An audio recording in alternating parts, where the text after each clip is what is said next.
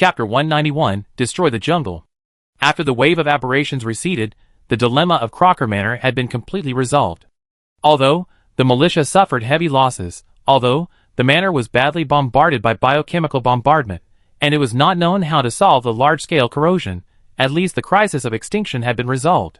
And in the evening of the second day, Major Prabhov, now a lieutenant colonel, led his wind-extinguishing brigade, and arrived at Crocker Manor. Jason Morgan and Prabhov are old acquaintances. Before the eastward advance to liberate Garbage Town, when he was fighting bandits in the more than 200 kilometers between Fushing City and Garbage Town, he had worked with Prabhov, who was then a major battalion commander. At that time, the gap in their status was quite large. Of course, it is not small now, but it is smaller than it was then. Although Prabhov was promoted to the most important commander of the Wind-Breaking Brigade, and his military rank was also raised by one level, his promotion speed was faster.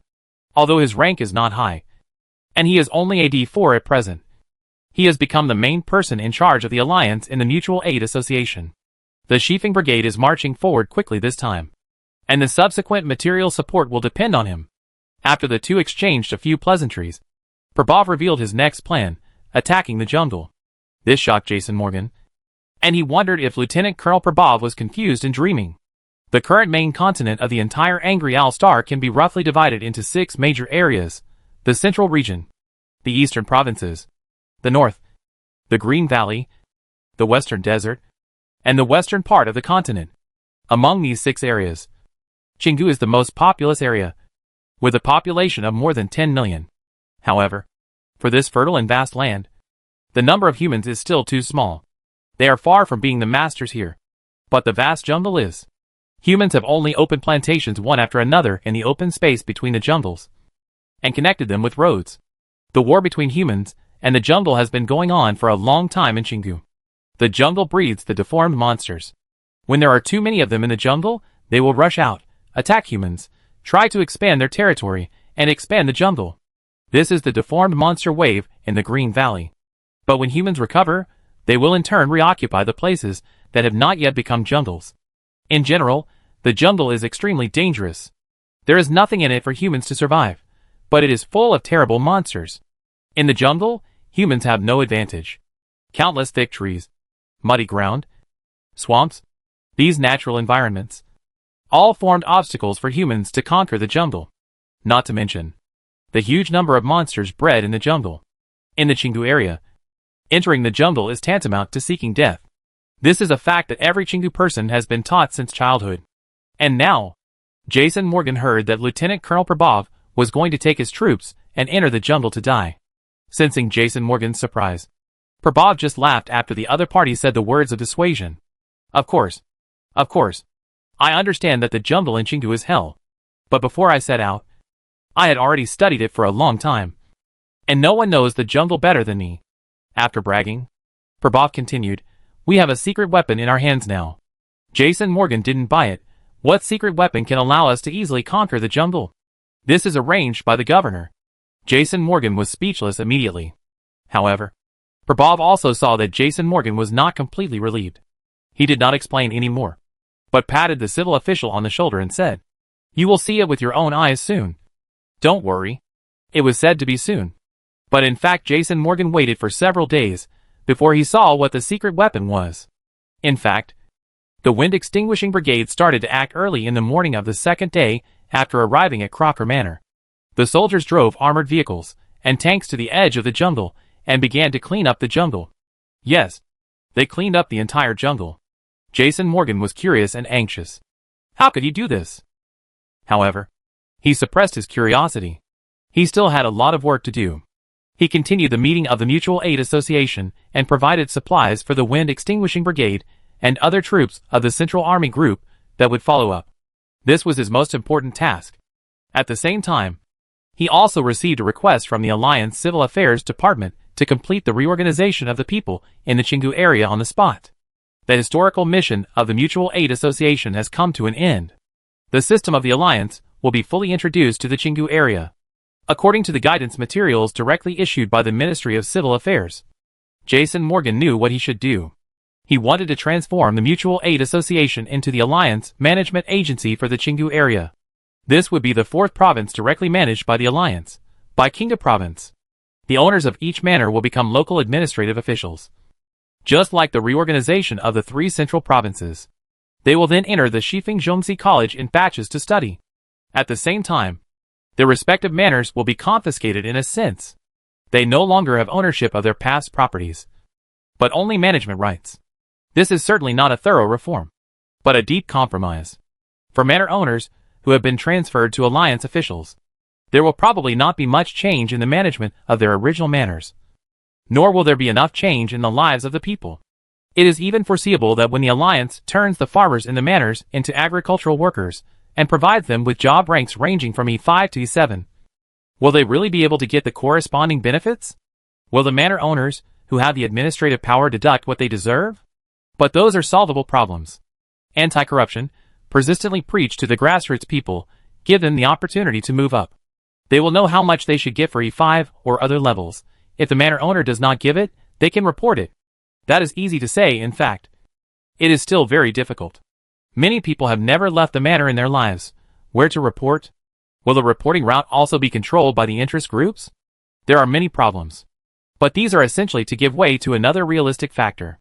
The Alliance is currently unable to appoint enough officials to do this. It is really cleaned up. It is easy to say. Where can the Alliance find so many suitable officials to take charge of this part of the work? Administrative management is really not something that can be done by just pulling someone up. Letting these native guys do it, there may be various problems, but at least, in the early stage, the operation of Baikinga Province can be maintained. In fact, the strategies of the Alliance in the Central Province, the North Central Province, and the Tower Province are also consistent. Let's do it first. The Disciplinary Committee of the Alliance will play their role. Later, when more students of Zhongxi College and the School of Liberal Arts graduate, these problems will be alleviated. It won't take too long. The investment received by the Alliance Education Department is very high now. Teachers can easily be promoted. And school buildings are built first. In terms of the school system, minors should go to school well. And adults also have crash courses. However, this so-called crash course is different from the workers' education conducted by Wasteland. No matter how crash course it is, administrative officials are far from being as easy to teach as factory workers. But in general, the education of the Alliance has been carried out for some time. And suitable students will graduate soon. At that time, if these manor owners, including those old officials in the three central provinces, do not do well enough, they will be replaced. The disciplinary committee will also carry out a large screening at that time. On the one hand to purify the atmosphere, and on the other hand to make room for new officials with relatively good backgrounds. However, it is relatively easy to deal with the existing plantations that are still in operation. But the huge number of refugees who have lost their homes is a bit more troublesome. The twin cities cannot absorb all 2 million people at once. It is not realistic. Even if the twin cities metropolitan area will expand further in the future, it will not be now. It will take time to expand the scale of the city. If a large number of people pour in instantly, the expansion of the production line will not be able to keep up. And there will be no jobs for the time being. Of course, relocating residents is still a regular job, and it has to be done all the time. For the surplus population, first go to adult schools, night schools, learn some industrial technology, and literacy, which also takes time. When they are trained, they can initially serve as qualified industrial population, and the corresponding production lines are expanded, and they can be better connected seamlessly. As for the remaining population, they are also useful. They are generally classified as E3 and E4. The lower levels actually need to be explained. In the Alliance, reaching the E1 level means that you have citizenship. But at this level, there are no benefits. The Alliance just recognizes you as a citizen. E2 will be issued half of the minimum living standard, which is generally given to children, disabled people who are completely unable to work, as a government subsidy. E3, there are benefits at the minimum living standard, from food allocation to necessary medical assistance. E4 started to receive allowances, but not much, for trainees. Until E5, this is the level that most adults in the Alliance get when they have a job. You can ensure that you have enough food and clothing, and even save some money, to do some things to improve your life, and have money for some entertainment. A couple at E5 can support 3 or 5 children and both parents, but life is quite tight. Although the refugees were generally classified as E3 or E4, they were still excited. The Alliance took all these people in. And Chung believed that being a member of the Alliance was a heavy burden. As the civil affairs officer of the Alliance, the actual person in charge of government affairs in Baiqingdu province, he had to get these people moving. They had to work to find their own value. And the Alliance also needed them to work hard to try to earn back the high investment and turn the burden into positive income as soon as possible. Fortunately, the Qinggu region is not short of land. The Alliance headquarters sent a batch of high-yield seeds obtained from interstellar trade. Now it is autumn, and it is a good time to build plantations one after another to accommodate these refugees. After the construction work is completed, it will be almost time to sow. In addition, a considerable number of people were sent to the army to follow the army. The Central Army Group needs a large number of workers, and the first to bear the brunt is Prabhav's Wind Extinguishing Brigade. His troops had already entered the jungle area, and had issued a request for 30,000 young and middle-aged workers to him. The logistics manager, Morgan, had assigned all these people to him. They were sent to the jungle to participate in the work of clearing the jungle. Then, Jason Morgan began to busy himself again. Even if he tried his best to maintain the mutual aid system, he was still too busy to complete the introduction of the Alliance system on the spot. There is no end to the things that workers use. In the first few days, he really couldn't leave it at all. But after being busy for a while, he still took some time out and ran to the edge of the jungle. He really wanted to see what the secret weapon that Prabhav mentioned was. Then, he witnessed the disappearance of a large area of jungle with his own eyes. The armored vehicle was equipped with a thing similar to a flamethrower, but the purple-red flame it sprayed out did not bring high temperature and burning. The trees and vegetation burned by the purple fire will wither and dehydrate rapidly. This is much faster than burning with flames. After the armored vehicle sprayed, they waited for a while, and the soldiers on foot and the conscripted civilian workers began to move forward. The work they had to do was also very simple. After the low shrubs dried up quickly, they could be beaten with a stick a few times and turned into debris, providing fertilizer for the land. The tall trees also became brittle. A strong man can knock it down with a few kicks. After the tall trees fall down, they will be dragged to the vehicles behind in batches. These things should not be wasted. After the tall wood is dehydrated, it can be used as building materials. It is not particularly good. Not as good as the wood that has been cut down properly and made with corresponding industrial technology. But when necessary, it is a material that can be quickly obtained. It just so happens that a large number of plantations in the rear need to be newly built. Houses, walls, all need these building materials. Of course, they certainly won't use that much. At worst, they can build a synthetic starch factory nearby. And these woods can still be used as raw materials for making synthetic starch. This will generate a lot of economic value. And Jason Morgan, as a government official, can see this. But what he can see more is the way to completely solve the Qingdu problem. Since he came to the Qingdu area, he has been thinking about this problem. But he never thought that the way to achieve it is to completely eliminate the existence of the jungle itself. If someone had told him this in the past, he would have thought it was a fantasy. But now, all this has come true before his eyes. Chapter 192. Special Forces. What's its name? After watching the function demonstration of the purple fire thrower, Gu Heng asked this question to its developer, Mr. Huku. Huku was quite modest. It doesn't have a name. It's just a little gadget I've thought about before, which releases high-energy particles and special chemicals by compressing high energy. It's some targeted gadgets I developed in the past 6 months in the south. It would be best if it could come in handy and help the governor. Gu Heng shook his head and exclaimed, This is not a small thing. This is simply landform transformation. Huku waved his hands repeatedly. Don't say that. Governor. Landform reshaping, landform transformation. I am still far from it. That kind of equipment, technology, is far from what such a small thing can achieve. In fact, it can be built in batches, thanks to the production capacity of concentrated energy crystals that you have created. Without this outstanding energy support, it is impossible for it to work, or even be mass-produced. Even so, it can only deal with the jungle. Indeed, compared with those legendary landform reshaping technologies, it is not worth mentioning, Gu Heng said. But it is indeed the best way for us to solve the Qingdu problem now. At this point, Huku sighed, Are you really determined to do this? Completely eradicate every inch of jungle in the Qingdu area? Why not? That would require huge manpower and material resources, and would also destroy the environment of the Qinggu area. Yes, Gu Heng did not deny these 2 points. But we have enough ability and enough time to do this. Moreover, this is not just a purely invested job. Look at the report sent back from the front. This business has already generated positive benefits. It has solved the unemployment problem of a large number of refugees in Qinggu area. Although the wood produced is of poor quality, it is also valuable. The production department has already sent the latest batch of synthetic starch production lines to Qingdu area, where a factory will be built on the spot. When the scale reaches a certain level, these refugees may not need us to pay extra to support them. Their own output is enough to support themselves, or even reverse output, generating a surplus. After a pause, Gu Heng said the second point. As for the problem of the natural environment, in the process of my decision-making, it accounts for too small a proportion. Compared with those monsters, and the threat posed by the cult organization established by your students, the problem caused by environmental degradation is really too small.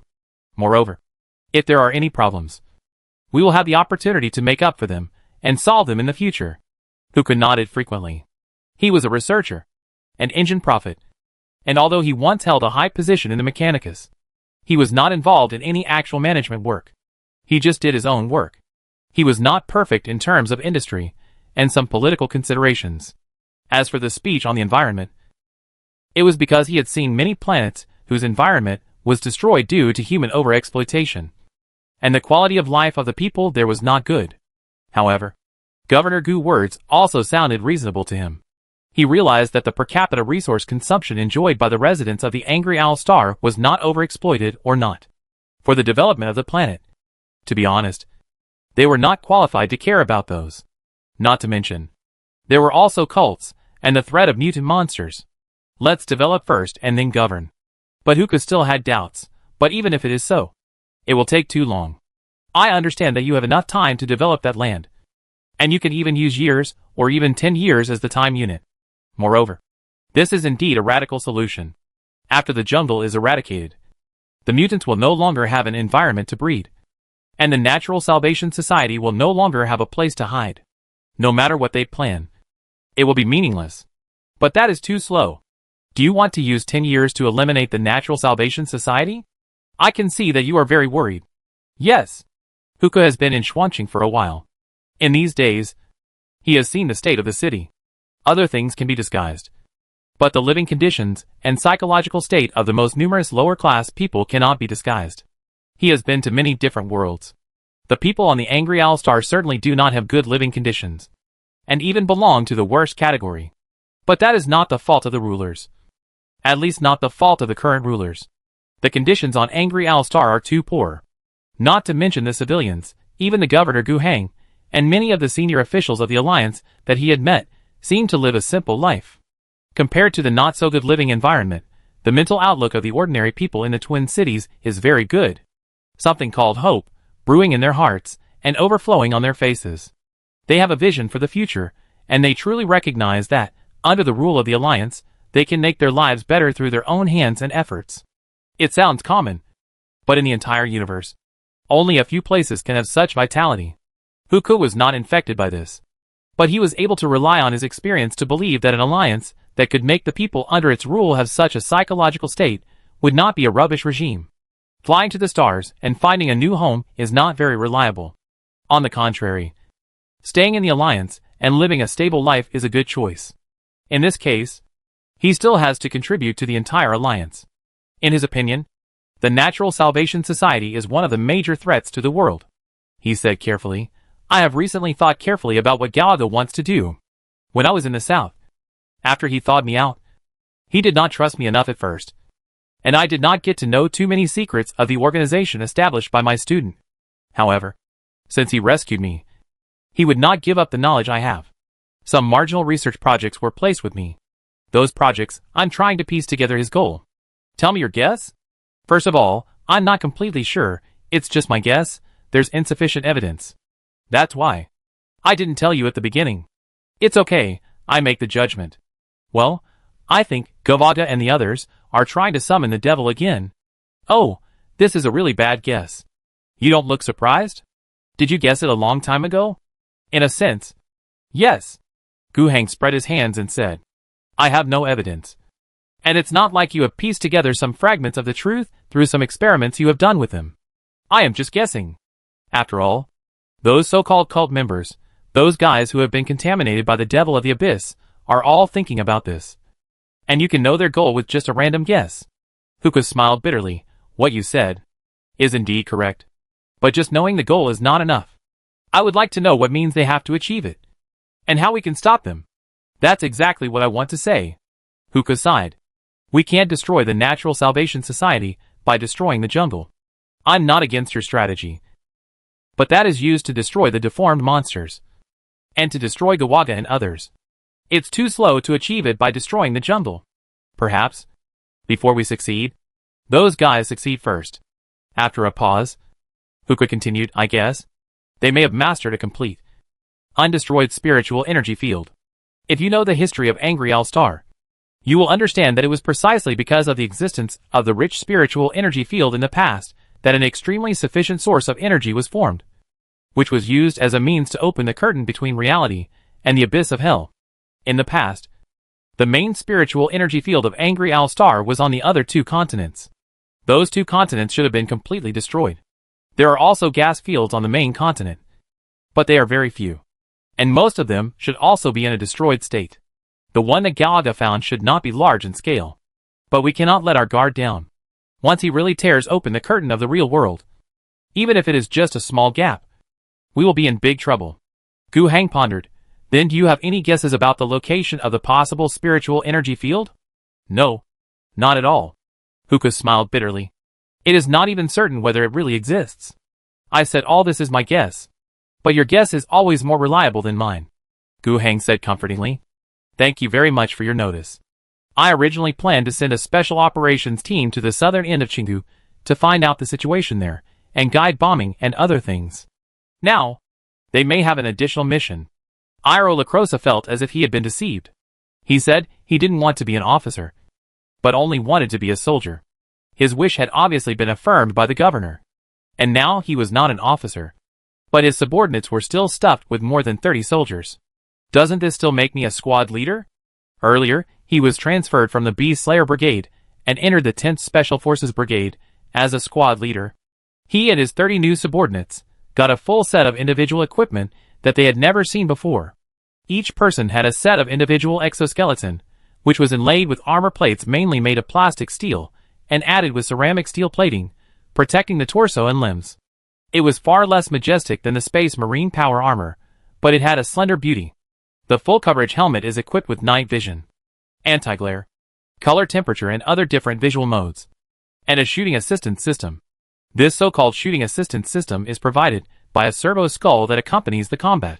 The servo skull that belongs to him can also help control the 2 drones in the backpack to perform reconnaissance, auxiliary firepower strikes, suicide attacks and other tasks. The weapons in their hands have all been replaced with LR5 laser rifles. Each person has 10 high-energy batteries, which can support 15 rounds of shooting before the batteries need to be replaced. The firepower sustainability is not good, but the power is much stronger than the regular G9 rifle. In order to make up for the firepower, they also carry a short-barreled bullpup tactical rifle, which is a special variant of the G9. Among them, Lacrosa himself is better equipped than his team members. The most important manifestation is that he does not use high-energy batteries, but energy crystals like crystals. This thing, it is said to be much more expensive than the laser rifle in his hand. Such a large wind falcon flying in the sky, only this crystal block is enough. As a result, this thing only provides energy for the rifle and exoskeleton in his hand. The powerful energy allows his exoskeleton, which is defined as the Ranger one, to maintain the overload mode throughout the whole process until it breaks down. And the laser rifle in his hand can also be overloaded throughout the whole process. Other people's LR5, a full overload shot can destroy a high-energy battery. According to their training ethics, they are strictly prohibited from doing so when it is not necessary. But the energy crystal in his hand allows him to overload shooting almost infinitely, and he doesn't need to replace it. He only needs to consider the gun in his hand and make sure it doesn't fail. All this makes him feel like he is in a dream. Others call him the Soldier King, but he always feels a little unreal, and doesn't like being called that in person. But now, he seems to be treated like a Soldier King. And in the so-called Special Operations Brigade, he has to perform special tasks. The formation of 3 Wind Falcons, after completing the bombing mission at Crocker Manor, made corresponding preparations for the return trip, and took LaCroix and his formation, heading straight to the southernmost part of the world.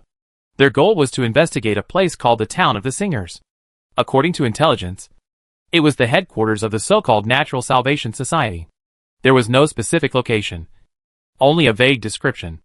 After the Wind Falcons landed, they searched on the ground while maintaining contact with the 3 speedboats that were temporarily assigned to them to cooperate with the operation. Under the joint air-ground reconnaissance, they found many suspected targets, but they were not confirmed in the end. They were just the ruins of some villages, which had long been deserted. The jungle was slowly extending and reoccupying those places. On the 3rd day of the operation, they finally made a major discovery. According to the description of the intelligence and the hand-drawn map, they were almost certain that this was the Town of the Singers. But it also looked abandoned. The team discussed it internally, and still planned to go in and explore. To be cautious, they also called Lieutenant Cucci, and 3 Wind Falcons would provide them with air support. LaCroix was still quite nervous about this. It was still a war, but the way of fighting was completely different from his past experience. He was not sure if he could do well enough, so he could only be cautious, and his caution saved many lives. Chapter 193, Heavenly Genes. LaCroix and his team members felt that the Sonster town was a pretty place. 2 or 3-story small buildings, each with a yard, were arranged in an orderly manner. Various green plants surrounded the houses, and the streets were also very clean. In the outer city of Fushing City, the newly built houses were not comparable to those here. The houses there were much taller than here, all 5 to 6-story apartment buildings, and there was not much vegetation. At first, the Special Forces soldiers were quite nervous in the Town of the Singers, but they soon found that there was no one here. They also entered several houses to explore, and saw signs of living. But it was only a while ago. When people left here, they evacuated in an orderly manner. Not in a hurry. The house was empty, and everything they needed was taken away. After a simple search, they found nothing valuable, and continued to explore, until a research institute was found. It was not easy to find. It was a very hidden underground entrance. After walking a few steps inside, they were blocked by a solid steel door. But it didn't stop them for long. After upgrading, LaCroix's tactical backpack had several hot melt bombs. This thing, the Alliance does not have the ability to produce it at present, but if it is just a bomb instead of a hot melt weapon, the price is not expensive. Governor Gu imported a lot from his cousin, so the Special Forces were certainly qualified to deploy them. Under the powerful effect of the hot melt bomb, no matter how thick the steel gate was, it was useless and was still blown open by them. After entering, they actually made some good discoveries. Originally, they had no hope, as this place was obviously abandoned. It might have been the headquarters of the Natural Salvation Society in the past, and it was the core area. But after they evacuated on their own initiative, how could they leave anything behind? But they really stayed. Here, they saw more traces of people coming and going recently. They were indeed moving, but there were many equipment and materials in this research institute, which might be too much, and it was not easy to move, so they had not moved them all yet. According to the traces at the scene, at least yesterday, there were still people working here. After a little discussion, they decided to explore first, to see if there were any high-value items. Intelligence, equipment, samples, research materials, anything is fine. If there is any, and it is easy to get, then move it out, and then let the Wind Falcon come down. Move the things up and transport them back to the Alliance. Then, they plan to lurk here for a while. Since there are still enemies who seem to be moving things away from here, they can just wait here and see if they can catch those enemies who are moving and find their new hiding place. At the beginning of the operation, it went quite smoothly. They found a lot of good things, including some information and even a data storage machine that seemed to be encrypted. They transported the things to the entrance and temporarily piled them up, then re-entered the institute and explored again. Then, when LaCroix was searching a room, he heard a message from a comrade saying that in the depths of the institute, they found some things that I don't know how to describe. LaCroix went to see it. It seemed to be a cryogenic sample layer. There were 6 large glass petri dishes, 3 meters high, placed here. In each of the 6 petri dishes, there was a terrifying monster. It looked like a lizard man standing upright, with 4 arms and a long tail. Its most notable feature was the same as most deformed monsters: abscesses and deformed bodies. Pustules of different sizes grew on their bodies, and some of them would often break.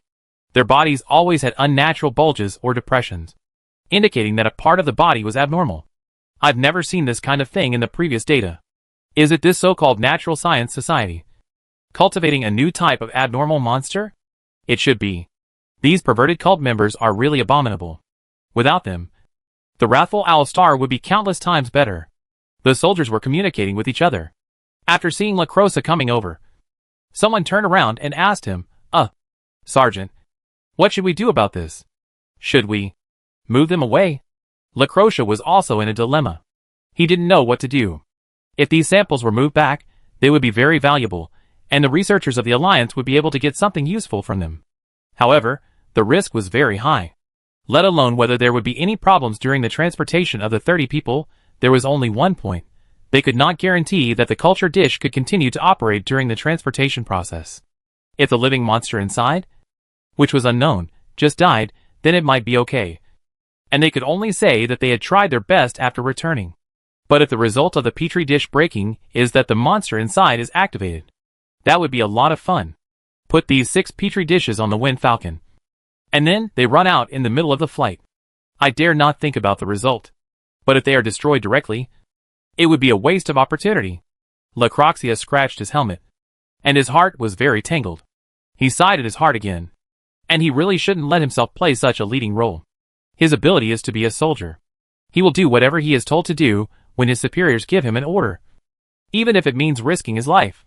But when something happens that requires him to decide how to do something, especially when this thing will bring different, but very bad consequences, he will be more hesitant. What happened next? So he didn't need to hesitate anymore. The sound of hissing continued, like some kind of valve being opened. Lacroxia and his team members immediately became alert.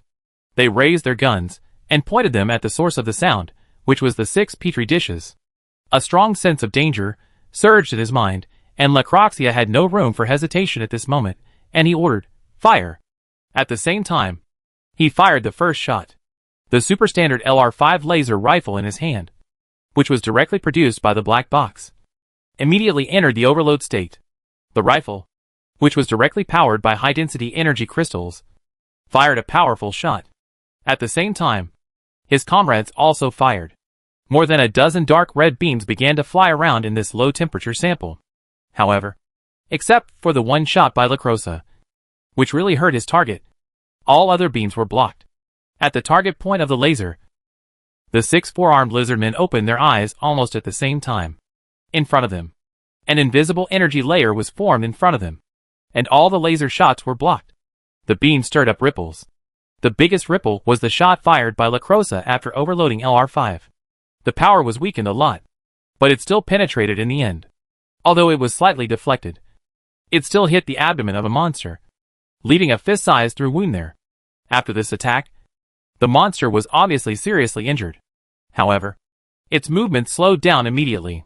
But the other 5 monsters were not ambiguous at all. The next moment, they all broke through the transparent glass of the culture dish and rushed out.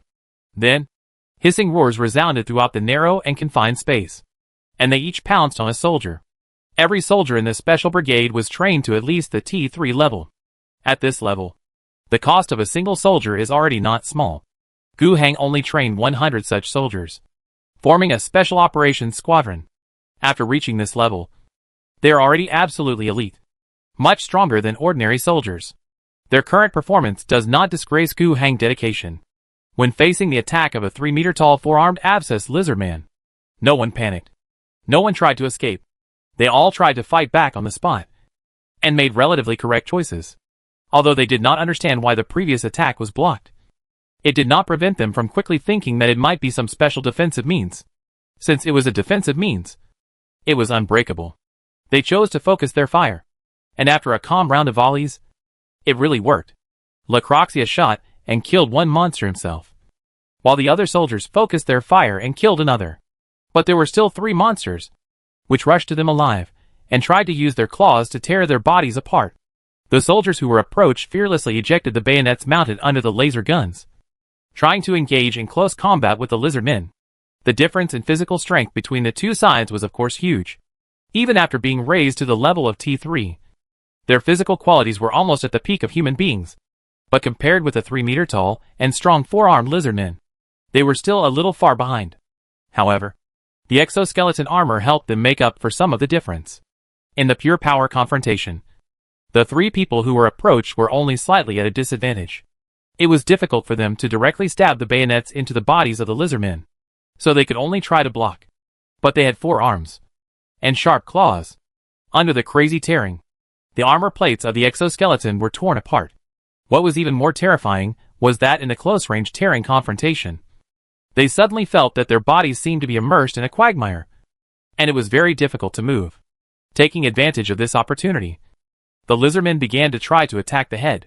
One soldier's full coverage helmet was really taken off, and then his neck was torn open by the claws. Blood gushed everywhere. But the 3 remaining lizardmen only achieved so much in close combat, although the other 2 soldiers were also knocked down and attacked by strange energy. They were shot dead before they could remove the exoskeleton armor plates. The 2 soldiers successfully stood up again, and many deep scratches appeared on their exoskeleton armor plates. The claws and strength of this lizard monster should not be underestimated. Even the alloy armor plate with ceramic steel coating cannot completely defend against close combat attacks. Their ability to resist attacks is similar to that of the green-skinned orcs, and their close combat strength may be even stronger than that of the green-skinned orcs. The most terrifying thing is the strange power of their thoughts. After hearing the personal descriptions of the 2 soldiers who were knocked down, Lacrose's face was solemn, and he muttered, "Is this psychic power? Compared with ordinary soldiers, he has read more information. The protection provided by psychic power allows these monsters to have vitality and defense comparable to green-skinned orcs, while also being able to achieve double blessings in offense and defense. Under their psychic protection, the LR5 in his hand had to perform an overload shot to penetrate. An ordinary shooting would require more than 10 shots to penetrate and cause damage. If he switched to an ordinary G9 rifle, he was afraid that after 1 round of bullets, those monsters would slaughter them all, and they might not be able to kill the enemy with ordinary kinetic rifles. Fortunately, their psychic strength was not high, and they could only use it to influence the actions of the soldiers when actively attacking. They had not yet shown direct killing ability, and compared with the terrible power that the governor had shown before, it was far behind. However, Lacrosse was still full of worries. The team he led was the most elite individual fighters in the Alliance, but when facing this lizard monster with psychic power, it still couldn't gain an advantage. What if in a large-scale war, the number of such monsters reached a certain level, and then they attacked together with ordinary waves of deformed monsters? It was simply unimaginable.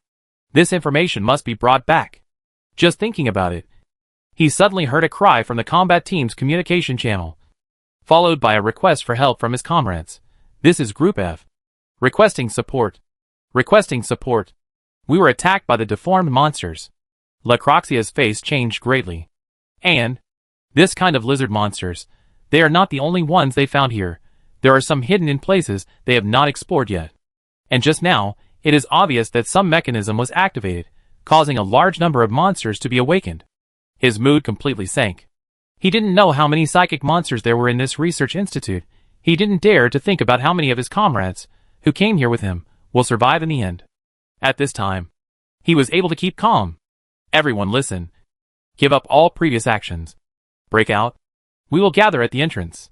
All combat teams must report their positions at all times, and speak loudly when they need support. Group F, stay where you are. Group E is rushing to you. In the town of the Singers, in an ordinary house, there is a man with narrow cheeks, wearing a dark green robe, sitting on a chair with his eyes closed.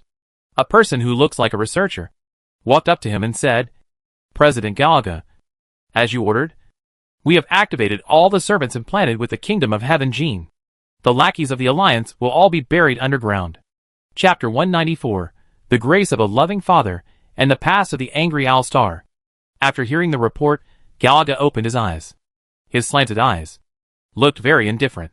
He said, "All buried underground? Why did it come to this?" The man opposite did not speak, but beads of sweat began to appear on his head. Galaga continued, It has been a long time since my teacher defected and left. It has been a long time since the decision to abandon it. But why? There are still things that have not been moved until today.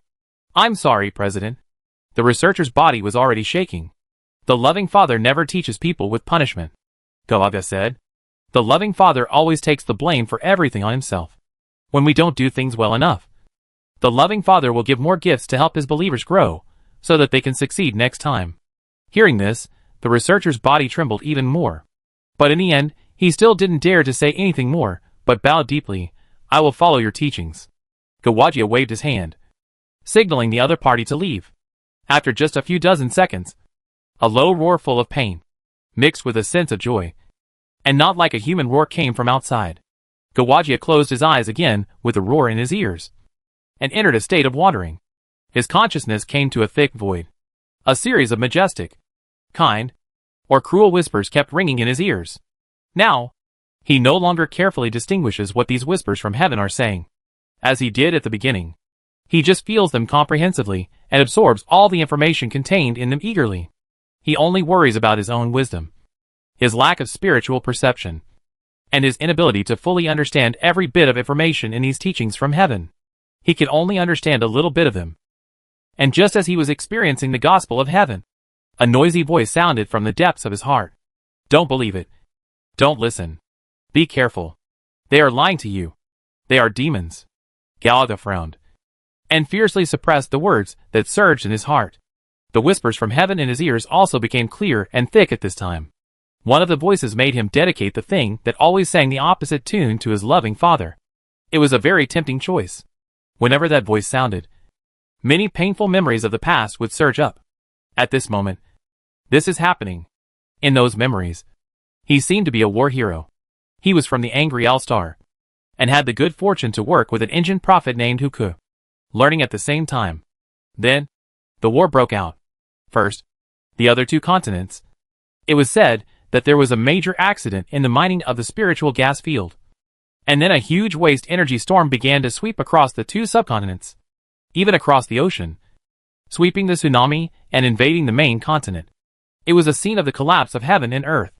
However, after the natural disaster, several superhuge abyssal cracks appeared on the two subcontinents of the wrathful All-Star. Groups of demons swarmed in from them. Their fleets crossed the ocean and attacked in two main directions, igniting the battlefield of the main continent. Galaga remembered that. He dropped out of school to join the army at that time, and fought for the survival of mankind with what he learned from his teacher. Their struggle was fruitful. The planetary defense force was far from being a match for the demons that came across the curtain of reality, but with noble sacrifice, in a battle with extremely disadvantageous conditions, they did not give up an inch of land. Under the layers of resistance, although the demons always maintained a great advantage in the battle, every step forward was not easy. They finally resisted the attack of the demons, and welcomed the Imperial reinforcements in the starry sky. However, the arrival of the interstellar fleet and the Star Army failed to save the world. As a person who had personally experienced the war that lasted for many years, Galaga thought so. He was originally full of joy watching the arrival of the Imperial reinforcements. And then he accepted the reorganization of the planetary defense forces by the commander of the Star Army without hesitation, and continued to fight those monsters. But what did he see? In order to fight the demons, in order to prevent more people from falling, orbital bombing was carried out without scruples, one after another. Cities that had not been evacuated, or even cities that had not been evacuated in time, were blown up by their own people. In order to prevent more abyss gaps, more psychic gas fields were further destroyed, which brought more serious climate disasters. It is hard to say that these things are wrong. But from an objective point of view, did the arrival of the Empire's army save the wrathful All-Star? No. During the decades of tug-of-war, both sides used every possible means. All kinds of weapons of extermination were released, and both sides used their own means to break them. In this process, countless people died, and the once beautiful and rich Angry All-Star also became extremely devastated in this process. In the end, humanity won. All the demons on the planet were wiped out. But was this victory a victory for the people of Angry All-Star? 99.5% of the Angry All-Star people died in this war. Is this the victory that the Angry All-Star people wanted? After the victory of the war, the very old Galaga fell into deep confusion. It was also from this period that he gradually heard some strange whispers ringing in his ears. He was very vigilant about this. He had fought against demons for many years, and he knew clearly that such inexplicable whispers in his ears were very dangerous.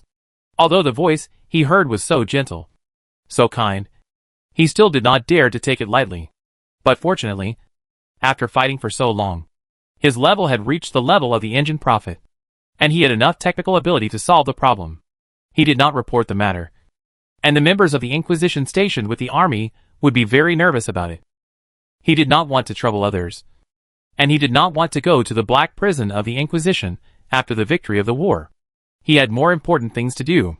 He just made the equipment himself, implanted it in his brain, and blocked the inexplicable whispers. After the victory of the war, the Star Army left. A colonel commander, who thought he had good abilities, invited him to leave with him. But he refused. He said he wanted to stay and rebuild his hometown. He spent several years wandering around the planet and established the Natural Salvation Society.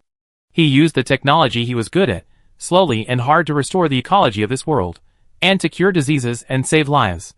During that time, he helped many people. It might be a long way to rebuild the whole world, and it was not something he could do alone as he was approaching the end of his lifespan. He just hoped that what he did could make the whole world a little better. Even a little bit would be enough. When the reconstruction team arrived, the foundation of the Wrathful Owl Star would be better, and it would save some effort for the new imperial governor to rebuild the world. Then he waited and waited, but the reconstruction fleet he was waiting for never came. During that time, occasionally there would be a few spaceships coming from outer space. They were the people from the Angry Owl Star who had left here and came back to take some old friends away. This was also the only way for the Angry Owl Star to communicate with the outside world at that time. It was precisely because of this that he heard the news that the Empire had given up on the Angry Owl Star. It was designated as a wasteland planet with no reconstruction value, and the Empire would not spend a lot of effort to colonize it again. When he first heard this news, what was Gawaga's mood? He couldn't remember clearly. He only remembered that a doubt that had always surrounded him in the past seemed to be solved. The Empire, did it come to save the Wrathful Owl Star? No. Before the war, the Empire just needed the resources on the Wrathful Owl Star. They kept asking for it from the Wrathful Owl Star, regardless of the risks that mining the psychic gas field would bring to the whole world. They just wanted energy. During the war, they just used the entire planet as a chessboard, as a battlefield. This was part of the long war between the power called the Empire and the power called the Abyss in the vast sea of stars, which lasted for 10,000 years.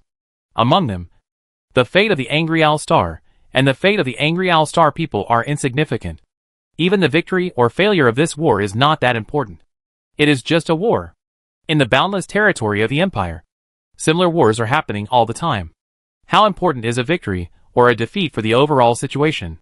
After the war, they just coldly calculated the cost of reconstruction and the benefits of recolonization.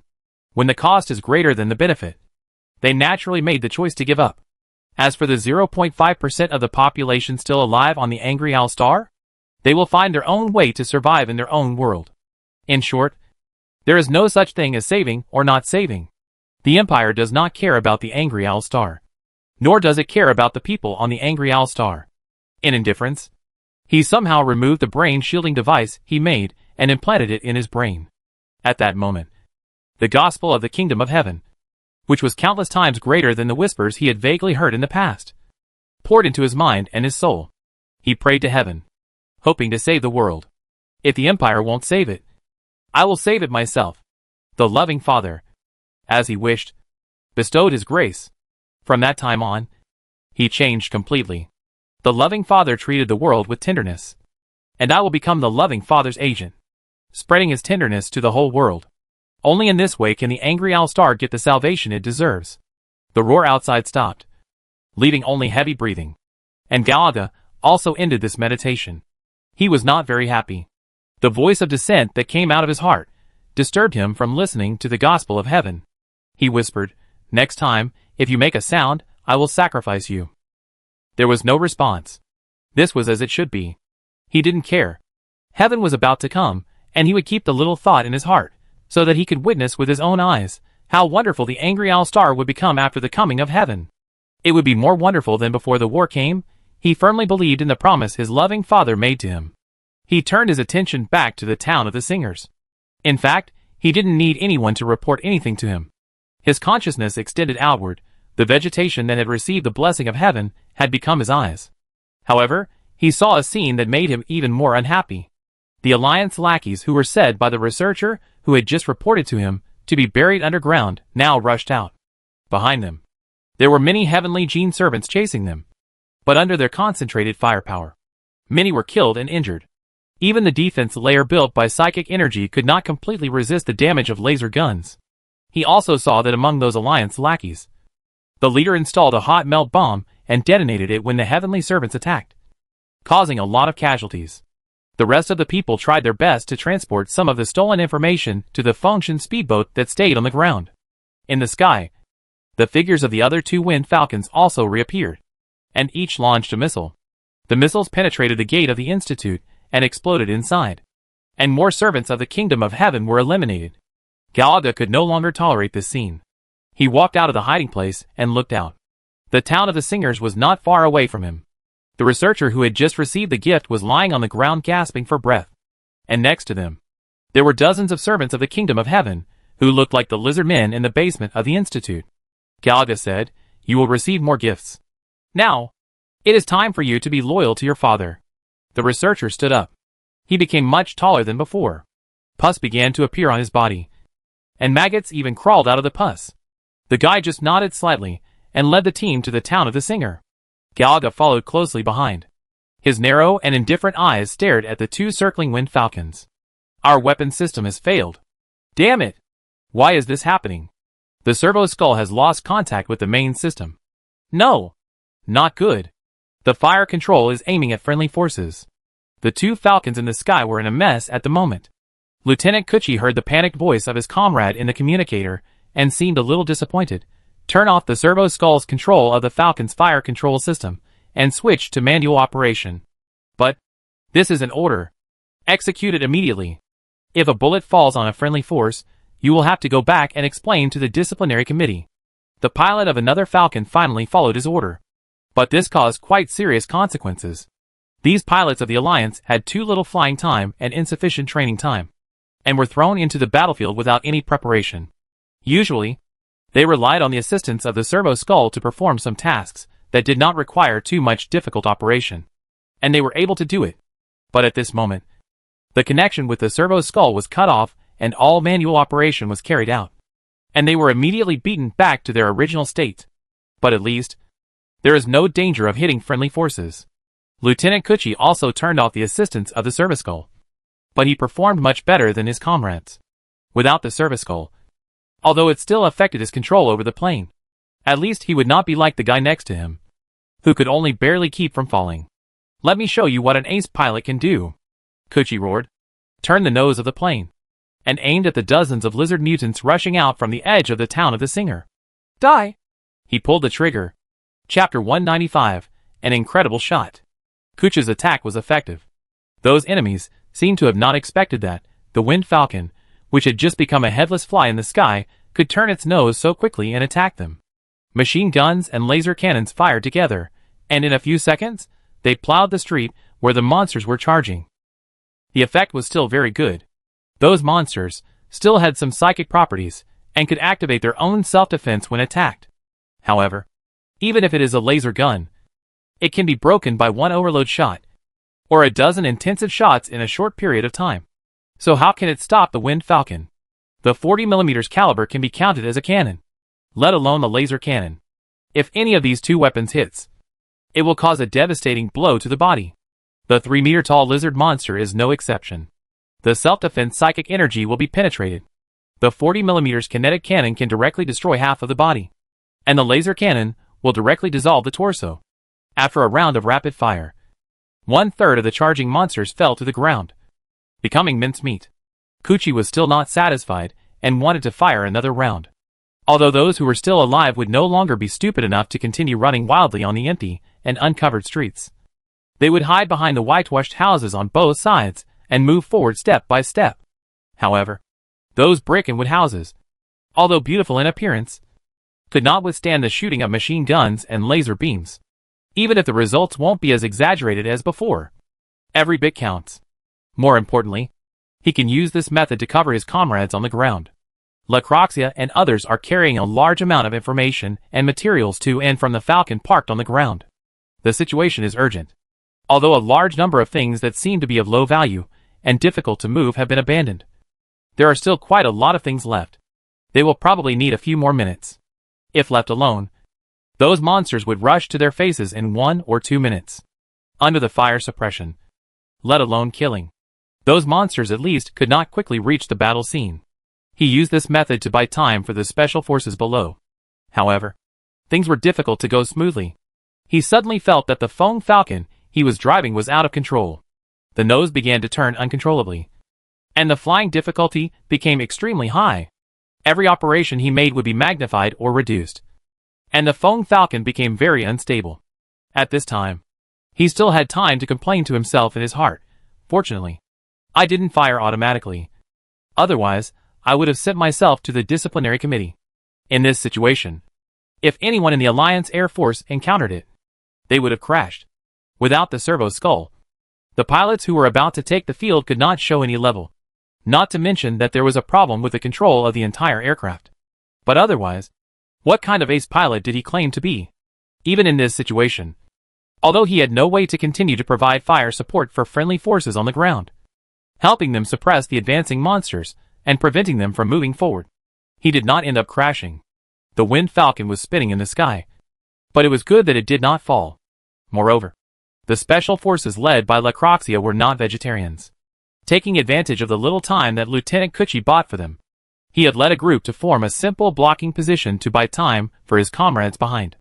Their shooting ability was very strong, and they had been informed long ago, and knew the special features of the lizard monsters. They would adopt the method of concentrated fire, and when necessary, when they were particularly sure, they would directly overload the LR-5 laser rifle in their hands. Even if it would cost a high-energy battery at one time, one monster after another was destroyed during the charge. Among them, Lacrosa had the most achievements. The energy crystal in his exoskeleton armor is too extravagant to be used in a single soldier's equipment, but it also provides him with outstanding combat capabilities. Each shot is an overload shot, and the frequency is so high. The key is that combined with his strength, he can almost hit the target every time. His firepower alone is equal to more than all the others combined. Give him enough time, and keep enough distance. He alone may have a chance to shoot and kill all the lizard monsters rushing out during the charge. Unfortunately, no. Although the lizard monsters were bombarded by a round of aircraft cannons, their number was still more than 50. The distance between the two sides was not far. Under the command of a tall monster that was vaguely wearing a white research robe, they charged fearlessly, which made the distance between the monsters and their blocking positions continue to be shortened. The good news is that the foam falcon behind them finally completed the loading of cargo. Don't need anything else, Lacroxia called out, letting his comrades fight and retreat. And he himself stood at the end of the entire team, steadily and accurately carried out effective strikes again and again. And he also set his target on the most different enemy. That guy's intelligence level seemed not to be on the same level as other monsters. Although he was also charging with a large army, he knew to always put his body behind at least one lizard monster, and never easily expose his body to the shooting field of view. But, is this foolproof? Lacroxia stared at him for a long time. And now, there is an opportunity. When he saw that the special forces had a chance to evacuate, the guy was obviously a little anxious. He looked up to the sky and howled, calling on his lizard monsters to launch a more rapid attack. They were already close at this moment, and they must keep all these humans, and not let them get on the plane. Those lizard men, actually as he ordered, the speed of their forward charge has been further improved. However, in that instant, a tiny gap appeared between Lacrosa and him, and this gap was seized by the Alliance soldier. He pulled the trigger, and the overloaded dark red beam instantly passed through the ears of many lizard men, stuck in that tiny gap, and hit the guy's head. He also had some means of psychic protection, and it was much stronger than ordinary lizard monsters. Even when hit by the laser, a yellow-green light film was directly revealed. Even the overloaded shot could not directly break the psychic defense. But this was already expected by Lacrosa. The second shot followed, and then the third shot. After that, there was no more shooting window. But it didn't matter, these 3 shots were enough. The second shot, the yellow-green light film broke, and the third shot, the guy's head was shot through. The remaining living lizardmen all of a sudden lost control and fell into chaos. Taking advantage of this opportunity, besides Lacroxia, the last soldier has also boarded the Falcon. In fact, the Falcon has already started to take off, almost 1 meter above the ground. At this time, Lacroxia finally stopped shooting. He first threw the already hot rifle, which would probably not be usable without major repairs, onto the plane, then jumped high, climbed onto the edge of the open door, and with the help of his comrade in arms, he boarded the plane with one effort. Then, he turned around again, picked up the rifle handed to him by his comrade, connected it to the energy supply system of the energy crystal in his hand, leaned on the edge of the Wind Falcon cabin, and began to shoot downward. He did not forget that these lizard monsters also had a special ability. After approaching the target, their psychic talents would also cause the target's actions to lag. He was not sure how far this ability would be activated, and he could not guarantee that when there were multiple lizard monsters on the scene, their psychic talents would resonate at the same time and exert a greater effect. Others were fine. But if the pilot of the Wind Falcon they were riding on was delayed, and the service skull was forced offline, it might not be able to fly. After all, not everyone has the level of Lieutenant Kuchi. Under this premise, he shot down and tried to reduce the number of lizard monsters as much as possible, which was always a valuable thing. Killing a few more enemies was not a loss. In general, things have been relatively smooth so far. The anti-gravity engine of the Wind Falcon roared, and the plane began to accelerate and ascend vertically. In a few seconds, the speed would increase, and they would be able to reach a height of hundreds of meters in an instant. At this point, they would almost be out of danger. At that time, once the power was up, the speed would be close to or even exceed the speed of sound in the blink of an eye, and they would be able to fly very far away in the blink of an eye. Those enemies running on the ground, no matter how many there were, no matter how powerful they were, would not threaten them. But at this moment, the speedboat they were riding on suddenly swayed violently. The Wind Falcon was going out of control. What's going on? Why is the machine out of control? The driver's exclamations kept coming. Obviously, he also encountered the same situation as Kuchi before. Some mysterious power disrupted the accuracy of mechanical control. Every operation would be magnified or reduced. Even Kuchi, relying on pure manual operation in this situation, could only barely ensure that the Wind Falcon would not fall. Not to mention the one that Lacrosa and the others were riding now. Lacroxia's strong arms pulled the side of the cabin door, forcibly fixing his body. He felt extremely calm at this moment. Now, they were nearly 100 meters from the ground. If he fell from this height, relying on the exoskeleton, relying on his physical strength that had inexplicably become many times stronger recently, perhaps he could survive. But the others in the plane, I'm afraid they would suffer heavy losses. What's worse, the various precious materials that were loaded on the plane, there would be no chance to take them away again. The problem must be solved. In the blink of an eye, he noticed that in the distance, nearly 2,000 meters away, there was a tiny figure, rising slowly. In the eyes of ordinary people, the target at this distance was just a black dot. However, with his vision, coupled with the content displayed in the built-in eyepiece of the full-coverage tactical helmet, he was still able to recognize that it seemed to be a bald man wearing a dark green robe. The air around him was constantly distorted. There was some kind of magical power released from his body. Lacroxia judged that it was most likely the culprit that affected the two Wind Falcons. In a flash, he raised the LR-5 in his hand, and the laser rifle entered the overload mode, and a red light flashed across the sky. This shot hit the target. Galaga lowered his head and looked at the through wound on his chest, and a look of astonishment appeared on his indifferent face. He was able to directly affect the two Wind Falcons at a distance of 2 kilometers. This was the power of psychic energy, and the grace from the loving Father. Of course, he also has the ability of psychic protection. If it is fully activated, it will not be so easy to be penetrated, even by an overloaded laser rifle. However, he did not actively activate the psychic protection before. He is an old soldier, but he has not experienced the battlefield in person for many years, and faced the threat of life and death. He did not expect that after he put the Fong Falcon, whose pilot was very good, into a chaotic situation, there would be something that could hurt him. But that soldier actually did it. When the laser rifle is overloaded, it can still maintain a huge killing power over a distance of 2 kilometers. This is not surprising, but how can it hit the target? A distance of 2 kilometers, This is something that only a super sniper can do. Right? It requires excellent firearms, a stable mentality, long-term measurement, aiming. And the soldier of the Alliance, in a split second, on the swaying plane, one hand holding the hatch, the other hand pointing at himself, fired a shot from 2 kilometers away. As a result, he was hit. A mouthful of blood coughed out from the corner of his mouth. He floated about 10 meters above the ground, but couldn't hold on at this moment, and fell down uncontrollably. But this was not the end. After Lacroix's shot, the 2 Feng Falcons that were on the verge of losing control returned to normal. The Feng Falcons carrying the spoils and soldiers immediately climbed, fearing that they would encounter any more accidents, and hurriedly ran away. The other Feng Falcon, piloted by Kuchi, turned its nose fiercely while climbing, and fired a wave of dense bullets in the direction of Galaga. Kuchi also saw Lacroix's shot. Although he also found it very unbelievable, after the plane immediately returned to normal, he immediately understood that Lacroix had hit the key target and saved everyone. There was nothing else to do, so it was right to give Lacroix a beating at this time, and hit him hard again. What if he didn't die? If that didn't work, he could just whip his corpse. Chapter 196, a big one. Gu Heng still cares about the first battle after the establishment of the Special Operations Brigade. He read the battle report in full, and was quite moved.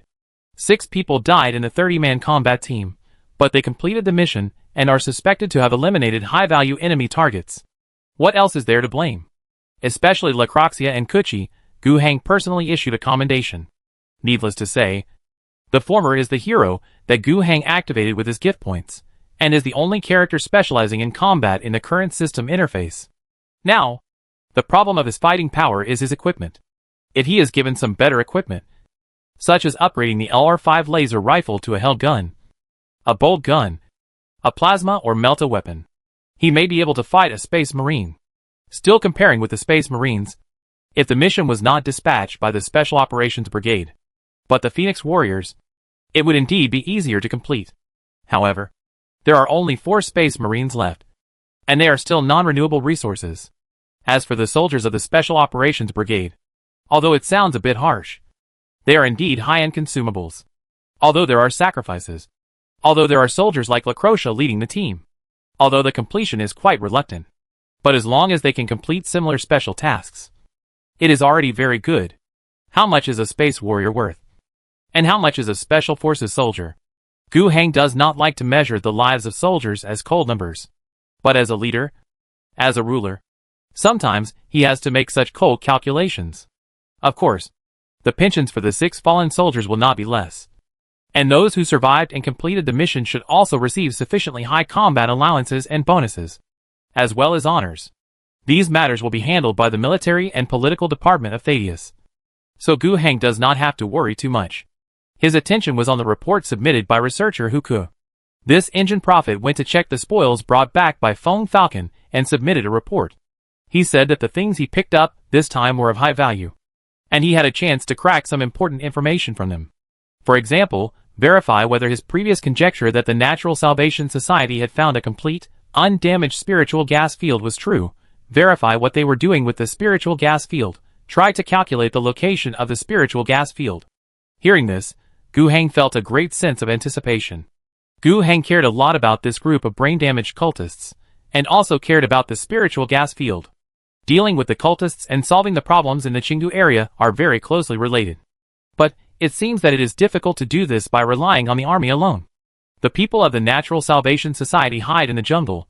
How can the army do anything to them?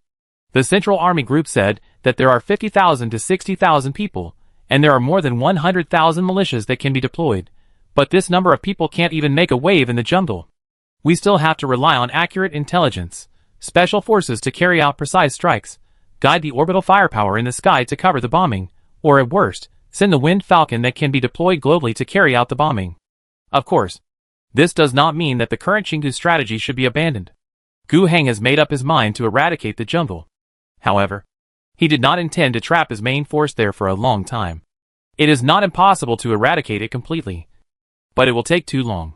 His order to the Central Army Group was to let them completely stabilize the situation in the Baikingu area, and then go south along the existing road, and try to meet all the survivors in the Nankingu area to go north, and establish a defense line between Baikingu and Nankingu, and their mission would be completed. During this period, the militia will receive more effective training and more powerful equipment. Later, the task of maintaining the defense line in the southern and northern Chingu areas will be handed over to the local militia, and the main force will withdraw. That's right. According to Gu Hang's strategy, he will give up the land of the southern Chingu. It's not necessary. There won't be enough population to develop it. As long as the few million people in the southern Chingu direction can be brought back, it will be fine. The northern Chingu area is estimated to have a total of 2 to 3 million square kilometers of land, most of which are relatively fertile and arable land. Not to mention feeding 10 million people. The grain output here alone is enough to feed the entire population of the Angry Owl Star. And it can also be exported. To be honest, it is hard for these 10 million people to develop the northern Chingu area. Let's leave the southern Chingu area alone. In the future, when the population of Angry Owl Star has grown significantly, there will be more demand for land and food. Gu Hang is now more aware of one thing. Angry Owl Star is not short of land, but of people. His steps to unify the planet are not to unify those rotten lands, which is meaningless. Expanding the population under his rule is the core task. If the 10 million people in the Chingu area are all included in his rule, then he will achieve the Chingu strategy he expected. Gu Hang gave Yin Fangxiu half a year for this process. As for the Natural Salvation Society, Gu Hang needed to treat it as another independent issue. He hoped that Hu could crack more things. That Feng Falcon would patrol and strike in the air, and that the Special Operations Brigade would conduct special operations in the south. Capture live people, find clues, search, discover, and eliminate. Continue this process until the cultists are completely wiped out. If the clues Hu could decipher were sufficient to help him complete a fatal blow and wipe out those cultists in one go, that would be the best, of course. If not, Gu Hang was not afraid to turn this into a long-term operation. The only thing to worry about was the complete spiritual gas field discovered by those cultists. That was a very advanced energy source, and Gu Hang was not sure what they would do with it. But considering the history of the Angry Owl Star, the source of the demon disaster here was the overexploitation of the spiritual gas field, which led to the weakening of the curtain between reality and the abyss. Add some human factors, the infection of the cult, and finally the demon invasion. Now there is a complete spiritual gas field in the hands of the cultists, who themselves want to summon demons and call on the evil gods. Then the combination of these things is very worrying. However, thinking on the bright side, when Feng Shuan's patrols in the south become normalized, there are some situations that Gu Hang can detect in advance. If the worst situation really happens, the cultists tear open a new crack in the abyss, then the movement will definitely not be small. Early discovery, Gu Hang still has a chance to solve the problem before it expands to a point where it cannot be solved. Of course, it would be best if it could be done earlier. Because of this, he is very much looking forward to Huka's work results. However, he waited for more than a month without any results. To be honest, Gu Hang is very anxious. Because a very important thing will happen this month. The beautiful girl caravan and the quintet will leave at this time. They have to go and repair the ship. Gu Hang's cousin left, but Yi Lixia would stay. A frigate named Sharp Blade Tiger came here. The captain of Sharp Blade Tiger, named Du Jiqing, is a lieutenant commander of the Imperial Navy. His rank is much lower than Yi Lixia. Although all the people on the ship are his, he is still the captain and commander in theory. But with Yi Lixia here, the command will fall into the hands of the female brigadier general without any surprise. Du Jiqing should have expected this. And he probably had communicated with the Fofana family, who were deeply rooted in the Pegasus naval system. They were fully aware of his mission for this year, and should be more cooperative. But no matter what, a main strike cruiser was replaced by a frigate. A cannon was replaced by a musket. Gu Hang had wanted Hu could to complete the information cracking and deduction work of the spoils within a month. And it would be best if he could find the location of the spiritual gas field, and then quickly send people to investigate the situation. If necessary, he could directly call for orbital strikes to strike hard. No matter how many schemes those chaos cultists have, they can't resist the justice of the wrath of the loyalty cannon. Now, oh no! Wrath of the loyalty is gone. Do you want the scalpel missile? Yi Lixia explained to Gu Hang the weapon configuration on the Blade Tiger, which is shabby compared to the quintet, only 30 S-type weapons. And that's it. 10 reflector interception laser cannons, 10 defender rapid-fire cannons, and 10 scalpel missile launch platforms. That's it. The reflector can't hit the ground.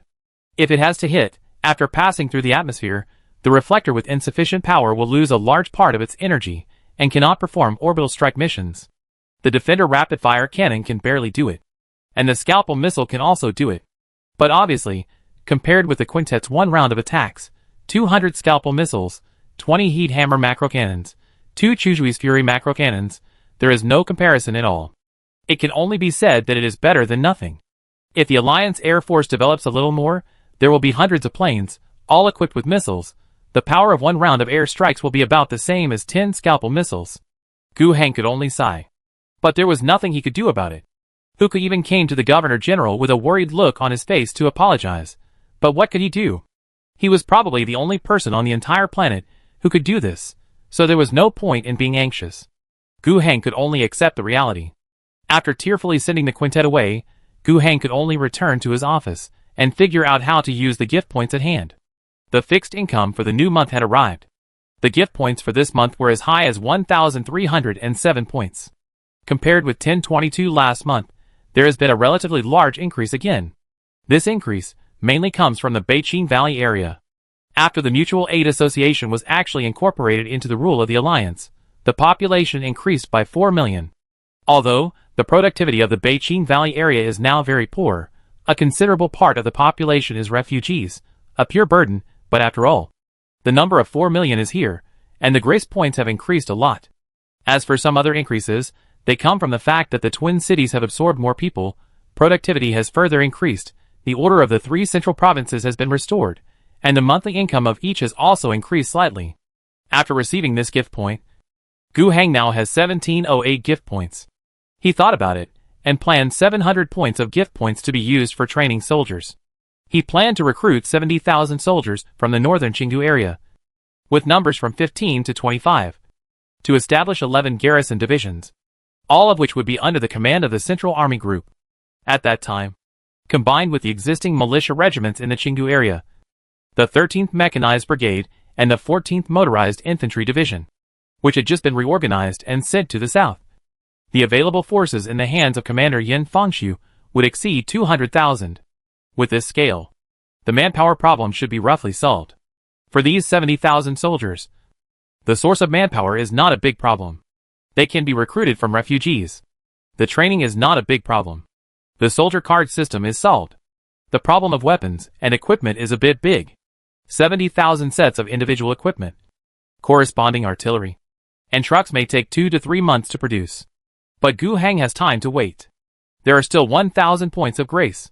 Gu Heng thought about it, and decided to build a comprehensive college. In this way, he has built all the 3 types of college buildings that have been open to him by the building system so far. Education is something that, the earlier you invest, the higher the return. Comprehensive colleges will produce students in a series of majors such as business, grammar, administration, and art.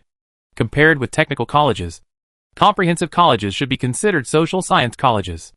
Science and technology are the primary productive forces. But as the land governed by Gu Heng becomes more and more vast, the population becomes larger and larger, and the overall scale expands by millions or tens of millions of people in a few months. He needs enough management talents, as bureaucrats, to manage the entire planet for him. This is inevitable. Especially for the highly centralized political system he adopted, this is even more so. Technical colleges provide scientific and technological talents. Comprehensive colleges provide high-quality social science talents. Zhongxi College ensures the loyalty of the first 2. This is the overall education system of the alliance planned by Gu Heng.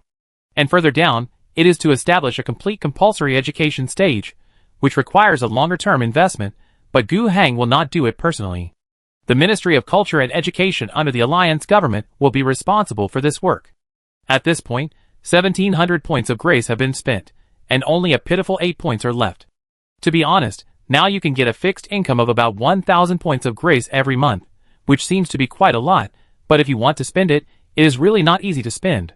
Gu Heng is now waiting, when the Qingdu battle will be settled.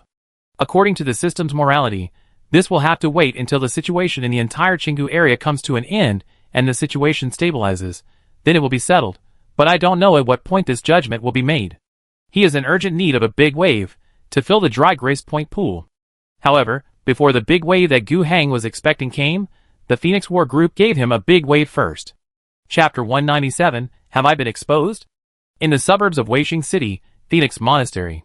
After more than half a year of construction, Phoenix Monastery no longer looks like a large construction site. At least not in the core area. The main part of the chapel has been completed, and there is a larger cathedral under construction next to it. The residential area has been completed, and the training area has been planned. In addition to the larger and more magnificent part, the main practical buildings of the monastery have been completed. In the chapel, there was even a statue of the emperor, shining with golden light. It was indeed made of gold. Currently on the Rathal Owl Star, the value of precious metals, apart from the part needed for industrial production, was only used as decorations. There was no currency, savings, or circulation.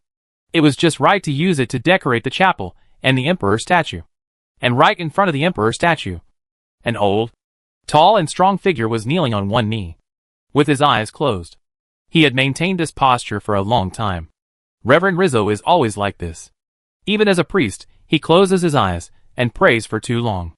It wasn't like this in the past, but after coming to the Rathal Owl Star, the time he spent praying and trying to communicate with the emperor became longer and longer.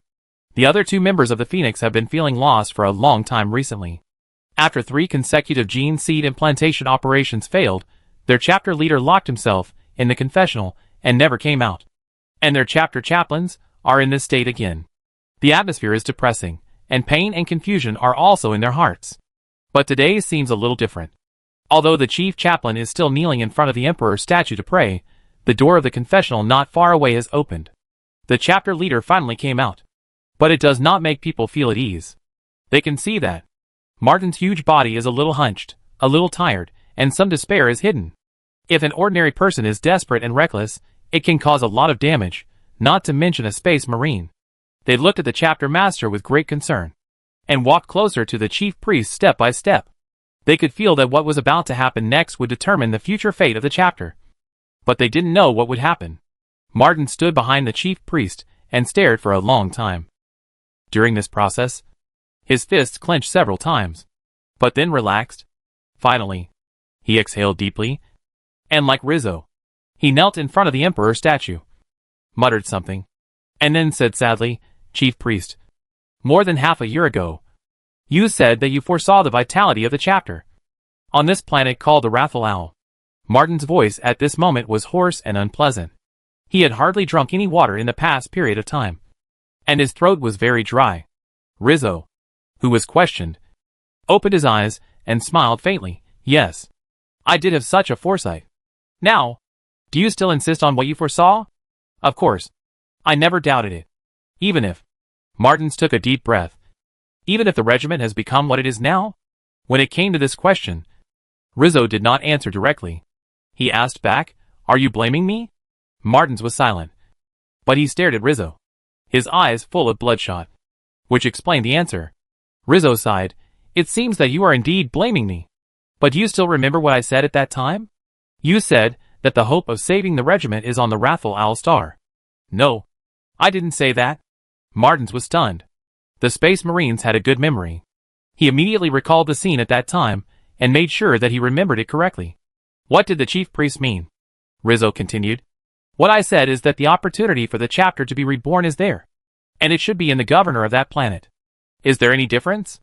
"Of course." Rizzo smiled again. "Hope is never in a certain place, on a certain planet, but in a certain person. I have made it very clear."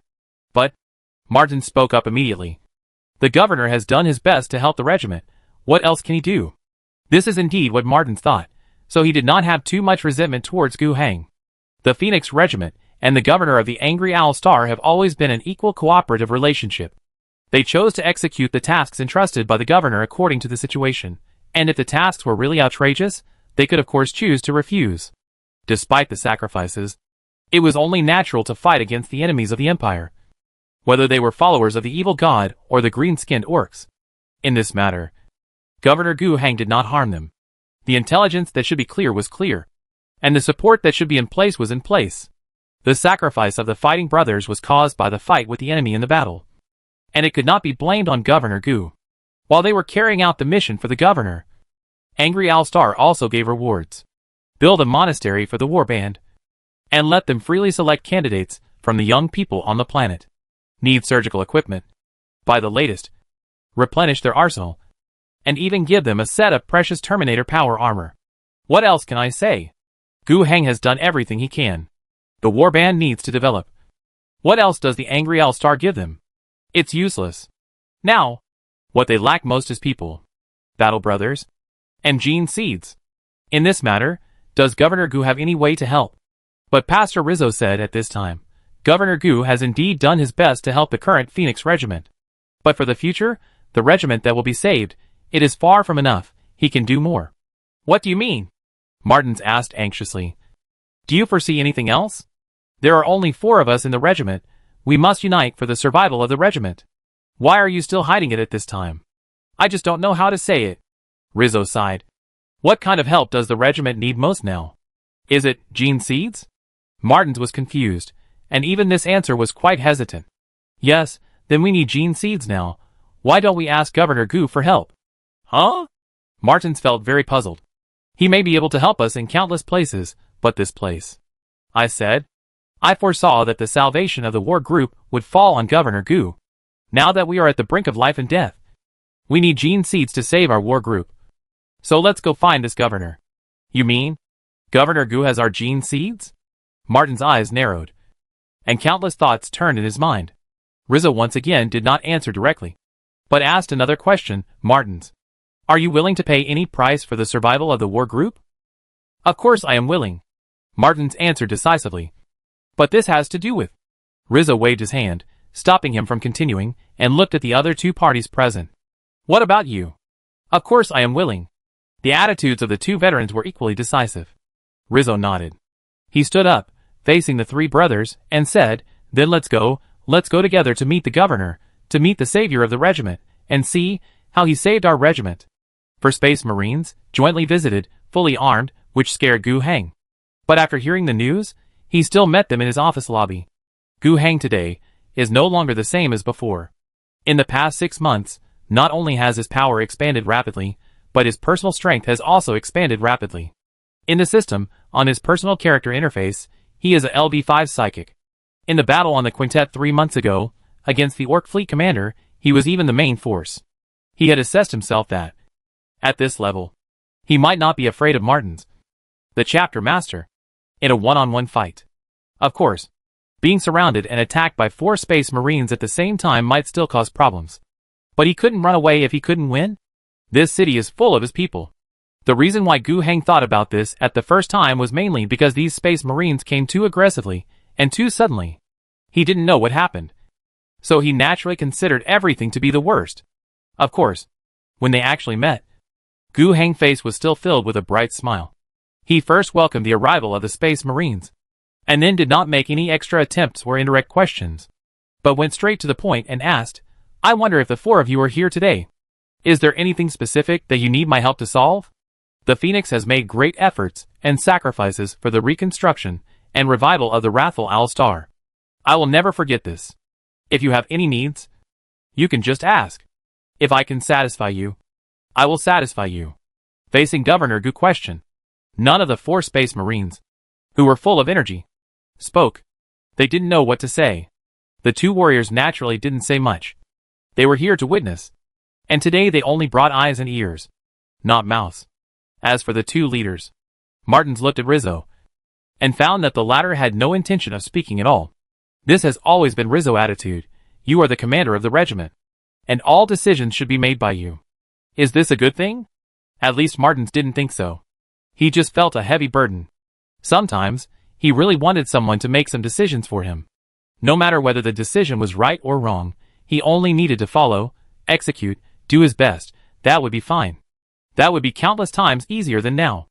Putting away his thoughts, he still had to shoulder the responsibility of the head of the war band and find a way out for the survival of the war band. Martins was also not good at beating around the bush, so he said directly, We are here for the survival of the Phoenix war band, and we need the help of His Excellency the Governor. Oh! Gu Heng had already put his mind at ease.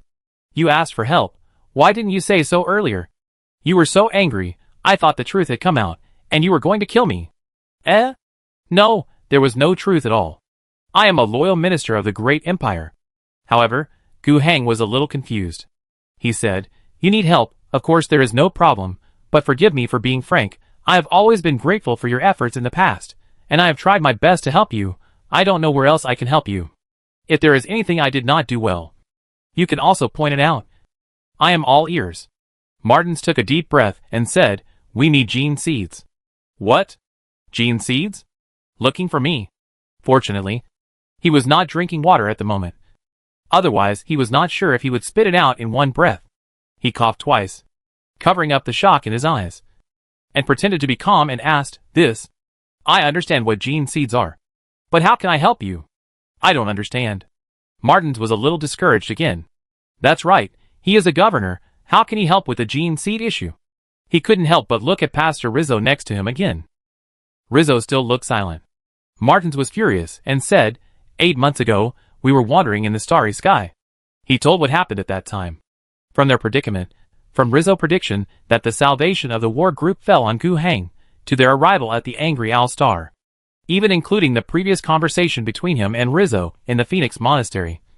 He told everything. "Chief Priest, you didn't say anything? Then I will tell you everything." Rizzo's expression remained unchanged, and he let Martins spill everything. Gu Hang looked at the Phoenix Chief Priest in shock, with an expression of disbelief, and he didn't understand the reason at all. But in fact, he was already calculating quickly in his mind. 8 months ago. That should be when I activated the limited time event Phoenix is dying. Was it the power of the system that mobilized Rizzo, the Chief Priest, to foresee something during his prayer? What is the logic? You, a priest, were directed to the wrathful Owl Star. Directed to me? When you prayed to the Emperor? The implication behind this whole thing made Gu Hang shudder. However, a more severe problem was still before him.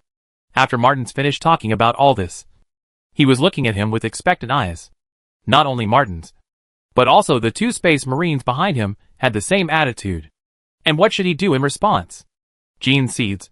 I can give them 100 grace points each. For him when the event was just activated, he couldn't give out 100 grace points at that time. And it would be painful to give them out. But for him now, he has a fixed income of 1,300 a month. And he can take 100 points at will.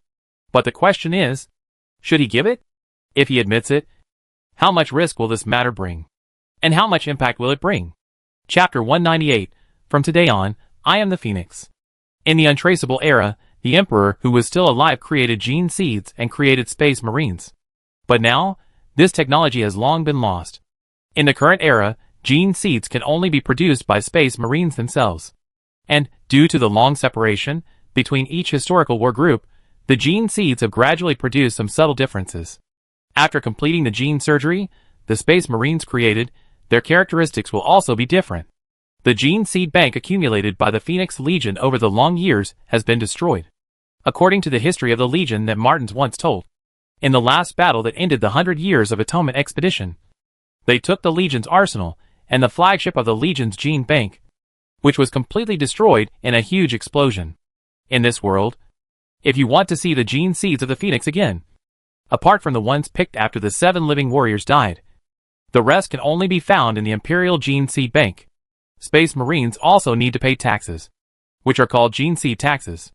They need to pay 10% of the new seeds produced by the chapter regularly. The Adeptus Mechanicus and the Imperial Church check whether the chapter's gene seed is still pure. And in this way, they can determine whether the chapter has any problems. The seeds that pass the inspection will enter the Imperial Gene Bank and will generally be used to establish new chapters. In this way, the Phoenix chapter can theoretically ask the Empire for assistance and rebuild a chapter through the gene seed taxes they have paid in the past. But in fact, this is impossible. First, Phoenix applied, but it fell on deaf ears. The Empire does not have such a rule. There has never been a rule that a war group with heavy losses can use past seed taxes to replenish its troops. The Empire does not have the motivation to do this. Why should it replenish the combat power of the old war group? From Gu Hang's perspective, if he were a member of the Supreme Council of the Empire, he would not agree. The Space Marines are within the Empire. According to the provisions of the Holy Scripture, they are like independent warlords. Most of them have their own home planets, which do not pay taxes. Space Marines are generally obedient. But there are also many who obey orders, but not declarations. The Empire does not even have an agency with the power to specifically manage Space Marines. Asking Space Marines to work is like the relationship between Gu Hang and the Phoenix. You have to issue orders and commissions. if they really don't do it, or if they don't put in the effort. There is no conventional means to punish or restrict them, except for a quarrel and calling them traitors. And if you really want to label someone a traitor, it's not that simple. Which long-established chapter doesn't have a group of comrades, good friends, planets saved by them, etc., all of which are connections, all of which are political backers? Can you just label them as such? After the labeling, their parent chapter and their fellow chapters will come out one after another to defend themselves. If there is real evidence, that's another matter. If there is even a little controversy, they can't do anything about it. In this case, why support the old chapter? If there is a real need, just build a new regiment. The old regiment can find a way on its own. Especially the Phoenix Regiment, which has a criminal record, was sentenced to a penance expedition, and whose political connections are almost wiped out, let alone getting support. If there is time to save you, it is better to build a new regiment, which is not like the Phoenix, which has a lot of historical problems that cannot be sorted out. Without the hope of getting new seeds from the Empire, they can only rely on themselves. The sacrifice of 3 soldiers brought 3 seeds full of hope, but all the operations failed. This means that the seeds of the Phoenix Regiment are only in the bodies of the 4 people who are still alive. Theoretically, there is no way there are any other places. In this case, Gu Heng took out one. What does it mean? Are you related to the higher-ups and got the gene seeds? Or what? For this matter, no matter what excuse Gu Heng makes up, it is not acceptable. He can't say that the Imperial Gene Bank authorized him to have a batch of Phoenix seeds. He is kidding. This has never happened in the history of the entire Empire for tens of thousands of years. But continue to play dumb and not admit it? It doesn't seem right. Gu Heng has obtained the ability to exchange gene seeds for half a year. It is impossible to say that he is not itching. He has also been planning for this opportunity to use the ability to exchange gene seeds. If he didn't have this idea, when the beautiful girl caravan was here, he would have spent a lot of money to buy 20 sets of power armor. Isn't it for that day? According to Gu Heng's original plan, he wanted to wait until Wu Jiarong had time, and let this priest of the Mechanicus come to study how to perform gene implantation surgery. This job doesn't have to be done by Space Marines. In fact, when the Empire wanted to build a new regiment, it was the Mechanicus who took charge. The only problem is that Wu Jiarong is not specialized in genetic engineering. In comparison, Huku is a better choice. But considering the degree of trust, Wu Jiarong is still the best choice. Let her study it. And then Gu Heng will find some qualified and potential teenagers, and use the soldier card system to train them to the T1 level, and then exchange them for gene seeds. The total cost is 211 points of grace, plus the life of a young man with potential, as the price for Wu Jiarong to practice. Even if she fails, she should be able to practice it after a few times. Anyway, gene seeds are not precious to Gu Heng. Just 100 points of grace. Now it costs much more than this money to extract a technology. The only concern is how to explain it after it is done. If now, take this opportunity and negotiate with the Phoenix War Group, it will be almost perfect. Moreover, they came over, which almost made the situation clear, so there was not much room for him to continue playing dumb. Sitting on his governor's throne, Gu Heng looked down, overlooking the 4 space warriors, especially focusing on Martins and Rizzo.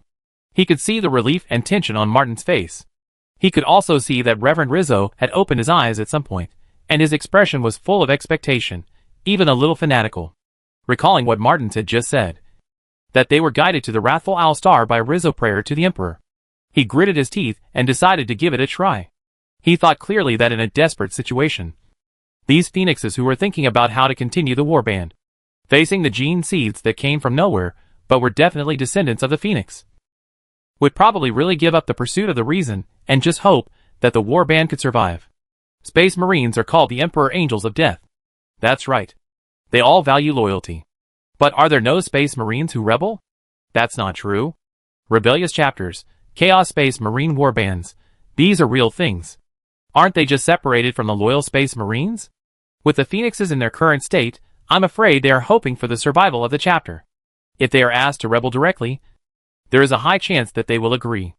Not to mention, what Gu Heng wants them to do next is to make them rebel. Furthermore, Gu Heng looked at Rizzo and felt that this priest would be a key figure. He might even become his accomplice.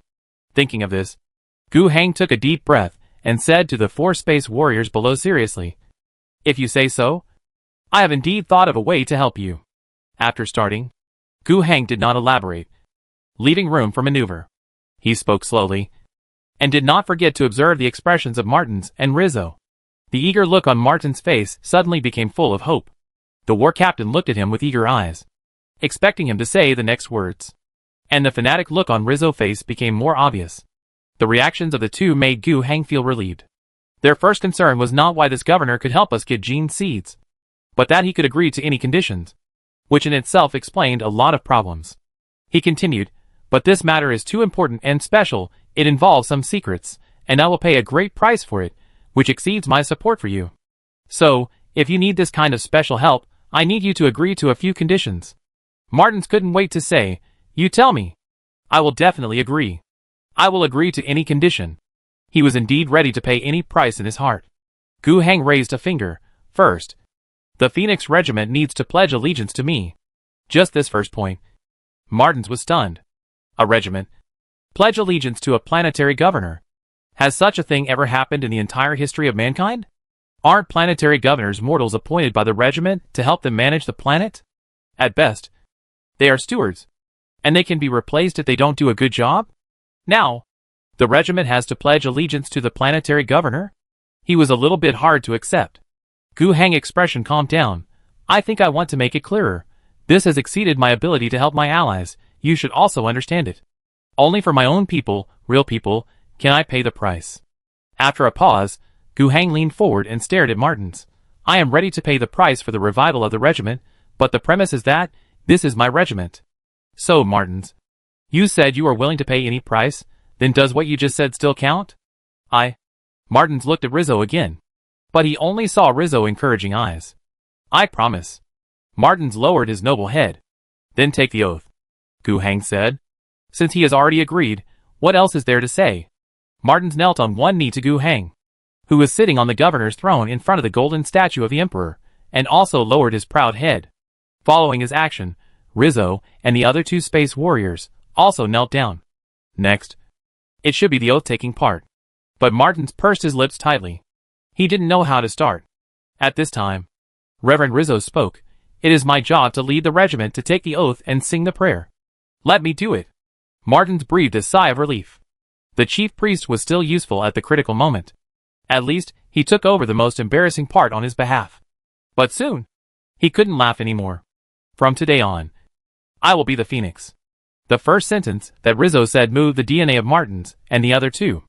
This was the chapter oath of the Phoenix chapter, which every battle brother had to memorize when he officially joined the chapter, and recited in front of all the battle brothers when he swore an oath to the emperor. After that, almost every banquet, gathering, and prayer of the chapter would start with this. He had memorized it by heart. In the past, including the current chapter, every time a similar prayer activity was held, it was led by the chief priest Rizzo. Everyone was already very familiar with this, so the three of them almost instinctively followed and chanted. From today on, I am the Phoenix. I am the Emperor's sword. And also Gu Heng's sword. The three of them suddenly widened their eyes, and looked at Rizzo in disbelief. What the hell? The chapter oath. You just changed it. Swear allegiance. So why change the oath that has been passed down for thousands of years in the entire chapter? No. You should also discuss it with us. However, the look in Rizzo's eyes when he looked at them was firm and fanatical, and he was obviously urging them to recite along. What else could Martins and the remaining two warriors do? Things had come to this point, and there was still the idea of standing up and saying that they would quit. They just paused, and finally gritted their teeth and continued to recite along with the priest. I am the Emperor's sword, and also Gu Heng's sword. I am the Emperor's shield, and also Gu Heng's shield. I will bring death to the enemies of humanity. I will bring back glory to the Emperor and Gu Heng. I will sacrifice myself for the Emperor, and be reborn because of Gu Heng. From today on, I am the immortal bird, and I will fight forever. Gu Heng felt awkward listening to it. This oath forced his name into it, and it was awkward no matter how he listened to it. In addition to the embarrassment, the more important point is, guilty. What virtue and ability do I have to stand side by side with the Emperor in an oath? If others heard this, how big a mess would it cause? But he couldn't stop it, and it was hard to say what he felt. It was impossible for him to not feel happy at all. A regiment swore allegiance to him, and even changed its oath. How could he not feel happy? Although there were only 4 people left in the regiment. From this moment on, he could finally use the reputable event without any scruples to exchange gene seeds. The seal was lifted. For a hacker, was there any need to worry about the speed of the explosion? However, Gu Heng was not overwhelmed by this feeling of happiness. He still remembered the business. After the Phoenix Regiment completed the oath, Gu Heng raised his second finger. Chapter 199, Can You Train Space Marines? When Gu Heng raised his second finger and proposed the second condition, Martins was already numb. He even chanted the oath just now along with the chapter priest, so what other conditions would he not agree to? And the second condition, and the third condition that followed, are really nothing special. This is what they saw after they swore allegiance. Gu Heng's second condition was that the regiment should obey all his orders unconditionally. No problem. They would obey. Otherwise, what was the point of swearing allegiance? The third condition made them a little worried. This condition meant that Gu Heng would be in charge of recruiting and training the new members of the Phoenix Regiment. In essence, this was to train T1 soldiers and train them to become political commissars at Jonesy Academy. The former was to improve the basic quality of the trainees as much as possible. Otherwise, according to the traditional training method of Space Marines, a teenager in his early teens would be trained for at least 5 or 6 years, or at most 7 or 8 years, until he was close to adulthood, and then the best of the best could be selected. That's too slow. Gu Heng can't stand that kind of slow training. He wants to have more soldiers. It's more reliable to directly spend grace points to bring the teenagers with excellent qualifications to the T1 level. Not everyone can be trained to the T1 level. When Gu Heng used the soldier card function to conduct relevant training before, he often encountered the situation where he couldn't be promoted. That has something to do with the qualification level of the soldiers. But it's also good this way. Find 100 teenagers who can be raised to the T1 level by the soldier card. That also proves that their own qualification level is quite good. If you don't even have the potential to support the soldier card function to the T1 level, then don't waste your gene seeds. And don't waste your life. This is also a very useful screening function. Those who are eliminated and fail to be promoted to the T1 stage are not wasted. If you don't have the qualifications to become a space warrior, you can also join the 10th Special Operations Brigade and become a Special Forces soldier. It's also very glorious to be a stormtrooper. As for the regular training, you have to go to Jonesy Academy, which is definitely necessary. Before those guys become Space Marines, they must first receive the correct loyalty education. Martins has doubts about this matter. Not because of ideological education.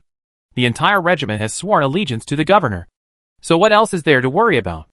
What he is worried about is, does the governor know how to train Space Marines? Gu Heng also has no explanation for this.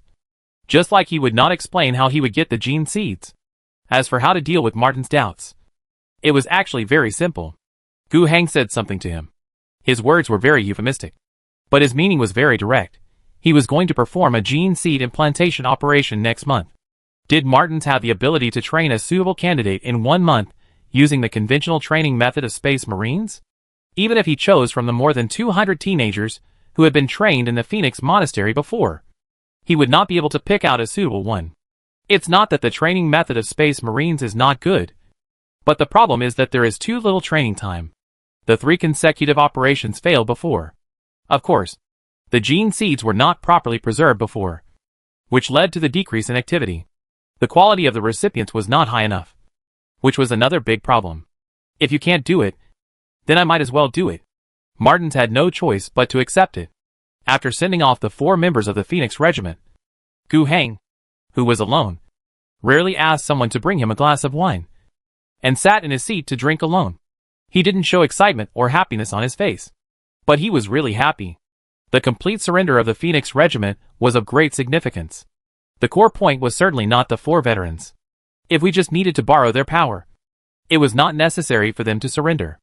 Normal mission entrustment would be enough. The greater value of this matter was that Gu Heng could finally use the gene seed exchange function without too much scruples to produce his own troops. Lift the seal. Space Marines are definitely not a cost-effective military unit. The more than 200 points of grace required to train a Space Marine, plus the money for that set of equipment, are enough to arm 1 or 2 infantry divisions. And 1 Space Marine, I am afraid that it cannot kill a whole division. But things cannot be calculated that way. There are many problems that cannot be solved by infantry divisions, which require top-level individual soldiers, like Space Marines, to solve. In the Battle of the Quintet, if it weren't for Martins and the other four, what would be the use of giving Gu Hang 4 infantry divisions? They couldn't stop the Orc Warlord from destroying the core engine room, that's it. However, no matter how impatient Gu Hang was, he couldn't just recruit soldiers now. He had used up all his grace points. But it didn't matter. We could prepare for it. We could select young people with potential as reserve soldiers, and send them to Zhongxi Academy for study. All these could be done in advance. A month passed quickly. There were many new changes. In the Beijing Valley area, a large-scale battle broke out. The Central Army Group's cutting, compression, and elimination of the jungle were effective. The deformed monsters hiding in the jungle were getting angry. Oh! Rather than the deformed monsters getting angry, it was the controllers behind them, who were trying to make a desperate attempt. They knew clearly that if they continued like this, the 200,000 troops and millions of people participating in this operation to eliminate the jungle would really wipe out the jungle in the Beijing Valley area. It doesn't mean to cut down the vast jungle, but at least cut it into pieces. In some places where there are no mutant nests, the surrounding areas can be cleared and left alone. In the jungle where there are mutants, they will be completely destroyed. The synthetic starch factories built at full capacity can digest the destroyed trees on the spot and convert them into synthetic starch needed by the refugees. This also greatly eased the food pressure. In addition, the autumn harvest work was almost finished some time ago, and the food reserves of the Alliance are still healthy. The Natural Salvation Society, unwilling to sit and wait for death, gathered nearly 500,000 monsters of various categories from the jungles of the Beijing Valley area. But even so, they still suffered a setback. They themselves knew that in a head-on confrontation, despite their large numbers, they had no chance of winning. In war, quantity is obviously not the first priority, but firepower is. But for the complete version of the deformed monsters, although the range of the abscess sprayer is quite long, reaching the level of firearms, and there are also biochemical artillery, but in general, it is the ordinary deformed monsters that support the huge number. Those ordinary deformed monsters only have close combat capabilities, pure cannon fodder. A frontal attack is a meal, but they have no other choice. A wave of deformed monsters gathered and rushed out of the jungle in a large number. They tried to attract the attention of the Central Army Group in this way. Then, they launched multiple attacks from other areas of the forest. However, the final result was still a failure. All the attacking monsters were almost wiped out in the end. At the beginning, Yin Fangxi was indeed distracted when he detected a large number of monsters, and the main force attacked head-on. However, after discovering that the enemy was moving around and launching multiple attacks, he reacted quickly.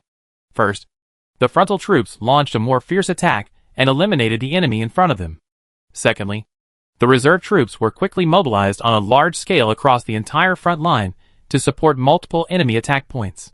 These teams are basically the 15th to 25th Garrison Divisions trained this month. Their equipment is not yet fully in place, but they can be used temporarily. The next is the militia groups in various places. The Armed People's Self-Defense Forces are already excellent enough. They resist on the spot and wait for support. Generally speaking, the first support to arrive is the Air Force formation. At present, the Air Force of the Alliance has an aviation squadron with nearly 40 Wind Falcons. Each of them set off in a 3-plane formation after hearing about the situation in Beijing Valley. They hovered over Beijing Valley, and as long as they heard that there was a need for air support, they would go there immediately. With the assistance of these aviation forces, which acted very quickly and had a very wide combat radius, the attacks launched by the mutant monsters were almost unable to achieve any particularly good results.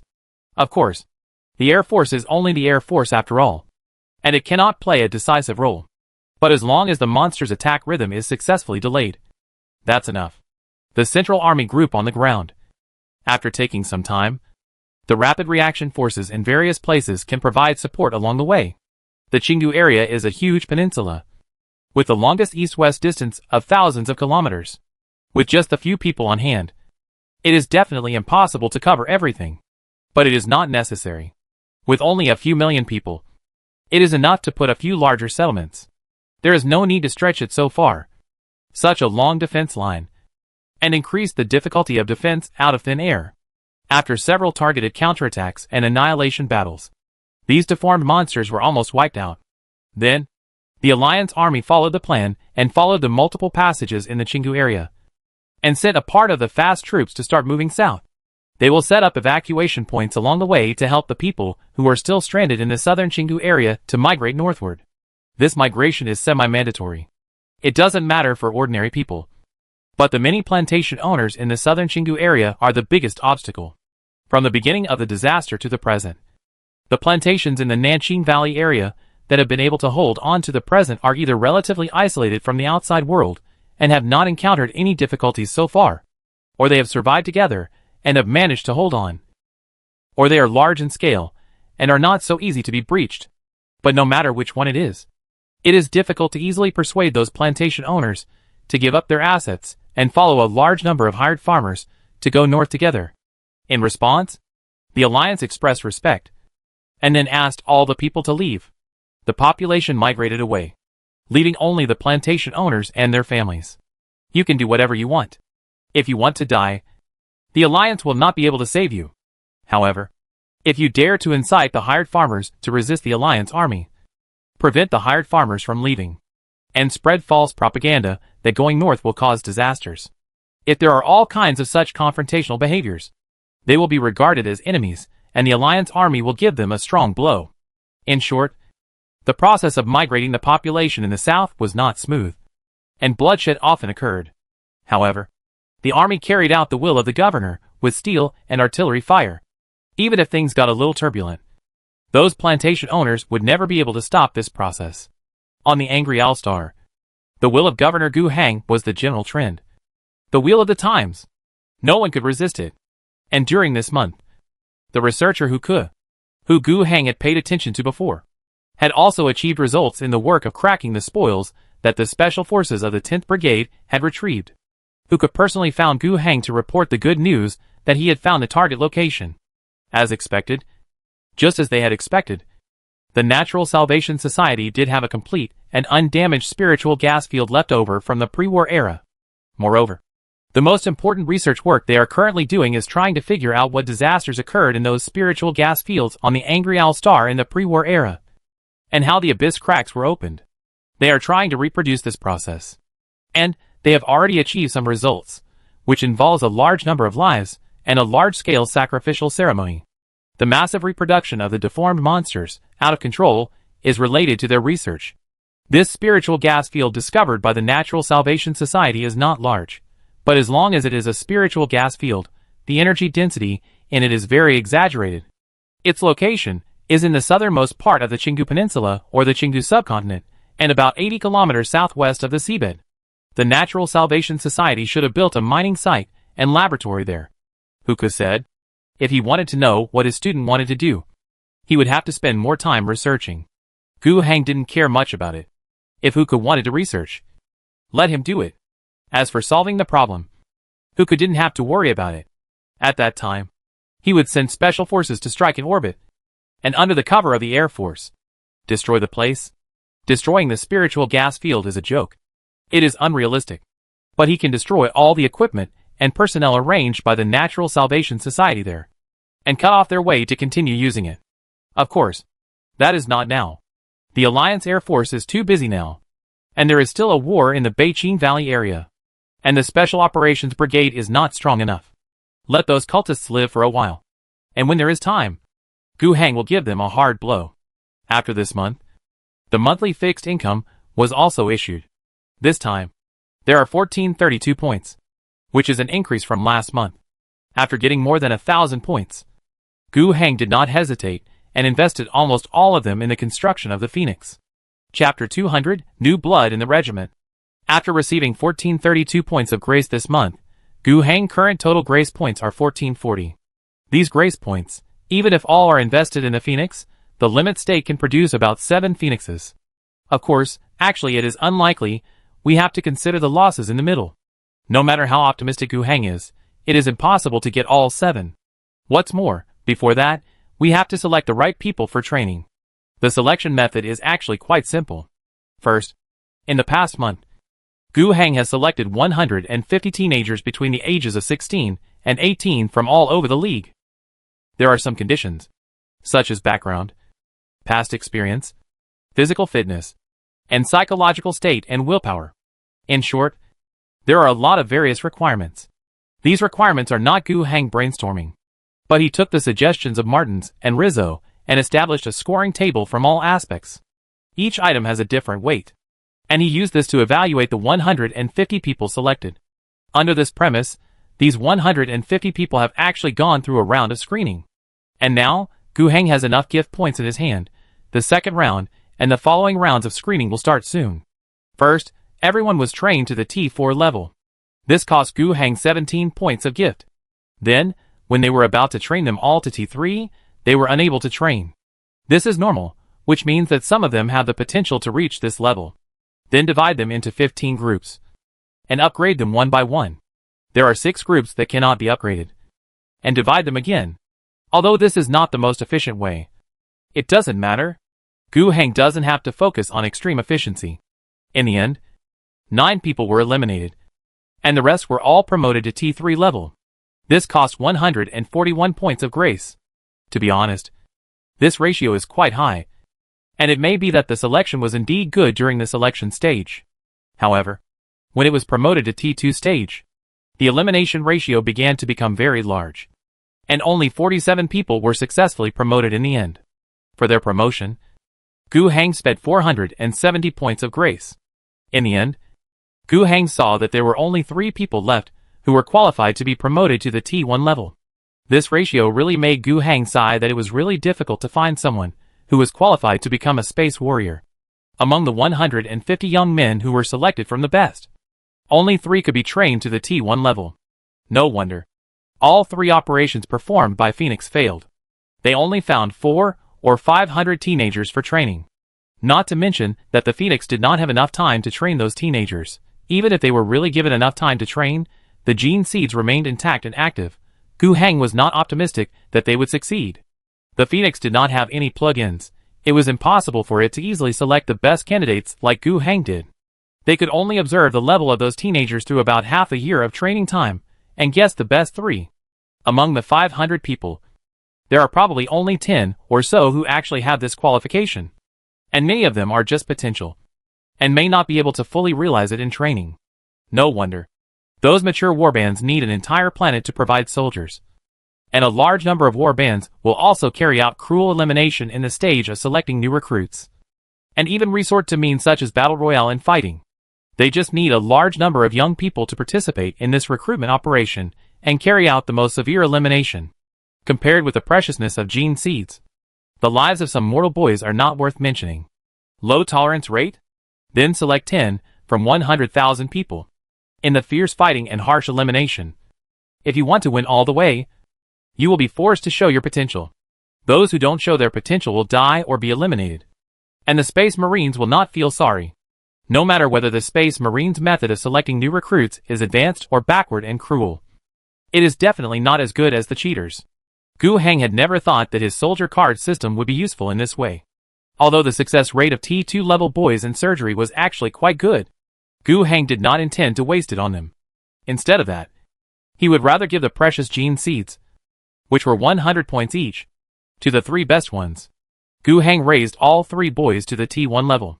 This cost 300 points of grace, and then Gu Heng spent another 300 graces to exchange for 3 gene seeds. All the preparations have come to an end. The only thing left is to go to the operating table. The whole process. If you add the training of Special Arms Political Commissar, the total cost will reach 1369 points of grace. Gu Heng grace points return to double digits. It seems a lot. On average, each Space Marine candidate will cost more than 400 points of grace, which is twice as much as expected. But the account cannot be calculated in this way. First of all, none of those precious young people with outstanding potential died in the selection process. Secondly, even those who were eliminated are all useful. Even those 9 guys who couldn't even get into T3, even the political commissar Gu Heng was too lazy to give them training, and directly sent them to the regular recruit camp. But even so, these 9 worst teenagers should perform well in the recruit camp, and they will be the ones that each unit will scramble for when replenishing its troops. After all, even those who have undergone the soldier card system training in the new recruit camp are generally only at the T5 level. The 9 of them have at least reached T4. The remaining 141 people will all be added to the Special Operations Brigade. Before this, the Special Operations Brigade had only 100 people in total, and was in urgent need of recruits. And these 141 people who were added were at least T3 level, which was the same level as the existing Special Operations team members. And 47 of them reached the T2 level, which was much stronger than ordinary Special Operations team members. At this point, the Special Operations Brigade had been supplemented with about 230 soldiers, and at least 2 Special Operations battalions were formed. Considering that the eliminated teenagers could be put to use immediately, Gu Hang selected the age of 16 to 18 when he asked his subordinates to screen the teenagers. Although, the boys of this age group still have room to grow, and they will still be young soldiers if they are thrown into the army, and they will be called child soldiers. But they just need to be Boy Scouts. Of course, the others in this group of teenagers are just interludes. The most important thing is the 3 selected children. Gu Hang is now looking forward to their future. Parita Sanato is from Chingu area. He is the son of a serf. When he was a teenager, he was well nourished, mainly because his mother was a little beautiful, and had some special relationship with the plantation owner. His father should have known this a long time ago, but he kept silent, and he himself did not know for a long time. Occasionally, he heard some rumors, but he just thought it was just a fight between teenagers, and when they were playing with each other, others were just saying nonsense and insulting him. Anyway, he always told himself that. But this year, disaster struck, and the plantation was scattered. His father decided to go north, taking his family of 5 with him. He also had 2 younger sisters. Their family was lucky. When they arrived in the Beichin Valley area, the refugee camp had just been established, and the epidemic had not spread. They only stayed in the refugee camp for a short time before they were relocated to the Central Bank province and landed in Weishing City. During this process, he heard a quarrel between his parents. The content was about his mother complaining about the hardship of life, complaining about why she didn't follow the master's family, and was scolded by his father for being shameless. Then, his mother scolded him fiercely, saying that if it weren't for her, how could he support the family by relying on his father to farm and eat the meager salary given by the master's family? Anatole didn't want to think about those things anymore. In short, although his parents had not parted ways, the family atmosphere had become very bad since then. Both of his parents received E5 ratings and were employed in 2 different factories. He and his 2 sisters also received E2 and E3 rations respectively, and had the opportunity to go to school. Family life was much better. At least they had a place to live, enough food and clothes, and a brighter future. He did not understand why, after life became better, his parents, who had never mentioned these things in the past, had such a quarrel one day. He spent more than 2 months in the Cold War between his parents, until someone wearing a red hat came to the school to select the most promising teenagers. And he couldn't wait to sign up. On the one hand, it was cool, and on the other hand, he also wanted to get away from this family. He didn't know how to solve the family conflict, but not facing it was an easier option. Many of his classmates were eliminated after a simple test, and only a few passed. But he was one of them. After being selected, Red Hat visited his home once. His mother burst into tears when she heard that her child was going to be taken away. He did not want this to happen. His father also trembled with his hands and asked with a forced smile if he could not go and if there was any other way. They did not know what would happen to their child after he left. They instinctively did not want Anatole to leave the family after their lives got better. According to his father's plan, after a few more months of schooling, Anatole, who was already 17 years old this year, would be able to go to the military factory with him to produce cannons. Although the work is hard, you will be a stable E5 level employee, and you can continue to be promoted in the future as you accumulate years of service, which gives you a stable future. This is the first visible path. What's wrong with it? His mother has the same opinion. To be honest, when he saw his parents, who had been in a Cold War for 2 or 3 months and had not spoken to each other for a long time, snuggling together and holding the same opinion, he became more and more certain about his decision. If his departure could improve the relationship between his parents, that would be great. But if staying would be better, then, oh, I can't stay. He heard the conversation between the Red Hat and his parents. The Red Hat said in a very stern manner that the Alliance was recruiting soldiers, and not following the Alliance recruitment policy was a serious violation of the law, and would be severely punished. Then, he softened his tone and gently explained the Alliance policy, saying that being a soldier was different from being captured by the landlord or other settlements as a soldier. Being a soldier had a rank, benefits, and allowances, and was even better than ordinary workers. It had a future. Moreover, the class that little Anatole was going to attend was a special training class specially opened by the governor. There were few places available, but the future was bright. He would definitely have a bright future, even brighter than him. First they used a big stick, then they fed him a carrot, then they painted a pie in the sky. After a round of tricks, his parents were convinced. Little Anatole himself was also convinced and did not want to stay. In addition to the trivial matters of the family, how could a young man not be interested in the unknown but vast world? Then, he left home in his mother's tears, in his father's reluctant embrace, and was taken to a monastery outside Wasteland city? He had heard of this place. According to the people in the city, the emperor angels lived here, and it was an area that mortals could not enter. There were special regulations for this, and violators would be arrested and punished, served labor, deducted allowances, or even demoted. The latter was a very frightening punishment within the Alliance system. Could it be possible that I could become an angel? It is normal for young people to dream. He waited nervously and restrainedly for his fate, but what happened later made his little head very confused. He first underwent a week of training. The content of these trainings was relatively novel, which he had never seen before, but it was said to be a common training method in the army, nothing special. But during this week of training, his companions were constantly divided into different groups. Some people were sent away within 2 days, while the rest persisted for a while, but were also divided into groups. After a week, there were only 3 people, including him, who were still in the same group.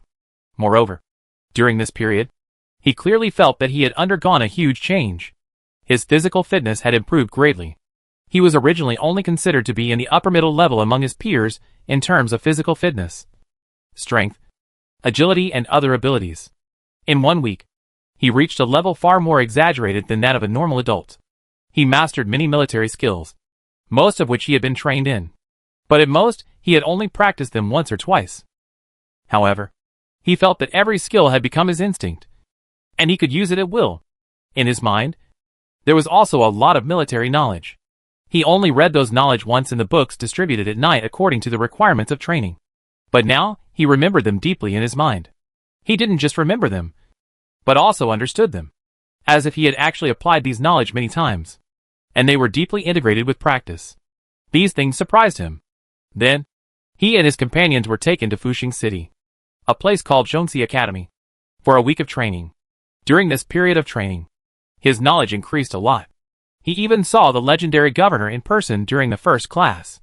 In the following classes, he seemed to understand that his rapid growth in the last cycle was derived from the blessing of the emperor and the gift of the governor. The idea of loyalty was firmly imprinted in his mind. After the course at Zhongxi Academy was over, most of his classmates were sent to the recruit camp. They heard that they would join the Special Operations Brigade and become a glorious Special Operations Pioneer, also known as a stormtrooper. He and 2 other people in the same group were taken back to the monastery. Then, he was told that he would have to undergo an operation the next day. He would have the opportunity to become an angel of the emperor and the most elite warrior under the governor. Chapter 201. The governor's conception of the phoenix before the operation began. Anato and his other 2 friends were quite nervous. Even Anato did not understand what the word operation meant at first. Later, he understood that the operation was to cut open his body and implant an organ next to the heart. This organ would slowly develop into a second heart in the next few years, and would also lead to a series of changes in the body, and grow 18 superhuman organs. Anato thought about the scene for a moment, and then he trembled all over. It was quite scary. However, he soon calmed down. This even surprised himself. He thought that he would be too scared to continue. It seems that the huge changes brought about by the short training before are not only reflected in the body and skills, but also in the changes in the mental will. Anato doesn't think there is anything wrong with this. Of course, he prefers a braver self. His 2 companions went in first, and it was his turn last. Lying on the cleaned operating table, Anato saw an old but strong man standing next to him. Anato knew him. This was Pastor Rizzo, an angel of the Phoenix. The pastor's gentle voice sounded in his ears. "Don't be nervous. It will be over soon. I have seen your performance.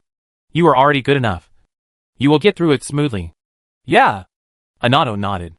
Reverend Rizzo's voice seemed to have a special power, and indeed made him feel much calmer. The operation began. Martins, standing outside the operating room, waited for Rizzo to come out. How was it? No problem, very smooth. All three of them. Yes, all three of them. A strong feeling of joy rushed into his brain. Martin's face showed a very strong smile that could not be suppressed. Why not laugh? He had been worrying about this for so long. And now he finally saw hope. 3. All succeeded. The most dangerous stage of implanting gene seeds is when the operation is just over. 70% of the failure cases occur at this stage. Of course, completing the gene seed implantation operation does not mean that it is foolproof. Afterwards, the gene seeds will continue to develop in the recruits' bodies, and will gradually stimulate the growth of more than a dozen superhuman organs. This process takes from half a year to 2 years, depending on the patient's condition. In addition, in the process of growing new superhuman organs, there will still be rejection and death. But in general, the probability is not high. In any case, the current situation is much better than the 3 operations that the regiment had performed before. Waiting outside the operating room door, there are not only Martins, but also 2 other Phoenixes. One of them couldn't help but ask, how could it be so smooth? Why did the 3 operations we performed before fail? The other pushed him to shut up. He said angrily, I think if the 3 operations before were also successful, we would have 6 new bloods now. The total number would be more than when we landed on the Angry Owl Star. That's impossible. It was Martins who started to explain at this time. Did you see the level of those 3 boys before the operation was completed? When Martins mentioned this, the guy who was mumbling just now suddenly shut up. Thinking back, it was terrifying. How could a boy who was only 17 years old have such strong fighting power? Those 3 boys, of course, were no match for them. Even without armor, they could easily suppress them 1-on-3. However, it was already an exaggerated thing to be worth mentioning. In fact, thinking back to the beginning, before he became a space warrior, he entered the Phoenix training camp at the age of 11. In the brutal training, in the final big selection, he survived a lot and learned a lot. And then, he survived the implantation surgery. And those 3 guys are much stronger than they were at the same age. In fact, according to their evaluation, the only thing these 3 guys lack compared to normal space marine recruits is their superhuman physical fitness. In other words, as long as they survive the entire transformation operation, all their superhuman organs have grown, then they will immediately become proper combat brothers, and the only thing they lack compared to these veterans is the extremely rich combat experience. This is an outrageous evaluation. They don't understand at all. Where did Governor Gu Hang find these 3 little monsters? With such qualities, such technical and tactical level, such willpower, it won't be a problem to survive the gene implantation surgery. Although the gene seed implantation surgery is difficult, it is not really a life or death thing otherwise. Wouldn't the Space Marines have perished long ago? At this time, Rizzo spoke up. Since you are so concerned, why don't you come with me to take a look? Can I? Martins was a little surprised. Of course, they are in very stable condition, unlike the previous batch. The gene seeds given by the governor are very active. When it comes to gene seeds, everyone is a little silent. There are more or less differences between chapters when it comes to gene seeds. This is mainly because when the Emperor created the Space Marines, he created 13 different Space Marine legions according to different tactical demands and strategic goals. The genes of these war bands were different from the beginning. Later war bands were all established after being split from these 13 legions. In essence, all the war bands today are derived from these 13 founding legions. The gene seed of the Phoenix War Band originated from the 2nd Legion, the Phoenix Legion. They were established very early. Even if they were not the first war bands to be split from the split legion, they were the 2nd or 3rd batch. After thousands of years of separation, the gene seeds of the Phoenix and the Phoenix have become slightly different. Not much, but there are indeed some differences. The Phoenix seems to have lost the inheritance of the Phoenix Legion's famous gorgeous swordsmanship and close combat methods. But it is more tenacious and better at breaking out in desperate situations. This is also reflected in the gene seeds provided by Governor Gu Hang. Before, Martins was still worried that the gene seeds promised by the governor might be from other war groups or even other legions. This is actually more reasonable and more plausible. The governor has some means, some channels, to get some accidentally scattered gene seeds. which is more reasonable than getting the out-of-print Phoenix seeds. In fact, Martins has made preparations to turn a blind eye if such a situation really happens. The survival of the regiment is the first priority. Where the seeds come from, it doesn't matter. It's best to have seeds from the Phoenix Legion. At least the source is the same. Even if it comes from seeds from other founding regiments. It's not impossible. Anyway, if the Space Marines are not taken for surgery or gene sequencing, the difference will not be very huge. After all, in addition to considering the differences in the gene seeds themselves, we must also consider the individual differences between each Space Marine. The difference in the latter is not less than the difference in the seeds themselves. Martins had heard before that there was a ship-based battle group called Blood Shark that was always wandering in the border star zone of the Empire, without a home star, and lived on collecting red taxes and gray taxes every day. Their gene seeds, said to be from the 7th Legion Bat Corps, but in fact there are rumors that some strange things are mixed in, so it's a mess. Although I don't want to, but if that's the result, I have to accept it. What else can I do? But I didn't expect that. The gene seeds that Governor Gu took out were indeed the real Phoenix seeds. No matter from which angle, what method is used to check, there is no doubt that it is the pure Phoenix seeds. Martins didn't know whether he should be happy or unhappy. If he was unhappy, then the blood of the regiment could remain completely pure. Could there be any harm in this? But if he was happy, the source of the governor's seed was always a thorn in his heart. He had tried hard to make himself think that all this came from the blessing of the Emperor, from divine grace. But he always had some thoughts. Why would the Emperor choose such a person? As for the more inappropriate thoughts, to be honest, he had thought about it, but he felt that it was impossible. The corruption of chaos? Impossible. How could the corruption of chaos have pure Phoenix gene seeds? That's absolutely impossible. With all kinds of strange thoughts in his head, Martins and others, following Pastor Rizzo, saw 3 little guys who had just completed the gene seed implantation surgery and were now lying on the hospital bed. When he saw them, Martins almost instantly threw away all the thoughts that he should have and shouldn't have in his mind. All that was left was the thought of hoping that they would grow up well. He could feel the resonance of the same blood surging in different bodies. He sincerely hoped that the future regiment would become stronger and stronger and restore the peak of the past. Phoenix is dying, the 3rd stage. The Phoenix Regiment has already bowed to you, either openly or under your conspiracy. They have sworn to become your private army. But this is still just the beginning. To build a standard Space Marine regiment and complete the reconstruction and revival of the Phoenix, you still need to make more efforts. Gene seeds. You can exchange 100 points of gifts for a gene seed. Space Marine-related technology tree. You can select this option while conducting a technology research and development, and limit the results of this technology development to only technologies related to Space Marines. Please note that the success rate of extracting technology level is not affected by this option. Unlock Space Marine training. You can spend grace points to train a Space Marine to a higher level.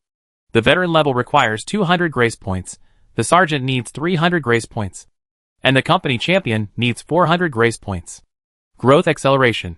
You can spend 100 grace points to accelerate the growth rate of superhuman organs and complete the growth within 1 month. All of the above, after the Phoenix Regiment swore allegiance to Gu Hang in his system interface. The event line Phoenix will die that has been hanging in it, has undergone new changes. This is not an event at all. It is simply the opening of a new series of Space Marine-related functions. Space Marine-related technology roughly determines the equipment level, and the training level of Space Marines is the same as the soldier card function, with many more training options. Of course, it is many times more expensive. There is even a growth acceleration thing. If there were no other concerns, Gu Hang might really use growth acceleration to accelerate the 3 guys in one go, and they would be ready in a month. But after thinking about it, Gu Hang still didn't do that. There is no urgent need for the number of Space Marines for the time being. Let them grow slowly. And there is no need for him to irritate poor Martins. He has been stimulated a lot recently. Let him calm down first. The Phoenix full oath of allegiance has brought more results than just changes in events. Gu Hang can also see the Special Project Phoenix Regiment in the soldier card system. After clicking it, he can see the details. Phoenix Battle Group, Special, cannot be upgraded. Number, 394. Space Marines, 4. Space Marine Newcomers, 3. Battle Group Servant, 387. Battle Group Arsenal.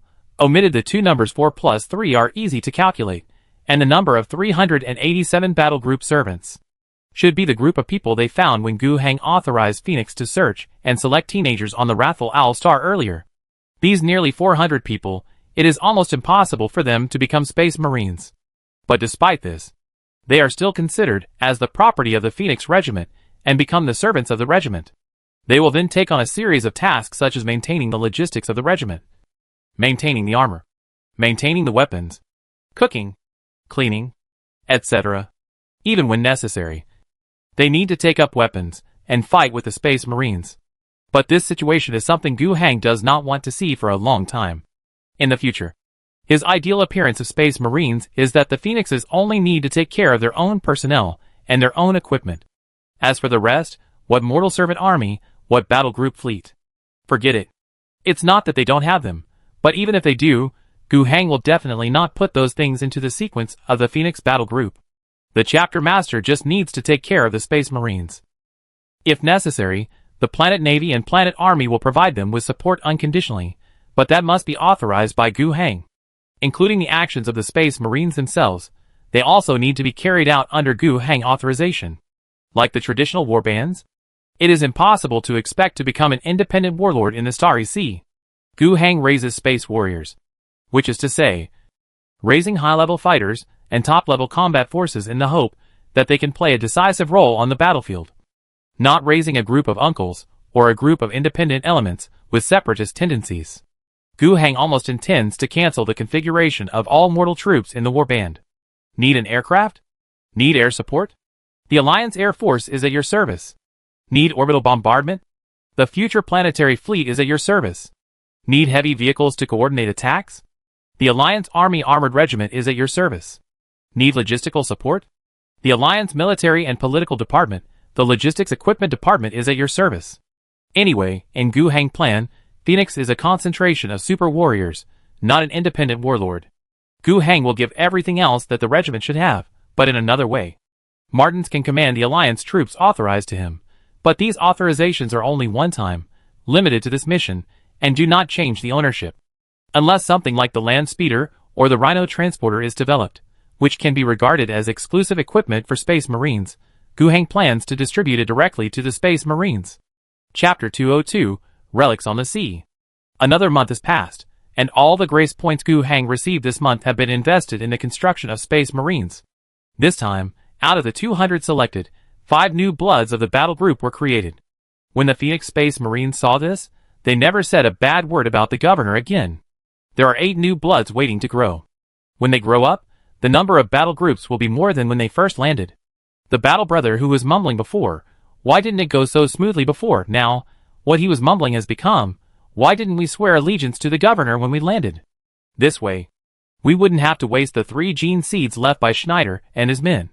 What a waste of half a year. If we had cooperated directly at the beginning, our new blood might have been able to wear power armor now, and fight side by side with us. Gu Heng couldn't hear the private conversations of the Space Marines. Of course, even if he knew, he wouldn't care too much. He was just worried about it now. Building the Phoenix Regiment, this matter is an investment in the future for Gu Heng. For example, this time, after investing more than 1,400 points of grace, Gu Heng harvested 3 new Space Marines. But if they want to be really useful, it will take at least half a year. After completing the implantation of gene seeds, it will take time for superhuman organs to grow. In other words, in these 2 months, 3,000 points of grace were spent, and 8 more Space Marines were added, but it will take at least half a year to see the effect. To be honest, it is a bit painful. But that's how it is, it always takes time to grow, the earlier you invest. The earlier you enjoy, if you delay time, the Space Marines will mature later. What's more, the 3,000 points of grace spent in these 2 months, not only brought 8 new bloods of the regiment that are not needed for the time being, but also brought more than 330 elite Special Forces warriors. Although they are generally younger, their combat power is not weak at all. Building a Special Operations Brigade is also something he has to do, and they will be put to use immediately. Sensuke has already calculated the address of the spiritual gas field that the Natural Salvation Society found. He must go and solve the problem. He didn't take action last month, because the war in the Beijing Valley area was in full swing, and the Air Force couldn't be withdrawn.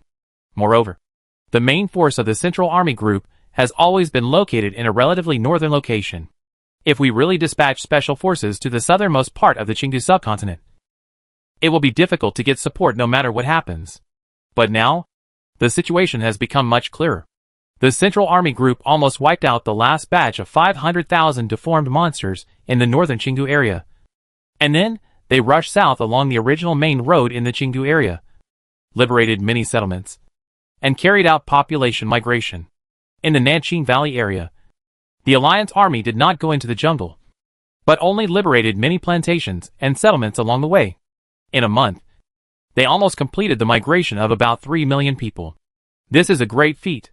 It is not an easy task to migrate all the scattered populations in the Nanqing Valley area to the north in such a short time. But despite the migration of 3 million people, the total population of the entire Qing Valley area under the rule of the Alliance is only about 7 million. According to the last global population statistics of the Alliance, the population of Qingdu should be 12 million in total.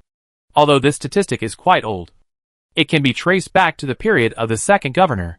But there is no way. This is the last valid statistical data. According to this data, there should be about 5 million people scattered in Nanqingdu. Of course, this is not realistic. Given the current situation in the Nanqingdu area, it is very difficult for humans to survive without a large gathering place. On the one hand, they are threatened by the deformed monsters, and on the other hand, it is difficult to find a stable source of food. Of course, there are some hidden small settlements that have not been discovered by the Central Army Group, which is normal. However, the total number of survivors in those places should not be as high as 5 million. From this perspective, from the second generation of the governor to the present, especially since the recent huge wave of monster disasters, the total population loss in the entire Qingdu area is probably in the millions. Those killed by monsters are still secondary. More people probably died in the turmoil and famine caused by them. It was very sad. The Central Army Group's operations in the Nanqing Valley area over the past month. Of course, it was impossible to completely relocate all the population. The remaining hidden settlements, or some refugees, or people scattered for various reasons, the army really didn't have the time to search for them piece by piece. They could only erect a lot of road signs in more conspicuous places. They simply wrote some of the Alliance's policies, and guided them to flee to the north. In order to avoid illiteracy, it is also equipped with simple pictures. Along the way, there will be some Alliance military stations, patrol stations, and other places. In the future, some militias or patrol teams will be stationed to help those who may still survive. Gu Heng hopes to use this method to save more people back to the north. During this period, in addition to doing its own work, the Central Army Group also sent a team to continue to move southward. This team is the 1st Wind Extinguishing Brigade, which has made outstanding achievements. Their goal is to head towards the southernmost tip of the continent, and move in the direction of the spiritual gas field that Huka calculated and inferred. Of course, their speed is not particularly fast, and Gu Heng does not want to alert the enemy too early. Up to now, the location of the 1st Brigade is still more than 100 kilometers away from the southernmost tip of the continent. This is considered to have stepped on a relatively sensitive boundary. At this time, more than 40 Fengshan speedboats also set off from the airport of Fuxing City. They were more than 4,000 kilometers away from the target location. But with the speed of the Wind Falcon, they could arrive in less than 4 hours. At the same time, Gu Heng had also contacted the sharp-clawed tiger in the sky. After discussing with Brigadier General Yi Lixia for a while, he determined that the frigate staying in the orbit of the Rat Star could provide orbital strike support. The sharp-clawed tiger would be ready for support afterwards, and as long as Gu Heng provided the coordinates, the corresponding strike would fall. Although the firepower of the clawed tiger is not comparable to that of the quintet, but in terms of instantaneous firepower delivery, Gu Heng army is still no match for a proper starship. As long as the coordinates are accurate, a round of firepower strikes from the clawed tiger is enough to destroy all ground targets. In fact, the more than 40 Wind Falcon fighters that set off earlier were to confirm whether the coordinates calculated by Huka were correct. To avoid calculation errors or any special transfer actions by the enemy during this period, Gu Heng waited for about 3 or 4 hours in the command center of Fuxing City, and finally received a report from the frontline pilot. They did find a large offshore building near the coordinates calculated by Huka. In fact, they had already arrived above the target location half an hour ago, but they spent some time searching in the surrounding sea areas. After all, The location calculated by Huko was not completely correct, and it still needed to be manually corrected on the spot. Gu Heng thought about it, but still did not directly request an orbital strike. The price of an orbital strike is very high, although Gu Heng does not need to pay for it. If he requests an orbital strike and the results are not outstanding, it will be very difficult for him to report to Elisha. If he wants to apply for orbital support again in the future, there may be a lot of wrangling in the middle. Gu Heng did not want that to happen, so although he knew there were some risks, he still ordered the Feng Falcon fighter to descend in altitude to investigate whether the place they found, which was suspected to be the offshore extraction factory of the Linghua gas field, was the target they wanted to attack. If something went wrong, it would be bad if it was just a relic left over from the pre-war era. The Wind Falcon speedboats flying thousands of meters in the sky, of course, could not all fall down. In the previous operation, the center of the Wind Falcon fighter, the Servo Skull, was controlled by the enemy, which made the Alliance Air Force learn a lesson. When the pilot's general level is not enough to support their independent control, when using the Wind Falcon, they must try their best to avoid similar situations from happening again. Under this premise, keeping at distance is the best way. In fact, only 3 Falcons were descending. The rest of the fighters were still hovering in the sky, keeping a close eye on the ground below. As long as there was any movement, they would immediately open fire, carry out the attack, and save their comrades. However, during the descent of the 3 fighters, they did not encounter any danger. In the rusty-looking offshore building, everything was calm. It was as if this was a pre-war relic, but they still did not relax their vigilance. Then, 3 fighters landed in this sea building, a relatively flat area. The hatch opened, and half of the special forces came out. 3 fighters, carrying a total of 45 special elites, all of them wearing exoskeleton armor with full coverage tactical helmets, and at least T3. Among them, there were many T2 level elite soldiers, on a battlefield with the same level of weapons, facing an ordinary army. They are all confident that they can kill dozens of people in one battle. According to the order, they will conduct a detailed search of the building and keep in touch with the headquarters at all times.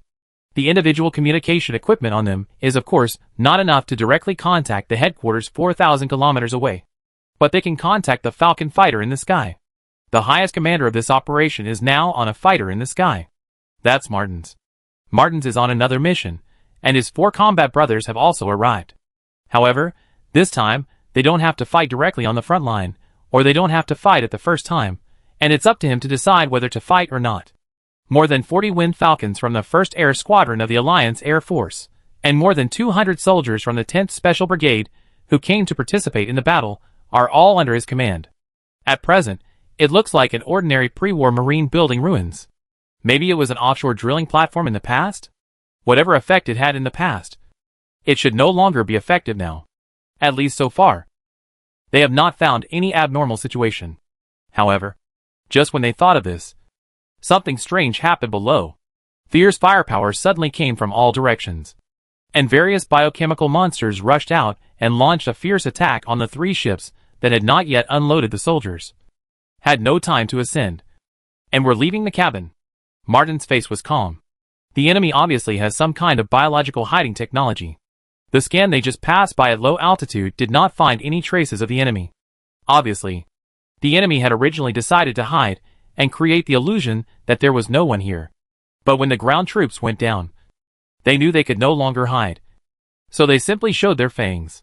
For the soldiers who landed and the 3 Wind Falcons, this was a very dangerous situation. For the overall situation, this was not a big deal. Even if all 3 planes fell and all 45 soldiers died, it would not prevent them from correctly detecting that this was indeed an important base of the enemy.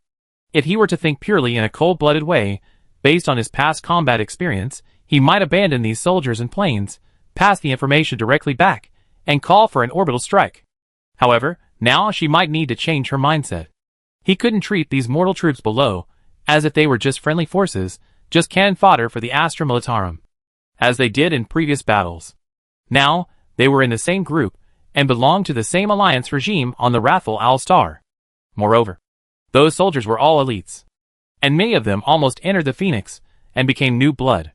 He couldn't waste the lives of these soldiers too much, not to mention the 3 Feng Falcons.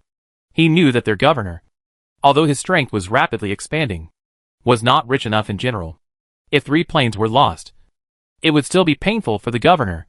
So, he issued a support order.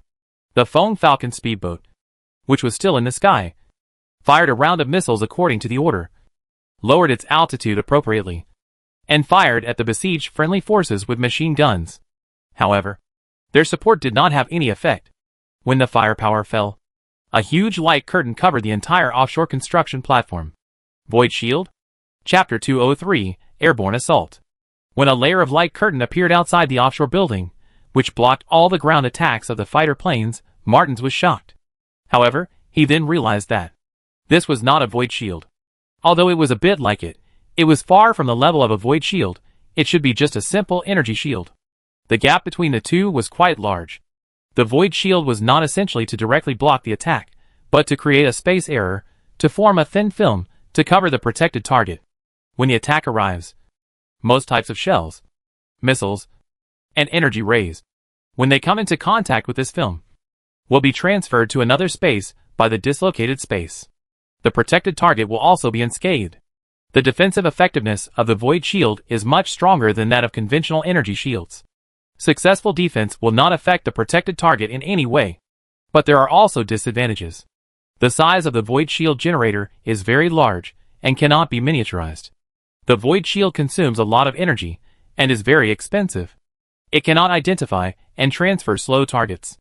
In the case of overload caused by excessive firepower in a short period of time, some attacks may be missed. However, compared with traditional energy shields, these problems are nothing. After all, many shortcomings are common. For example, if you want to achieve the same protective effect, the energy consumption of the traditional energy shield will only be higher. The energy shield cannot stop slow targets. If it is overloaded, it will not miss the attack, but it will be directly shattered, which will not be able to stop any attack. The energy shield generator may even explode inside. In comparison, the energy shield has only 2 advantages. It can be miniaturized and it is cheap. Martins has experienced many battles and is knowledgeable. After he judged that the following is not a void shield, he can further judge more information. This shield generator seems to be quite ordinary, with low technical level. However, it seems to have a huge energy reserve behind it. Unless the upper limit of its firepower can be destroyed in one go, it will be very difficult to overload it with multiple firepower strikes. Is there a chance? Martins ordered the entire fighter formation to carry out another full-fire strike. During this process, he carefully watched the reaction of the entire energy shield, and the final judgment was, no. There is a huge difference between the firepower required to overload the shield generator with firepower, and to directly destroy the shield generator. Even if we take into account the frigate in the planetary orbit, we can achieve the former, but not the latter. If we switch to the quintet, there will be no problem. Let's not talk about anything else. Just one shot of the Wrath of the Tadashi, an L-class macro cannon, can destroy the shield generator with one shot, no matter how much energy support it has. But isn't there anything right now? The 20 S-class weapons on the frigate that can hit the ground, even if they are fired at the same time, cannot directly destroy the shield generator at this moment. And with some kind of nearly infinite energy behind this shield generator, it will be able to recover quickly before the next round of attacks. In other words, it is no longer realistic to destroy this offshore platform through long-range fire. At least before the shield generator is destroyed, it is unrealistic. That means we need to launch a small-scale raid, break the shield generator by force, then evacuate, and then call for long-range fire to destroy this offshore platform. I know this well. Martins smiled, but then calmed down again. He was indeed familiar with it. Space Marines have done a lot of similar work. In his 200 years of combat experience, he has performed similar tasks countless times, and he knows the process and the key points very well. Now he was doing similar work again, which made him feel familiar and laughed at himself. However, no matter how much he did this kind of work or how rich his experience was, it could not cover up the great danger of this kind of task.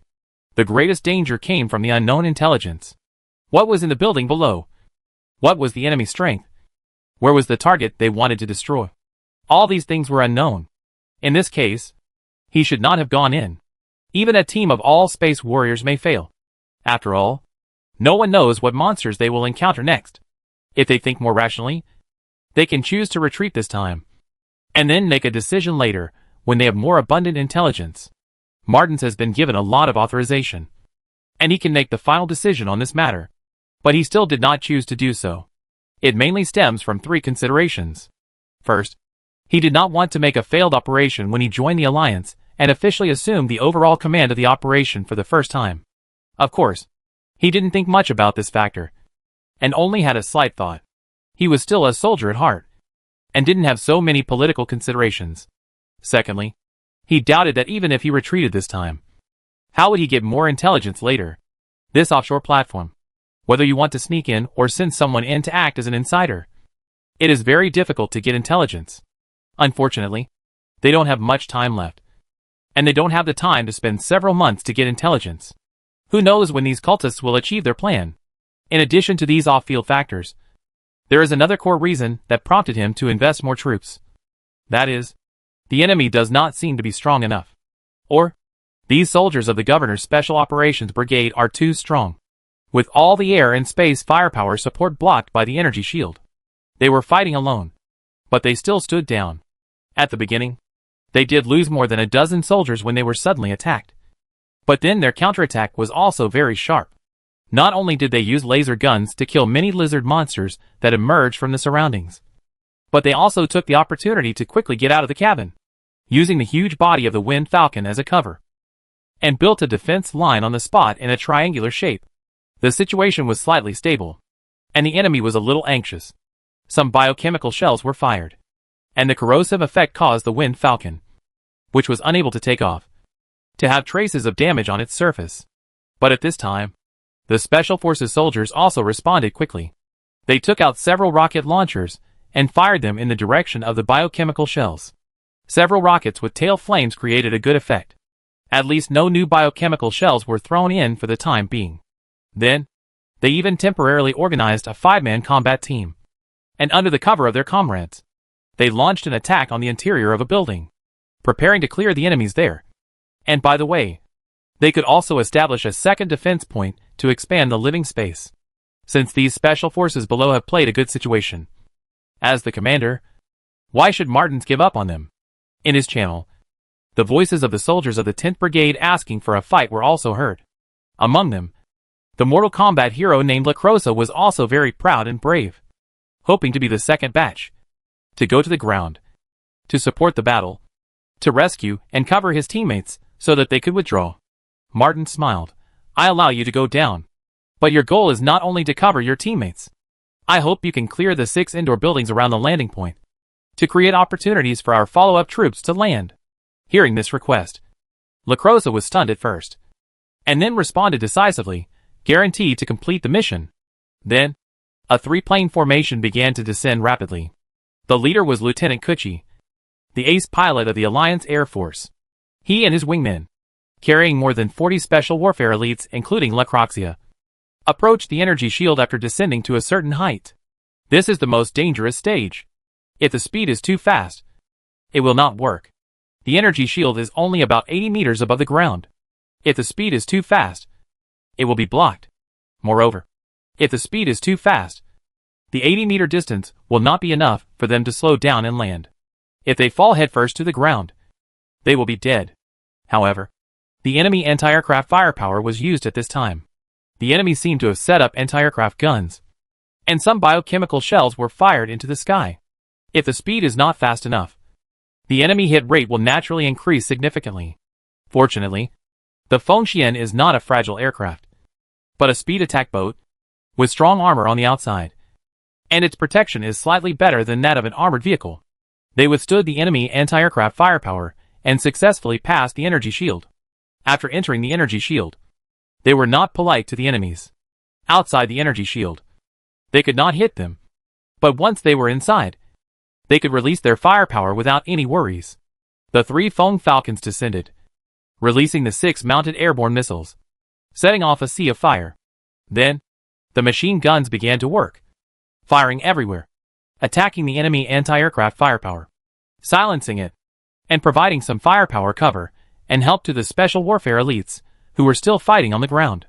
The enemy firepower was suppressed to a certain extent, and the 3 Feng Shuans below could take advantage of this opportunity to start taking off. However, one of them seemed to have a problem and could no longer fly. But the other two that took off successfully also used up their missiles before leaving the 80-meter-high shield. At this moment, the 3 Fengshuans that had just landed had already started unloading people. In fact, they had not landed yet, and were still about 10 meters above the ground. But at this height, the hatch opened, and the Special Forces elites began to jump down one by one. They didn't even use a rappel, but just jumped. For ordinary people, a dozen meters is enough to kill people. But for the Special Forces elites led by Lacroxia, it is an acceptable height. Soldiers above T3 have reached or even slightly exceeded the limit of human physical fitness. Not to mention a set of exoskeletons, which can play a cushioning role when landing. Lieutenant Kuchi was also a skilled and courageous man. After he dropped the soldiers in the cabin, he did not leave directly like other fighter planes, but chose to maneuver within a low altitude of 80 meters and assisted the ground troops with machine guns, providing valuable heavy firepower support. In a limited space, he controlled the Feng Falcon, dodging and moving. Although he could not increase the speed, he was afraid of crashing into something. But he brought the flexibility of the Feng Falcon to the extreme. The flight trajectory was unpredictable. It was in this way that he avoided many attacks and was able to fire a round of machine guns at the bottom, achieving some results. With valuable air support, the team led by Lacroxia landed successfully and joined the Special Forces on the ground. They began to follow the target given by Martins and headed for the 6 buildings around the landing site to clear them one by one. This offshore platform is an irregular rectangular platform, about 2,000 meters long and 1,000 meters wide. The most central position in the center is a conical tower head about 30 meters high, narrow at the top and wide at the bottom. Surrounding it are densely packed buildings, mostly various round warehouses or towers. Many pipes surround and connect these buildings.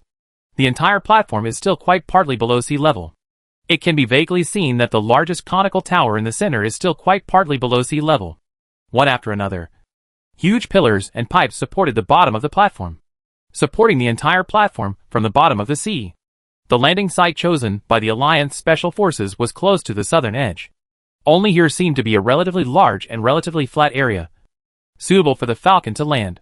When Lacroxia led the team to clear the 6 buildings around the landing site, the pressure on the landing site was reduced a lot.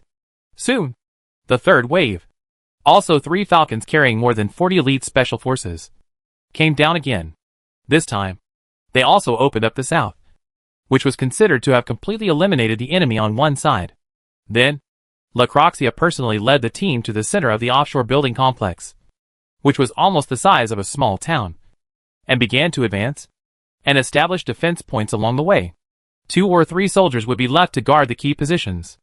They quickly broke into the central tower and cleared out the enemies inside. Here, they made 2 major discoveries. First, they found a route from the central tower to the lower level. The iron door there was closed and difficult to enter, but under the hot melt bomb, it must be no different from paper. Secondly, they opened several storage cans on the offshore platform and saw a scene that they would never forget. They originally thought that those can storages might contain all kinds of things, but they never imagined that they were full of people, densely packed, crowded together, dead, but alive. The soldiers who opened the canned warehouse door from above saw countless eyes looking up, and saw people with countless abscesses on their faces and bodies, crowded together, and almost soaked in pus. They are still alive, they are still wriggling, some kind of disgusting power is maintaining their lives. They are alive, and awake to endure this boundless pain. Itching, severe pain, maggots crawling up and down, the despair of wanting to die, but not being able to, almost turned into substance. When the storage door was opened, along with a strong stench, it formed some kind of spiritual power. The Special Forces soldier who opened the door, even though he was wearing a full coverage tactical helmet, which also had an anti-gas effect, still felt that he smelled a terrible smell. This feeling of despair and pain, along with the smell, invaded him, making him dizzy. If not for the help of his comrades, he would have fallen from above. Chapter 204, The Great Unclean One. All those who saw the scene in the living jar could not bear the psychological shock. Even if we ignore the soul shock caused by the evil magic, just this scene, if anyone has a little empathy, they will feel uncomfortable. They have reported the specific information. After receiving the news, Martins did not say anything on the communication channel, but said, "The 4th batch of support will arrive soon." The so-called fourth batch of support was led by Martins himself. 3 groups of people came down in succession. These brave mortal warriors not only stabilized the situation at the landing site, but also pierced through the sea level of the entire building complex, creating a road that could directly lead to the core building. Several defense nodes were also established in the middle. Monsters hiding in other areas, cultists, etc., had no way to cut off this passage. It has become such a situation, so what is there to hesitate about? To be honest, Martins felt a little ashamed for taking the first credit. Did they ever fight this kind of battle during the previous Atonement expedition? Those Imperial commanders did not treat the Space Marines in the Atonement expedition as human beings, and just dropped them into the enemy group, and that was it. Even after the mission was completed, if they wanted to evacuate, they had to fight their way out, and then clear the enemies at the evacuation point, and only after they confirmed that it was safe would the friendly forces responsible for evacuating them come down. And now? The Alliance Special Forces have cleared the landing site for you, the road to the target location has been opened, the evacuation passage has been guarded for you, and the evacuation aircraft are hovering in the air, and can be summoned with one order. At some point, Martins really wanted to give Lacrocia an order, let him lead the team to directly attack the blocked downward gate inside the central tower, and solve the problem himself. When he reports back, he will not disgrace the dedication of these soldiers, and all the credit belongs to you. However, he did not choose to do so in the end. Military merits and the like were secondary. Who knew what else was under the central tower? If a difficult monster appeared, Martins would not be happy to see more deaths. Not to mention whether he could solve it. He knew that his governor had put a lot of effort into this special forces. Moreover, when the people below found the despair living jar, this possibility was greatly increased. After landing, he and Rizzo went to the open living tank to take a look. With their strong mental will, this was nothing. Even with the impact of the evil magic soul shock, their brows did not move at all. Superhuman mental will. This overflow of evil magic can't affect it. As for the mental impact of this scene itself, it's not that the Space Marines have no empathy, but they are knowledgeable and a little numb. When fighting against those chaos cults, they had seen many tragic things, and all kinds of breakthroughs. This one was just one more thing. They were still able to analyze the situation with a calm attitude. This is chaos evil magic. Pastor Rizzo gave a definite answer. Our previous guess was correct. After that, he raised the holy emblem hanging on his waist, closed his eyes, and began to recite the prayer silently. It was also magical. When he began to recite, the Special Forces soldiers around him felt the mental shock that was vague before, and the nausea that was vaguely like vomiting dissipated a lot. After the prayer was over, that feeling simply disappeared. At this time, the wailing sounds in the tank gradually subsided. A brave person came closer to take a look. All the people are dead. The soldier turned around and said this. Rizzo opened his eyes and explained. They should have died a long time ago. Those chaos cultists tortured them, put them here, and used evil methods to forcibly maintain their lives, in order to gradually amplify and absorb their painful emotions of wanting to die, so as to achieve their evil goals. I was just praying to the Emperor to dispel the evil. Without the influence of the evil, these people can finally rest in peace. Everyone around immediately accepted Pastor Rizzo's statement. This was in line with the reality they saw. Those people in the tanks were really hopeless and could not die. Death was not a terror for them, but a relief. After a brief explanation, Rizzo said to Martins, "We may be in trouble. If these," he pointed his finger in a circle. There were many tanks like this around, large and small. If all of them are like this, then so much despair will ferment, and combined with the previous intelligence, there is a spiritual gas field below, with sufficient spiritual energy. We can't estimate what will be waiting for us behind that door." He warned Martins very seriously, and Martins certainly would not ignore the warning of this old priest with 400 years of combat experience. He thought about it carefully and decided to take action. We can't retreat because of unknown enemies. I know. I just remind you to be careful. At this point, Rizzo paused, and added, "The new blood of the regiment still needs your leadership." Hearing about the new blood, Martin's heart softened a little, but immediately, he returned to the role of battlefield commander. He turned his head and said to Lacrocia, "Sergeant, I need you to take people to prepare for the explosion. Next, we will act together." "Yes." The bottom of the sea ruins, the lowest part of the central tower. Here are the three most important core facilities built by the Natural Salvation Society. The first is a set of spiritual gas field refining equipment. The second is a shield generator. These two things, both originated from the pre-war era, but are already scrap products. Under the technical ability of Galaga, and under the chaotic evil law that distorts reality, they have been repaired, and they have resumed their function, and have also formed a mutual connection. The pure spiritual energy extracted from the spiritual gas field was poured into the shield generator, providing the latter with almost endless energy. In addition to these two things, there is also a demon engine. The so-called demon engine refers to a certain abyss demon, which combines its spiritual will with a certain machine, thereby obtaining a real-world entity and being able to move. That thing, like a moldy machine with flesh and blood, stands quietly not far from the shield generator. Galaga is also here. At this moment, he closed his eyes tightly and sat opposite the demon engine. The voice of the demon is echoing in Gawaga's soul. Accept the gift. Accept the gift completely. Only the loving Father can save this world. He will grant immortality to all life on the planet. The followers of the false emperor are approaching. Do you want to let this world return to the hands of that cruel empire? These voices constantly stirred Gawaga's soul. At the same time, there was another faint voice echoing in his heart. Don't believe him. Think about those people who were put into the cans. Can that be called immortal? Can it be called alive? Turn back. Let's end it all. Listening to the voices from both sides pulling in his mind at the same time, Galaga himself slowly opened his mouth. I said, if you make a noise again, I will sacrifice you. The voices on both sides suddenly fell silent. After a while, the voice in his heart sounded again. You would rather believe these demons that destroyed our world than the Empire? It was the Empire that destroyed our world. This was Gawaga's understanding. He did not intend to dwell on it anymore. He raised his hands, making a gesture of dedication.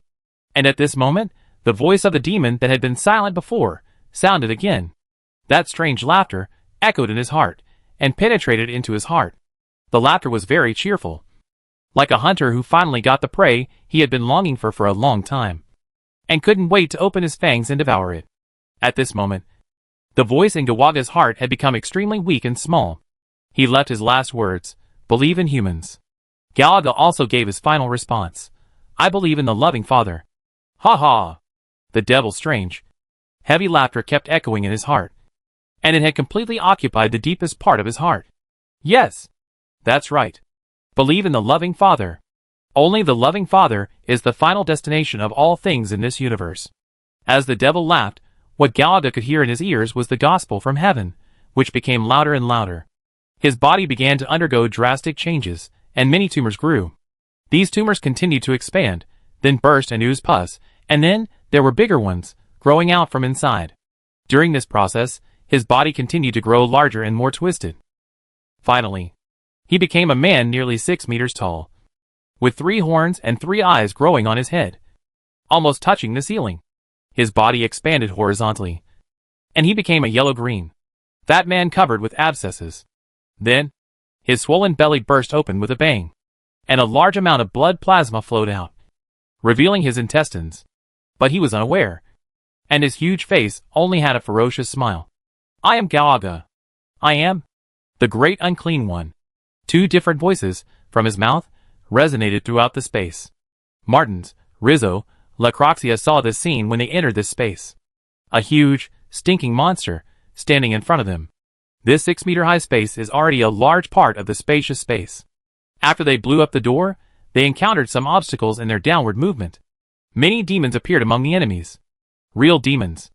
A kind of monster called Plague Bearer has a distorted humanoid appearance, has 3 eyes, 3 horns, seems to be a thin, smaller version of the Great Unclean One. These Plague Bearers, together with some plague spirits, formed a demon group and cooperated with some gun-wielding cultists, who were tortured by the plague and were no longer human, but were still alive, to block the raid of human troops. The guns in the hands of those cultists look like ordinary kinetic rifles made in China, but when they actually fight, the bullets fired from them have some special psychic effects, greatly increasing the destructive power.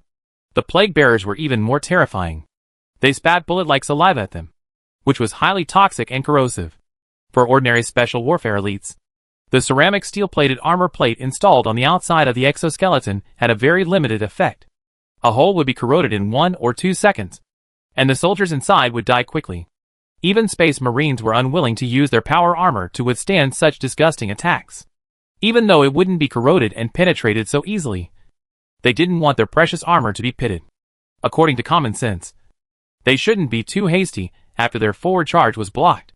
The enemy obviously had no way to retreat, and they didn't have to worry about escaping.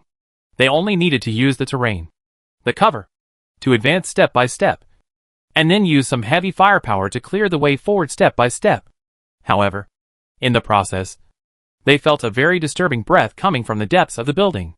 From a lower position, Martins only sought the opinion of Rizzo, and finally decided to charge with all his strength. Even if it cost him some casualties, they had to speed up. Otherwise, they always felt that something big was happening below. For this reason, Martins, as the strongest, took the lead. His Terminator power armor was almost a perfect shield in such a small space. The Terminator, which had a stronger defense than ordinary power armor, was almost harmless to the firepower. Besides, Martins is not a sitting duck. After wearing the Terminator, his mobility is indeed slightly worse than that of ordinary tactical power armor, but he can still dodge and move around, so as not to let all the firepower hit him. And the heavy bolter he held in one hand, like a small rapid-fire cannon, ruthlessly destroyed all the enemies in front of him. The 3 Space Marines who accompanied him also used bolters to quickly eliminate the enemies, relieving the pressure on the commander. The special forces behind them were not weak either. They could not withstand a shot from the Plague Bearer or the cultist. But after overloading the laser rifle in their hands, they could also defeat the enemy with one shot. However, they were still a step slower. Looking at the already formed, extremely huge demon in front of him, even Martins, who was wearing the Terminator power armor, was like a child in front of it. Moreover, Martins fully understood what he saw. This was the Great Unclean One, an existence called the Great Demon. Why would such an enemy appear on the Wrathful Owl Star? Is there soil for the Great Demon to appear here? Chapter 205, Great Demon. The so-called demon is a powerful entity. It is neither real nor illusory. It does not need to obey the laws of physics in the material world. Its existence itself is a distortion of reality. According to relevant research, demons exist in the chaos abyss, which is the dark side of the universe and a pure energy world. Demons can only enter the real universe under certain conditions, such as being summoned in a ritual, or a crack in the abyss that appears somewhere. But even so, they cannot stay in the real universe for a long time. If they must do so, they need to drag part of the chaos abyss into reality, covering part of the real world, which is the so-called demon world. Or, they are either bound to a host, which can be a machine or a living being. The Great Demon refers to the strongest type of demons. The demons that can be called this are all the most terrible enemies that humans have to face. Depending on the situation, the types of demons are different. Few people have seen demons with their own eyes, and most of those who have seen them have died. But Martins and Rizzo are among the very few lucky ones. Their regiment once participated in a battle against the Plague Cult during the Atonement Expedition. When the Phoenix arrived at that planet, the war had actually entered its final stage. Humanity failed. The mission of the Phoenix Regiment was to assist the last Imperial army to retreat from the planet. On the battlefield, Martin saw with his own eyes something similar to the monster in front of him. It was a plague demon classified as a Great Unclean One. It wielded a rusty giant sword and was invincible on the battlefield. Guns, missiles, laser cannons, all kinds of weapons bombarded it. But it was like tickling. Even if it could cause real damage, it would recover in a short time. There were 2 regiments participating in the battle.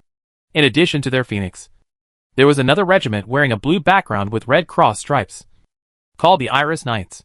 He saw with his own eyes that the chapter master of the Iris Knights, under the fire cover of multiple tactical teams, led his honor guard, all of whom were wearing Terminator power armor, and charged to the Great Unclean One. In the duel, the Great Unclean One swept the rusty giant sword, easily killing one honor veteran after another. The chapter master, brave and fearless, did not waste the sacrifice of his fighting brothers, found an opportunity to jump high, and pierced one of the eyes of the Great Demon with his fine power sword, and then pulled it down with force, cutting off the other eye and half of the head. But that was all. Although the power sword stabbed half of the head, the rusty giant sword of the big demon was also cut off by the other 2 fighting brothers, but they still failed to defeat the big unclean one. The other strong arm that still existed grabbed the captain of the regiment, slammed him to the ground, and then stepped on him to death. Then, his huge, halved head was quickly sutured, and he lowered his head and bit a Terminator veteran. The highly corrosive saliva made the armor brittle, and the sharp teeth exerted force and cut it in two. By the way, with his remaining hand, he picked up the giant sword that fell on the ground and killed another person with a sweep. Martins just watched from afar. A chapter leader with an elite honor guard, all Terminator power armor, and a tactical team with at least 30 melta, plasma, and heavy bomb weapons, was killed by a great unclean. It cannot be said that those Iris Knights did not fight bravely. When they killed the last person, they never retreated. But they were still killed by the great unclean one, and by the various monsters that kept swarming out from behind him. The Iris Knights were a relatively new war band, and their combat experience was relatively weak. But so what? If the same battle situation was fought by the Phoenix, would it be much better? Martins didn't think so. The then head of the Phoenix war band didn't think so either. At that time, some people in the war band wanted to go up to support the Iris Knights, but their war band leader rejected the idea. The Iris Knights lost a lot of people in the battle, and they could return to their home planet to recuperate. They were on a Sinatomic expedition at the time, and they could not afford the loss. They just had to complete their mission, and their mission was to cover the evacuation of friendly forces as much as possible. Of course, the Iris Knights were very dissatisfied with not helping the dying, and they hated the Phoenix a little bit, and the relationship between the two sides became bad. But that was a story for later, so I won't talk about it anymore. The reason he recalled that time was because the big unclean one appeared in front of him, which awakened his memory. This monster was almost identical to the one he had seen at that time. Behind this big demon, on the demon engine, there was a real abyss gap of about 2 meters long and half a meter wide. There were 3 or 4 demons crowded there, scrambling to get out. If it was really the great unclean one, then it was over. Everyone present would die. Martins even had a shudder. His thoughts drifted far away for a moment. The regiment has just gained hope for a new life, with new blood being cultivated. What would happen if they died here today? If they all died here, the abyss rift on the demon engine would become larger and larger, and eventually form a demon wave that swept the world. What would happen then? Can the new blood of the regiment escape? Focus. Pay attention. Rizzo reminder pulled Martins back from his fantasy. Rizzo voice continued to ring. This is not the one we encountered back then. They are different.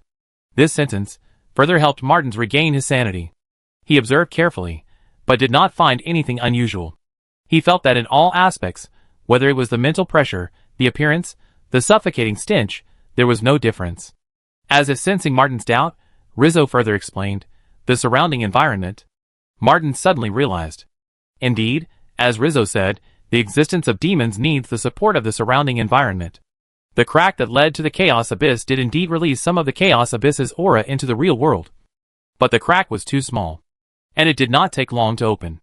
This level of coverage of the real world should not be enough to support the appearance of the most terrifying enemy, the Great Unclean One. This one. Could it be a mere decoration? But what if this judgment is wrong? We have to go no matter what, Rizzo said. We have no room to retreat. The Abyss Rift is best solved only at this time. Delaying will only make the problem bigger and bigger. I understand. Martins took a deep breath, and then quickly began to arrange combat missions. Gavaga, or the Great Unclean One who would temporarily use the name of Gavaga, had long noticed the humans who had entered the same space. But he didn't care. For him, those insects were not worth mentioning. Taking advantage of this time, the serious matter was to expand the Abyss Rift as much as possible. But it was a bit slow. He shook a huge bell or a bronze bell, which made a series of sounds, and the evil magic from within him struggled to connect with the main body in the abyss. With his efforts, the abyss crack was finally slightly enlarged. At least, it was easier for the demons who were scrambling to get out. But Gawajia was still not satisfied. The spiritual gas field supporting this place was a little small, and the previous despair ritual was not completed to perfection. So the plan was forced to be brought forward. So the energy extracted from the spiritual gas field was still a little slow to be transformed into the chaotic power of despair. But with this condition, there is nothing we can do. As for whether it will be destroyed by those guys outside, humph. The great Galaga has come here with the help of that mortal's body. Although, The origin of the body is not strong enough. And there is not enough time for him to drag his abyss essence out of the crack. He still does not think that there is anything on this planet that can threaten him and drive him out of the real world. However, when those guys really rushed out, he was stunned. Especially the one in the front. The huge red Terminator power armor reminded him of some not-so-good things. Once, when conquering and devouring a planet, he was hit by a group of similar guys with different paint jobs. And his 2 eyes were blinded. Half of his head was cut off. And 1 hand was chopped off. Although he won in the end, it took him some time to repair those injuries. The attack full of human courage was much more serious than the injuries caused by gunfire. And it was also more difficult to recover. It took him decades to recover to his peak state recently. After recovering his full strength, he immediately began to serve his father and took over the invasion of a small world. There happened to be a mortal who accepted the grace of the father, which was a good bridge. At this point, he thought that everything was almost done, and the whole world was about to fall into his hands. But he didn't expect that. At the critical moment, among the human insects that came here, there was actually a nasty space marine, and he was wearing Terminator power armor. He was not very happy. On the one hand, it reminded him of some bad memories, and on the other hand, he was a little nervous. If it was normal, he would kill these 4 space marines and the human soldiers who followed behind, just casually. But now, his essential power to come here is not enough, and he is really a little nervous. He did not act arrogantly, and stopped expanding the abyss rift. Instead, he raised the bronze bell in his hand and shook it violently at the humans rushing forward. In his body, there were many abscesses and broken wounds, and a large number of monsters suddenly emerged. Plague flies. Many plague flies as big as puppies flew out, accompanied by several plague bearers who had just run out of the abyss rift, and plague spirits, and charged towards the humans. Suddenly, red laser beams burst out, the human soldiers following closely behind the space marines, with their superb shooting skills, aimed their firepower at these monsters. The great unclean one Galaga had to admit that, apart from the space marines, the other human soldiers were not weak either. Many of his little darlings were shot dead in this round. He felt angry, and with a roar, he chopped the space marine, who was rushing in front with the rusty giant sword in his hand. The sword of the great unclean one, seemingly without any skill, was just a strong chop, but Martin's, who was the first to bear the brunt, felt that he had nowhere to hide. He could only roar, raise the power sword in his hand, and attack upward. According to his past memories, anyone who tried to resist the great sword of the great unclean one would be killed by a single blow, no matter who it was. He could no longer think about what would happen to him, and could only do his best. The rusty giant sword fell, but amid the clanging sound, Martins actually held on, although he felt that he was bearing the heaviest blow he had ever encountered in his life. He still relied on his firm will, and the strong support provided by the Justice Terminator power armor to bear the blow. Galaga was filled with hatred. Before, he was still praising the owner of this body for making the right choice, combining with him, being devoured by him, and allowing him to descend into this world. Now, he was cursing the weakness of this body, which made him descend, and the transformed body had a strength of only 1% of his peak period at most. But what other options were there? While he increased his strength, his other hand violently shook the bronze bell. The dark green spiritual energy visible to the naked eye gathered with the swing of the pendulum, seemingly gathering some terrible power. But at this moment, Galaga felt his own strength suddenly weakened by 3 points and could not even suppress Martin's. Taking advantage of the sudden reduction in pressure, the commander pushed the giant sword away with force, and then raised his other hand, and fiercely bombarded the fat intestines exposed on the belly of the great unclean one. Thick pulp. Foul blood spurted everywhere. The demon that was hit took a few steps back. He sadly discovered that his damage resistance was much lower. He couldn't fight like this. He looked at the priest next to Martin's again. He held the holy emblem of the false emperor in front of his chest, and recited disgusting scriptures. This was the culprit that weakened his power. He was dispelling the influence of the abyss, which made the power support that Galaga got from the abyss rift even less. But this priest was obviously not as difficult to deal with as the guy wearing the Terminator power armor. Galaga pointed the bronze bell at him viciously, and directly blasted the power that had not yet been accumulated, but was already terrible enough. Chapter 206, The King of Soldiers Can Do This. On the surface of the bronze bell, the rich green light suddenly shot out. A green light ball, which seemed to have many mosquitoes and flies around, drove a long tail, flew towards Pastor Rizzo. The flying speed of the light ball was not very fast, and Pastor Rizzo tried to dodge it. However, that thing had the effect of tracking, and also drew a track in the air, following Rizzo. LaCroix, who was behind, noticed this situation. He raised his hand and fired a shot at the evil energy ball with a strange trajectory with his energy-accumulating laser gun. It was a precise hit, but it was useless. The red energy-accumulating laser was swallowed by the light ball, and the evil energy in it was not affected much. With no way to avoid it, Rizzo could only raise the scepter in his hand and attack the evil energy. On the scepter, the gravity field was activated, and the holy emblem held in the other hand released a fierce golden light. Then, he hammered it. The ball of evil energy was shattered by a single blow, but at the same time, the holy emblem in Rizzo's hand was also shattered. Galaga laughed innocently. Although he didn't kill the annoying priest, shattering the holy emblem was crucial. This priest was a bit strange, and the holy emblem with the power of the pseudo-emperor in his hand was even stranger. It could actually continue to dispel the influence of the chaos abyss and weaken his power. Now, the holy emblem is broken, and it can't be dispelled. He immediately felt that his strength was rising and recovering. However, he just laughed twice, and he couldn't laugh again. The holy emblem was broken, but the bronze bell in his left hand suddenly cracked, and then broke into 3 pieces. His bronze bell was a gift from his father, although what was here was not the real body of the father's artifact. It was just a projection of the source of power. But if it was broken immediately, he would have no use now. Without the help of this artifact, Gobaga's summoning of the power of the Chaos Abyss would also be weakened. In this round, he did not gain anything at all, but even suffered a small loss.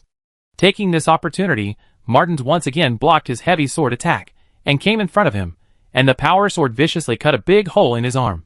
Behind the 2 main forces, Martins and Rizzo, the other 2 fighting brothers were not idle either. Knowing that it is not enough to rely on the firepower output of the grenade gun to fight against the Great Unclean One, they also brought plasma pistols. The power of a single shot of a fully charged plasma pistol is even stronger than that of a heavy bomb. However, the Great Unclean One, which seems to be completely exposed to the skin and has no external armor protection, did not suffer 2 serious injuries. It only had 2 holes about the thickness of a human thigh. It seems to be a big injury, but for a Great Unclean One that is 6 meters tall, and may be more than 6 meters wide and thick, and is known for its strong vitality, such injuries are not serious. Even under the wriggling of flesh and blood, the seemingly horrible penetrating burns were quickly filled up again. Of course, it still hurt. Gawaga's powerful and heavy sword was deflected because of this. Martins found another opportunity, and slashed him twice with the power sword. Power weapons are essentially strong metal blades with decomposition fields attached, which are almost indestructible. With one slash, even the body of a Great Unclean One would be cut like butter by a hot knife, leaving a big wound. With the vitality and recovery ability of the Great Unclean One, these are not fatal. However, it takes strength to recover from a wound. The foul-smelling blood and pus that splashed out after the wound was opened also represent the loss of strength. These are all making this terrible demon weaker. If Galaga had not been very careful to protect it, and had not given Martins too many opportunities to directly threaten his arm, he would probably be in more trouble. He is not in his prime, and if he loses an arm like he did back then, it will be even more troublesome if he fights again.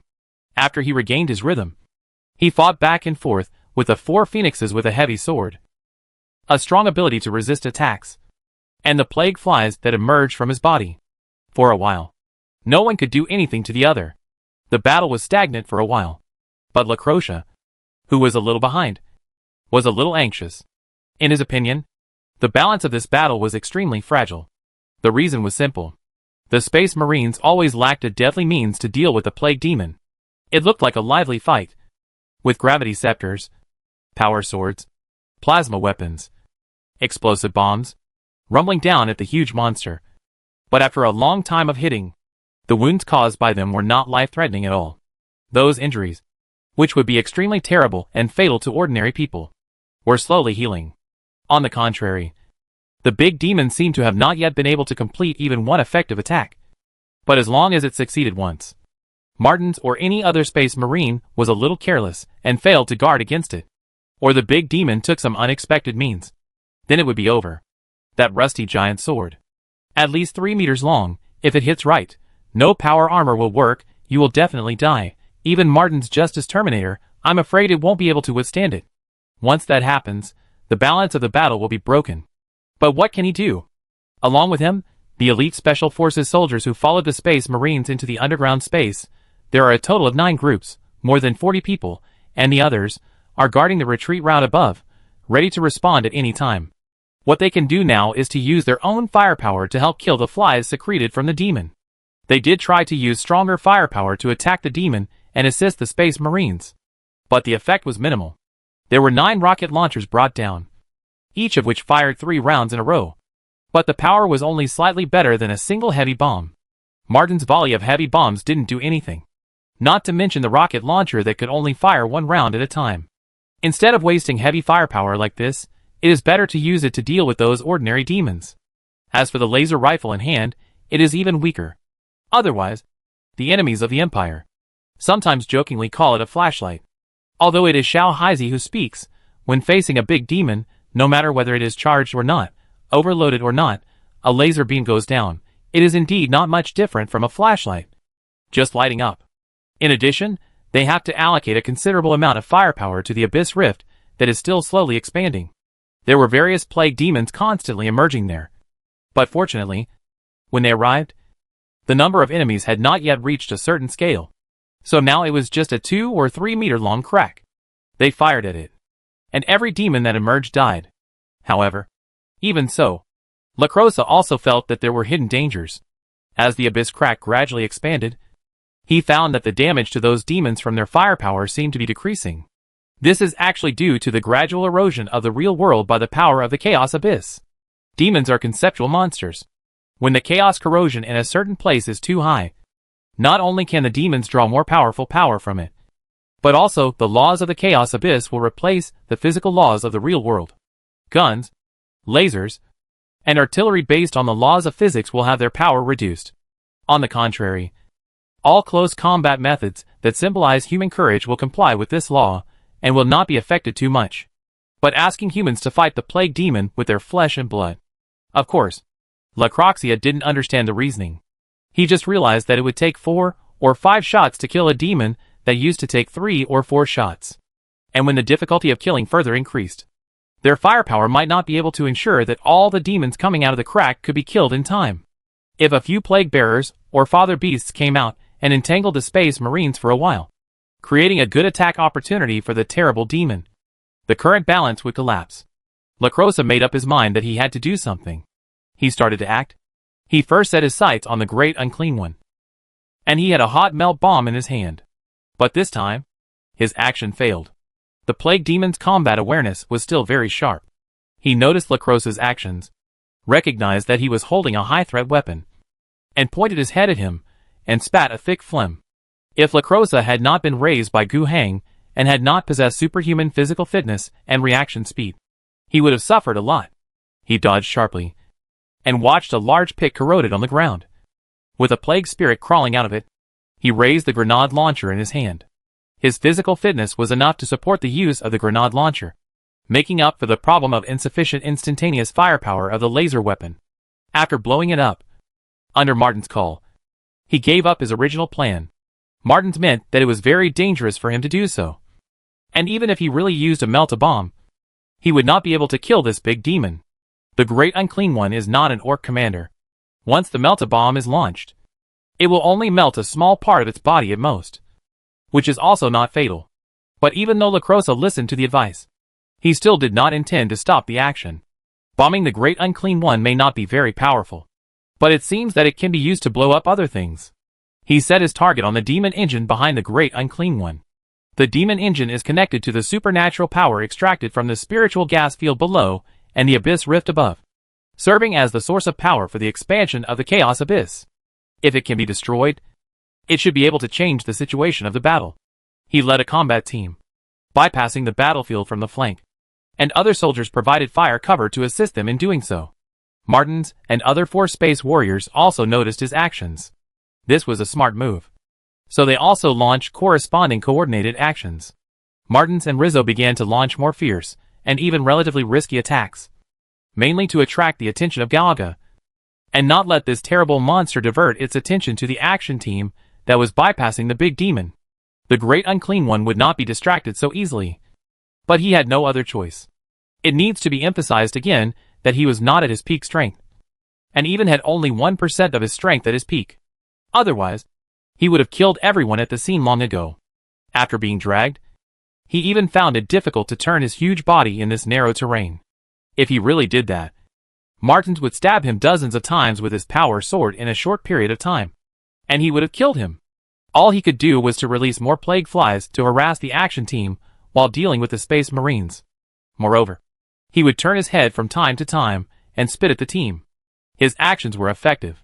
In a short while, at least 3 elite special forces died tragically. One was surrounded by many huge flies that could not be cleared away by firepower in time.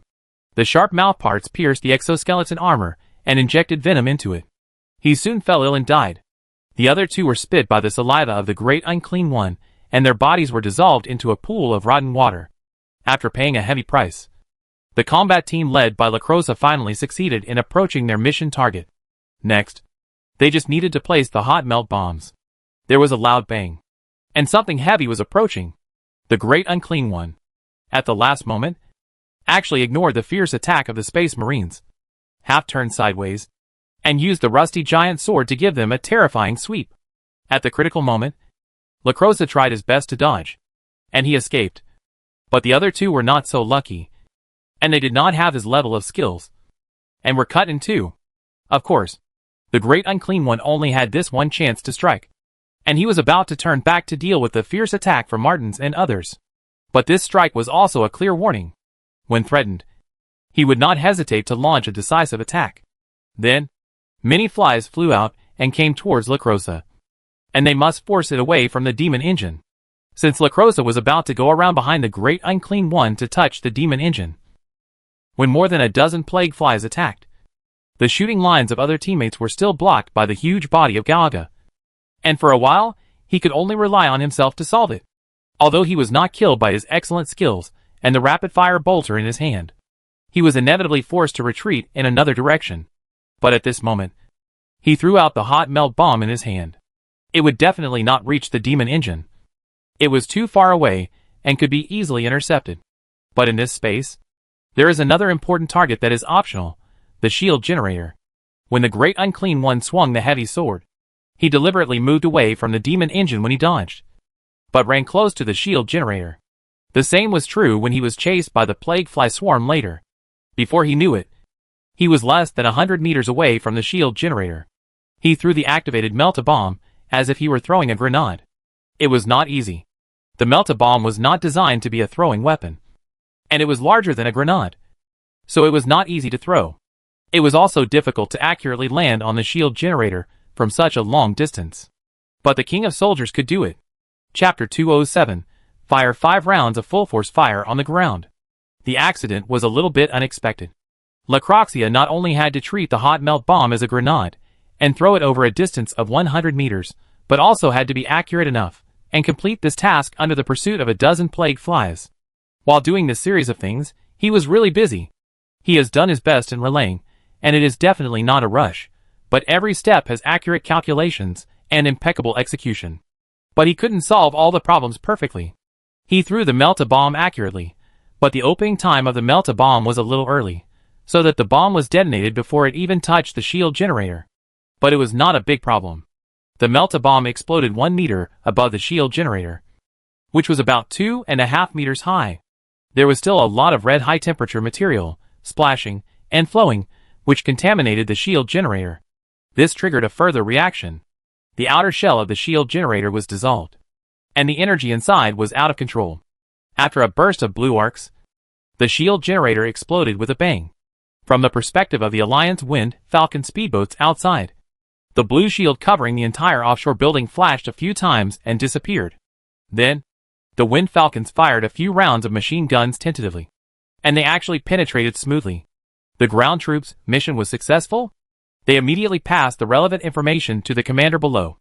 Martins, who was fighting the big demon, and Lacrocia, who was using a grenade launcher and a tactical knife to deal with the plague flies surrounding him, heard the news. They were all very excited.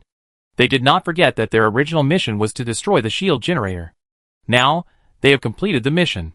As for the unexpected big demon, the Abyss Rift, it seems that there is another way to solve it. Anyway, it seems that this great unclean one cannot be killed, unless the demon engine behind him is killed. But with him, the demon engine can't be dealt with. Then forget it. Retreat. Martins, as the Supreme Commander, gave a decisive order. Everyone, fight and retreat. Martins is the rear guard, resisting the pursuit of the Great Unclean One. A group of special combat elites, plus 2 Phoenix veterans, retreat and fire, killing demons, attacking the Great Unclean One, and providing some cover for Martins. Previously, the Great Unclean One had no way to deal with them, and now he was in pursuit.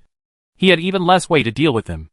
This space was large, with a height of 6 meters, a large area of empty space, a few equipment, and building structures, all of which were destroyed in the previous battle. However, despite this, for a fat guy who was 6 meters tall, more than 6 meters wide and thick, this place was still too narrow, and it was not convenient for Galaga to move. The Great Unclean One, who was severely restricted, gradually couldn't catch up. He could only roar in impotence and rage. It was so aggrieved. I am a great demon. When have I ever been played like this? Even in the most miserable time, when half of my head was chopped off, an arm, and countless injuries. Those were the losses incurred in an upright battle. The enemies who fought against him at the same time were strong and numerous. But in the end, he still killed them all. Although he rested for a few years later. At least that battle was fought thoroughly. But today, it was all frustration. His own strength was not enough. Frustration. Those enemies were relentless. Frustration. They just stared at his shield generator and demon engine, which he could not take care of at the same time. Frustration. And what was worse was that he realized that something was wrong. From the memories left over from the body he occupied before, there was a starship stationed in the sky above this world. Galaga fully understood what it meant to have a starship in orbit. Now, he has no anti-orbital equipment at all, only a shield generator, which is still useful with the infinite energy of the spiritual gas field. Now, the shield generator is gone. What to do? Although the demon engine is still there, the Abyss Rift is still there, the power of the chaotic abyss is still eroding the real world, transforming the surrounding area into an environment more suitable for the existence of demons, and continuously summoning more demons to come here. It won't be long before he can use this place as the core, raise a demon army, and his own power will continue to increase, and eventually reach its peak. According to the memory of this body, as long as he reaches that step, he will conquer the entire planet, and give another gift to his loving father. It will be a piece of cake. But what if the orbital strike falls later? Nothing has been built yet. If the demon engine behind him explodes, everything will be over. He will be driven back into the chaos abyss because the source of the chaos abyss law is cut off. The little time in between is not enough for him to rebuild a demon engine and continue to transform the energy of the spiritual field. Looking at the group of human insects fleeing into the narrow passage, when he had no way to chase them anymore, his huge body, carrying many plague demons, who had just crawled out of the cracks in the abyss, who were not sure what kind of result they were about to face, who were cheering for coming to the real world, were at a loss as to what to do in this space. Martins and others, the operation of leaving this offshore platform was quite smooth. Before that, the special forces who had been flowing outside had well guarded the smoothness of the entire retreat passage from the entrance of the central tower to the landing site. Inside these superstructures outside, there should indeed be a lot of deformed monsters. And the cultists of the Natural Salvation Society exist. They have indeed tried to attack the Special Warfare elites guarding the passage. At the beginning, the soldiers of the Special Warfare Brigade had a hard time. Although they are all T3 or even T2 elites, and have the most sophisticated individual equipment in the Alliance except for the Space Marines. They are few in number after all, and they have to divide their troops to guard the landing site and the entire passage. Facing various monsters with far more numbers than them, and the attacks of the cultists, they still had some hard times. Casualties, running around to support and put out fires, and the defensive nodes switching positions from time to time. But in the end, they still managed to hold on after paying a heavy price in casualties. Until the energy shield in the air dissipated, the hard days were finally over. A large number of Fengshan fighters suddenly lowered their altitude and began to bombard various places on the ground with machine guns and airborne missiles. The enemy limited anti-aircraft firepower. Those biochemical anti-aircraft guns rumbled into the sky, but the effect was minimal. The Feng Falcon's protection was slightly stronger than that of an armored vehicle, and it would not be easily shot down. Moreover, after the energy shield was destroyed, they could maintain a higher flight altitude and provide support to the ground. Flying high, it was relatively less likely to be hit by anti-aircraft firepower. In this case, the pressure faced by the human defenders outside was greatly relieved. Then, the friendly troops, who had gone down earlier, also came up. At Martin's call, everyone evacuated quickly and assembled at the landing site. He personally led the team, attacked and destroyed several enemy anti-aircraft firepower points, and established a defense line around the landing site. Then, after the landing site was relatively safe, 3 Wind Falcons were dropped from the sky, and each Wind Falcon carried 10 people and withdrew. This went on and on until Martin's and the other 4 space warriors were the last to evacuate. When the last batch of Wind Falcons took off from the offshore platform, Martin sent the information that they could carry out orbital strikes to the sky. From here, it is very difficult to communicate with Fuxing City, which is about 5,000 to 6,000 kilometers away. The Alliance has not yet established communication equipment all the way, nor has it launched a communication satellite. But isn't there a starship in the sky? As long as the starship is in the right position, and not on the other side of the planet, communication can be carried out. Before leaving, Gu Heng had already explained to Martins and the Claw Tiger in the sky that Martins had full authority to apply for orbital strikes, and his application was just like his own application. This was a great authorization. On the Claw Tiger, Captain Major Du Jiqing and Commodore Yi Lixia both received information about the orbital strike. Since Gu Heng had given the corresponding authorization before, the 2 commanders of the Imperial Navy followed the normal process. It is not that they will execute the orbital strike just because the planetary governor requests it. They are the Imperial Navy, not the Wrathful Star Navy. After the relevant application comes in, they also need to evaluate it. The main evaluation is to see the value of the target. If the target is particularly weak, or the target is not an enemy of the Empire, then they have to be more cautious. And today, after receiving the strike request from the commander of the Martins, they are also evaluating it. It's not about assessing whether the target is valuable enough. A great unclean one. A rift in the abyss that is about to open. How can this be enough? What they want to assess is this true? Major Du was dumbfounded when he saw the short message on the application report, which clearly stated these things. He is not young anymore. He was also an excellent student who graduated from the Naval Academy. He has been on duty on the starship for many years, working diligently, gaining experience, and relying on the support of the Fofana family. Finally, at the age of 55, he was promoted to the position of captain with the rank of major. But in his 30 years of military career, he mainly fought against pirates. The biggest scene he had experienced was when he was not yet a captain, following the main force of the Pegasus fleet to fight against a group of greenskins. At that time, he was just an engine system administrator. He only followed orders during the battle and rarely went into the bridge command room. He didn't see much at all. When he heard the name of the great demon, he was really confused. Major Du turned his head and looked at Elisha. Ms. Commodore, has life in the orbit of the Angry Owl Star always been so exciting? Yes. Elisha could only smile bitterly. A few months ago, it was fine to carry out orbital strikes against the proliferating greenskin tribes on the ground, but later, she was inexplicably fooled by Gu Heng and pulled into a one-on-many interstellar naval battle, which was exciting enough. She thought that it would end there. But the great demon. To be honest, Gu Heng brought her new meaning. She didn't expect to face such an opponent. And at the same time, she realized how big a deal this was. Let's not talk about why there were so many things on the Wrathful Owl. But this wasn't particularly strange. The proliferation of greenskins was due to research in the pre-war era, and samples leaked from the destruction of the world. The demon gap was also normal, as the Wrathful Owl was a planet that was destroyed and rebuilt because of the demon wave. But what she cared about more was that this seemed to symbolize merit. The appearance of a great demon means that a great disaster is coming. The current Angry Owl Star is no longer the rich place it once was, with enough financial resources to support a huge planetary defense force. Once the demons become powerful, under the leadership of a great unclean being, they will be a devastating blow to the entire planet. Yi Lixia admitted that Gu Hang was a man of his own. In just half a year, he built a wasteland world into what it is now. The army under his command is also very good, and is not even inferior to some interstellar army corps. However, despite this, quantity is always a problem. With only a few 100,000 troops, it is impossible to resist the ravages of the demon wave and last until the support of the Empire arrives.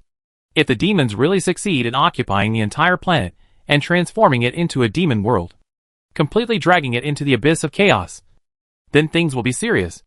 It is no longer a question of whether the angry owl star can be saved, but this demon wave is likely to spread to other galaxies. After corrupting an entire world, the number of demons will be extremely large. They will also be able to drag out an entire chaos fleet from the chaos abyss. By then, the entire star region may face war.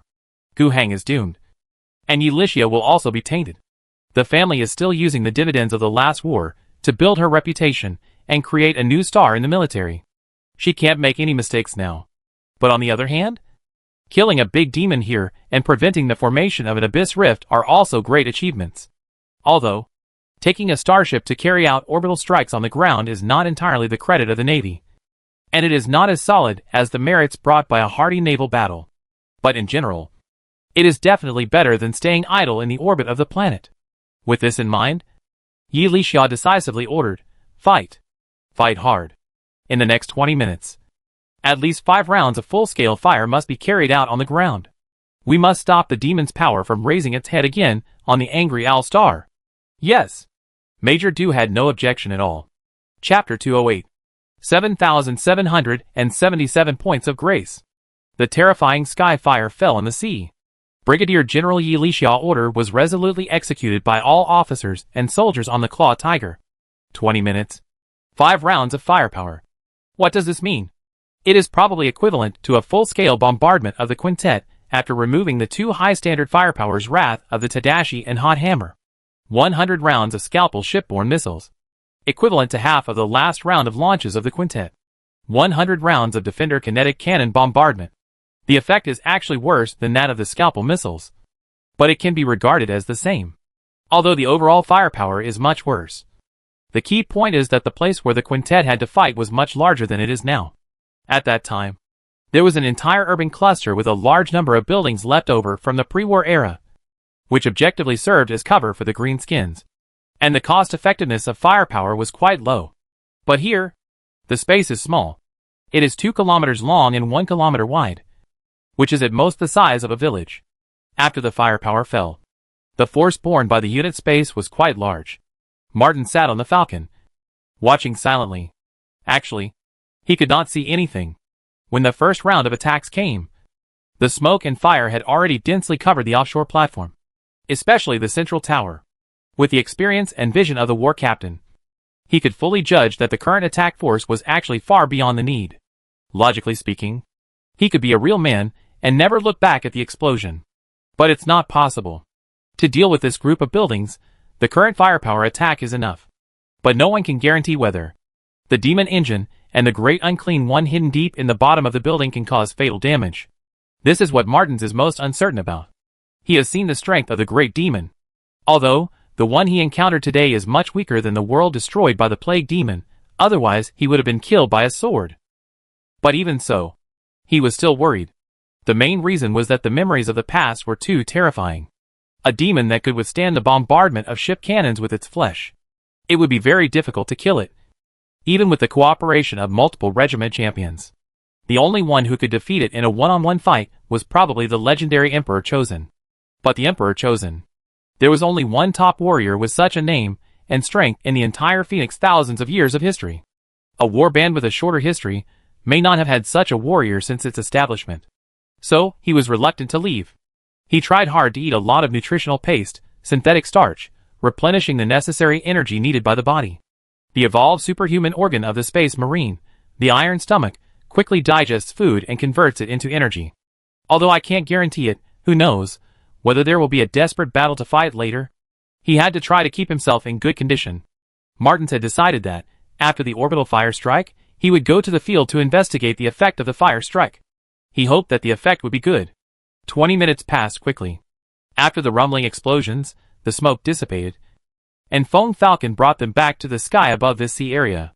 That offshore platform was no longer what it was at the beginning. Those pipelines, tanks, sea buildings, almost all were destroyed by the terrifying firepower. The living dead in the tanks were all physically freed. Those deformed monsters and cultists, who had survived before, would definitely not survive such a blow. But these were not what the people on the Wind Falcon were concerned about. Martins looked at the building in the center of the offshore platform, which had been completely blown down. The backflow of seawater had filled up the place. Just looking at it like this, you couldn't see anything. He ordered the Wind Falcon to descend. As for what happened next, the elite special forces of the 10th Brigade could not help much, so there was no need to let them go down. Martins left the Wind Falcon with only his 3 combat brothers and jumped onto the unrecognizable offshore platform. The main structures here had been destroyed by the orbital strike and were slowly sinking. More and more water poured in. According to the current progress, it would take at most 30 minutes for the supporting structure below to completely lose its effectiveness and the entire offshore platform to sink completely to the bottom of the sea. But this did not affect what they were going to do next. Martins led his men, jumping into a hole that had been blown out and filled with seawater. Space warriors, according to their training of course, had to face all combat environments under the stars. The life support system provided by their power armor was enough for them to fight in the oceans of strong acid environments on certain planets, not to mention ordinary seawater like the Wrathful Owl Star. And, after switching to the underwater combat mode, a few tons of iron lumps can also move in the water, but it is not so convenient. After entering the underwater environment, it took them a while to find the place where they had fought. This process was difficult. The previous bombing had completely destroyed the building structure here. They wanted to find the original place, which was like walking through a maze, and they had to remove obstacles. But after some time, they still did it. After finding the original place, they saw a body that had dissipated most of its body, which was suspected to be a demon. It was completely in disarray. In Rizzo's judgment, it was not blown up, but after the demon engine was destroyed, because it lost its deep connection with chaos, something like the Great Unclean One, there was no way for it to continue to exist in the real world. Its remaining body was still evaporating rapidly. And next to it, they saw a fragment that seemed to be a demon engine that had been blown up. The abyss rift had disappeared. That should be considered complete. Martins asked uncertainly. Rizzo closed his eyes, sensed carefully, and then replied, "It should be." "Then I'm relieved." At this moment, Martins received another communication message from the Wind Falcon. This message was passed through 2 hands, and came from Fushing City.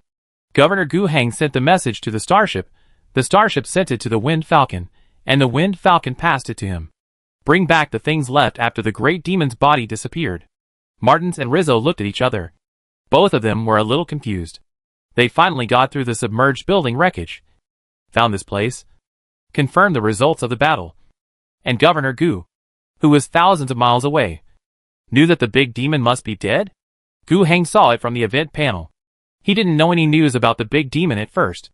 After all, Martins and others broke into the lower level of the central tower and encountered a strong enemy, so they had no time to send out news. It was not until the time of orbital bombardment that he learned the information from the Blade Tiger. Then, the moment he received the news, a new message popped up in his event panel: the Great Unclean One. Gawaja. Gawaja is not the real name of the Great Unclean One, but it is the name he uses now. He is about to tear open the curtain between the abyss and reality, and bring his army to descend on the Wrathful Owl Star. This is a catastrophe. What should you do? The moment he saw the news, he was really shocked. Oh my god, is it really that exciting? What is the virtue of the Angry Owl Star? How can it be targeted by a big demon? What is wrong with this planet? Why can it encounter all kinds of monsters? To be honest, if Gu Heng didn't have the system in his hand, he would have died many times in this place. Even if he had a great skill, he solved the problems that many previous governors could not solve, and he united the alliance and all the survivors. But if any threat of the previous Greenskin disaster, and the subsequent demon disaster, as long as it takes root, then everything will be over. Even if he had a system, neither the Greenskins nor the demons could be solved perfectly by the Angry Owl Star, which had not yet developed. Gu Heng, who was in the rear, was even thinking about whether to take a flight and go to the south in person. He was at least a level 5 psychic. and he was not inferior to Martins in single combat. So he could be of some use. Anyway, if the worst came to the worst, he would die. Either he would die in the bloody battle between the angry All-Star and the endless demons, or he would die in the subsequent judgment of the Empire. Such a big problem on the planet, it may even affect other star regions. He, the governor, can't escape. In any case, the problem must be solved in the budding stage. But fortunately, things didn't get to that point. After he was worried for about an hour, new news appeared on the panel. The Great Unclean One, Gavaga, solved. The Great Unclean One, Gavaga, has been expelled back to the Chaos Abyss, and it will take some time to recover from its injuries this time. Reward: 7,777 gifts. Optional gifts: after the Great Unclean One, Gavaga, was expelled, the Chaos origin that he didn't have time to escape from, condensed on its rusty giant sword. Spend 777 points of grace, you can transform it into a holy weapon that can be used by humans. Looking at this message, Gu Heng felt a little uneasy. The reward given by this grace point is very large, but this number, why is it so strange? Moreover, the essence of chaos left by a plague demon, this thing is used as a holy weapon. As a weapon? You think it's not dying fast enough, right? The grace points required for transformation are also 777. However, Gu Heng also paid attention to the words can be used by humans mentioned in this description.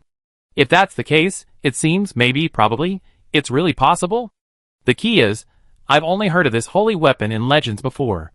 What if it's really powerful? It's only about 777 points of grace, so just spend it. There's still 7,000 left anyway. So, he gritted his teeth and exchanged this optional reward. Weak holy weapon, purifying god plague great sword fake. Contains a small part of the chaos origin of a great unclean one, after being purified, can be used by humans. The person holding it has the effect of adding 2 to the constitution, and 2 to the spirituality. This bonus is invalid after exceeding 22 points. The person holding it is immune to the plague, disease effects. The great sword has a similar gravity field, and the great sword has a must-hit feature that can be activated once a day. After being purified, the weaker holy artifact still has a very low probability of becoming a bridge to communicate with the abyss, so that the owner can occasionally hear the whispers from its original owner. Those with weak will cannot use it. Looking at this thing, Gu Heng felt a little toothache. This thing is very strong, especially for people who are already strong. The spiritual and physical attributes are both increased by 2, according to the system's algorithm, which means that the holder's physical fitness can be more than doubled on the basis of his original body, and the same is true for spirituality. With it, Gu Heng is equivalent to directly upgrading 1 level. With it, the level of a company champion like Martins can immediately reach the hard power level of a serious space marine company commander. However, Gu Heng was a little hesitant about the information written on the back of this weak holy weapon, that it would be affected by the abyss. He didn't want to use it.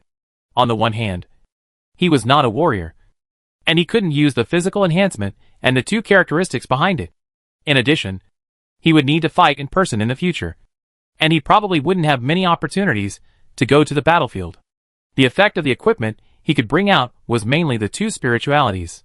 On the other hand, Gu Heng didn't want to try it himself to see if the abyss corrosion could affect him. He didn't think he was a weak-minded person. But there was no need to gamble. Not even with a 1 in 10,000 chance. The most suitable person to use this weak holy weapon was Martins. But that person, Gu Heng was quite worried about his willpower. He was a space marine, and a chapter master who had gone through the expedition of atonement, and was now responsible for rebuilding the chapter. He was also a company champion. Logically speaking, he was definitely a determined person.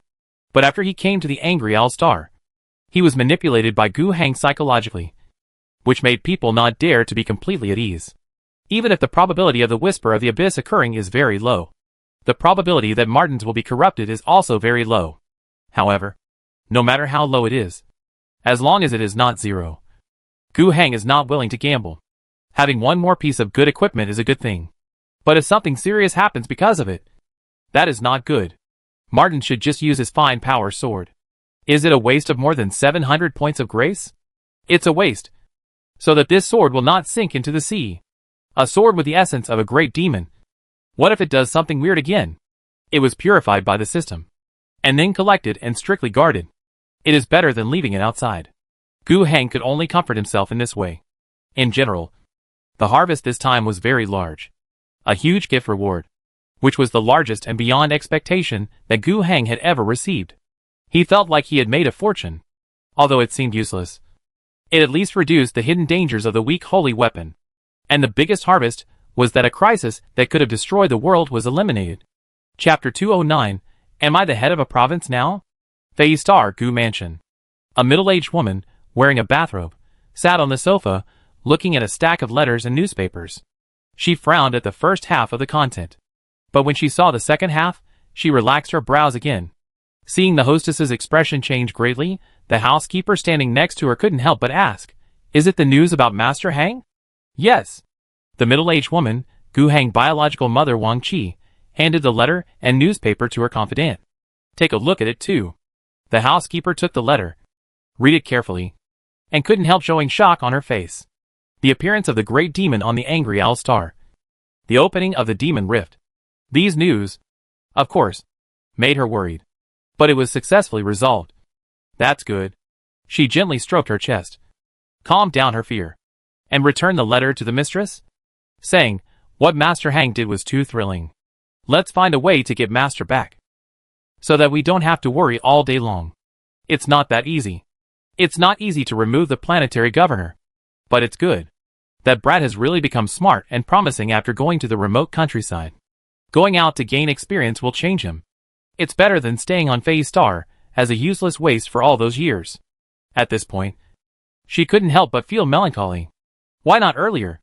If her son could become smart earlier, show his mature, responsible and capable side earlier, she wouldn't have to be so tired all these years. Many things could have been handed over to him step by step.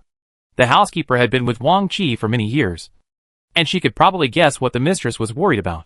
She thought about it, and carefully proposed an idea. "How about we help Master Hang?" Wang Qi looked up at the subordinate who had been with her for many years, and asked, "Help? How do you want to help?" She was really thinking. "Can we help Master Hang build some factories on his planet through aid construction? If the ownership is difficult to obtain, it can be registered in a new Gu family caravan. And this new caravan will serve Mr. Hang exclusively. Building factories. It is useless if there are too few. And how can the family approve such an investment plan if there are too many? It is the principle of the Gu family to avoid heavy asset investment other than the fleet." When she said this, Wang Qi sneered, seeming to be a little disapproving of it, with a hint of sarcasm. However, she finally sighed. "This won't work. At least not now." She looked out the window.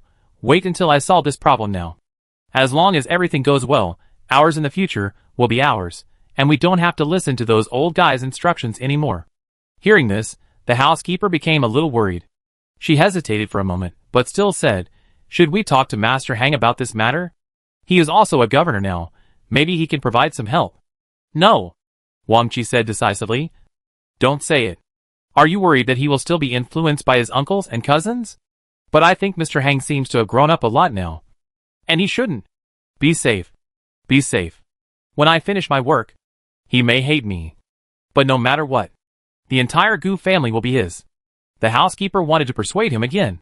But looking at Wang Qi's appearance, she finally didn't say the words of persuasion, and could only sigh. "I hope Mr. Hang can understand your intentions in the future." Wang Qi snorted coldly. "He doesn't need to understand. I just want to give something that originally belonged to my husband to his son. That brat. Just don't cause me any trouble." The housekeeper lowered her head, but couldn't help rolling her eyes. This mother and son are really more awkward than each other. "Okay. You go first. I rest for a while." "Okay." The hostess spoke, and the housekeeper didn't stay any longer, and turned around and left. Wang Qi, who was alone, couldn't help but take out the letter she had just read and read it from beginning to end.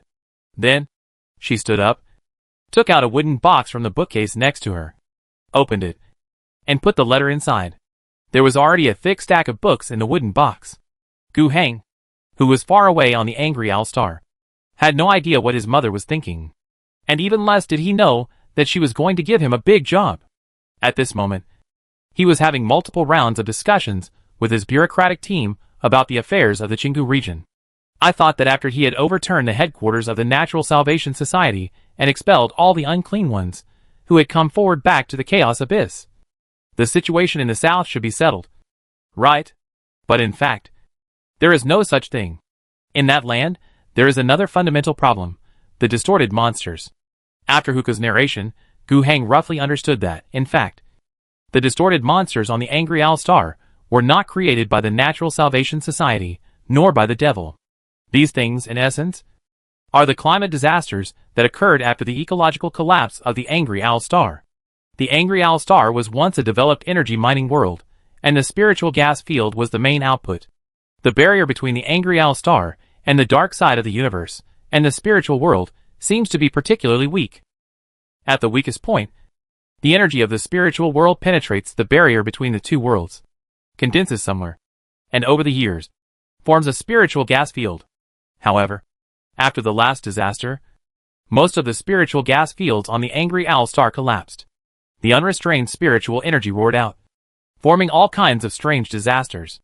The waste energy storm is the most typical one. Now the ruins of the tower outside the garbage town are still blowing. The energy collection equipment and energy compression equipment placed there can stably produce energy crystals equivalent to 80,000 tax coins every month. This is hard currency, and it is very common in the entire wasteland, especially in the Chingu area. Actually, it is also. They are plants that are affected by psychic energy and activated. Gavaga used these things. Through his former technical knowledge, through the so-called fatherly grace, he spread a virus that can control these plants in the vast forests of Chingu. And now, Gavaga is dead, the summoned demon has been expelled, and the influence of the chaotic abyss that erodes reality in the Chingu area no longer exists. This caused the supernatural virus that had spread everywhere and infected almost all the mutants to lose its roots and disappear. However, the transformed central nervous system of the mutants would not be restored. The mutants with a missing piece of their central nervous system all went crazy. They rushed out of the woods frantically, attacking all living things. There was no order or plan. To be honest, these monsters were not difficult to deal with, although there are a lot of special species among them that have been transformed by the Natural Salvation Society in recent years. They are quite powerful. However, no matter how powerful the brainless things are, there are ways to deal with them. Not to mention, they are even more brainless than before. After all, although these deformed monsters did not have the ability to think independently before, they still have controllers. Before this, in almost every large-scale action of the deformed monsters, there were traces of those father believers. With the help of the control virus, they can roughly control the actions of the entire monster group. That is why they can more or less send out cannon fodder to cover the approach of shooting infantry such as abscess sprayers, biochemical artillery to bomb from a distance, and zombie dogs to wait for an opportunity to launch a fatal raid when the enemy formation is in chaos, causing a large number of casualties. However, without the control of the cultists, these brainless monsters have lost even this little bit of the most basic tactical coordination ability. In front of the army, aren't they just beasts to be slaughtered? However, their number is too much. According to Huka's calculations and estimates, there may be between 150 million and 300 million various types of deformed monsters in the entire Chingu area, living in the vast jungle of the Chingu area. This is a terrifying number, many times more than the population of the entire planet, and 30 times the total population of the Chingu area. Even if it is the Natural Salvation Society, they can only infect most of the deformed monsters, but not command so many monsters at the same time. But now, when all these monsters are out of control and rush out crazily, the trouble will be huge, no matter how stupid they are. With 150 million to 300 million of them, it will take a long time to produce enough shells and bullets to destroy them. However, fortunately, when these monsters go berserk, they don't recognize relatives, and they don't just take humans and other creatures as targets of attack. They will also attack their own kind. It is precisely because of this that the pressure faced by the Central Army Group in the Chingu area is relatively not that strong. Fortunately, the Beiqing Valley area carried out a large-scale landform transformation of the extinction jungle, and the number of deformed monsters here was also reduced. The settlements and towns began to tighten their defenses, and there was no need to stay out. The army defended each node and requested firepower strikes at any time when they were hit by monster waves. The Alliance Air Force formation was very busy, attacking everywhere, and even the sharp-blade tiger in the sky would occasionally help, firing a few scalpels down. and clearing out some places where the enemies gathered. The unrest in the Qing Valley area lasted for 3 months before it gradually subsided. After these 3 months, there were few reports of monsters appearing in various settlements. Under this circumstance, Gu Heng could safely transfer the Central Army Group back. But despite this, people still had to stay in the Qinggu area. Hu Ke was on a business trip in the Qinggu area. Under the protection of the Special Operations Brigade, he conducted field investigations in some jungles, and found that some deformed monsters were still alive. Although the number had been greatly reduced, they might reproduce again. However, without the influence of the power of the abyss, the reproduction speed should not be particularly fast, and it will not be easy to restore the original population. Moreover, the central nervous system of these deformed monsters has gradually gotten rid of the influence of the central nervous system after the chaos virus disappeared out of thin air, and has become much calmer. If nothing unexpected happens, they should return to their traditional appearance decades ago, normal reproduction in the jungle, until the population reaches the upper limit of the environment, and begins to overflow, forming a wave of deformed monsters. When the number is greatly reduced to normal, they will continue to reproduce in the jungle. Their reproduction and growth rate are related to the season and light. This is why the traditional waves of deformed monsters are seasonal. If that were the case, these deformed monsters would no longer be a big threat. After this wave of disaster in the South Qing Valley, there are probably not many people left. Those who have fled to the north. The North Qing Valley now has a population of about 8 million. After clearing the jungle and the deformed monsters, we only need to deal with the problems from the south. In the past, the Qinggu region had almost no industrial production capacity, and it relied on the armed forces of each manor. It was normal that it could not handle it. Now, with the regular army of the alliance, the conventional, traditional waves of deformed monsters will be wiped out once they leave the jungle. For this reason, Gu Heng still had to leave a force in the Qinggu region. He kept the 15th to 25th divisions established in the Qinggu region and established the Qinggu Garrison Group Army. These 11 divisions are all garrison divisions, which are cheap, but sufficient. They will be responsible for the long-term defense of the Beiqing Valley area. In fact, the best way to deal with those distorted monsters is to go deep into the jungle and eradicate them completely. But that is obviously unlikely. The Qing Valley area is too large, and Gu Heng currently has an army with a total number of less than 200,000 people, so there is no way to do this. Moreover, according to Hu Ke's assessment, distorted monsters are a manifestation of psychic disasters, and as long as the jungle is still there, they will regenerate after being killed. If the jungle is cleared, then the distorted monsters will not be regenerated. But the psychic disaster will not subside, and it will probably turn into a waste energy storm. It is better to clear the distorted monsters regularly every year. After all, the distorted monsters can be recycled and turned into synthetic starch, and the land will be fertile. If it turns into a waste energy storm, it will be impossible to farm. Gu Heng positioning of the entire Beiqing Valley area is the Alliance granary. After the Alliance solved the distorted monster wave, which is a disaster that it faces every year, and united the entire region, established a unified regime. Agricultural productivity can be greatly increased if it is optimistically estimated. If the entire Beiqing Valley area is turned into an agricultural production area, a large number of farms are built, and some hub cities are built, mainly engaged in transportation, commerce, agricultural product processing, service industry, and other industries. Then it will be fine. Crocker Manor was also renamed Bega City, as the capital of Beiqing Valley Province. Jason Morgan, who played a significant role in the recovery of Beiqing Valley and the quelling of disasters, was transferred out of the Civil Affairs Bureau. He was commissioned to establish the Beiqing Valley provincial government and served as the first senior official. His rank was also directly promoted to C1. Jason Morgan felt that this appointment was reasonable. But after it really happened, he felt it was a dream. I used to be an employee of a small company in Fuxing City. It's only been a few months, and I have become the head of the province? Chapter 210, The Battle of Qinggu is settled. I have 38 divisions. Jason Morgan became the head of the province, a C1 level position. This can almost be regarded as entering the upper echelons of the Alliance official system. After all, if you go any higher, you will only be at the level of the Minister of the Alliance Central Committee. If you go any higher, you will reach the level of Osina. Moreover, his position is even more important. After the establishment of the Northern Qinggu province, it is the province with the largest population and area within the control of the entire alliance. The total population of the three central provinces is only 6 million, of which 1 million migrated from the northern Qinggu area. The population under Morgan's rule is as high as 8 million.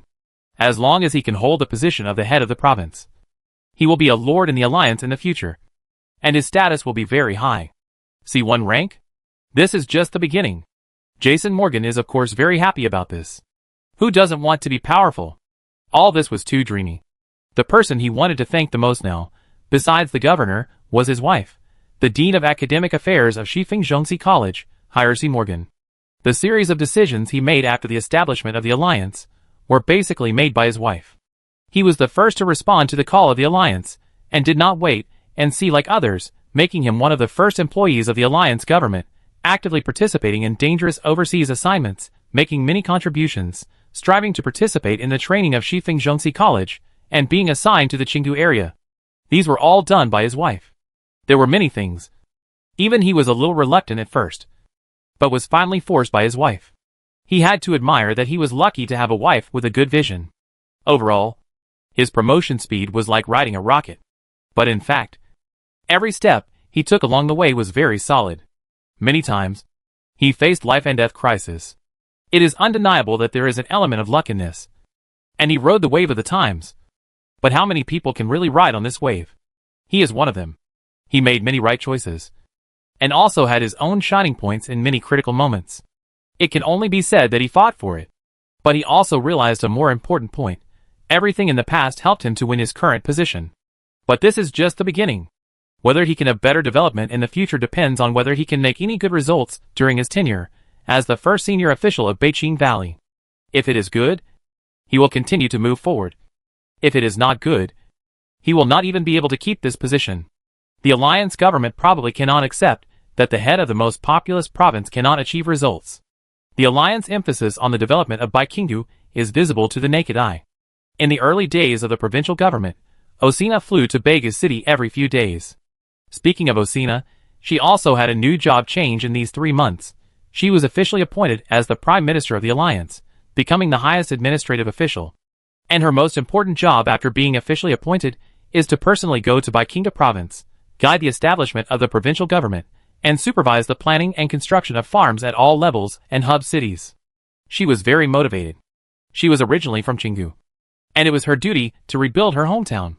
The administrative management and production reconstruction of Baiqingda province, Gu Hang was very relieved to hand it over to his female prime minister, and became a hands-off manager. In fact, he really didn't need to worry too much, and didn't need to do it himself. Even if the newly promoted Jason Morgan was not reliable, Osina should be trustworthy. What's more, Gu Hang could also use the monthly fixed income of Baiqingda province in the system interface to check the current reconstruction situation of Baiqingda area in real time. Monthly fixed income symbolizes the population size and development level of the region, combines public security, production, culture, happiness, administrative management quality and other factors. This is not a linear growth data, but in general, the better a region develops, the higher the grace points will be. Currently, under the rule of the Alliance, the place with the highest monthly grace points is Waishing City. With a population of about 1.65 million, it provides Gu Hang with 773 grace points per month. 1 million of them are those who migrated from Qinggu area recently. Waishing City is working hard to digest these people and turn them into real industrial population. The second is Fuxing City and Baiqingda province. The former provides 297 points of grace with a population of over 1 million, and the latter provides 417 points with a population of 8 million. Other places are scattered, other areas of Central Province, Gyeoda Province, Central North Province, with a total population of about 3.3 million and 322 points of grace. The total is 1,809 points. From this structure, it can be seen that the Waishing City Industrial Zone, which Gu Hang has worked hard to build, is still very powerful. The population is relatively small, but the grace points are very large. In fact, the large number of industrial products currently needed by the Alliance, especially heavy industrial equipment, are basically provided by Waishing City. The function of Fuxing City is light industry, administrative center, and service industry. When people in Waishing City are on vacation, they will go to the central city of Fuxing City to have fun. Other places are just rotten fish and shrimp. However, Gu Hang still has great expectations for Baikingu province. Unlike other places, Baikingu has a huge population base and an industrial base. Although it is an agricultural industry, as long as agriculture develops, these 8 million people can have 500 acres of arable land per capita on the vast land of nearly 3 million square kilometers, which is enough to live an idyllic life. If that were the case, the per capita living standard and per capita agricultural output would be very high. In terms of the overall gift point supply, even if it is not as good as Weisheng City, a heavy industrial center, it should not be much worse. In the past 3 months, Gu Hang monthly gift point income has accumulated to 4,928 points, including the 7,000 points reward after the end of the Great Unclean One, Galaga incident. This is 11,928 points. But this is far from the limit of Gu Hang gift points. After the great turmoil in the Qinggu area ended, Gu Hang saw the battle settlement interface again after a long absence. Great victory, gained 6,424 points of grace. Loss 11288, eliminated 16.29 million, captured 0. Alliance Army. Since Gu Hang Qinggu strategy began to be implemented, especially since the Central Army Group went south and entered the Qinggu area, it has been almost half a year. During this period, there were a series of battles by the Central Army Group against the deformed monsters. And now, the system finally thinks that the normal battle has almost come to an end. So the rewards for the entire battle have been settled. Killing the deformed monsters is really not worth much. After killing tens of millions of monsters, the gift points obtained are only more than 6,000 points. But Gu Hang has nothing to regret. He is really rich now. The total gift points on the account have reached 18,352 points. Looking at this number, he always feels unreal. It seemed that some time ago, he was still spending hundreds or thousands of grace points, calculating where these precious system currencies should be used to contribute to the construction of the territory. And now, all of a sudden, the number of this number has expanded to a terrifying number of 18,000. This even made him a little confused for a moment. He had never been so rich before, and he didn't even know how to spend so many grace points. Of course, that was just a way of describing it. In fact, he had no intention to personally pay attention to the construction issues in the Beiqing Valley area, mainly because his energy was tied up with so many gift points. Spending money is also very laborious. The first thing he did was to increase the number of new space marines from 8 to a total of 22. This cost Gu Hang more than 4,000 gift points. Of course, this also brought about 600 T2 or T3 level special combat elites. At this point, the 10th Brigade has a size of 1,000 people. After the sea ruins and the battle against the Chaos Demon, Gu Hang once again realized how important it is to have top individual forces like Space Marines. The training of Space Marines, even with the support of the system, requires a relatively long period of time. Even if it is more expensive, Gu Hang will prepare them first. Under ideal conditions, in more than half a year, the number of Phoenix regiments will be able to return to a size of 26 people. For a war group, this is still rare, but at least there are 4 proper tactical teams. The reason why the number is set at 26, rather than more, is because Gu Hang has only 22 sets of power armor, including the old armor left by the previous Phoenix. If Gu Hang trains more new blood in the war group, when they grow up, they will not have power armor to wear. Of course, if Gu Hang is really rich, he can actually train more new blood. These new soldiers, if they don't have armor for now, they can buy it later. Or when Gu Hang has the manufacturing technology of power armor, this problem should be solved to a certain extent. But for now, there is no need. After all, no matter how many grace points are left, Gu Hang has a lot to spend. The first thing to do is to expand the army. Not counting the militia group in Qinggu area that has not been completely disbanded yet, the alliance has a total of 25 brigade-level units, a total of 170,000 troops. Gu Hang felt that this number of troops was not enough. He had calculated that, according to the imperial tax coins, the total value of these 25 divisions should have reached about 2.8 million tax coins. In other words, after another year, when the imperial tax officials came, these troops would be transferred to a Star Army Corps, and Gu Hang's first period of imperial tax problems would be solved. But Gu Hang could not really stop military development like this. 2 aspects. First of all, there are still many troubles on the Angry Owl Star. The eastern provinces have not been pacified, nor has the northern land, and the Western Desert is still independent. The Blackbird Heavy Industry Group in the far west is even more of a big deal. The number of troops is not too small. Moreover, Gu Heng also needs to worry about if his troops are transferred to the Star Army on the spot, and are transferred away by the Imperial Military Affairs Department one day in the future. He will have no armed forces to use on the planet. What will happen then? According to the total population of the Alliance, which is over 14 million, Gu Heng plans to expand the number of regular troops to 300,000. He has discussed this with the head of the Military and Political Department, Colonel Thaddeus. The Alliance Army will gradually expand 13 brigade-level units in the next 6 months. In addition, a problem that has always existed must be solved. Currently, there are 4 types of 25 Army divisions in the Alliance. The first is the Mechanized Combined Brigade. The second is the Motorized Infantry Division. The third is the Garrison Division. And the fourth is the Special Brigade. Except for the most special one, the 10th Special Operations Brigade. Of the remaining 24 divisions, there are only 2 mechanized synthetic brigades and 4 motorized infantry divisions. There are also 17 divisions, all of which are garrison divisions. In the organization of the Union Army, a garrison division has only more than 6,000 people, and the equipment is also very cheap.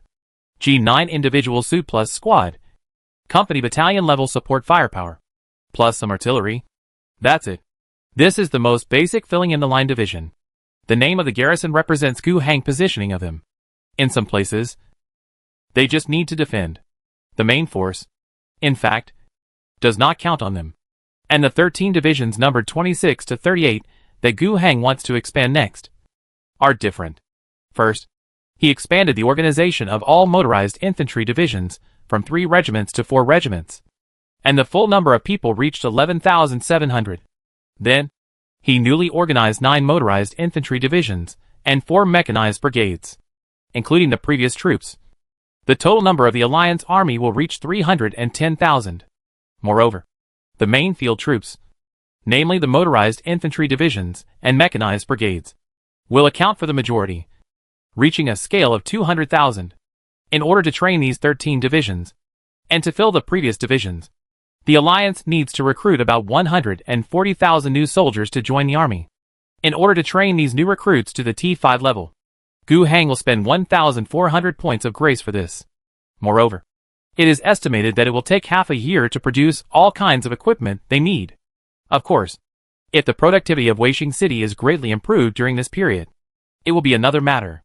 At that time, if someone asks Gu Heng, "How many divisions do you have?" then Gu Heng can pat his chest and say, "I have 38 divisions." However, Gu Heng can't really wait for several months, and wait until the army is ready before starting the next military action. In fact, after the unrest in Qinggu ended, the Central Army Group left behind 11 garrison divisions stationed in Qinggu, and returned to the vicinity of Fuxing City with 7 main field divisions. The soldiers were given a half-month vacation to reunite with their families, spend some money on shopping, and enjoy life. Then, they were reassembled and marched eastward. They would pass through the central and northern provinces, enter the eastern provinces that the Alliance had never set foot on before, and recapture that land. Chapter 211, Sweeping the Eastern Provinces. After the Central Army Group got a vacation, and then replenished the losses caused by the previous battle in the Qinggu area from the new recruits, they set out for the eastern provinces. Their movement was very smooth. The connection between the eastern provinces and the central 3 provinces and Fuxing City is very close. The situation there is completely different from that in the Qinggu area. The food production capacity of the eastern provinces is very weak, even worse than that of the central 3 provinces. That is mainly because, in the pre-war era, the eastern provinces were the core urban areas on the main continent of the Angry Owl Star, especially in the coastal areas. In the 3 central provinces, the only urban relic, the ruins of the tower, are everywhere in the eastern provinces. Although there is still a certain amount of flat plain soil that can be used for agricultural production, the overall amount is not enough. The main food supply of the 5 or 6 million people living in the eastern provinces actually also depends on the Qinggu area. After the unrest in Qinggu, the eastern provinces also experienced famine, which led to unrest. The Alliance is kind-hearted. Gu Heng has always attached great importance to population. He does not want the eastern provinces to be in chaos, starving a lot of people to death. and then fighting each other to kill a lot of people for food. Severe famine may even be more terrible than the population reduction caused by war. In this case, under Gu Heng instruction, Bradford, who is currently the head of the Alliance Business Department, continues to supply food to the eastern provinces according to the governor's idea. At first, according to Bradford's business nature, he wanted to take advantage of this opportunity to sell grain at a high price, which would surely make a lot of money. But this business instinct was criticized by Prime Minister Asana. Amid the criticism, Bradford finally remembered that he was no longer a businessman. It was true that he was in charge of the Ministry of Commerce, but he was a politician, and he had to act according to political logic rather than business logic. For a long time in the past, the food supply to the eastern province was maintained by large orders imported from the western desert. Recently, there was also more food imports from the northern Qinggu province. The Qinggu region had its autumn harvest several months ago. Although the yield was still somewhat lower than the previous year's harvest, it was at least enough to feed the 14 million people in the alliance.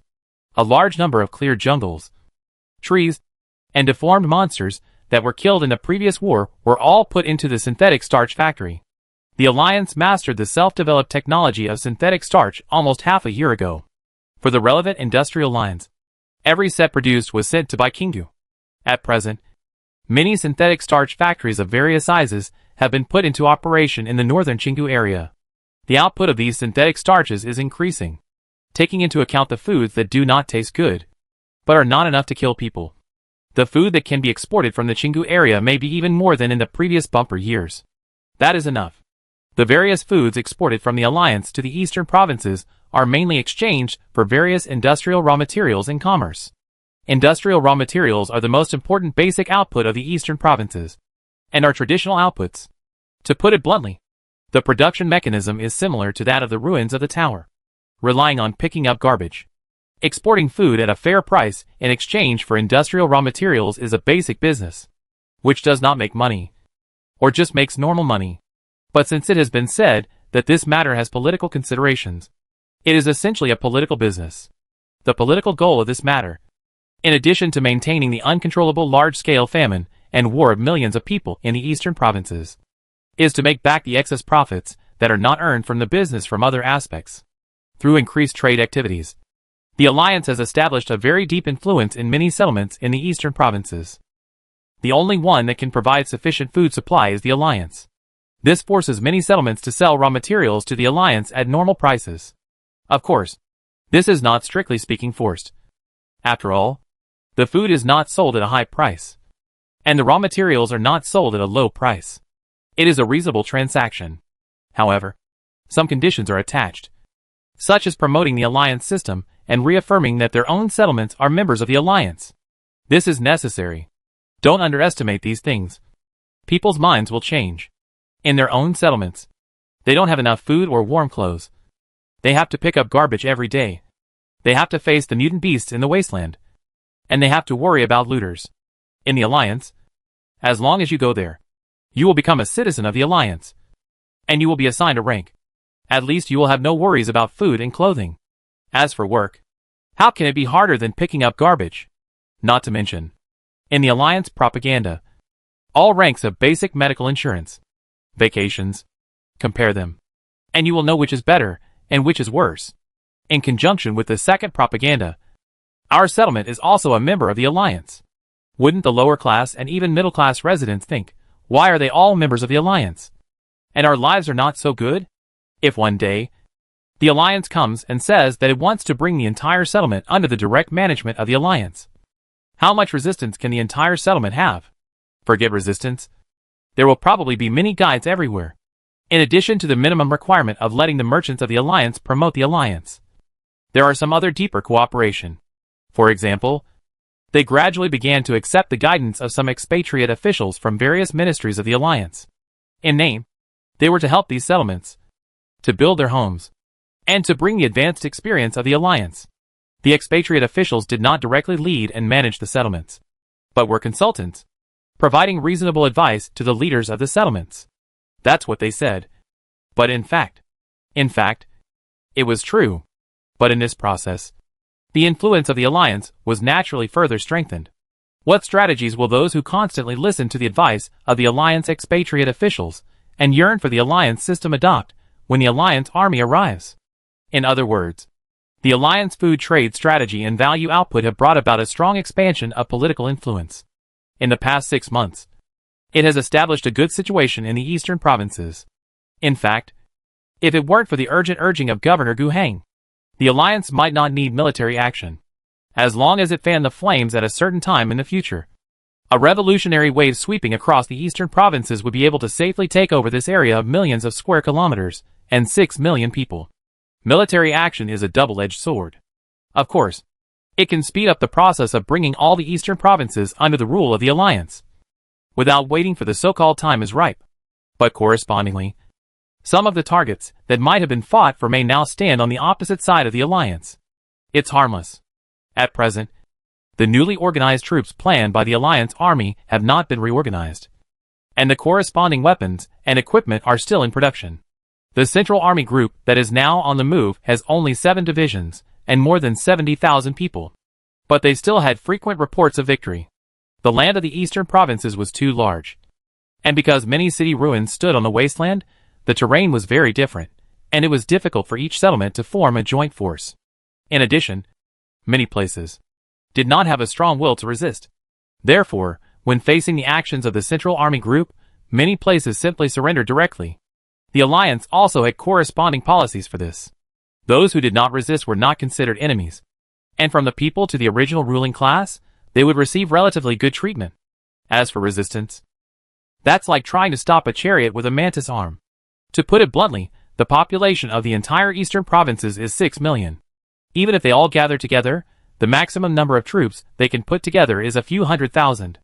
With crappy weapons and crappy logistics, if the alliance cuts off their food supply, more than half of them will starve to death. They have no ability to resist. Not to mention, they can't even unite. Yin Fangxiu's army is making rapid progress in the east. Often every few hours, they take down 1 or 2 settlements.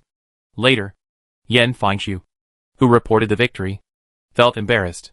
What was there to report? Just send a regiment, stand next to a settlement, and without firing a single shot, they will surrender in 3 minutes. If they are tougher, they can use the regiment's artillery to fire a few shots, and the infantry can fire a few shots more for intimidation than for attacking, and they will surrender in 15 minutes. If there are those who really resist to the end, then kill them. Eliminate all the resistance forces. Arrest all the leaders, and there is no need to escort them back to Fuxing City, but to sentence them on the spot. The local people were divided into other camps according to the situation. This was a thunderous measure. After the whole battle, even if only one regiment was divided, it would often take less than a day to finish it. In short, no matter what the situation was, there were corresponding and mature ways to deal with it. This set of things was what they had left when they recovered the 2 million people in the central province. It was nothing more than doing it again in the larger and more dispersed eastern provinces. This kind of victory report, there is really no intention to pass it on. Later, Yin Fangxiu only made a summary report every week, and that was it. Gu Heng was too lazy to read Yin Fangxiu's various reports. It was nothing more than taking down a city today, and a town tomorrow, which was meaningless. To be honest, he had no doubt that the Central Army Group could easily flatten the entire eastern provinces. The only thing to worry about was that there would be no more monsters and demons in the east. Just the local survivors. That doesn't pose any threat. He is still struggling with the remaining grace points in his hand. New blood of the Phoenix, the construction of the 10th Special Operations Brigade, the expansion of the Alliance Army. In these aspects, Gu Heng has spent about 5,500 grace points in total. He still has more than 12,000 points left. And these grace points, he plans to invest all of them in the construction of the territory at once. This is divided into 2 parts, technology and architecture. Let's talk about buildings first. After the war in Qinggu was settled, Gu Heng found that, in the building's interface, 3 new buildings appeared. They are Farm 1, National Church, and Trial Chamber. Gu Heng estimated that the farm building was because after he took over Qinggu, the area of agricultural production land increased significantly, reaching a certain goal built into the system, thus achieving the achievement of unlocking the farm building. Farm 1, the building has the same nature as the Civilian Factory 1 and Military Factory 1 that Gu Heng had unlocked before. Spending 100 points of grace, loading it to a farm that has already been built and put into production, can increase production to a certain extent. Before, He didn't have extra grace points to use for these production increasing buildings, but now he has a lot of grace points, so he can use them. After thinking about it, he didn't redeem any farm buildings. There is no need. According to a rough report recently sent back by Baikinga province, it mentions the production plan for the coming year. According to optimistic estimates, the food output in Baikinga area, from agricultural products and synthetic starch, can reach a total value of about 6 million tax coins for the whole year of next year. In addition to the imports from the Western Desert, the grain output of the 3 central provinces will add up to about 3 million tax coins worth of food. This batch of food is enough to feed more than 18 million people with a well-off standard, that is, the standard of the Alliance E9 food supply. If you pay a little attention to food rationing and supply, with a food and clothing standard, that is, the Alliance E5 standard, it can feed more than 27 million people. If you are more demanding, with no starvation, that is, the Alliance E3 standard, it is enough to feed 45 million people. Even if the 6 million people in the eastern provinces are included, the total population of the Alliance is only about 20 million. It is enough. On the contrary, industrial production is never enough. Especially military industry. Civilian factories produce mainly various consumer goods. These things are used to pay taxes, and the Empire also recognizes them. If they are used for interstellar trade, others will also want them. But in general, the demand is relatively small. If they cannot sell at a high price for trade, they can be used to offset taxes for the Empire. The tax amount is generally lower than the actual production value.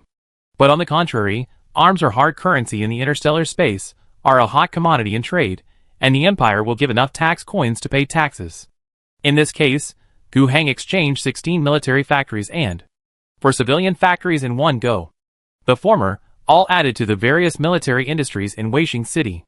The latter, will also be put into the metal smelting industry of basic heavy industries such as ceramic steel, plastic steel, and the metal processing industry. Don't say anything, now the Alliance monthly production of Wind Falcons has risen to 10. After exchanging these 20 factory bonus cards, it is estimated that the annual industrial output value of Weishing City will increase by about 400,000 tax coins. The price is only 2,000 gift points. He still has 10,000 points. Guhang did not use these 10,000 points for other purposes, but used them all to draw technology cards. It is the exciting moment of the lottery again, and Guhang is ready to go. Chapter 212, 10 consecutive draws of 1,000 level. If you want to draw a technology card, at present, Guhang's first choice is definitely 1,000 level. The 10 yuan store and 100 yuan store are no longer considered. The 2 prize pools have been drained. The remaining delivery probability is too low, not worth it at all. Currently, the delivery probability of 1,000 level is basic level, 40%, advanced level, 30%, elite level, 20%. There is also a 10% chance, if you are unlucky, you will get nothing. Guhang's first 3 shots were not very lucky. It didn't miss, but it didn't burst either, 1 advanced level, 2 basic levels. The advanced level technology was the Lion Tank. This reward, Guhang smiled brightly. This is the armored force that the Star Army has been equipped with for a long time, a real tank, which is completely different from the Challenger imported by the old Alliance Army. Although, the Lion Tank can only be regarded as a light tank in the Star Army's armor sequence. But light tanks are also tanks, with heavy armor and powerful firepower. The armor of the Challenger tank can be penetrated by the Space Marines' bolters, but the bolters are just a tickle to the Lion Tank. Even heavy bombs, plasma guns, cannot threaten the tank from the front armor. The 155mm howitzer currently equipped by the Alliance is just a tickle to the Lion. In terms of offense, it has a 125 caliber kinetic main gun, using railgun technology, and can also be replaced with a plasma gun, equipped with 2 heavy bomb coaxial machine guns, with smokescreen active defense, special ceramic steel armor defense. Such a king of land warfare is not comparable to the Wanderer armored vehicle. The Astra Militarum, the reason why it is called the Hammer of the Empire, is that its armor is strong. Without these heavy tanks, how can the Astra Militarum, with its human flesh and blood, fight against the monsters in the universe? And now, the Alliance Army finally has a real tank. Moreover, Guhang calculated that the Alliance has the ability to directly pull the production line to produce the Lion Tank. The basic ceramic steel, the grinding stone engine, these production capabilities are all available. As for the main gun, according to the technical blueprint of the Lion Tank, The Alliance is also capable of replicating it and pulling out a separate production line. This can even optimize the Alliance's own artillery technology. It is just that it is unrealistic to replace it with a plasma cannon, because the Alliance cannot produce it now, unless it chooses to produce plasma cannons as accessories when using black boxes to directly produce accessories for the Lion tank, but the output is too touching. But it is not necessary. The railgun, the heavy bolter, are already powerful enough weapons.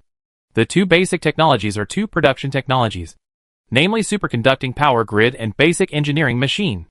Both of them are infrastructure technologies. The former, as the name suggests, is a type of technology for building power grids, compared with the traditional power grid construction technology currently used by the Alliance. The main highlight is low loss, strong load, and convenient wireless charging. The latter is a type of engineering machinery. By configuring different supporting equipment, it can be used as an excavator, a road paving machine, a variety of engineering machinery. These can also be used for other purposes, but Gu Heng saw that most of them are used for some basic projects, such as paving roads, railways, and tracks. These two types of infrastructure technology are very important. With the growth of the land controlled by the Alliance and the growth of population, some infrastructure construction has become insufficient. The most intuitive point is that the Alliance's current power transmission network has barely covered the Fuxing Twin Cities and Garbage Town. Other settlements in the three central provinces have not yet been connected to electricity, let alone the more distant Baiqingdu province. There is no technology to build a power grid, but it takes time to build it, and a large part of the Alliance's current energy is placed on other places that need development. The power grid issue has been put on hold. After all, except for the Twin Cities, other small and medium-sized settlements, even if they are preserved as much as possible, their productivity is very weak, and if they are quickly electrified, their value is not that high. The same is true for the road network and the railway network.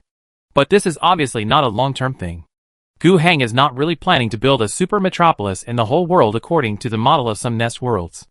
Super cities certainly have their significance. More dense populations and more dense industries will bring about a greater cluster effect. However, agricultural production areas such as the Beiqing Valley region and the raw material industries in the eastern provinces that recycle the ruins of pre-war cities are all indispensable. Now, if you want to transport, you have to rely on iron ox trucks, driving back on muddy roads, dirt roads, and gravel roads. Although it is much more reliable than the ox carts that relied on animal power in previous years, it is still not fast enough. At least for an industrial system, it is not enough. Moreover, Gu Heng was not really only concerned with the development of the two cities. He calculated based on the production capacity of the entire Alliance. Although this year's taxes were not a problem, future taxes could be offset by sending troops to the Star Army Corps that would be established. However, looking at the actual productivity, the annual GDP of the Alliance was only 12 million tax coins. Gu Heng had to bear the tax of 5 million tax coins per year for 50 million people on the planet, without the system-provided military training ability to cheat, and without the functioning Star Army Corps to serve as additional help.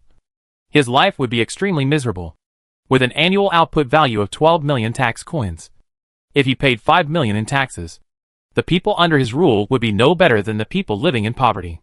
Of course, there are still some other objective factors. He has only 14 million people under him, and the planet has not yet been unified. There is still a large amount of human resources that have not been transferred to him. But there is another problem at the same time. The development levels of various regions in the Alliance are too different. The heavy industrial zone of Wasteland City can reach an annual output value of 1.6 tax coins per capita, while Fuxing City only has 1.02. These two are still positive, reaching the amount when the imperial standard tax was formulated. That is, the total value of production per person per year is regarded as 1 tax coin. But other places can't even reach 1. Every place in the Alliance still has a lot of room for improving production efficiency. If you want to be rich, build roads first. The well-connected power grid can deliver the power of the reactor built outside Fuxing City to every part of the Alliance without loss and at high load. The well-connected roads and railways will greatly improve the efficiency of material transportation. Roads are the blood vessels of industry. And this is not nonsense.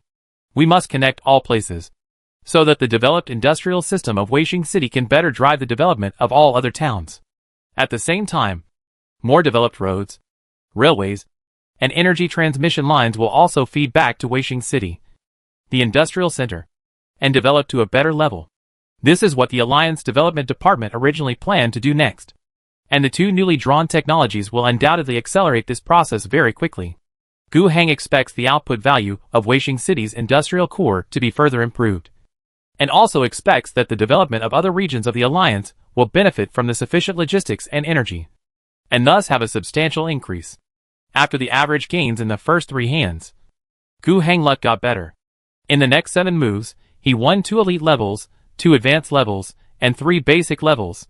The 3 basic levels are construction engineering machinery, agricultural machinery technology, mechanical servant transformation technology. I won't mention the construction engineering machinery, which is a great benefit. There are many things to be rebuilt in various parts of the Alliance. Even Waishing City, which is already a decent industrial center, is constantly building new houses. Residential areas after the population has increased significantly, factory buildings, and the construction of various public facilities. The construction team of the Alliance has always been the busiest group. In fact, they didn't have much time to build residential areas, and most of their time was spent on building factories and plants. Waishing City currently has a population of 1.6 million, but most of them don't even have a simple board house to live in. Shanty towns built with some waste materials are scattered around the city. This is definitely not acceptable. Now, these people who have just escaped from the precarious life in other places may have a stable job, a stable food ration, and some extra allowances to buy some consumer goods that they never dared to think about or seen in the past. However, as time goes by, people's demands for a better life will become higher and higher. The improvement of housing conditions is a necessary part. In fact, there are a large number of residential areas planned in Waishing City.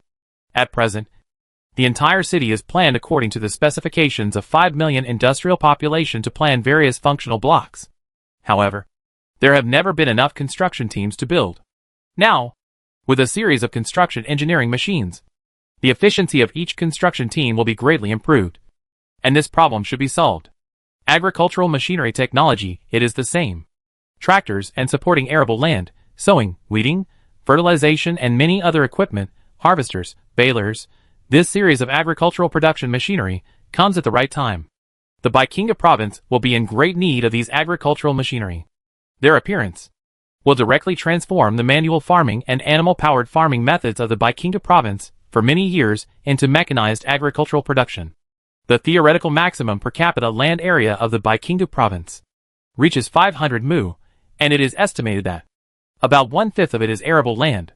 In the past, this was just a theoretical value. A large amount of land was jungle and could not be used. The looters and deformed monsters that were always outside were threats. Small farms could not survive. The exploitation of plantation owners bound the population to limited land. But now, these situations have changed. A large amount of jungle has been raised, and those that have not been raised are waiting to be raised.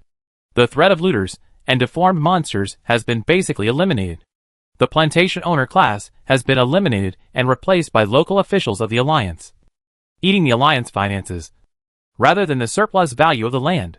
Although corruption is inevitable, and a lot of land may not be utilized, but in general, it is very possible to develop more farms and farmland. 8 million people, corresponding to 3 million square kilometers of fertile land. That is a vast land with sparse population. It is definitely impossible to cultivate it by normal manual planting. This must be mechanized and large-scale planting. When agricultural production is fully mechanized, with the natural conditions of the Chengdu area, it will no longer be a dream for everyone there to live an idyllic life. Maybe it will be realized in the next 2 years. A family of 4 to 5 people can have 2 or 3 laborers, contract 1,000 acres of land, become full-time farmers, carry out fully mechanized production, and plant high-yield seeds imported from my cousin's merchant ship. The annual grain output of the land may reach 50 tax coins. Even if the empire is a little bit dark, the price of grain sold in the market is much different from the purchase time. That is at least equivalent to 20 to 30 tax coins. If the Baikinga province is currently evaluated, there are 1.2 billion acres of arable land. If all can be used, that is an annual output value of 60 to 30 million tax coins. The grain output alone can not only feed all the people on the Angry Owl Star, but also have enough surplus to pay the imperial tax for the entire planet. Even after paying the tax, there is still a large amount of surplus to store, which can be given to the Empire in exchange for tax coins, and can be used for interstellar trade. Grain, in the entire starry sky, is a serious hard currency. In fact, Gu Heng had been thinking about this for a long time. Even if he didn't win the agricultural machinery technology in the lottery, Gu Heng would let his 2 technical officers, Wu Jiarong and Hu Ke, go all out to conquer the relevant technology. This is really a great thing. And this time, I won it directly in the lottery, which is definitely the best. It saves Gu Heng from waiting for them to develop it. It can be used directly. As for the last mechanical servant transformation technology, Gu Heng doesn't think much of it. It's not that it's useless. When he started, he used mechanical servant soldiers. Although they don't have much brains and can't think actively, they are qualified soldiers, servants, laborers. But Gu Heng is not too interested in it. The mechanicus likes to use servitors very much. But Gu Heng really doesn't like it. This technology only needs to be developed a little bit. In the future, it may be the same as the manufacturing technology of service skull, which is a punishment for criminals. Let's make the best use of death row prisoners. For ordinary people, Gu Heng does not allow certain planets to buy and sell living people and turn innocent people into service skulls or servitors. In his opinion, a living, normal human being creates more value than a servitor. As for the servo skull, this kind of biological computer, wetware, does have high value, but its application scenarios are relatively few. Donations from death row prisoners, terminally ill patients, and elderly people whose lives are about to end are enough. In addition to these 3 basic technologies, Gu Heng also drew 2 elite levels, namely Warp Recognition System and Starport Blueprint, and 2 advanced levels, namely Reflector Orbital Air Defense System and Chainsaw Sword Technology. Chapter 213. Starport Technology.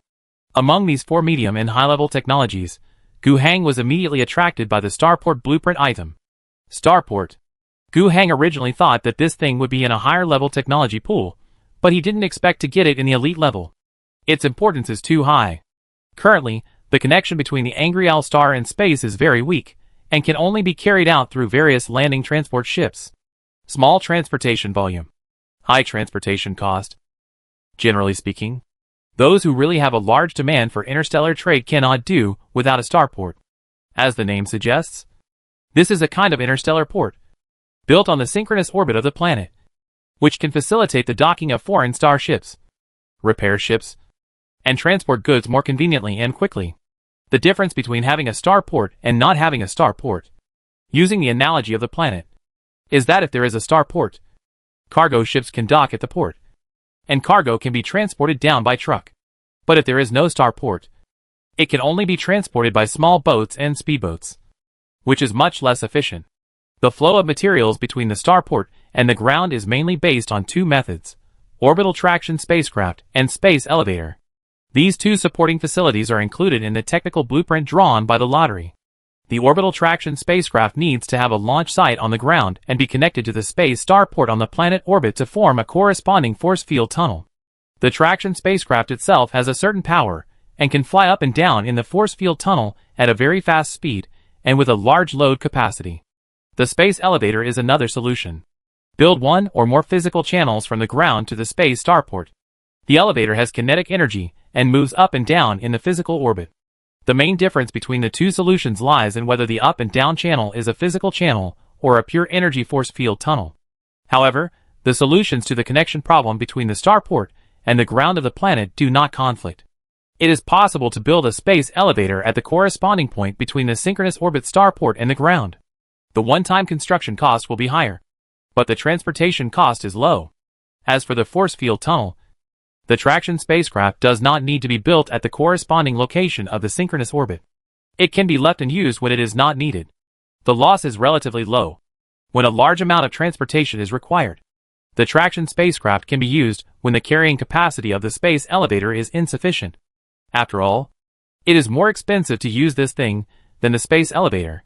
After having the starport, the Angry Owl Star has the qualifications to participate in interstellar trade. Unlike the previous business with the beautiful girl, it can only buy some high-value but small things, and transport them bit by bit through the transport spacecraft. The transaction between the beautiful girl caravan and Blackbird Heavy Industry lasted for 3 months. If there is a starport, it would not take so long. It would be done in 1 or 2 days. That is because the beautiful girl came to support the Angry Owl Star. And there are other factors behind the business with Blackbird Heavy Industry. It takes 3 months to load and unload goods. If you were a normal businessman, people would see that you don't even have a starport, and you rely on transport planes to transport goods. Forget it. Unless it is a small high-value commodity, they will do business for you. And forget about trading bulk commodities. With a starport, there is a ticket to participate in normal interstellar trade.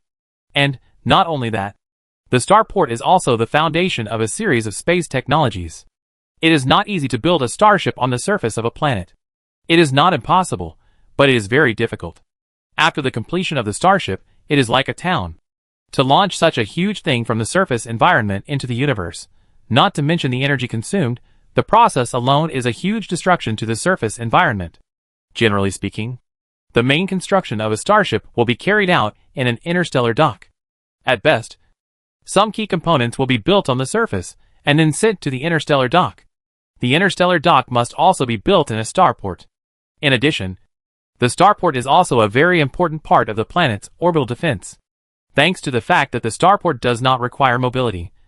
Unlike a starship that has to fly around in space, it does not need a power system, and can be equipped with extremely heavy armor and powerful firepower. Of course, at that point, it should not be called a starport, but a star fortress. Moreover, if enough anti-orbital firepower is built on the surface, combined with the star fortress, then when the entire planet encounters a space fleet, it will not just be passively beaten. On the contrary, as long as the enemy dares to approach and the fleet is not strong enough, the anti-orbital firepower on the planet combined with the powerful combat power of the star fortress will make any space fleet that attempts to attack by force feel what despair is. Whether from the perspective of trade, future interstellar fleet construction, planetary defense, in all aspects, the construction of the starport is the foundation of the foundation. This is a must. The only problem is that after Gu Heng carefully looked at it, he found that the construction cost of this starport was very high. Its black box is the largest among the many technical black boxes that Gu Heng has obtained. However, in fact, this black box can only produce some important parts needed by various starports. As for the final assembly, the basic construction work still needs to be done by regular people. In fact, it is not only the starport, but also the Falcon speed attack boat and the Lion tank that was just drawn. They are all similar. The black box is not that big, and it will not pull out a huge war machine with just a click. It will produce many parts according to the program, and still need to be assembled. For the Falcon and Lion tank, it is not a big problem. The parts generated by the black box are not many in total, and the difficulty of assembly is very low, and it can be done quickly. But the starport is another matter. Building a starport is no different from building a city in space, on the orbit of a planet. Even with the help of the black box, it can only be said that the construction difficulty is greatly reduced, but the saving of construction time will not be too great. What's more, orbital construction also requires sufficient construction technology. The workers' individual equipment, construction technology, site selection knowledge, these are all challenges. But fortunately, these things, in the starport technology blueprint, also have a complete set of solutions. It just depends on the implementation. Looking at these materials, Gu Heng thought about it for a long time, and finally came up with a result. Even if it is to build a relatively simple, lowest level starport, remove weapon defense, remove energy shields, remove hardened armor, remove starship manufacturing capabilities, and only retain the commercial attributes and the ability to dock ships. The cost of such a starport may also require hundreds of millions of tax coins. It is equal to the imperial tax of Angry Owl Star for 20 years. And if you want to pile various functions on it, then the cost will be astronomical. According to the current situation of Angry Owl Star, it will definitely not be built in a short time. But this does not mean that Gu Heng intends to postpone this matter. It is precisely because of the high cost and long construction period that this matter should be done earlier. After all, Gu Heng's position as governor is not a one-time deal. If nothing unexpected happens, he will be the governor for life, and there is no such thing as a term of office. This kind of thing that will benefit the present generation must be done. First, Select the corresponding site. Start the ground engineering of the starport. Then build the space elevator upwards. Rely on the orbital end of the space elevator. Start building the space station platform. And then use the space station platform as the origin to gradually expand and build the starport. There are 3 phases in total, and Gu Heng plans to start the first phase first. Except for the starport technology blueprint, there is nothing much to say about the other 3 technologies. Warp identification system is a prerequisite system for building a starship. If the starships of the human empire want to conduct interstellar voyages in hyperspace, they must pass through the astral tunnels connecting 2 star systems. This tunnel, which is full of psychic energy and formed with the help of the power of the subspace, exists naturally and is opened by the Star Guidance Hall of the Imperial Psychic Order. This identification system is a supporting technology. Only with it can we find the entrance and exit of the astral tunnel. This technology is not needed by Gu Heng at present. Starport technology has just been drawn, and starships are not yet available. But it is good to be able to draw it, as it is a necessary technical reserve for building large ships in the future. Chainsaw sword, there is no need to talk about it. It just adds one more weapon configuration for space warriors. At best, it can be lightweight and weakened, such as weakening the bolter and providing it to the elite of the Special Operations Brigade. After wearing exoskeleton armor, they are also able to use the basic version of the chainsaw sword and bolter. As for the last reflector orbital air defense system, as the name suggests, it is an active orbital defense system, the most important of which is of course the reflector laser cannon. This is even an energy weapon that can be installed on a starship. The Claw Tiger is equipped with 10. In addition to the reflector laser cannon itself, there is also a complete set of air defense systems supporting it, including fire control, radar, identification, precision interception, and a series of other functions. Its main goal is to conduct air defense operations, shoot down airplanes, attack speedboats and other units, one shot at a time, and can also be used to intercept firepower coming from orbit, such as surgical missiles, kinetic cannons, etc. If you want to clean up Fuxing City or Weishing City, then the reflector can intercept it in the air. Of course, if you have to lay it flat and use it as a normal laser cannon, that's not impossible. It's just a bit of a waste of talent. The so-called anti-aircraft guns were laid flat, military courts. This was of course a joke, but it also indirectly showed that this kind of shipborne artillery, even if it was only S-type, its power was enough to break the city. Wu Jiarong was stunned when she saw the pile of black boxes in front of her. In the past, whenever the governor took out a new black box, she was sincerely happy. Although, she was far from being able to crack these black boxes, but by studying them themselves, and the high precision and perfect creations they produced, she was always able to gain something, and then improve her mechanical knowledge. This is a very important achievement. Her knowledge level, which had stagnated, has made great progress in this year. Originally, she was recognized by the Mechanicus as a technical specialist, and at most, she had accumulated so many years of experience and reached the level of a formal mechanic. But now, she feels that she is more capable than the common mechanical priests in the Mechanicus. Originally, when the Governor-General recruited the engine prophet named Huku, she was a little worried, wondering if she would be replaced. But later, she soon stopped thinking so. That guy was obviously not as trusted by the governor as she was. Moreover, with her own level, at this rate of improvement, it would probably not take long for her to reach the level of the engine prophet, which would be no worse than Huku. All of this was thanks to the many black boxes of different types and products.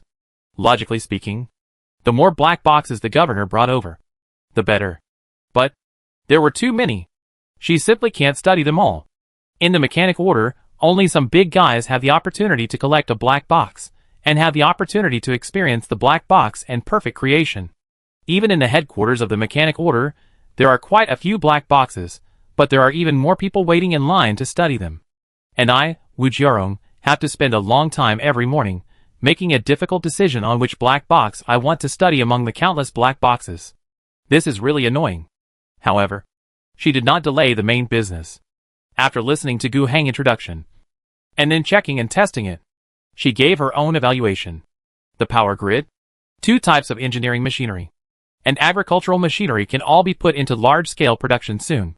However, the relevant work still needs to be contacted with the development department and the production department to maximize their effects. Chainsaw sword, reflector interception system, Lion tank, are all a little difficult. But we should also have the ability to mass produce them now. The most difficult part of the Lion tank is the anti-gravity engine. But we already have some reserves.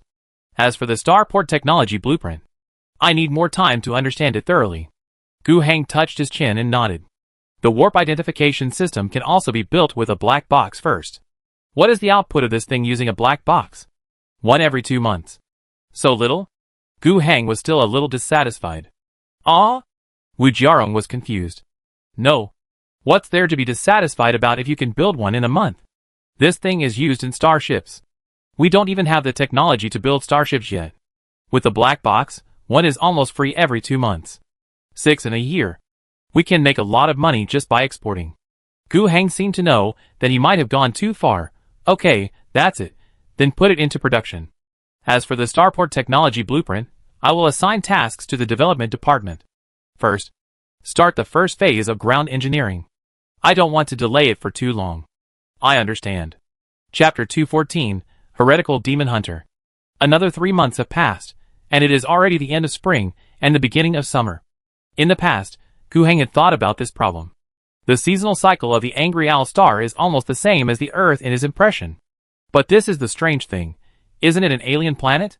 What about the daylight hours, seasonal changes, etc.? Would they be so similar? Later, he got a very likely answer from his memory. This is how the human pioneers of the year made it like this. That was the era before the Emperor became the Emperor. And it was called the Golden Age of Humanity. In that Golden Age, humans left their home planet. And with powerful technology, in-depth exploration of psychic energy, and super-strong artificial intelligence, they became the overlord of the universe. They opened one psychic tunnel after another, and traveled at superlight speeds. They transformed one planet after another with potential into an environment similar to that of the human home planet through climate modification technology and orbital change technology. And all of this, suddenly at a certain moment, ended due to some great disaster. The human civilization of the Golden Age collapsed in a very short time.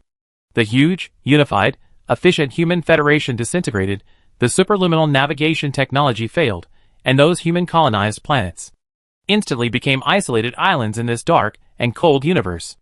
Until the Emperor appeared and the human empire was established, the countless human worlds were reunited again. The Golden Age, that is already an untraceable period, and the related research, is the most profound part of historical archaeology. As far as current knowledge is concerned, the collapse of the Golden Age is related to 2 wars with certain alien forces. The core reason is the rebellion of artificial intelligence. And in the current human empire, computer technology is a ban that cannot be touched. That is because in the current era, all computer electronic products are at risk of rebellion, even if the network is physically disconnected. It is possible that due to the intrusion of psychic energy, electronic demons may enter, lurk, and cause heavy losses at critical moments. Today's humans would rather develop and use service goals, which seem to be inhumane wetware, to achieve similar effects, rather than using electronic computers. Without electronic computers, it would obviously have a great negative impact on social production. Many things in Gu Heng memory cannot be taken out at all. It's a pity.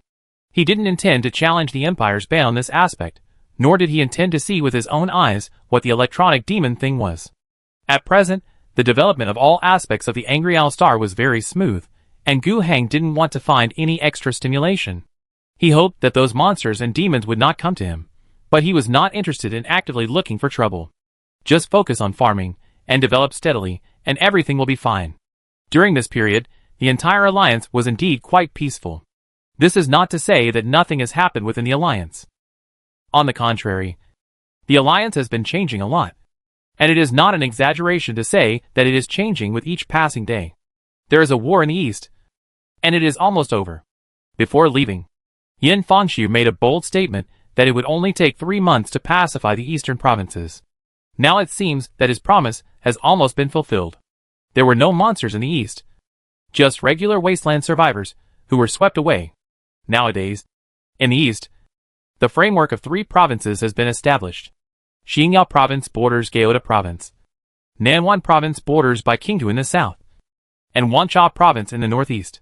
The names of these 3 places are basically taken from the most famous cities in the region in the pre-war era.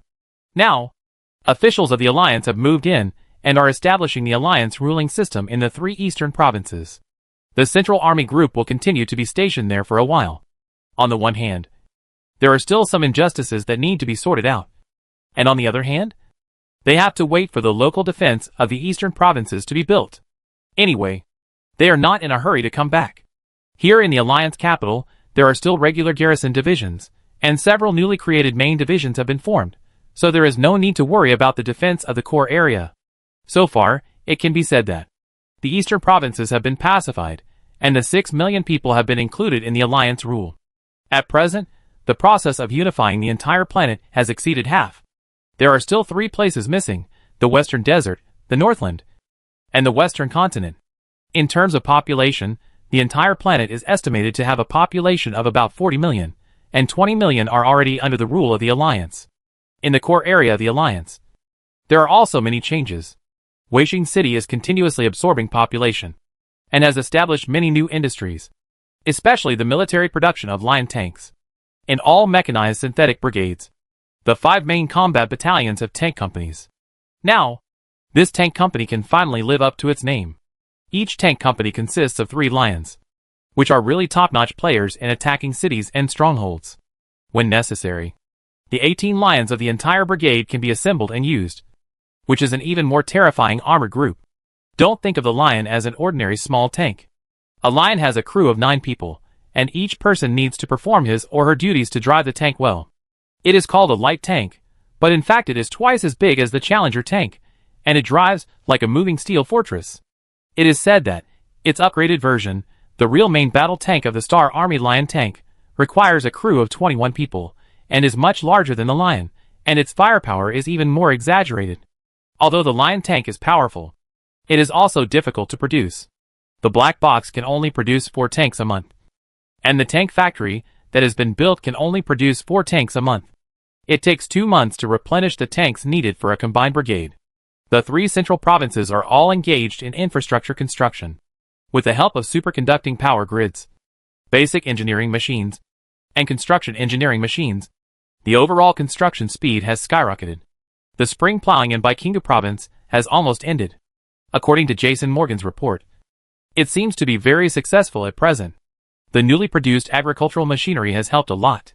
It is estimated that by the end of the year, not only will the estimated production plan be achieved, but it may even be greatly exceeded. Although there are so many changes, these are all driven by Gu Heng and the alliance government. These changes are expected, what he wants to see, and there are no special surprises. Moreover, the monthly gift point income of various places is also gradually increasing with the promotion of the production plan. The income of the most recent month has reached 2,104 points. In the last 3 months, the total income was 5,988 points. This number made him feel a little unreal. When he was poor, he only got a few dozen or a few hundred points of grace every month, and he made a fortune by fighting. Now, his fixed monthly income is so high. After spending a lot of things and 10 consecutive draws of 1,000 technology prize pools, he only had more than 500 points left. As a result, up to now, the total amount has increased to more than 6,000. Gu Heng spent 3,000 to find 10 new space marines, and added more than 500 elite soldiers to the Special Operations Brigade. With the remaining gift points, he thought about it, and built the 2 new buildings that were unlocked before: Ecclesiarchy and Inquisition. These 2 buildings were new things that appeared in his building list after the Great Unclean One, Galaga incident. However, Gu Heng did not prioritize them too much. When planning to use the 18,000 grace points before, he did not allocate them to these 2 things. Now, Gu Heng has grace points again, so he can consider them. The main reason is that it is not easy to draw technology cards. On the one hand, the technology cards of 1,000 points were drawn a lot last time, and not having an empty space was already a relatively good result. If you draw them again now, the cost performance is not high. If you are empty a few times, it will be too hurt. On the other hand, even if you don't have time, if you draw it, the Alliance is now unable to digest more high-level technologies. Since the gift points won't produce any results, Gu Heng simply spent them to see how much these 2 new buildings can help. State Church. When you build a church that believes in the Empire State religion and put it into operation, you can redeem this option and grant it to a designated church. It will increase the firmness of faith of the people in the area covered by the church, reduce various types of corruption, and slightly increase the probability of the emergence of activatable religious talents. New soldiers that can be trained, military chaplains. Exchange value, 1,500 grace. Inquisition. After you build an organization that is committed to the Empire's state religion and is dedicated to clearing evil, you can designate the organization's headquarters building as the Inquisition. Improve the efficiency of all law enforcers belonging to the Inquisition and clearing designated evil targets. You can train a new soldier, Demon Hunter. Exchange price 1,500 grace. After building the Inquisition, you must select a special target to attack. There are 3 options: Demon, Alien, and Heretic. Gu Hang was a bit of a loser in building the church. Maybe because of his social cognition before traveling through time. He never thought that religion was important. But in fact, he might have ignored this point all along. As a planet that has been destroyed once, the religious atmosphere on the Angry Owl star is not that strong.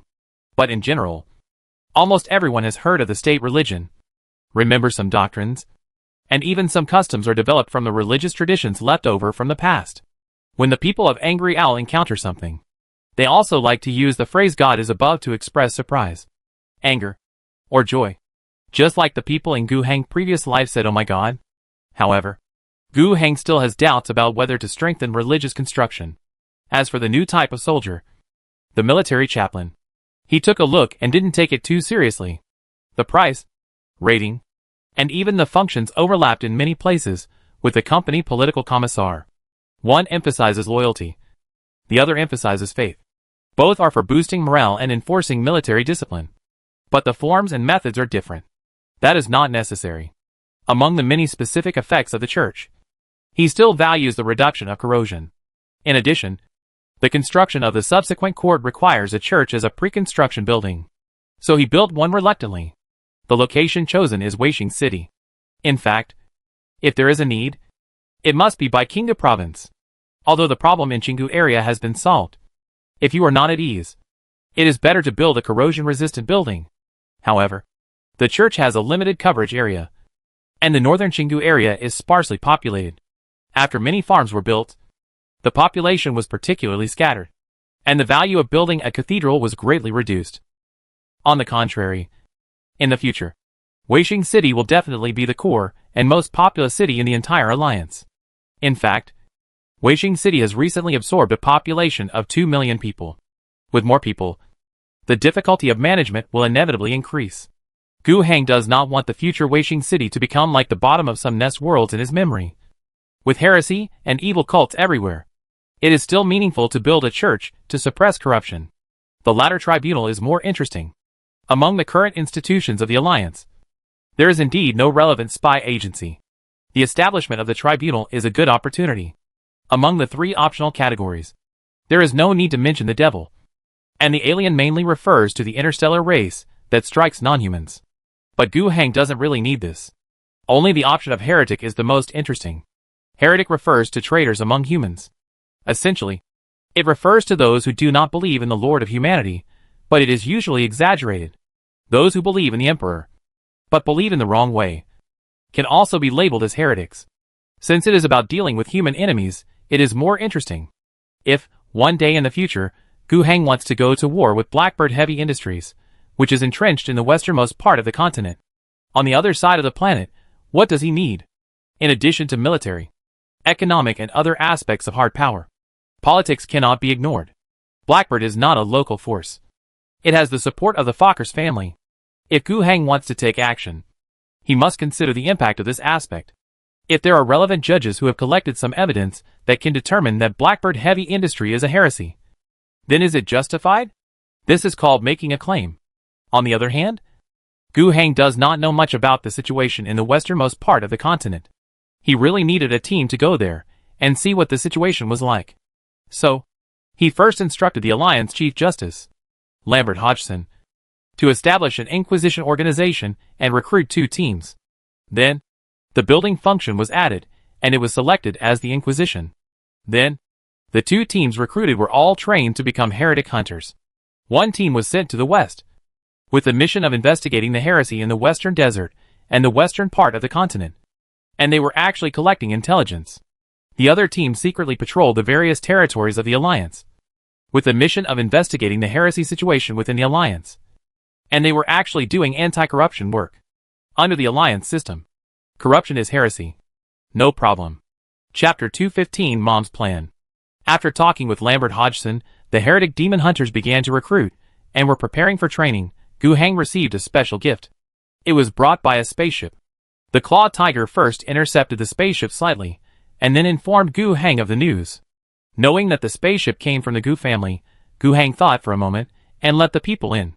It was a small spaceship, which was probably barely able to meet the standards for interstellar navigation. After letting him in, he saw him soon. It was an acquaintance. The visitor was named Zhang Shicheng, a retainer of the Gu family. Since Gu Heng could remember, he had been serving the Gu family, or his mother. In Gu Heng's impression, Zhang Shicheng had no special skills, and it was difficult for him to handle certain things on his own. But he had only one advantage: he was honest, reliable, and loyal. It is worth mentioning that the only follower who followed Gu Heng to the Angry Owl Star was Zhang Shicheng's son. Now, the two of them are reunited as father and son. However, before meeting his son, Zhang Shicheng still had to do his business first. In front of Gu Heng, he said respectfully, "Master Heng, there are 100 people who came with me on the ship this time. The mistress is worried about you here. It's a remote place, and there is no one to use. Let us come together to help you. They are all new recruits of the family, top students who graduated from various higher education institutions on Phase Star, and they have signed long-term work agreements with the family. I have brought all those contracts with me. In short, if you need us to do anything, you can arrange it." In front of Zhang Shicheng, Gu Heng said nothing. But in fact, he was thinking, why do you think I have no one to use now? What did you do earlier? It's not that he has no one to use now. Even if there is really no one to use, he doesn't want to use a group of people from the Gu family, whom he doesn't know at all. I'm afraid that while they are using them, the various intelligence of the Angry Owl Star Alliance will be inexplicably transmitted to the sky. Of course, Gu Heng was not so scared that he had to be on guard. He just thought about it for a moment, and he planned to hand over the people Zhang Shicheng brought to Osina.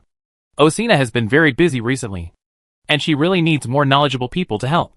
However, it is impossible for them to get in touch with the very important and core work content. Go to the countryside.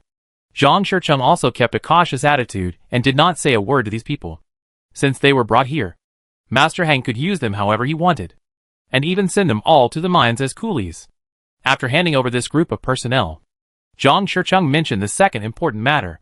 He called for people to carry out several large boxes from the spaceship. This is the Star Communication Tower. Our people here can assemble it, Zhang Shicheng said.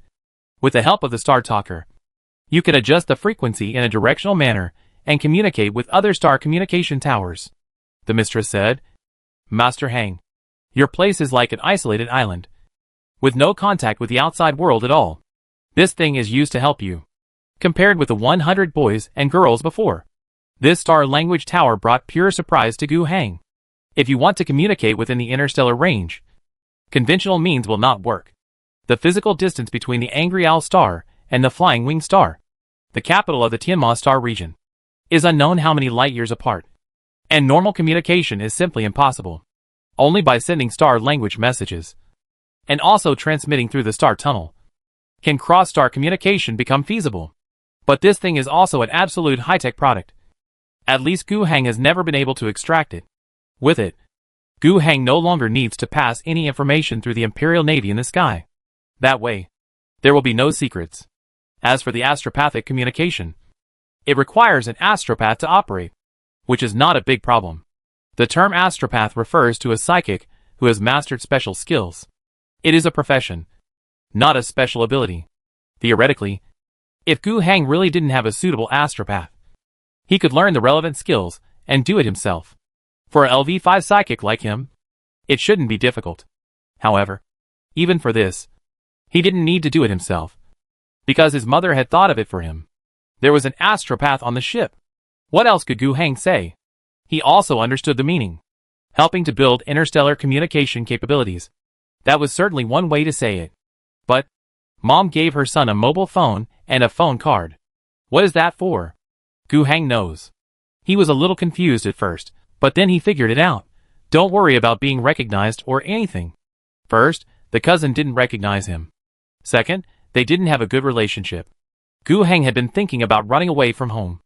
After he came out to experience some things, his personality changed drastically. Is there anything you can't understand? If you want to accept it, accept it. If you don't want to accept it, forget it. As for why he made this call, Gu is the largest chamber of commerce organization in Tianma Star region, and its influence can even expand to multiple external star regions. He is also a direct descendant of the family. If he doesn't use this relationship, it will be a waste. He doesn't have any psychological cleanliness, and he must completely cut off the relationship with his predecessor's family. And there must not be any intersection. Just come normally. The construction of the star language tower was very fast. And it was not big. It was just a metal hollow tower about 4 meters high. The most important thing was actually the complex psychic device below. Gu Heng simply placed this thing on the rooftop of the governor's building, which he had rebuilt from the old Union Parliament building. After connecting a communication line, his office could directly conduct interstellar communication. The interstellar communicator had a rest room in the building. When Gu Heng needed it, he would go to the top floor to take up his post. He did make this first interstellar call to his mother. After waiting for about a minute, the communication was connected. However, unlike what he had expected, when his mother would appear in their mansion on the Flying Wing Star, Ms. Wang Qi was wearing a formal suit at the moment, and the environment she was in seemed to be in a starship. Mother! Gu Heng called out. He thought that calling a stranger mother would be difficult for him to say, but it came out smoothly. Perhaps the potential influence of the previous life still exists. Ms. Wang Qi, who was wearing a dark blue military uniform, but not quite the same, with her long hair rolled up in a bun at the back, had a serious expression, just as the stern look in Gu Heng memory. She said, Xiao Heng, what's the matter? Gu Heng resisted the urge to roll his eyes, and said calmly, nothing, just to say thank you. Uncle Shurcheng and his people have arrived, and the star language communication tower has been built, so I want to tell you. Okay, I got it. Yeah. The two began to fall into an awkward silence. Gu Heng thoughts, at this time, couldn't help but drift away. In the memory of his previous life, after he grew up a lot, his communication with his mother seemed to always be like this. Either they were silent, or they were arguing. Retracting his thoughts, Gu Heng chuckled. Ms. Wang Qi, who was opposite, was stunned when she saw her son's relieved, calm, and carefree smile. She hadn't seen her son smile in front of her for a long time. She felt like her heart was hit by some special weapon. But she quickly restrained her expression. Gu Heng opened the topic. Where are you now? On the way to Black Arrow Star. Go to Black Arrow Star? Gu Heng frowned. And then he remembered something. The family meeting held every 6 years is about to start again. Right? Yes. Wang Qi nodded. And then, as if he had thought of something, he added, I didn't invite you. It was my decision. Don't mind. It's not appropriate for you to participate now. I know. Gu Heng nodded first, and then asked, will Uncle Ming be elected again this time? The Uncle Ming he mentioned is his father's cousin, the current head of the Gu family. Hearing this question, Wang Qi showed a strange smile, which seemed a little disdainful and a little nervous, but eventually became calm. You will know in a few months. Gu Heng is not the silly boy in his previous life. He is keenly aware of something. Mother? Do you want to do something? You don't need to know. Let's talk about it when the time comes. Wang Qi showed her usual dominance towards her son at this time. Gu Heng would not back down. Nor would he indulge his mother. I have to tell you, Gu Heng said. If you have any action, please be sure to let me know. No matter what the actual situation is, from the outside world's point of view, especially from the family's point of view, we are one. Heh. Wang Qi habitually laughed contemptuously, but before she could finish her words, she was interrupted by Gu Heng. She only saw her son on the screen slowly stand up, and said to her seriously, everything on Angry Owl Star is steadily moving forward. There is infinite potential here. In my opinion, it is more valuable than the entire Gu family. I don't want the changes in the Gu family to interfere with my development plan for Angry Owl Star. What are you talking about? Your broken planet with an annual tax of 5 million tax coins. Compared with the entire Gu family? Xiao Heng, after you have made a little achievement, have you become arrogant and forgot your last name? Gu Trading Company, 14 major caravans, the value of one caravan is much higher than your planet. Gu Heng didn't want to bring the topic to the stage of quarrel. He calmed down, changed his mind and said, maybe you don't know, I estimate that this year, the output value can be 34 million tax coins. Except for taxes and local residents' consumption, the output value that my planet can earn in a year can be used for at least 10 million tax coins. By next year, I am confident that I can double this number. Do you have any idea, Mother? This has already reached the income of a family caravan. And how much does it cost to build a family caravan? The price of the 5 armed merchant ships of the Beautiful Girl caravan is at least more than 1 billion tax coins. But the annual profit is only 20 to 30 million tax coins at most. Is there room for a caravan to grow further? My planet does. With the growth of population, the recovery of productivity, and the passage of interstellar trade, the profits produced here will increase significantly. Why can the Fash family look down on the Star District leaders on the left and ignore the Navy families on the right in the Pegasus Star District? Because they have 3 planets that are developing and growing. They are the biggest sponsors of the Star Army in the Pegasus Star District. This is their confidence. And I will probably make the Wrathful Owl Star a place that is no worse than the 3 planets of the Fash. Do you want to interrupt my path? Wang Qi was silent. After a while, she said, my son, I certainly won't hinder your path. On the contrary, what I want to do, as long as it succeeds, then your road will be extremely smooth. What if it fails? It won't fail. Gu Heng smiled. Is there any plan in this world that will never fail? Even the God Emperor can't do it. Be careful with your words. Just the truth, Gu Heng said. So can you tell me now, what are you going to do? Wang Qi hesitated for a moment, but finally sighed because of his son's performance. I really can't treat my son like a child anymore. You should know that. Then, she roughly said what she was thinking. There was no specific plan or implementation plan, just the idea. Wang Qi wanted to seek the position of the head of the Gu family. And Wang Qi herself couldn't sit in this position. If she succeeded, the person who sat in this position would be Gu Heng. She had been planning for this for many years. She had vowed that she would take back everything her husband had lost. The so-called lost things are undoubtedly the things that should have fallen into her husband's hands. But because of an accident, they became the position of the head of the family owned by Gu Ming. Although, the Gu family is quite a franchise system, the head of the family's words cannot be regarded as final. Especially in recent years. After Gu Heng's grandfather passed away, his cousin Gu Ming took power. And this situation of separation became more serious. Gu Ming's prestige in the family is far less profound than that of the old head of the family. After Wang Qi took over the business, she relied on her own skills to directly control 4 of the 14 caravans of the Gu family.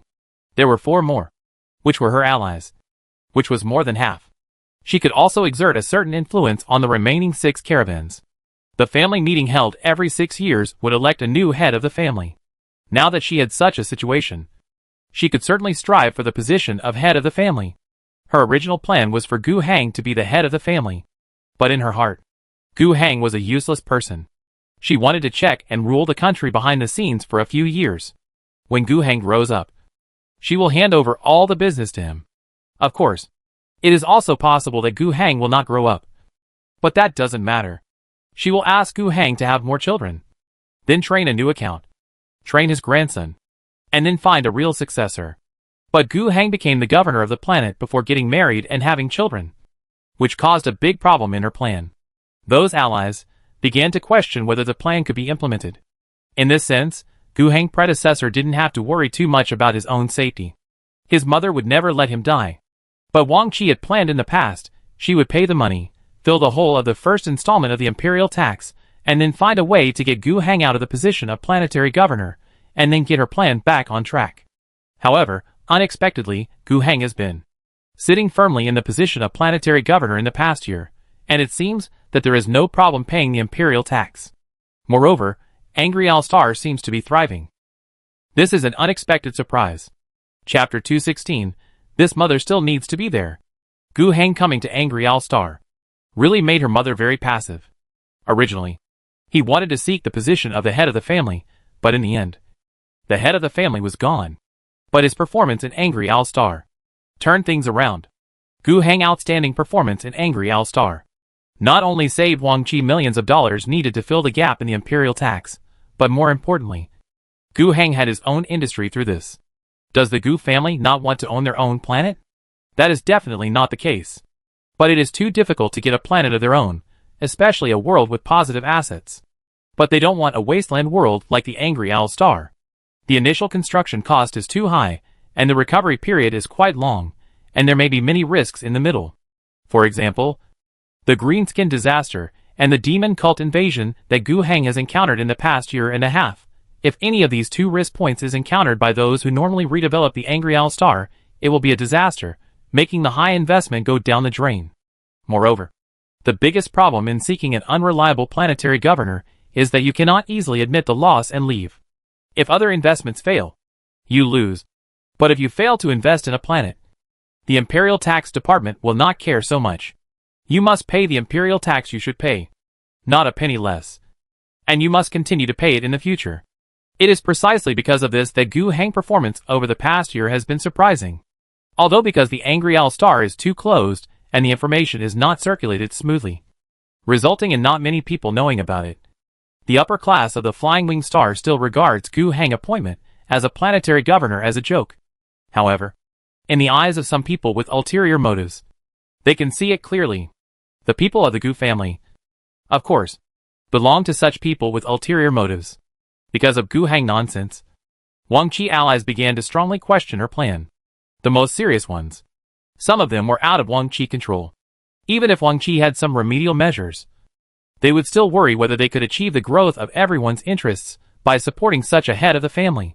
But Gu Heng performance made their concerns, anger, and indecision become much calmer. He used to be considered a small waste, a prodigal son who dragged down his mother, but now he has transformed himself into a planetary governor. Moreover, he really did not rely on the support of his family at all, and on that wasteland planet, he has made his career very successful. Not only does he not need external subsidies, he can pay the taxes by himself, and also have a very good output value. At present, this output value may reach the planet of a family caravan by next year. Who dares to underestimate it? Industry and business are two different things. What's more, this is still a comparison at present. The potential of a planet. As the future development gets better and better, the population becomes more and more numerous, and the industrial structure becomes more and more perfect. Everything will have great potential for improvement. And can this potential be realized? At least judging from Gu Heng performance in the past year and a half, it is quite possible. To be honest, many people don't believe this is true, and even think that this is a rumor made up by Wang Qi to maintain the support of his old brothers. How could it be possible otherwise? The Angry Owl Star, which has troubled Chief Pedes for a long time and burdened the Star District government for so many years, is not so easy to deal with. It has turned waste into treasure in just 1.5 years? Could it be that the guy who used to be known as a waste is actually a chosen one of the emperors? Is he blessed by the emperor? However, as more and more information was disclosed, even if she didn't believe it, she had to believe it.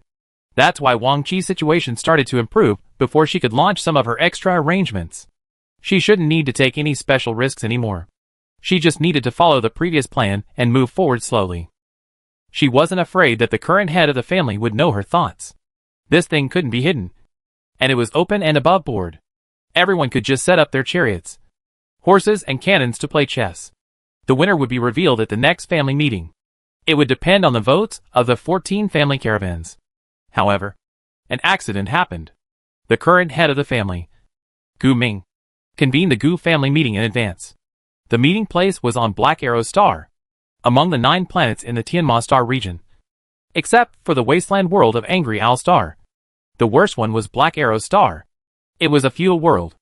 The overall technological level, except for a small number of dignitaries who could enjoy some technological conveniences in the interstellar era. In most places on the planet, the production relations might not be much better than those in the Middle Ages.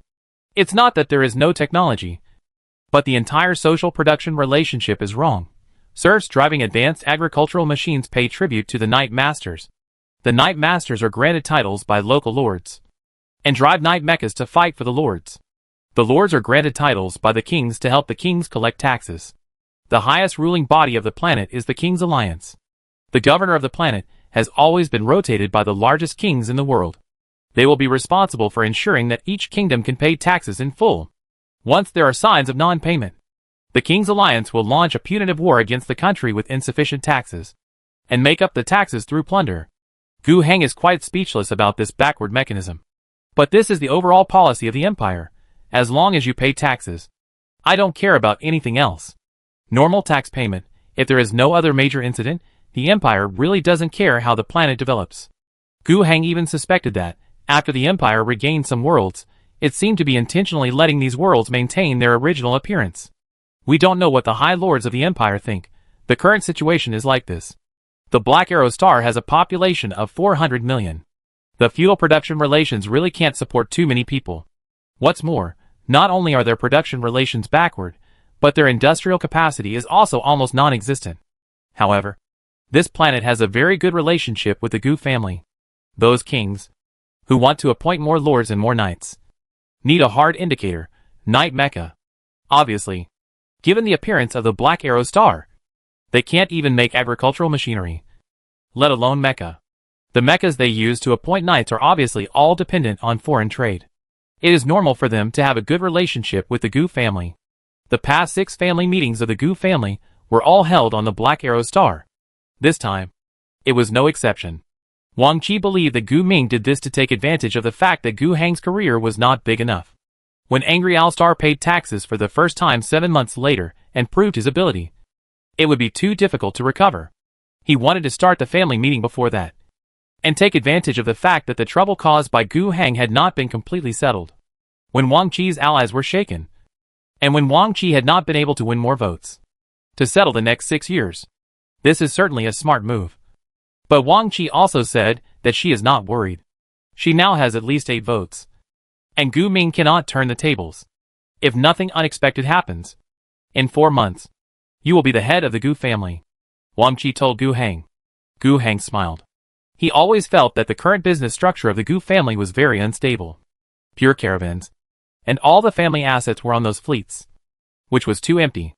Although the value of the Angry Owl Star is not enough now, it will be worth a caravan at most next year. And the Gu family has 14 caravans. But he would not trade his own foundation for the head of the Gu family. With further development, a real planet, countless people, a huge army, real industry, and agricultural output. Wouldn't that be more real than being a merchant?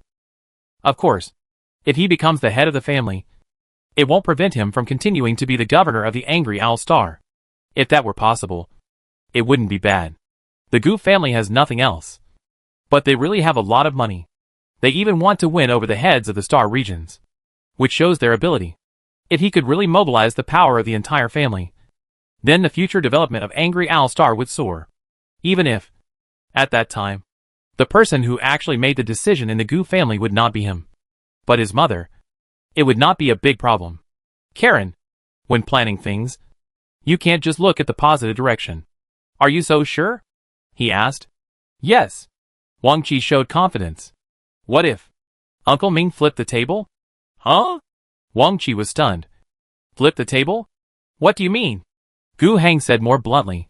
Did you arrange the security for the family meeting? No. Wang Qi said. Do you think he would kill someone at that time? Why not? Impossible. This has never happened in the family. Wang Qi's first reaction was to refute. The Gu family tradition has been maintained for so many years, and there has never been any internal killing. We have always been united. Before she finished her words, she was interrupted by Gu Heng. Everything has a first time, and conventions are meant to be broken. Does that mean we don't need to consider extreme situations? Wang Qi was silent for a moment. I actually thought that he would do something desperate. I brought enough guards. Moreover, the current planetary governor of Black Arrow, King Mir, has a good relationship with me and is my supporter. Don't put your own safety on others. Is King Mir really reliable? Even if he is reliable, did he arrange the security of the venue? These questions stumped Wang Qi again. Gu Heng paused and continued. As for the guards around you, I roughly know who they are. They are the ones who came to arrest me and lock me up when I did something naughty in the past. It's not that I look down on them, but they are really no good. Do you have better candidates? Of course I do. To be honest, their level is the average level of my soldiers. I can always find a team with more people than your guards, and better level than them. Xiaohang, you are really promising. Wang Qi didn't know whether he believed it or not, so it was hard to tell whether this was irony or admiration. Maybe it was both. Gu Heng didn't bother to think about it. He continued, "What's more, what you need is not only a guard team, but an army." After hanging up the call, Ms. Wang Qi sat there, dazed for a long time, until the door of the office on the starship was knocked. "Come in, Aunt." The visitor was Wang Jiarong. After the beautiful girl caravan returned, all the ships needed to be repaired before they could go on the road again. So she returned to her aunt, helping out as a secretary. She used to do this, but she was only released in the last 1 or 2 years, leading a caravan that was completely controlled by Wang Qi. She asked cautiously, "Did you end the call with your cousin?" "Yeah." "Very good. You and your cousin haven't talked for such a long time in a long time. We talked about some serious things." "What exactly?" Wang Jiarong seemed very curious. Wang Qi smiled. "Your cousin is worried that your aunt will be cheated." Wang Jiarong was happy. It seemed that they had a good chat. Of course he would be worried, after all. "You are his mother." At this point, Wang Qi sighed. He has changed a lot. His voice, appearance are still the same. But his temperament is completely different. "Isn't that a good thing? Isn't it your wish that my cousin can become a better person?" "Yes. That's great," Wang Qi said with a smile. "However, we have to change our route. We have to go to the Wrathful Owl Galaxy first." "Go? For what?" "Take an army with you. Sending an army to my mother, escorting her to Black Arrow Star, and protecting her safety on Black Arrow Star, that has practical significance. Besides the fact that she is his biological mother in this body, Gu Heng has at least 2 important reasons. The position of the head of the Gu family, which falls into his hands, is very important. The patriarch of the richest merchant family in the Tianma Star region, with 14 fleets capable of interstellar navigation, from armed merchant ships to transport merchant ships, that is a huge fortune. Even though this wealth will not belong to him all at once, or even to his mother who controls the power, after all, those caravans are franchisees. But in name, this power can be mobilized. The power of this wealth is already huge enough. This is of great significance to the development of Angry Owl Star, and it is a major impetus for Angry Owl Star to move towards interstellar society. And the second reason, actually, is also realized based on the first point. He has to find a stage to show his strength. Keeping a low profile and building a reputation are not completely contradictory. Some of the things in Gu Heng's hands need to be kept low profile and hidden. However, the strength of Angry Owl Star is gradually increasing. It is rich, and it has enough potential. This information should be made public. The more people know, the better. This will bring attention. And attention is money. And money is the source of power for development. In short, whether from a personal emotional point of view or from a practical point of view, this mother is still needed. You can't do without a mother. Chapter 217, the first senior official of the Alliance to be dismissed. After Gu Heng discussed with his mother, they finally decided to send a team of about 30,000 people to accompany them to Black Arrow Star. The reason for this number is mainly to consider the loading capacity and delivery capacity. They will stay in the starship as sailors and crew members. It's not that more people can't be accommodated. In fact, this time Wang Qi took 9 star ships with him, 4 of which were giant belly transport ships. This thing is well known in interstellar trade. It doesn't run fast. It doesn't have heavy armor.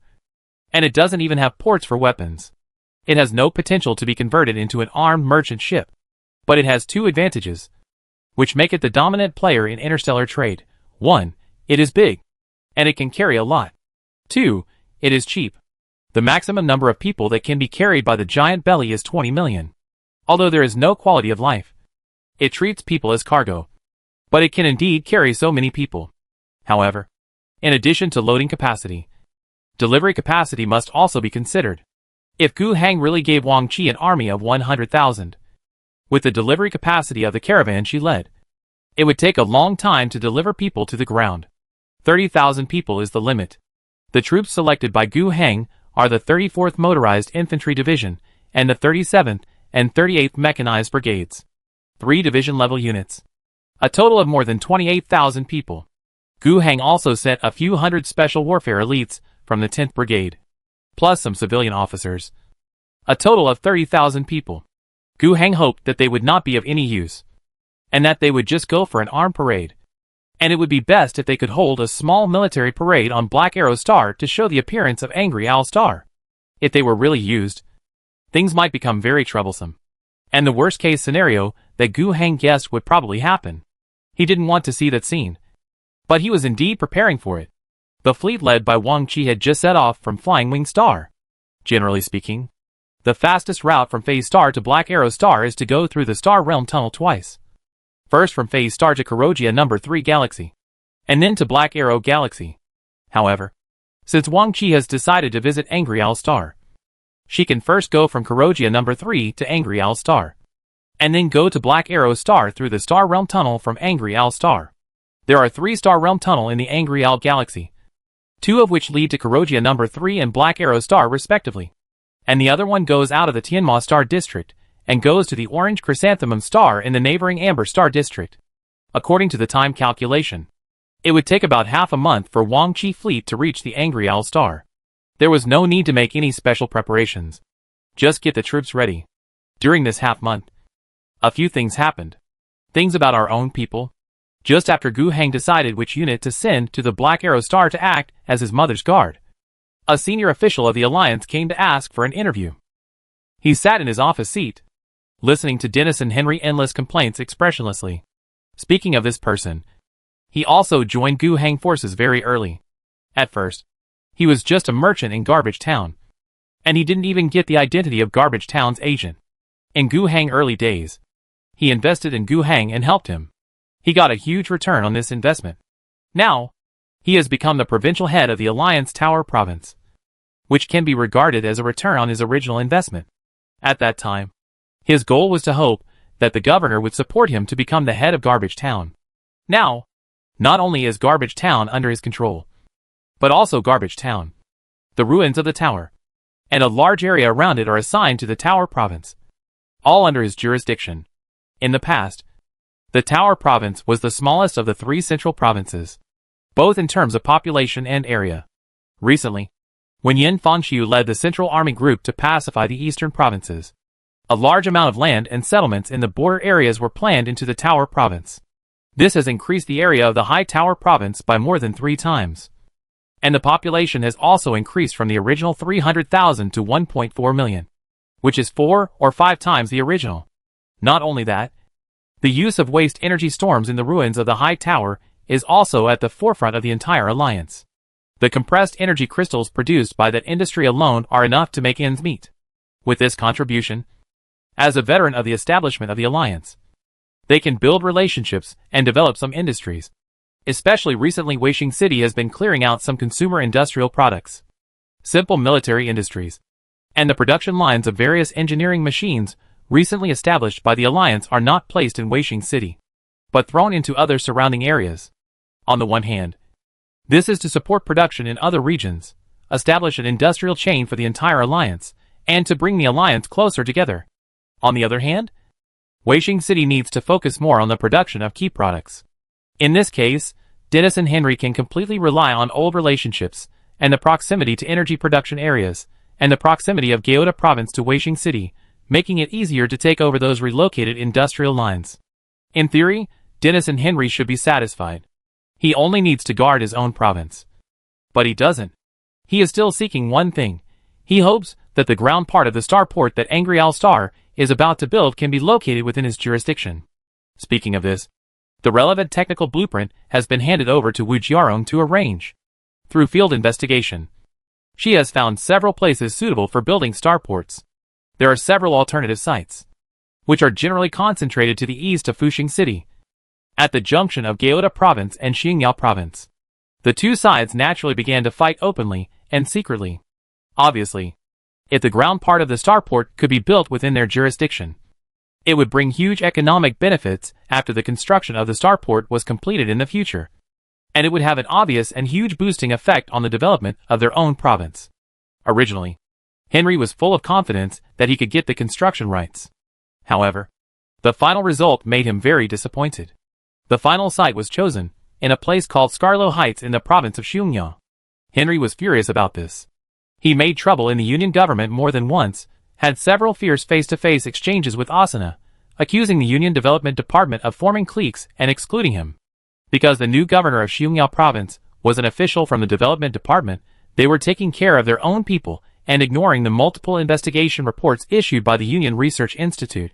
He insisted that the alternative starport address of the High Tower province was more suitable than Scarlow Heights. The original words he said in front of Asuna were, "Building connections." Right? You like building connections? Right. Then aren't my connections stronger than anyone else's? Even you were one of the first batch of refugees I brought to the governor from Renaissance City. I am also the governor's first investor. That guy named Rafar, what kind of a piece of shit is he? How dare he compete with me? Why did Gu Hang know so much? Because this was passed on to him by the Alliance Internal Affairs Department. Asuna was a little bit difficult to deal with Henry dominance.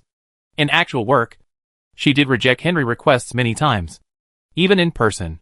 But when she was scolded, she couldn't just stand it and let the guards kick Henry out. After all, he was a provincial official of the Alliance and a veteran of the Alliance. The Asuna he mentioned was brought to the governor by him, which was indeed the truth. It was really not good to make things too embarrassing. Persuading with kind words was one aspect, and firmly rejecting unreasonable requests was another. But Henry was obviously not satisfied with this. Seeing that Asuna, the Prime Minister of the Alliance, was unwilling to meet his demands, he angrily said a few harsh words. What ungrateful! What, you are useless as the Prime Minister! And then ran to see Gu Hang. Of course, in front of Gu Hang, he couldn't act so domineering. On the contrary, his attitude was very humble. As soon as he entered the door, he fell to the ground and began to tell his grievances with tears and snot, until Gu Hang said it several times, and asked him to get up in an impatient manner. He finally got up, sat on a chair brought by the waiter, and continued to complain. Gu Hang was getting more and more annoyed the more he listened. He finally couldn't stand it anymore, raised a document in his hand, and smashed it on Dennison Henry's face. Look carefully. Gu Hang stared at this person. Are you going to continue to talk nonsense in front of me? The crying and complaining stopped abruptly. Henry did not expect that Gu Hang would be so angry. He was stunned for a moment. He glanced at the white paper that fell to the ground after flying. He was familiar with the content on it. He had read it many times. It said that the location of the High Tower province was indeed slightly better than that of the Scarrow Highlands in terms of environment. This was also the basis for his many troubles. Gu Hang looked at him and showed no intention of repentance. He was very disappointed. He said, just for this selfish interest, you delayed my starport construction plan for more than a week? Do you think I have plenty of time? Yes, the location of the High Tower province does have slightly better natural conditions, but not much better, and it is highly replaceable. But in other places, Scarrow Highlands simply crushes you. The Alliance major infrastructure project started 3 months ago. Look at what you have done in these 3 months. The construction of roads and railways, only a route from Garbage Town to Weishing City and Fushing City was built, and other projects were procrastinated and dragged on. Especially the project plan to the east, which has been delayed until now, and has not even started. Do you think I don't know your little tricks at all? You think the land taken from Yen Fangxi's eastward expedition is not enough? Gyeoda province has not expanded enough. And you think the industries of Gyeoda province and the eastern provinces are very similar. Both are key resource production areas, and there is not much room for cooperation. On the contrary, the competition is fierce.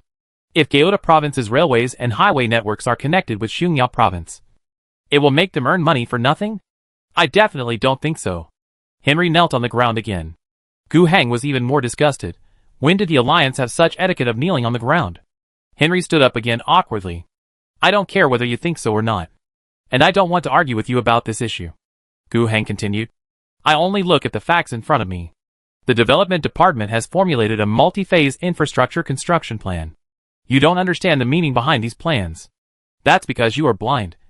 And you are indifferent to the overall development of the Alliance. It is your dereliction of duty.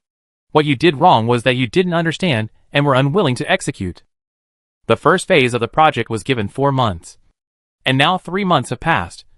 And your Gyeoda province has only achieved a little more than half of the project goal. Every other province has completed the plan better than you.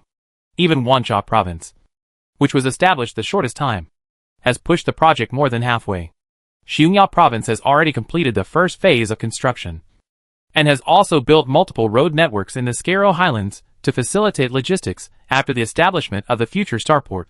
Rafar's plan, from the transportation of materials needed for the construction of the starport, personnel support, to the planning of a transportation hub city for the ground part of the starport has all been planned and is already being implemented. Why did the development department give up that place and choose your high tower province? Is it because you haven't finished building the railway yet? When the time comes, will the engineering team of the starport construction drive a truck to transport tens of millions of construction materials from the muddy road to the construction site? Henry's forehead was covered with cold sweat. It's not that there is no construction. I have also made relevant plans. Come on. Because of your nonsense, the starport construction plan has been forced to be postponed for a week. Do I have to wait for you for another 2 months to complete the basic projects that you should have built long ago? And then start the plan? At this point, Gu Heng had lost the desire to continue talking to Dennis and Henry about this matter. He made the final decision. Henry, I am very grateful for your help a year and a half ago. But you have also gained more because of it. My tolerance for you is limited. I don't want you to talk about these things all day long and ignore the actual work. Don't think that letting you be the head of the Tower Province is a reward for your past contributions. To be honest, what you did in the past is enough to be rewarded with a province. Letting you be the leader of this province is because I hope you can contribute your abilities to make our business better and more prosperous. Not to let you rest on your laurels. I am very disappointed with this incident. I think you are not suitable to govern a province. I will let Asuna choose a more suitable candidate to replace you. However, your C9 level rank, as well as the relevant benefits and allowances, will be retained.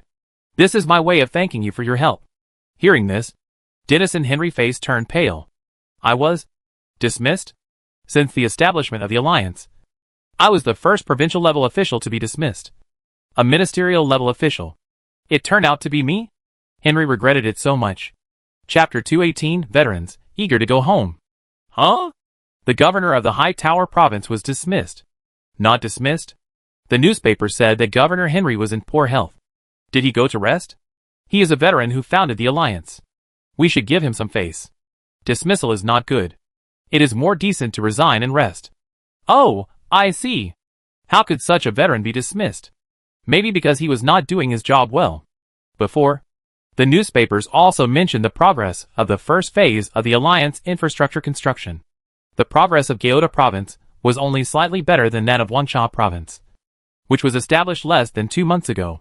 The governor must be dissatisfied. Can you analyze so many things from the newspaper? That's for sure. I was one of the first people to flee from Qinggu to Weixing City.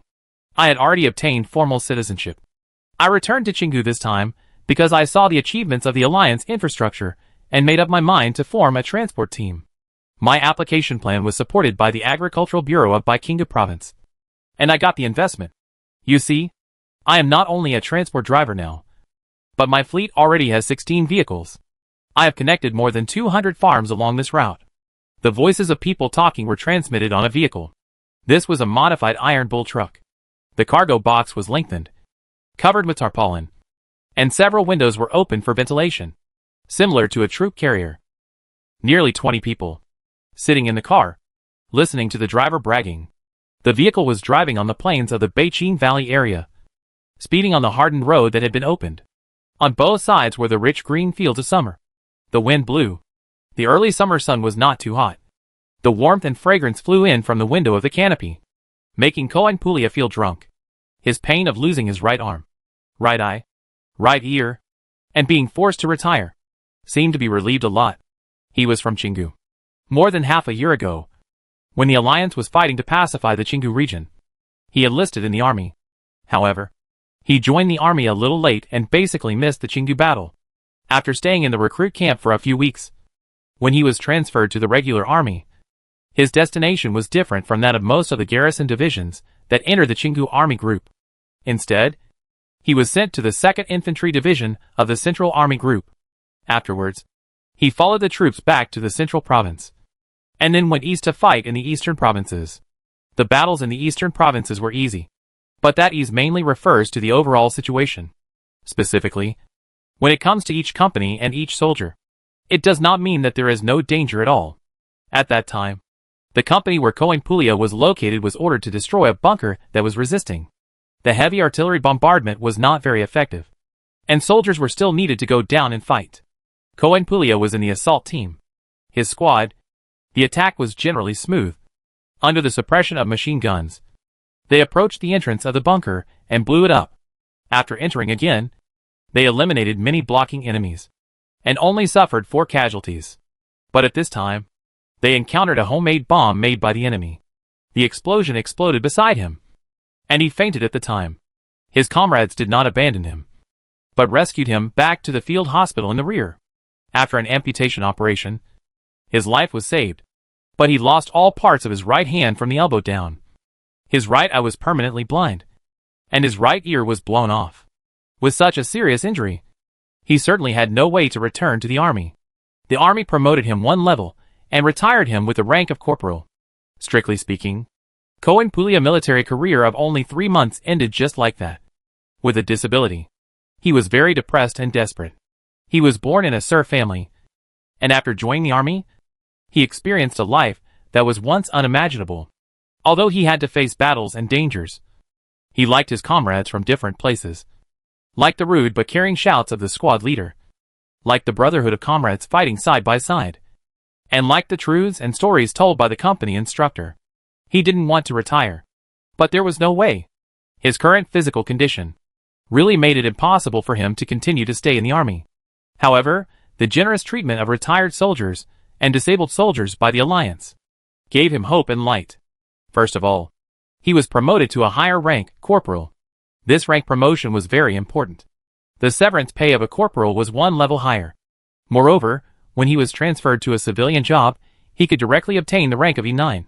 This is equivalent to a guarantee for the future. Moreover, he did not retire normally, but retired due to disability. This will allow him to have an additional generous pension in addition to the ordinary retirement pay when he retires. Moreover, he has a 3rd-class combat medal. Speaking of this, it should also be mentioned that the Ministry of Military Affairs has designed a new 3-level combat medal, which is located below the Medal of Renaissance and the Medal of Extinguishing Wind. And these medals not only represent honor, but also represent an additional allowance, which is valid for life. Adding all these things together, pensions and retirement benefits allow Cohen Pulia to have a large sum of money after retirement, which can be used to improve his life and can be used for a long time. The E9 citizen level means that as long as he follows the arrangements of the Union Military and Political Department's Retirement Security Bureau, he can do some simple work and get a well-off standard of living, which includes food rations, housing subsidies, medical security levels, and education for offspring. The E9 level allowance and the combat medal allowance added together enable him to get a good additional quality of life improvement on top of the basic life. Cohen Pulia finally decided to return to his hometown with his own money, with his citizen level and medal allowance. After completing the formalities, he boarded the train back home. The newly repaired railroad track took him all the way back from Xiongya City to Bega City. Here, he first went to handle his retirement procedures and transfer his identity to Baikinda Province. Comrades in the Veterans Security Bureau will continue to pay attention to the status of all veterans in the province, ensuring that they can get what they deserve. Then, he went to the Provincial Civil Affairs Bureau and inquired about the situation of his family. His family was assigned to a place called Wire Farm, and they were agricultural workers. After finding out where Wire Farm was, he was directed by the staff to go to the outskirts of the city and find a covered car. This covered car, which was modified from an iron ox, could carry more than 20 people at a time. They followed the newly built road network, connecting Chot-en City to countless transportation towns, and then contacted almost all registered farms from these hub towns. He waited for 2 days in Chot-en City. When the driver gathered 20 people, he got on the bus. After another 2 days of travel, he was almost there. The driver was still bragging. The passengers were still talking, and he could already see his hometown from afar. We have arrived at Wire Farm. I remember there was an old soldier on our bus who was going here. Yes, he responded. Okay, then you are ready to get off. A combat meritorious person like you is the person that old Bray admires the most. Without you, there would be no alliance now. Hope to see you again in the future. Okay, hope to see you again. When he arrived at the gate of the farm, he dragged his luggage with his only left hand and got off the bus. During this process, enthusiastic passengers lent a hand and helped him take his things down. After thanking them and saying goodbye to everyone, he entered the farm. This is his hometown. He is from Baikindu, at least since his grandfather's generation. He has been working as a hired farmer at Wire Farm. The plantation owner provided food and drink. but nothing else. In the past, he didn't think it was a big deal, and even thought the farmer was very kind. At least from his grandfather to his parents. No one starved to death. But now, he doesn't think so. After listening to the instructor's many truths and stories, he realized that his family's past life was not right. If it was that hometown, he would not miss it at all. But the Alliance has changed all this. So he came back. He looked at the scene in front of him, which was familiar and strange at the same time. The walls that were originally built to defend against the deformed monsters and the looters were demolished a lot, leaving only a symbolic gate with the name of Wire Farm hanging on it. Instead, a tall wooden watchtower was built, with people on duty on it. The purpose of this watchtower, probably to check the surrounding conditions in advance. The person on duty on the observation tower, of course, saw him. He seemed to say something. And soon someone came over. "Brother Cohen? It's really you. You're back." The visitor smiled enthusiastically and hurried over. But when he saw his hands, eyes, and ears when he got closer, they changed color. "Momo. Hello. This is left over from the war. Brother Cohen, you've suffered. Do your uncle and aunt know that you're back? I wrote them a letter. They should know. Right? But it's possible that it was lost? Anyway, we're all back, and we know everything later. Then come with me, I take you home." Momo helped him carry a lot of things without hesitation, and then led him to his home. Along the way, Momo told him a lot about the great changes in his hometown during the months he was away. Many people left, at least 80% of the people. It is said that there is still a lot of land to be developed in the province, and the original planting industry in Wire Farm, after having large machines, does not need so many people. His parents were supposed to be relocated, but they said they wanted to stay here and wait for Cohen to come back. According to the policy, they discussed and did not relocate. Now, they no longer live in the collective dormitory of the original farm serfs, but have their own small house. In the plan to eradicate the jungle, there is a large amount of wood raw materials, which have nowhere to be used. They are all taken to the synthetic starch factory. Of course, there is a lot of leftovers, which can be used to build houses or export wood by opening a wood processing factory. In fact, it is more economical and reasonable to use wood in this way than to crush it directly into synthetic starch. Now, only the wood that cannot be consumed by processing plants and paper mills, and is of relatively poor quality, will be thrown to the synthetic starch factory. His parents built a new wooden house not far from the farm, and lived with his sister and brother. Their family has 1,000 acres of farmland contracted to households, which was an unimaginable number in the past. First, it is impossible to grow so much. And second, it is impossible to divide so much land among one family. But now it is possible. Agricultural machinery has changed the production model, and efficiency has become extremely high. It is no longer necessary to drag the old oxen to plow the land over and over again. The tractor is equipped with a plow and harrow, and it only needs to go once. The same is true for sowing seeds. The newly distributed high-yield seeds are said to have a much higher yield than before. When applying pesticides, there is no need to use a hand-crank machine. You can go to the fields to work hard. The tractor only needs to run a few times with the pesticide machine. In the future, when harvesting, combined harvesters, farm stations, and other facilities will be able to solve major problems. Pulia parents, with his 13-year-old brother to help. Although it was a bit hard, it was enough to take care of the 1,000 acres of land. It was not just their family. Most of the families who stayed behind had similar situations. The corresponding agricultural machinery was also distributed to the farm, and everyone was learning and using it. His underage brothers and sisters were all assigned to the E3 level, with food rations. His parents were both E5 level, and they were able to work hard. Not only did they have enough food, but they also had allowances to save up, whether they could buy household appliances, or save up to buy their own agricultural machinery, or to cultivate more land. According to the annual agricultural production, the citizen rank will be readjusted every 6 months. Those who do well and have high production will be promoted quickly, even if they are ordinary, or even lazy, as long as they work normally and complete the minimum production quota. Their accumulated years of service can also be improved, but not so fast, and there is an upper limit. Now, everyone's life has become better. Not only the basic rank rations, but also people can eat and wear warm clothes. And there is also money left to buy some novel things in nearby hub towns. A new dress. A fan. A radio. Exquisite and solid furniture. These have truly changed the lives of everyone in the Weir farm. The words spoken by the little brother, in Pulia's ears, were as warm as the fragrant wind at the moment. He became optimistic, and a smile filled his face. Although he could not stay in the army any longer, coming back seemed to be a good choice. The pension and retirement benefits he brought back should be enough for his parents to buy some farm machinery, so that they would not have to queue up and squeeze with others to use them. And they could also rent them out to others. Just like what the driver brothers said on the road, others can work as transport teams. It seems that he can also work as an agricultural machinery management team. At that time, he can also ask for help, expand more land that can be contracted, expand production, and increase the output. Parents, brothers, and sisters will be promoted faster in the future. Although he has a broken hand, lost one eye and ear, and is half disabled, but doing what he can do can also reduce the burden on the family. E9's rank was considered high in the farm.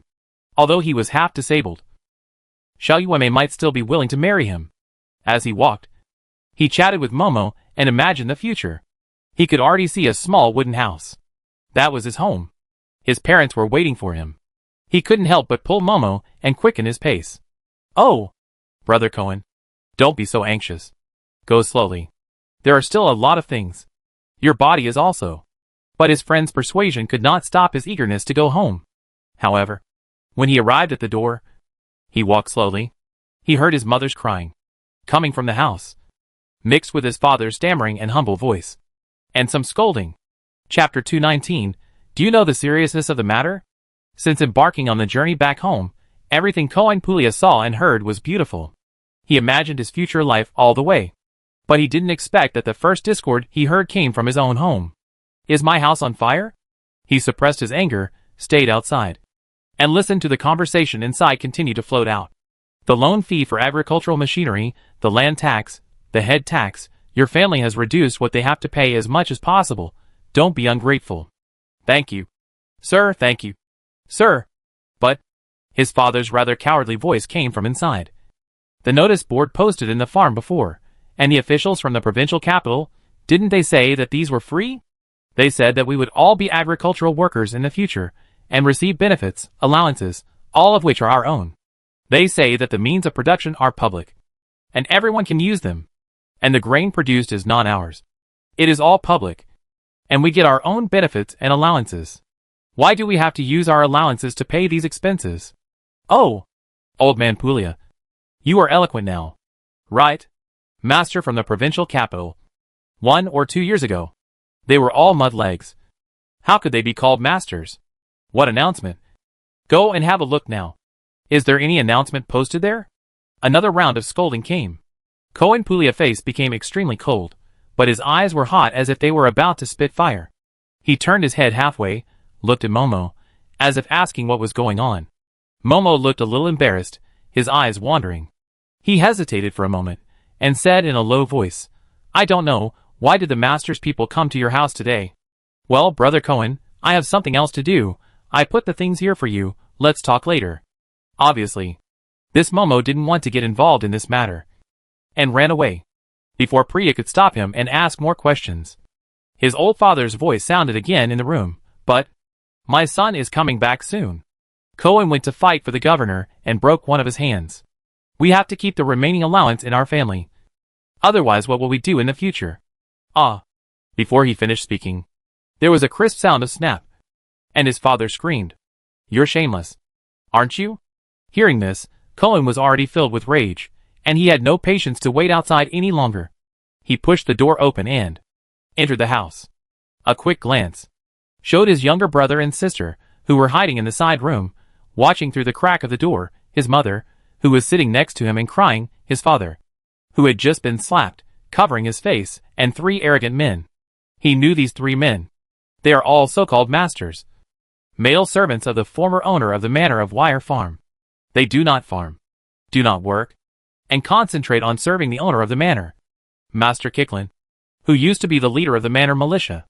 Now, Master Kicklin no longer has ownership of Weir Manor, but he still relies on the policy of the Alliance when it was reorganized into the Chingu Mutual Aid Association. and has transformed himself into the chief executive of Wire Farm. And the former male servants, under their operation, have become civil servants in the village-level administrative unit of the farm. Outside the door, Puglia had probably understood the whole story. It was nothing more than that Zeklin and his lackeys still regarded Wire Farm as their private property. And the people who stayed in the farm without moving away were still his slaves. What so-called agricultural machinery usage fees, land taxes, head taxes, these were not in the alliance. But this guy made up his own names and collected them with the government's administrative power. And will the collected taxes be handed over to the alliance? That obviously won't happen. In fact, they don't dare to touch the output of the land. Because after the reform of Beijing Valley, all the land is state-owned. How dare they take anything from the union government? But from the serfs. Oh, now the agricultural workers, they still have the courage to rob their allowances, their welfare rations. And they are very bold. Now, Puglia is very angry. He is not only angry at the unbearable treatment his family has received, not only angry at the slap his father received, but also angry at the subversive challenge to his ideals.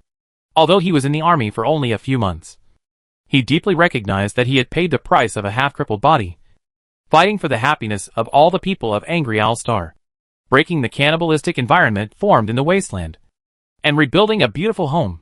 This was a glorious mission, and he regretted that he could not continue to fight for this great cause in the army. When he returned to his hometown, in another way, to continue the great cause in his hometown, he saw the scene. This is a betrayal of the alliance ideals, a subversion of the governor's declaration, and a humiliation to countless people who risked their lives for the entire planet. He asked calmly in anger, "Who hid my father?" The leading man, looking up and down at this half-crippled man with a completely different temperament, had some impression. "Cohen? It was me." "Who just did it?" "I did it." "How about it?" A person next to him appeared. With a crisp sound, Priya's intact left hand slapped him.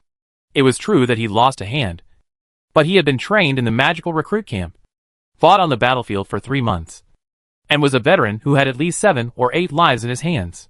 He was the sharp knife that could be selected for the difficult task of conquering the bunker. The lost hand was gone, but the remaining one was still strong. The man was prepared, but he still couldn't avoid it, couldn't block it, and was slapped hard, and was directly slapped to the ground, and couldn't stand up. The other two saw this and rushed towards Priya. But they were no match for Priya, a half-disabled veteran. They were all knocked to the ground by Priya's hand in a few seconds. In the end, the 3 of them could only support each other and run away in a hurry. It's great to serve as a soldier for a few months, right? You come back with a broken hand and a blind eye. A useless person. You wait for me. Before leaving, he didn't forget to say a cruel word. After those guys were beaten away, the younger brother and sister who were hiding in the house ran out, hugged their brother on the left and right, and the father put down his hand, looking at his son, who had been away from home for many months. In addition to the broken hand and disability, his temperament had also changed a lot. He didn't know what expression to show. The mother wiped her tears, walked to him, stroked his stump, and his injured half-face, and burst into tears. Cohen Puglia comforted his brother and sister, and sent them back to their room. Only then did he have time to talk to his parents. At this moment, his mother had stopped crying, but when she saw his right hand, she still showed a sad expression. "I shouldn't have let you join the army at that time." "Don't be like this, Mom," Cohen said casually. "I never regretted joining the army. In the East, there are more people like us who need help, and we are going to liberate them. What's more, although I didn't come back in one piece, at least I came back. And the army's policy is pretty good. I brought a lot of pension, enough for us to renovate the house, buy a lot of things, and buy our own farm machinery. I am still at the rank of E9, which is higher than most people on the farm, and life will be easier in the future. I would rather you be fine than take the pension." Cohen had expected his mother's reaction. A mother who loves her son must be like this. He could only keep persuading her with kind words, and her mood gradually improved. At this moment, his father said worriedly, "Today, you beat away Master Zekerlin's men. They won't let it go." Cohen turned his head and replied, "Yeah, I think so too. However, now is the world of the Alliance. It is not the time for him to cover the sky with one hand. I will write a letter later, and when a caravan passes by, I will ask someone to deliver it to the Veterans Security Bureau in Vegas City. They will take care of it. When he said this, he seemed full of confidence. He really thought so. What will happen then? That Zekerlin will definitely be punished.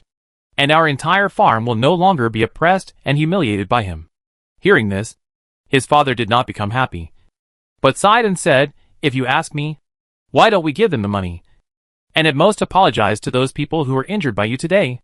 If you knew that you had so much pension and retirement benefits, the little allowance they asked for would not be much. So you should just give it to them. What are you talking about? Cohen was very dissatisfied. How can you encourage that bastard? Although the pension is generous, it was earned by me. No matter how much more. I can't give them more. The allowances of the two of you are earned by hard work in the fields. No matter how little. I can't give him. Old Priya wanted to say something, but was stopped by his son. Okay, Dad. No more words. I will write a letter right away. That guy won't be able to jump for a few days. Afterwards, the Puglia family cast aside their worries and had a reunion dinner, and chatted for a long time.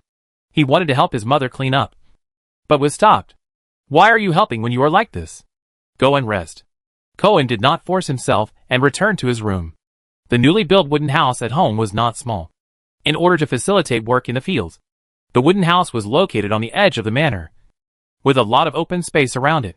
The wood was very cheap during this special period, so when it was built, the children's family was considered, and the area was not small, and many rooms were divided. Back in the room, Cohen took out the paper and pen he had brought back and began to write. Before leaving home, Cohen Puglia knew only a few words and was considered semi-illiterate. In the few months in the army, he had made a lot of progress in literacy. The army also gave them stationery, including diaries and pens and ink. It was a bit difficult for Cohen to write a colorful article, but if he put in some effort, used common words, and wrote things clearly, it would not be a big problem. It was just that he wrote a little slowly, but he had nothing else to do now. He recorded in detail in his diary what he had seen and heard on his way back home, the infuriating things he encountered when he returned home, and his thoughts on them. He saw the great changes in the Beichin Valley area along the way, and felt a sense of happiness and expectation. He saw the legacy of the old times, the anger and pain that still broke out in the Wire farm, the contempt for these shameful people, and the expectations for the alliance. He wrote a lot of words, which took a long time. It was already late at night, and he was still writing under the light. He wanted to put all these things into words. When the time comes, he would tear off this part of the diary, and when the convertible car passed by, he would pay some allowance to the driver to help deliver the letter. It should be feasible. If it really doesn't work, he would just go to Chot City by himself. Anyway, the roads are smooth now, and it would only take 2 or 3 days. He was just worried that if he was not at home, his parents would be in danger. Just as he was thinking about it, he heard a strange noise coming from outside. Having just been discharged from the army, he was still alert. He opened the window a little and looked out, and he saw the distorted monsters. There were no high-level ones, all ordinary ones, cannon fodder-type distorted monsters with only close combat capabilities, but at a glance, there were at least 20 of them. Why were there so many distorted monsters, almost surrounding their home? He threw the diary under the bed, and then quickly got up, planning to wake up his family. But at this moment, the bolted wooden door of his house was smashed open. He looked over and saw a familiar figure running away in panic. Before he could chase him, 2 deformed monsters with ropes tied to their bodies, which had been loosened at this moment, rushed in from the door. Cohen subconsciously wanted to draw his gun to fight, but at this moment, he had neither weapons nor hands. I have finished the story I want to tell. Milia de Jong let out a long breath and closed the diary in her hand. She and her teammates were from the Supreme Court of the Alliance, codenamed the Demon Hunter Team. Their team consists of 20 people, responsible for going south to investigate the corruption in Baikingu province. Milia de Jong raised her head and stared at her brother-in-law in front of her. Captain Jason Morgan, what do you think after hearing this story? Because of the busyness in recent months, Jason Morgan, who has begun to grow white hair at a young age, put his slightly trembling hands down from the table. He was silent for a moment and said, I am very sad. What else? I'm sorry. What else? I feel guilty. Milia de Jong slammed the table and said, It's all perfunctory. Do you know that in your jurisdiction, There are widespread cases of dereliction of duty corruption, and even officials murdering civilians? The incident I'm talking about is by no means an isolated case in the 3 million square kilometers of Beijing Valley.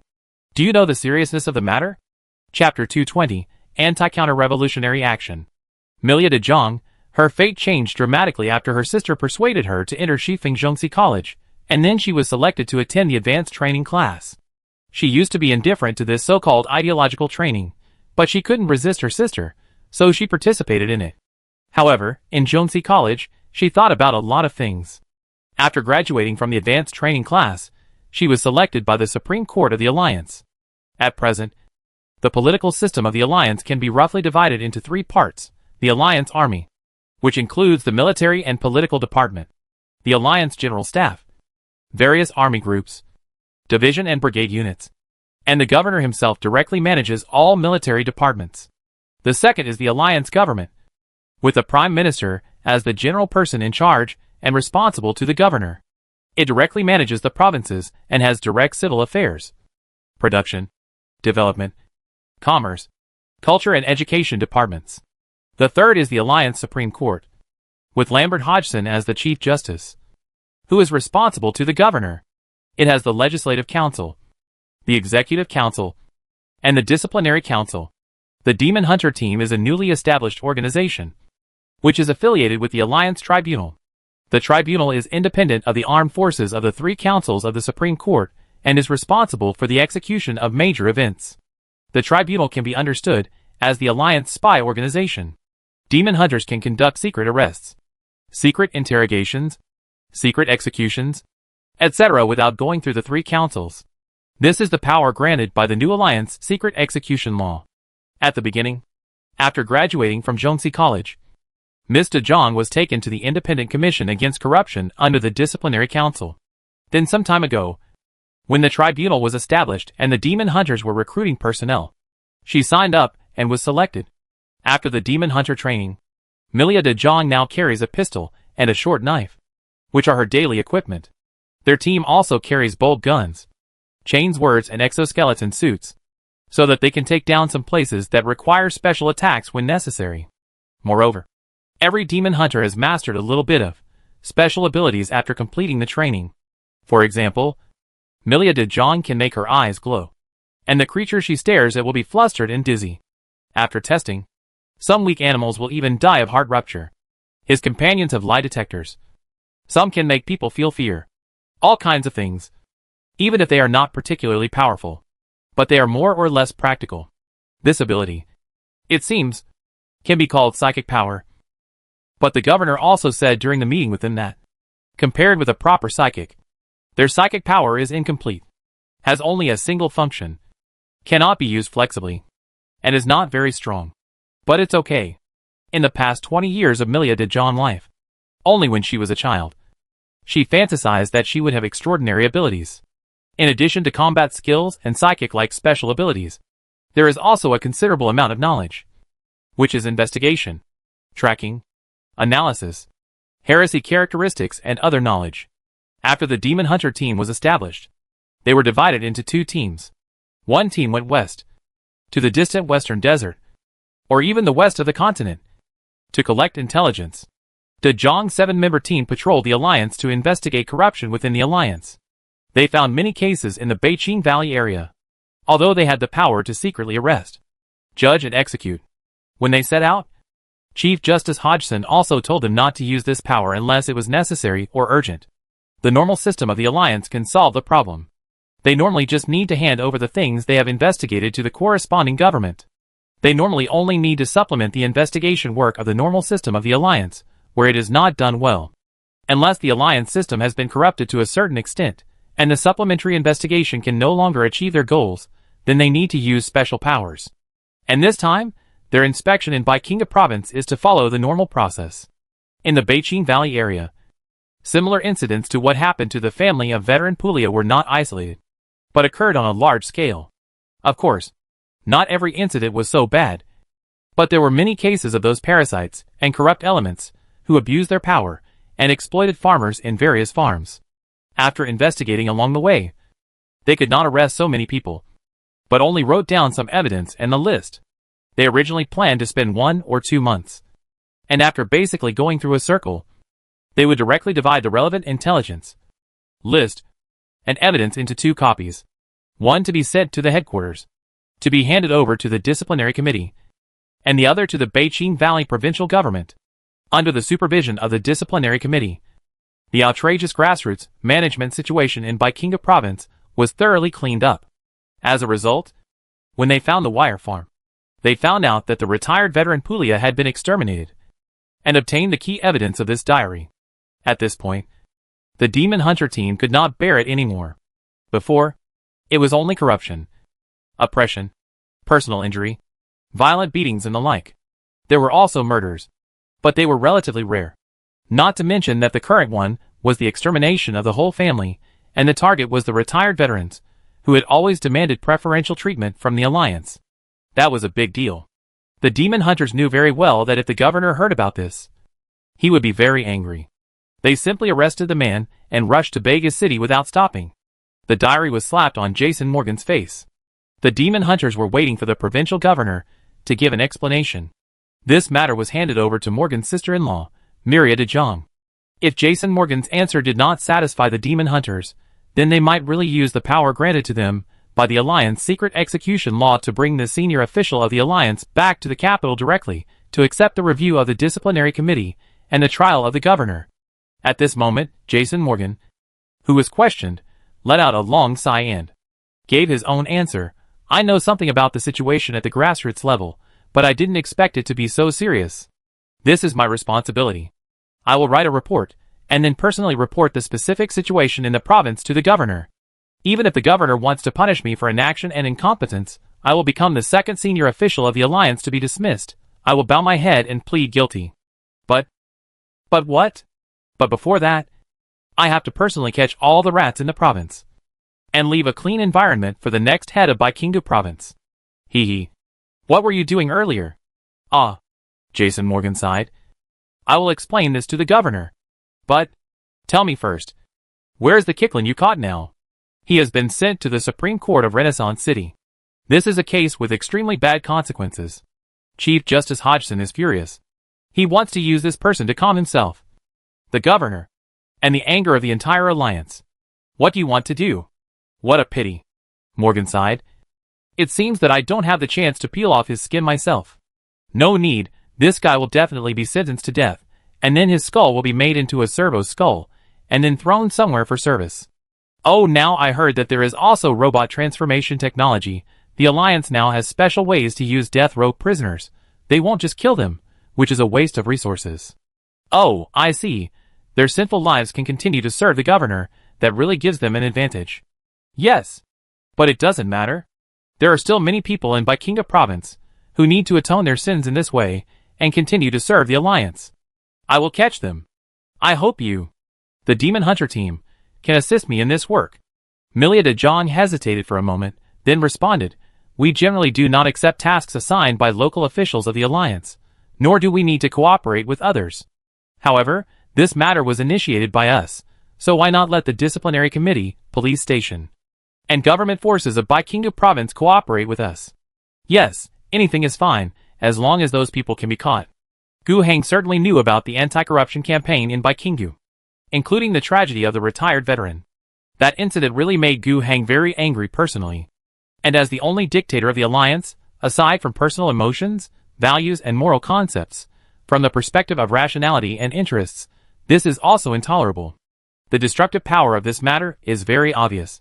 The exploited people's production capacity will be suppressed, which is a direct impact. Their consumption capacity will also be suppressed, which will be transmitted to the whole society, forming a negative impact. The people's resentment will form a trend of distrust of the Alliance government in society, which will have a huge negative impact on the implementation of all future Alliance policies. In extreme cases, it will lead to rebellion in some local areas. The influence of isolated incidents is limited. But according to the report said by the Demon Hunter team, 40% of the 131 farms in the Beijing Valley province that they explored during this period had varying degrees of managerial corruption. The situation at Wire Farm was the worst. In other places, such a situation of exterminating your entire family for disobedience did not occur. Those grassroots managers, would deduct people's allowances and benefits, collect extra taxes under various pretexts, and charge fees on the means of production issued by the alliance. The guy named Chi Kellen at Wire Farm did this. There were also people who reached out to the alliance. They would privately change the production targets given by the Provincial Production Bureau, increase the production quota of the people, but when submitting agricultural products, they would submit them with normal targets, seek the difference in the middle, for their own benefit, and then package them as black market goods, and sell them to the people. And these corruption situations, which occurred on a large scale, when the Mutual Aid Association was reorganized into the local administrative agency, were committed by the original plantation owners. The probability of encountering such things is much lower for the farms that have been split off and reclaimed new land. Many of the farm owners are elected from the grassroots pioneers, and there are also grassroots officials directly appointed by the province. The purity of the team is relatively better. But among them, there are also some other situations. For example, deliberately increasing the production plan quota and requiring the farmers under their jurisdiction to increase their working hours. These grassroots managers will not embezzle, and will hand over all of them. What they pursue is to get higher scores in the performance rating of government departments so that they can be promoted to higher ranks and positions faster. But the people suffered equally. The E5 level farmers can do twice as much work. Even with the 8-hour workday, according to the most outrageous exaggerated production plan, Gu Hang could tell at a glance that the farmers under the guy's jurisdiction would work themselves to death and still not be able to complete his plan. Is this corruption? Objectively, the increase in production brought about by this has accelerated the province's agricultural development plan, but you have to know that most of the workers in Baikinga province are proletarians, not property owners. The land is not theirs, but the alliance. They are agricultural workers, not farmers. Agricultural workers are a type of worker, which can be understood as going to work in essence. The job benefits and allowances can be understood as wages, and they are people who live on wages. Farmers are people who have their own arable land and are engaged in farming. Their livelihood depends on the output of the land. They pay taxes and rent according to the output, and the rest is theirs. The substantial increase in production of agricultural workers is of course a good thing. After all, the extra products produced do not belong to the workers, but all to the union government. But Gu Hang does not need to do this. If someone wants to do this, 8 hours of work a day is enough to meet the basic requirements, but he insists on working 12 hours, 16 hours, then let him do it. The government can provide faster promotion to reward such behavior. But this matter should not be enforced by administrative power. But when it comes to specific matters, Gu Hang will be conflicted. The one who reports the production plan inaccurately and puts the workload on the workers under his charge should be dealt with. But what about those who have indeed increased the production plan quota, but in an incentive way? They shouted slogans such as higher output, faster upgrades, more benefits, and a better life to the workers, encouraging them to work hard. What about those who study practical agricultural machinery technology, impart agricultural production experience, and increase the production plan quota? There are too many situations. If we do everything without distinguishing right from wrong, then the enthusiasm will be destroyed. It is extremely difficult to manage a huge land and a huge population with a one-size-fits-all approach. We need to think of corresponding plans and summarize the lessons learned from this time. As for the specific anti-corruption work of Baikinga province, Gu Hang did not intervene too much. He believed that the joint action of the three parties, the demon hunter, the disciplinary committee, and the provincial government, would give him a satisfactory answer. At present, the government agencies of the entire Baikinga province have launched a massive anti-counter-revolutionary campaign. At that time, those who have committed serious crimes will be sentenced as they should be. For those sentenced to death, the Servo Skull Workshop is in need of materials. For those who are not sentenced to death, they will be dismissed from their positions, demoted, and sentenced to hard labor. There are special labor farm prisons, where they will serve their hard labor sentences with the minimum treatment of E2. In addition, in order to avoid problems with serving sentences locally, a large number of people will be sentenced to serve their sentences in the mines of Waishing City, the garbage recycling sites of the eastern provinces, and the ruins mines. Gu Hang, on the other hand, expects Jason Morgan to give him a more reasonable, more systematic solution to solve corruption. Solve disguised corruption. Solve the behavior of ignoring the lives of agricultural workers for the sake of promotion and greatly increasing work pressure. These exposed problems are Morgan's test questions. which determined how Gu Heng should treat him personally. Chapter 221 passed. In the past 2 months, the Disciplinary Committee, Baikinga Government, Demon Hunters, 3 parties jointly acted and carried out a large-scale anti-counter-revolutionary operation in Baikinga Province. In this operation, the integrity of more than 1,700 farms from Baga City Government to the entire province was checked. The total accounted for 20% of Baikinga Province, and the grassroots managers of farms who violated laws and crimes were arrested, and a total of 614 other accomplices.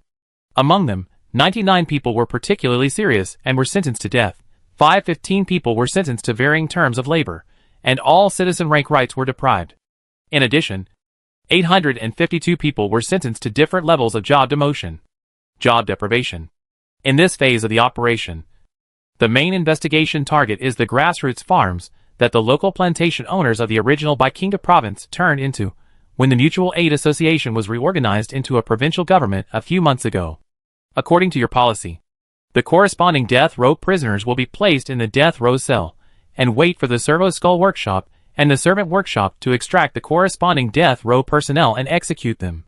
In the next phase of the operation, we will further expand the scope of the investigation and the targets of the investigation. It is expected that within 2 months, the anti-counter-revolution work in the entire Baikinga province will be completed. Gu Heng nodded as he listened. At this moment, there were 3 people sitting in front of him. Lambert Hodgson, the Supreme Judge of the Alliance, Osanachenko, the Prime Minister of the Alliance, and Jason Morgan, the head of the Baikinga province. At the moment, Lambert was making a report on the anti-counter-revolution work. His department was the main responsible department, responsible for this job. And of course, he had to do the specific reporting work. In fact, Gu Heng was quite relieved about this. Lambert had experience in this. Back then, when the new alliance was just established, he was quite adept at the cleansing work within Fuxing City. Now, he had more power at his disposal, including the investigation team of the disciplinary committee directly under him, demon hunters with extraordinary abilities, and the full cooperation of the local government forces in Baikinga province. There was nothing wrong with his strategy, since the preliminary investigation results have made it clear that the grassroots managers left over from the old era have the biggest problems. The investigation will naturally start with this group of people. Gu Heng fully understands Jason Morgan's previous policies. In order to reduce resistance, the primary goal is to restore agricultural production in Baikinga province. In the early stage, it is not easy to catch all the landlords who used to hold the actual ruling power in Baikinga. His actions have indeed brought great help to the production and construction of Beiqing Valley in the past few months. Production has recovered rapidly. Reclamation work has been smoothly promoted.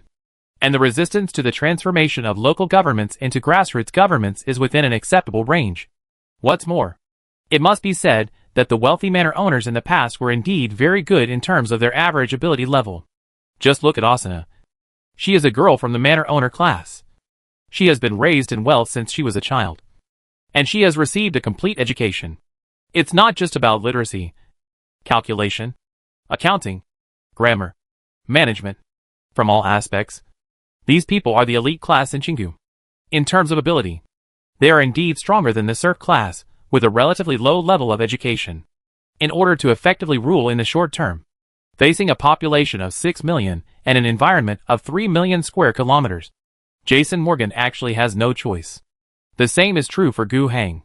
When he just recovered Fuxing City, he carried out a lot of cleansing operations to establish his authority. But in the end, didn't he still have to use the intellectuals, engineers, and businessmen of Fuxing City to rule? However, it is indeed time to sweep those historical problems into the garbage dump. Lambert Hodgson's cleanup operation was considered to be fierce.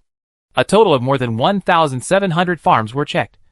More than 600 were arrested, and more than 800 were dealt with. It was not a huge number of people, but the intensity was not light. During this whole anti-counter-revolutionary operation, some of the original elites did stand the test. They were not caught with any evidence of crime or only had some very minor problems during the anti-counter-revolutionary operation, which was harmless. And they had a good reputation among the people. This is quite comforting. After all, not all the members are garbage. If we really want to wipe out all the elites of the old era, we really can't make up for it. Of course, the current strength is almost enough. After Lambert finished talking about the anti-counter-revolutionary operation itself, it was the turn of the two chief executives, Osuna and Jason Morgan, to talk about their affairs. First of all, there were so many people who were dealt with in the anti-counter-revolutionary operation, how to make up for it. This is where the cultural and educational departments need to make an effort. Osuna provided a lot of help to Jason Morgan. She has allocated a lot of graduates from the Comprehensive College to the Baikinga province in the near future. Now, graduates from various colleges are in great demand. Governments in various parts of the alliance are in great need of a large number of talents from Fuxing City to fill the reconstruction work of governments at all levels. The Comprehensive College of the Alliance has cultivated a large number of talents in various disciplines during this period of time. The word talent must be put in quotation marks, because the training time is too short. The ability of these talents is still questionable. Although, the Alliance Ministry of Culture and Education has established a relatively complete education system in Fuxing City and Waishing City, covering all aspects of vocational education, technical education, and comprehensive education. However, the time is too short, and the children who receive education cannot grow up overnight. They can only be trained in adult education in a short term, high-intensity knowledge training, and then be thrown out to work and shine. But after all, there are some talents available, which is better than before. Moreover, these trained talents also need some positions to give full play to their abilities. The positions vacated by the farms in Baikinga area are just right. Gu Heng even assigned a lot of the 100 top students sent by his mother to work in Baikinga province. At this time, Gu Heng felt that his mother really had some ideas. Gu Heng couldn't help but trust these people. As for the situation on Angry Owl Star, where can we find 100 highly educated alien college students? It doesn't matter if you don't trust them, they are all talented people, you can do whatever you want with them. Gu Heng couldn't resist the temptation. It can't be wasted. Right? Go to work. If you want to be entrusted with important tasks, it's not impossible, you can start from the grassroots. If there is someone who is really reliable, Gu Heng doesn't mind talking to him and recruiting him to work for him. In short, these methods have temporarily replaced the basic farms in Baikinga province, whose managers have been removed. Speaking of this, Osina also told Gu Heng about the current key tasks of the Ministry of Culture and Education. At present, the cultural and educational work of the Alliance is going well. In the most important Shuangqing area, a series of education systems from primary school to middle school to university have been established. Alliance citizens, according to their different ranks, can enjoy different levels of free education and subsidies.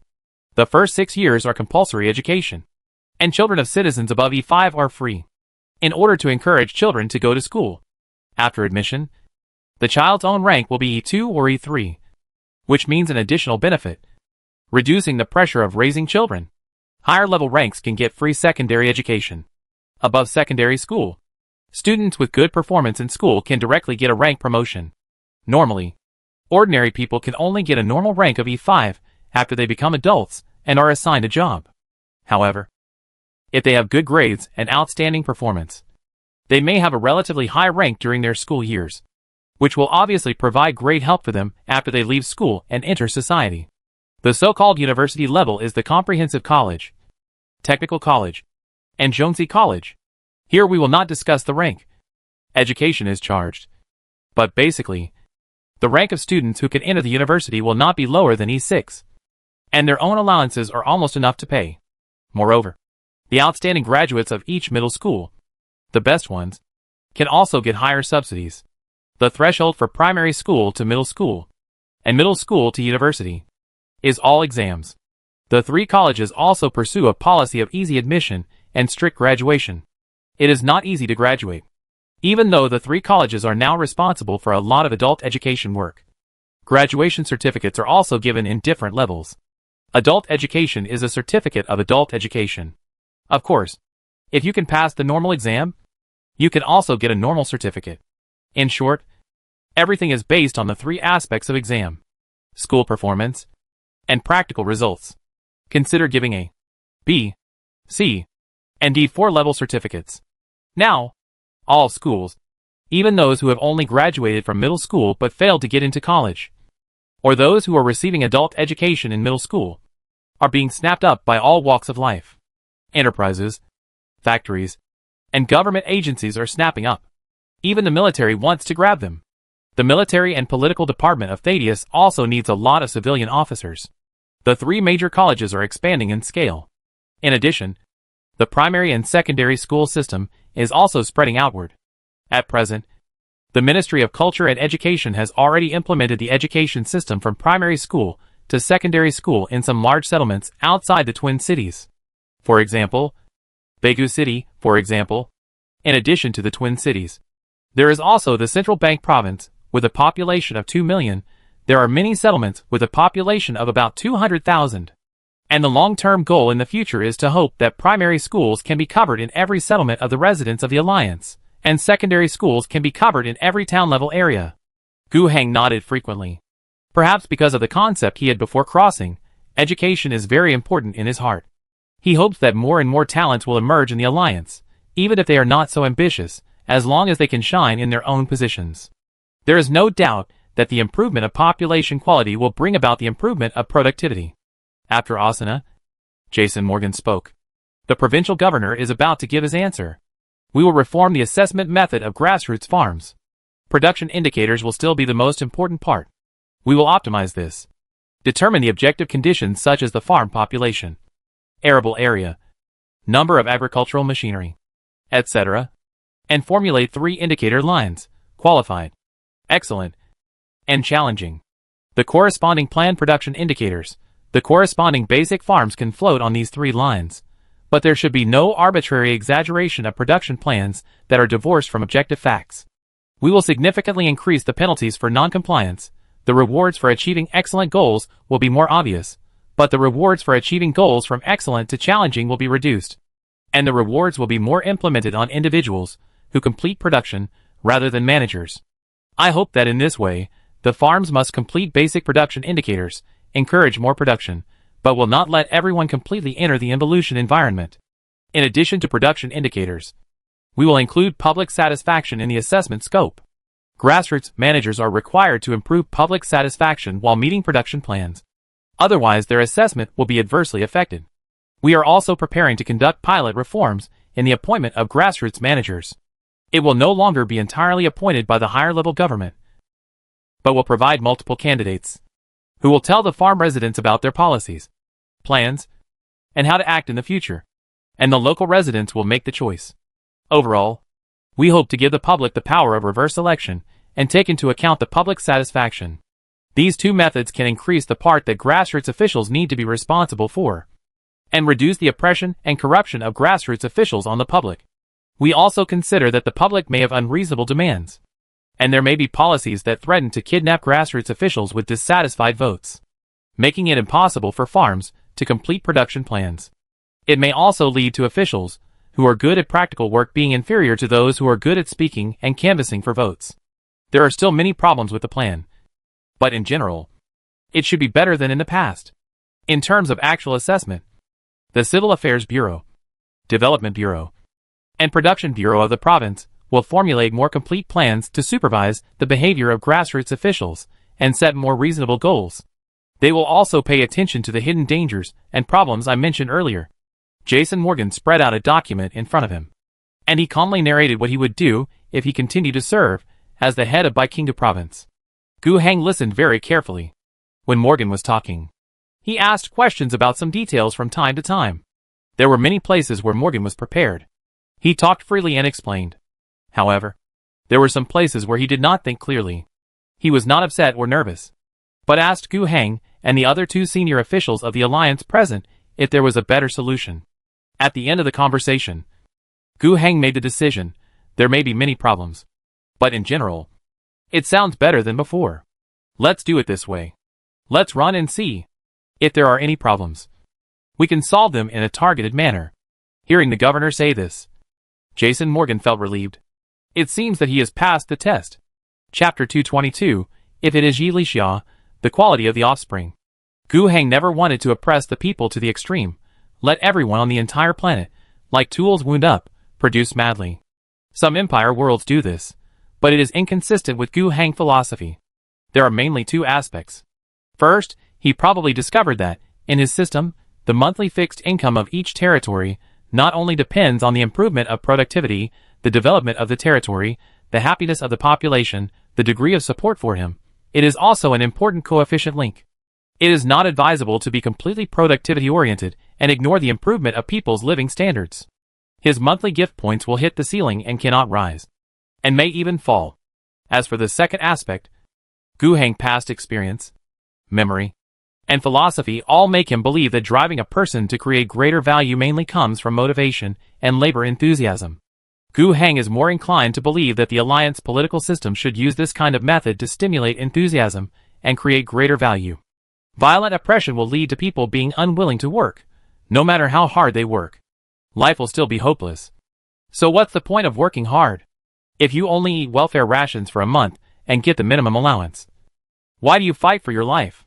There is no upward channel, no happiness to speak of. So won't you just muddle through and do whatever you want, even after causing great dissatisfaction? Negativity, strikes and other things are secondary, and rebellion is not impossible. Gu Heng's current ruling situation, of course, is not afraid of rebellion. Those who dare to rebel will be killed. All of them will die. But it is a loss. It costs money to suppress the rebellion. The rebels were originally producers, and the time they stop producing is also money. If the rebels are executed, the value they could have created in their future lives will also be gone, which is also money, let alone large-scale, wide-ranging rebellions. Even if there are only a few hundred people in a farm, they will start a riot and kill the grassroots officials. How to deal with this matter? Rebellion is definitely intolerable, but Gu Heng feels distressed when hundreds of people lose money. Especially, this kind of loss can be avoided. This kind of rebellion caused by public dissatisfaction should not have happened. Take a step back. Gu Heng can't do such a thing. The government he established, the officials in charge, are not human beings and oppress the people. When Gu Heng sees this kind of thing, his blood pressure will instinctively soar. That was not the world he wanted to build. He was generally satisfied with the series of reform plans proposed by Jason Morgan, and thought they could be implemented for a try. There would definitely be some problems, but overall it should not be worse than it is now. We would solve the problems when they arise. And if this set of methods worked well in Baikinga province, he also planned to implement the relevant plans in other parts of the alliance. Some centralized, densely populated industrial centers are not suitable for this, such as Wasteland City, Fuxing City's urban institutions, and factory institutions. There is no need. Workers are assessed by piecework and have a complete work system. Workshop leaders need technical experts, and factory managers need a higher level of management. Moreover, production and livelihood are separated. Residential areas have their own street governments. District governments manage them, and factories have their own management. However, similar experiences can be replicated in places like the Baikinga province, which are scattered over vast land and have a large area and a small population. For example, the eastern provinces, and the northern land that will be recovered in the future. After the 3 people who reported to the governor left, Lambert Hodgson said goodbye to the 2 senior government officials and returned to his office. He still had a lot of things to do. Although he had already reported, the anti-counter-revolutionary operation in Baikinga province had actually only progressed 20%, and there were still a large number of farms that had not been checked.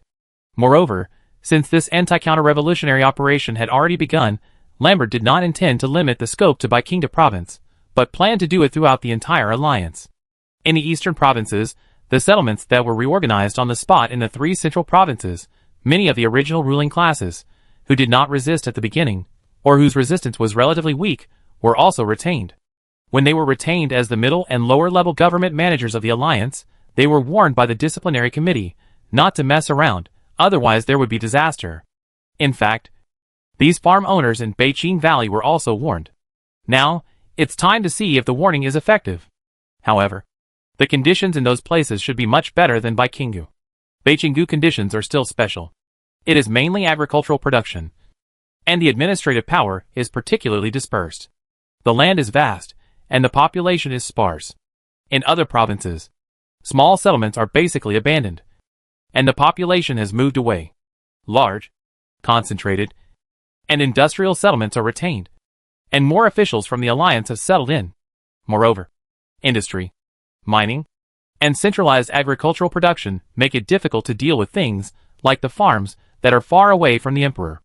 In fact, before coming to Baikinga, The Demon Hunter team also inspected other places. There are indeed some problems, but they are far less serious than here in Chingu. Just carry out the anti-corruption action normally. In general, the investigation team of the disciplinary committee has to work overtime and be busy. And Lambert, the Supreme Justice, is naturally busy.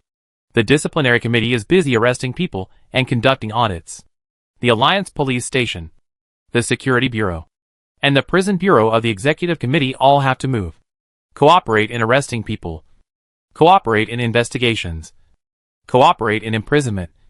And the court has to conduct trials. It's very busy. Asuna and Jason Morgan were not much better. The relevant cooperation work needed to be done, and the relevant follow-up work was more important. The anti-counter-revolutionary campaign did eliminate corruption, but it would inevitably cause political turmoil, which would inevitably affect production and development in various places. What the two of them had to do was to prevent or minimize the occurrence of such situations. The two chatted for a long time, and the main content was how Jason Morgan should ensure political stability after returning, and how to implement the plans previously reported to the governor. Osina gave him instructions, and said many of her ideas. Morgan listened carefully. Although he was the leader of Baikinga province, Osina was his direct superior, and it was natural for her to guide him in his work. At the beginning, when the provincial government was established, Osina went to Bega City every few days. The framework of the entire provincial government was built by this female prime minister, and she also personally inspected many farms at that time. This female prime minister was originally from Chingu area, and she knew that land very well. Even the plans that Jason Morgan talked about in front of Governor Gu were not his own ideas. The female prime minister helped a lot in Osina's office. After finishing the business, Morgan also said sincerely, "I really appreciate the prime minister's support this time. Without you, I would definitely not be able to pass this level." Osina waved her hands and said, "The governor actually did not mean to remove you. He can understand your difficulties, and can see your outstanding work results in Beijing Valley. The proliferation of corruption is indeed your responsibility, and it is your stain. But it will not completely cover up your ability and achievements."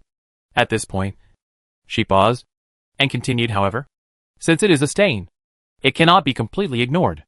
Although the governor did not mention it specifically, I have decided to downgrade your rank from C2 to C1. You will not be promoted within 1 year, and your position as provincial head will be abolished, and you will be demoted to acting head for 1 year. After 1 year, I will look at the situation in Beijing Valley and decide whether to return to the official position. Do you have any objection to this?" "No, this is already very light." Jason Morgan really has no objection. These punishments are mostly nominal. Demotion, no promotion within 1 year, these will indeed have a significant impact on his personal treatment, but there will be no substantial changes in his position. Although he was demoted from the head of the province to the acting head, he is still in this position, has not been sidelined, and has the actual power, so it will not hinder him from doing things.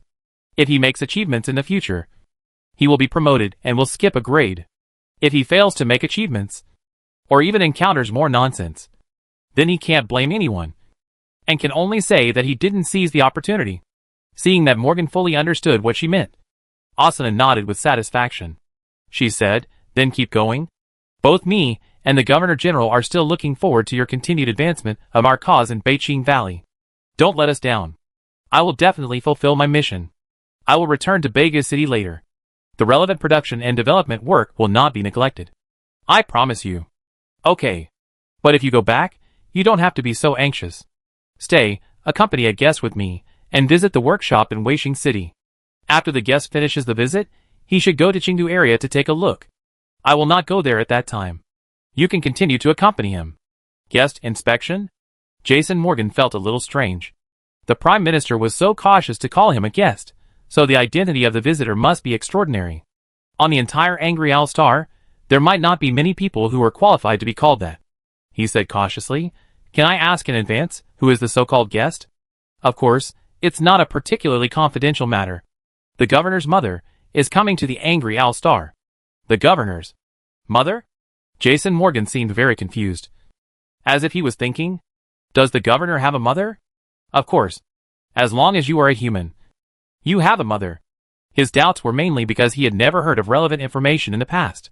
He only knew that the governor came from outer space, and was a ruler appointed by the Imperial Star District government. He did not know much about the governor's past and history, and he never thought that one day he would be asked to accompany the governor's mother to inspect the working conditions of the planet. What kind of person is the great mother who raised such a great man as the governor? What should I say when the time comes? How can I show the style of the people of Angry Star so as not to be looked down upon by the aliens? This matter raised by Asuna made Morgan inexplicably anxious. When Gu Hang was listening to the report, Ms. Wang Chi fleet had already arrived in the orbit of Angry Star. As one of the important leaders of the Gu family, Ms. Wang Chi still had to do some diplomacy. It happened that her son said that the troops that were going to accompany her to the Black Arrow Star were gathering, and her schedule was not very tight. So she met with the 2 Imperial Navy officers on the starship first, especially to meet Eulishia. The operation of the Fofana family was reliable. After half a year of fermentation, Eulish's reputation as a rising star in the Navy was also spread. With a reliable enough record, she not only secured the position of the 7 captains of the Pegasus fleet that was forcibly promoted before, but also her reputation began to spread throughout the region, and even throughout the entire Eastern universe. She was originally the focus of the Fofana family's training. Otherwise, she would not have been promoted to the position of Brigadier General at such a young age. Now she has made a name for herself and has achieved solid results. So her position in the Fofana family is even more important. After all, in the past, if the family was dissatisfied with her, or if she did something wrong, they could still remove her. Now, her title has been registered with the Imperial Navy Department, so it is not so easy to replace her. I won't change it. The reason why the Fofana family can become a naval family is because their ancestor 4 generations ago produced a vice admiral. Right? Yelisa is likely to break this limit. If nothing unexpected happens, she will be the iconic figure of the Fofana family and the destined leader of the next generation. Such a person is certainly worth making friends with. You can even consider marriage. If it is Eulishia, then the quality of the offspring should be quite good. Right? Wang Chi didn't think there was anything wrong with her thinking this way. As an old mother, isn't it natural to think about these things? However, there is no need to be so anxious. Ms. Wang Chi still handled the role of an elder very well. As a parent and friend, she talked to the female Brigadier General about some past events on the Winged Star. What? When I came, your mother asked me to bring some things for you, and another one, which is a gift from your aunt. Don't refuse it, no matter how precious it is. It can't compare to the friendship between our 2 families. You and Gu Hang are young people of the same generation, and you work together. In addition to business, we should also have more exchanges. You haven't been to the ground as a guest yet? How does Xiaohang do things? That wooden man is sometimes silly. Please be more tolerant. Such words are one after another. In short, the communication between the 2 is still very happy. After spending a wonderful day with Eulishia, on the second day, Ms. Wang Chi boarded the landing spacecraft and came to the ground. The hatch of the spacecraft opened, and she walked out confidently. A smart and dignified dress made her look noble and majestic. But when she saw the young man standing more than 10 meters outside the cabin door, waiting with his head held high, her steps could not help but pause for a moment. That was her son, whom she had not seen for almost 2 years. Between his eyebrows, he looked so familiar. His face, which inherited the advantages of her and her late husband, looked very handsome. But the weak feeling of being a punching bag in the past was gone, and the resentment that had always lingered in his expression in the past few years also disappeared. Instead, he was a confident, high-spirited, peaceful, and restrained young man. Looking at him more closely, she could even feel a sense of plain majesty coming from him. In terms of temperament, he was completely different from her previous impression. Is this my son? Wang Chi was a little dazed. Chapter 223 confirmed that this is really my biological mother. Mother, welcome to the Angry Star. Gu Hang voice woke Wang Chi from her daze. She saw Gu Hang open his arms, walking towards her. She subconsciously opened her hands and hugged Gu Hang. But in her heart, there was a very strange feeling. Something was wrong, very wrong. The hug between the 2 was not tight, but after a slight contact, Gu Hang let go of his hand. He introduced to Wang Chi, "This is Fuxing City." The place where the landing spacecraft landed was the airport of Fuxing City. There was a cleared area here, which was specially used for landing spacecraft. From here, the whole city could be seen. To be honest, Wang Qixin was not impressed by the Fuxing city in front of her. She had been to many worlds, and the urban construction of Fuxing city was just so in her opinion. Not to mention compared with the capital of the star region, the Garden World Phase Star. Even the second-tier cities of many ordinary planets were much more developed than Fuxing city. However, she did not forget that this was originally a wasteland world. Now, at least everything she could see did not look like a wasteland. It was not beautiful, but it was well organized and the streets were clean. All these changes happened in just 1.5 years, and were created by her son. Even the well-informed Ms. Wang Qi had to admit that this was definitely an outstanding performance. When she thought about the temperament shown by Gu Heng, it was completely different from what she remembered. Is this really the career that the useless son who made her angry and felt that he had disgraced her and her late husband's genes could achieve? Wang Qi, with mixed feelings, followed Gu Heng on a phone falcon, and a moment later, they arrived at the Alliance building. This is the tallest building in Fuxing City, which was rebuilt from the old Alliance Parliament building. At present, this 8-story building is considered Gu Heng official residence and also his office. The top floor is the Parliament Hall, which has been renamed the Governor's Hall, which is used exclusively for large-scale work meetings of the Alliance. On the same floor, Gu Heng had another more relaxing space opened up, which was the Governor's office. Generally speaking, this was where Gu Heng worked on a daily basis. He dealt with some documents, thought about some things, met with some people, and held some small-scale secret meetings. Behind the office, there were several rooms: living room, bedroom, cloakroom, toilet, bathroom. These living-oriented houses were, of course, designed for Gu Heng. All the decorations were not luxurious. Although everything was there, it was obvious that Governor Gu did not particularly pursue quality, as long as it was comfortable. After Wang Qi had visited all of them under the guidance of her son, she stood in front of the large French window in Gu Heng's office, overlooking the panoramic view of his city, her mind drifting far away. In her mind, there were always two sons. One was in her memory, and the other was the one she saw now. The son in her memory, like gorgeous things, always wore expensive and complicated clothes, and the place where he lived was always magnificent, and he liked to use these external things to cover up his inner weakness. The son in front of her was wearing a proper military uniform, which showed off his tall figure. Apart from that, there was no extra decoration.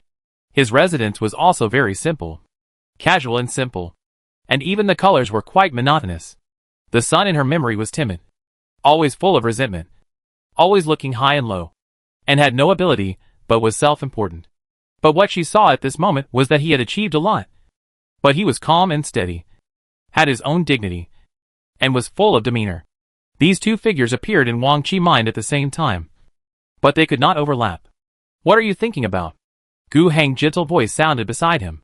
He came over with a cup of hot tea in his hand. "I don't have anything good to treat you. This is what my cousin gave me when she was here." She took the hot tea from her son, took a sip, but didn't care about the taste of the tea. She said to Gu Heng, "You didn't like tea before." "Actually, I don't like drinking now." Gu Heng smiled. "I just remember that you like it. You didn't care about these things before." Gu Heng was silent for a while, and said, "I have changed a lot." "Right? Yes. It's been less than 2 years since I came out to train, and there has been such a drastic change. If I had known earlier, I should have let you come out to train yourself." "It depends on the timing," Gu Heng said. "I am also surprised at my own changes. In a few months on the road to Angry Owl Star, I seem to have figured out a lot of things all of a sudden. Perhaps this is the epiphany mentioned in some legends." "Why couldn't your epiphany come earlier?" Gu Heng said calmly. "I think it's just right. If it weren't for this experience of being discouraged and then regaining my fighting spirit, it would be unrealistic to have an epiphany. From this perspective, I still want to thank you. Mother, before leaving, you slapped me, and after arriving at the Angry Owl Star, the family really didn't provide any support at all, and the pressure of dying if I didn't do a good job as the governor. Without these, where would the changes come from?" Hearing this, Wang Qi finally felt a familiar feeling, resentment. In her impression, her son always seemed to complain. Complaining about not having enough money to spend. Complaining about others not listening. Complaining about things not going as expected. Just this familiar feeling made her blood pressure rise a little. This has always been the most disappointing thing about her son. "Don't be sarcastic when you speak," If you feel that I, or the family, are not good enough to you, just say it directly. Gu Heng laughed heartily. I'm not sarcastic. I'm just saying it directly. Right? Oh. Then just say it straight. Why do you need to thank Mother? Don't get me wrong. I'm not saying thank you in a sarcastic way. But from the bottom of my heart. Now that he had come to this point, Gu Heng's attitude became more calm. He stared into his mother's eyes and said seriously, First of all, I want to thank you for giving me this body of life. This is the most important thing. If not, I wouldn't be standing here. Secondly, I want to thank the family for their status. If not, no matter how dilapidated the Angry Owl Star is, no matter how much of a wasteland it is, the position of governor would not fall on me. I will not ignore the help brought by the family's status. But these are all I have to thank you for. I came to the Wrathful Owl Star alone, with only a letter of appointment, and support from the Imperial Navy. I don't need to thank you and your family for these things, after all. You were so opposed to my becoming the governor. I started from scratch outside the city, in the wilderness, defeated looters, eliminated deformed monsters, and killed rebels. I built factories and cities out of nothing, and regained the original power of this planet. For these, I should not need to thank you and your family. I have wiped out the huge threats on the planet, from the heresy, to the green-skinned scourge, to the advent of demons. I led my army to the stars, killed the Orc fleet commander, my loyal subordinates, expelled the powerful demon unclean. For these, I also do not need to thank you and your family. Hearing this, Wang Qi seemed to have guessed what Gu Heng was going to say, but she still couldn't believe it. No matter how many storms were in her heart, she just stared at Gu Heng, waiting for him to say the next words. Gu Heng did not disappoint her. He said calmly and firmly, Look, I need to thank you for the part. A cup of hot tea. A caring word. An army sent out for your safety. And close cooperation with the family caravan in the future. Is that enough? I am expressing my gratitude with practical actions. And you will always be my mother. But everything ends here. The reconstruction and development of Angry Owl Star. There are too many things that do not require you and your family to thank you. So, I think that Nuxioxing has little to do with Gu family. And my relationship with Gu family, except for the relationship between you and me as a mother, is not that big either.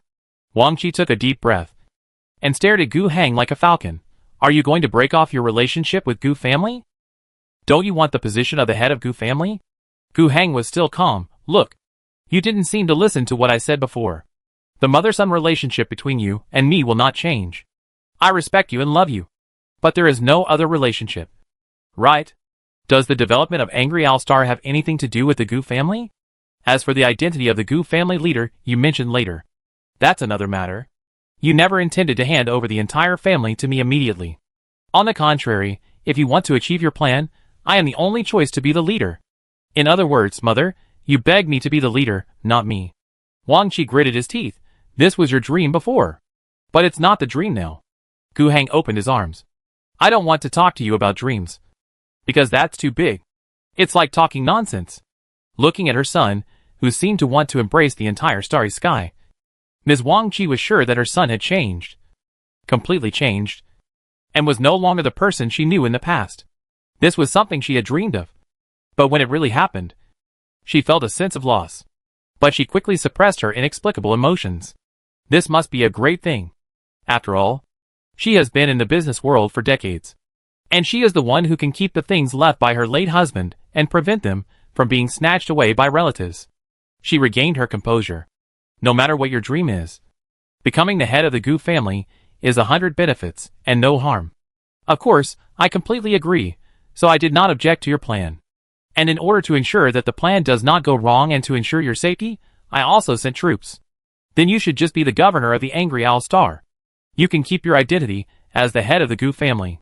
You can attend some meetings when necessary. You don't have to worry about other things. That's the best. Gu Heng now. It's just that, as the head of the Gu family, I don't have to worry about things, but in theory, it's reasonable to call on some family resources for the development of my planet. Didn't you say that the Angry Owl Star has no relationship with the Gu family? Indeed, but the head of the Gu family should have this power. I deserve it. His words had a meaning. I will be the nominal head of the family for you, so that you can manage things conveniently. You should pay me. Right? Wang Qi could understand. Of course. She sighed, and reached out to touch her son's handsome face. All of this will eventually belong to you. Yes, I believe it. No matter what Gu Heng thought in his heart, he always said this. Some things, you can give them whenever you want, I won't take them. I only take what I deserve, and it's not too much. Not too much. Wang Qi took back his hand. Your cousin will lead a caravan again in the future. If you have any trade needs, go to her. After you build the starport, the Gu family caravan will list Angry Owl Star as a regular trade route. The Gu family caravan will give Angry Owl Star the most favorable trading partner treatment. You have the power of the head of the family. You can use a personal amount of 5 million tax coins every year. I will not ask where this money is used. But if this money has a good return on investment, the relevant funding amount can be increased. Gu Heng's eyes really lit up now. No matter what else, the 5 million tax coins this year is a huge benefit. The taxes that Angry Owl Star has to pay in a year are just this much. He is now sure that this is really his biological mother. The biological mother said, "Come on, have lunch with me. I will also visit your territory in the afternoon." The lunch was very sumptuous, with a lot of precious ingredients and fine wines that Angry Owl Star does not produce at all. Gu Heng can recall that. Basically all the things his predecessor loved to eat. During dinner, mother and son chatted some more. It was not idle chat. They did not have so many topics. Mainly about the family situation. Gu Heng provided some insights. After dinner, the mother also left the cook and a cabinet of food for him, hoping that he could eat something good in the future. The 30,000 soldiers who followed their mother would need some time to board the ship. During the process of the army boarding the ship, Gu Heng took Ms. Wang Qi to visit the factory in Wasteland City, and took Jason Morgan, the provincial head, to ride the Feng Falcon and quickly went to Baiqingda province, flying low over a large field. All this on the Angry Owl Star made Ms. Wang Qi eyes sparkle. If she was relieved by the orderly appearance of Fuxing City. Then when she saw the factories in Wasteland City, which were not large in scale, but were steadily producing industrial products and weapons, and the 200 million mu of farmland that had been reclaimed or was about to be reclaimed in Baiqingda province, she could quickly figure out with just her business sense that the Angry Owl Star had great potential. In addition to the investment consciousness of a businessman, a more instinctive emotion surged up in her heart, pride. Although her son had said a lot of nonsense that had nothing to do with her and the Gu family. But he was her son. She looked at these achievements, and it was natural for her to do so. Her son had changed, and he couldn't have become better. Chapter 224, Message from the Nest World. Ms. Wang Qi came and went in a hurry. After a night that day, she left on a spaceship. From the Angry Owl Star to the Black Arrow Star, it only takes one interstellar tunnel shuttle. Adding the time required for normal navigation in the starry sky, it takes about 6 or 7 days in total. There is still some time before the family meeting. However, she must arrive earlier. She needs to eliminate some uncertain factors before the meeting begins to make things more certain. After bidding farewell to his mother and 3 divisions, Gu Heng returned to his normal work. He was waiting for the result of the family meeting, waiting for his crown as the head of the family, and waiting for the 5 million tax coins that his mother was going to give him. With so much money, he could buy a lot of good things. For example, space marine power armor, Terminator armor, and key components for building starports can be produced. But it is too slow. If he has money, he can import them to speed up the progress. He even thought about making some bigger moves, such as saving more or asking his mother for more sponsorship. For example, planetary surface environment transformation. The 3 central provinces, the 3 eastern provinces, this vast land is mainly wasteland, difficult to grow crops, bad environment, waste energy storms raging. The empire must have special technology, which can change the planetary environment. This is itself a prerequisite technology for large-scale interstellar colonization. His ultimate goal is to hope to sink the waste energy storm. The greatest value of the Angry Owl Star before the war is the energy mining of the spiritual gas field. Nowadays, the waste energy storms that ravage many places on the planet are essentially the spiritual energy that penetrates through the crystal wall of the spiritual world. It has lost its restraint and settled in a certain environment, and can no longer form a spiritual gas field. However, this energy still exists, so it becomes an uncontrollable storm. If the wasteland environment of the Angry Owl Star can be corrected, the restraint can be regained, the spiritual energy can be settled, and a spiritual gas field can be formed, then the value of the entire planet will soar to an extremely high level. Of course, This price is very expensive. If you want to complete the transformation of the climate and environment of the entire planet, it will cost tens or even hundreds of billions of tax coins. The Empire is generally not willing to invest huge resources to change the environment of a planet and conduct interstellar colonization. With that money, it is better to build a fleet.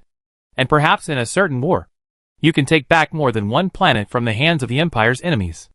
Of course, if you really come across something of great value, whether it is the value of the planet itself or the strategic value of its location, the Empire will still invest in this area. Because of this, the relevant technical capabilities still exist. Gu Heng can't afford this money. If he can collect tens of billions of tax coins to transform the planet's environment, he will probably have enough income from the waste energy storm to be re-immersed into a spiritual gas field.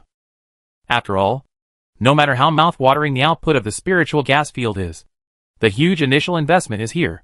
Once invested, it will take many years to recover the investment cost. However, just because Gu Heng can't afford to invest the money right now, doesn't mean he can't find other ways to invest. For example, Gu's family. With such a good investment project, wouldn't the Gu family be tempted? Even I, the head of the family, am tempted. Before the result of the family meeting held on the Black Arrow star came out, Gu Heng received another message. This message came from the planet Kuroga 3. There are 2 planets in the Kuroga star system, of which Kuroga 1 is a mineral resource planet, but its habitability is very poor, and the permanent population may be only in the millions, mainly miners, and some industries serving the miners. Kuroga 3 in the same galaxy nearby is the largest and most populous hive world in the Pegasus region. There are 41.8 billion people living there. To be honest, it is really hard for Gu Heng to imagine how more than 40 billion people can be crammed into one planet. He has not been to Kuroga 3 in person, but he has heard that the wild environment of that world has basically ceased to exist, and it is all desolate land. A huge population, living in about 20 nests. The so-called nest, as the name suggests, is a huge nest. A human nest. In essence, it is a city. But compared with the city in Gu Heng concept, there is a huge difference. It often hollows out the underground part of an entire area. As the bottom layer of the nest, a large number of lower-class people live here. The middle layer of the nest may have some industrial output value. The upper layer is mainly for administration, commerce, the residence of the dignitaries, and key industrial areas. The majority of people living in the lower middle class may never see the sun in their entire lives. Chaos, death, disease, poverty. These things haunt the people of the hive. Their average life expectancy may be around 40 years old.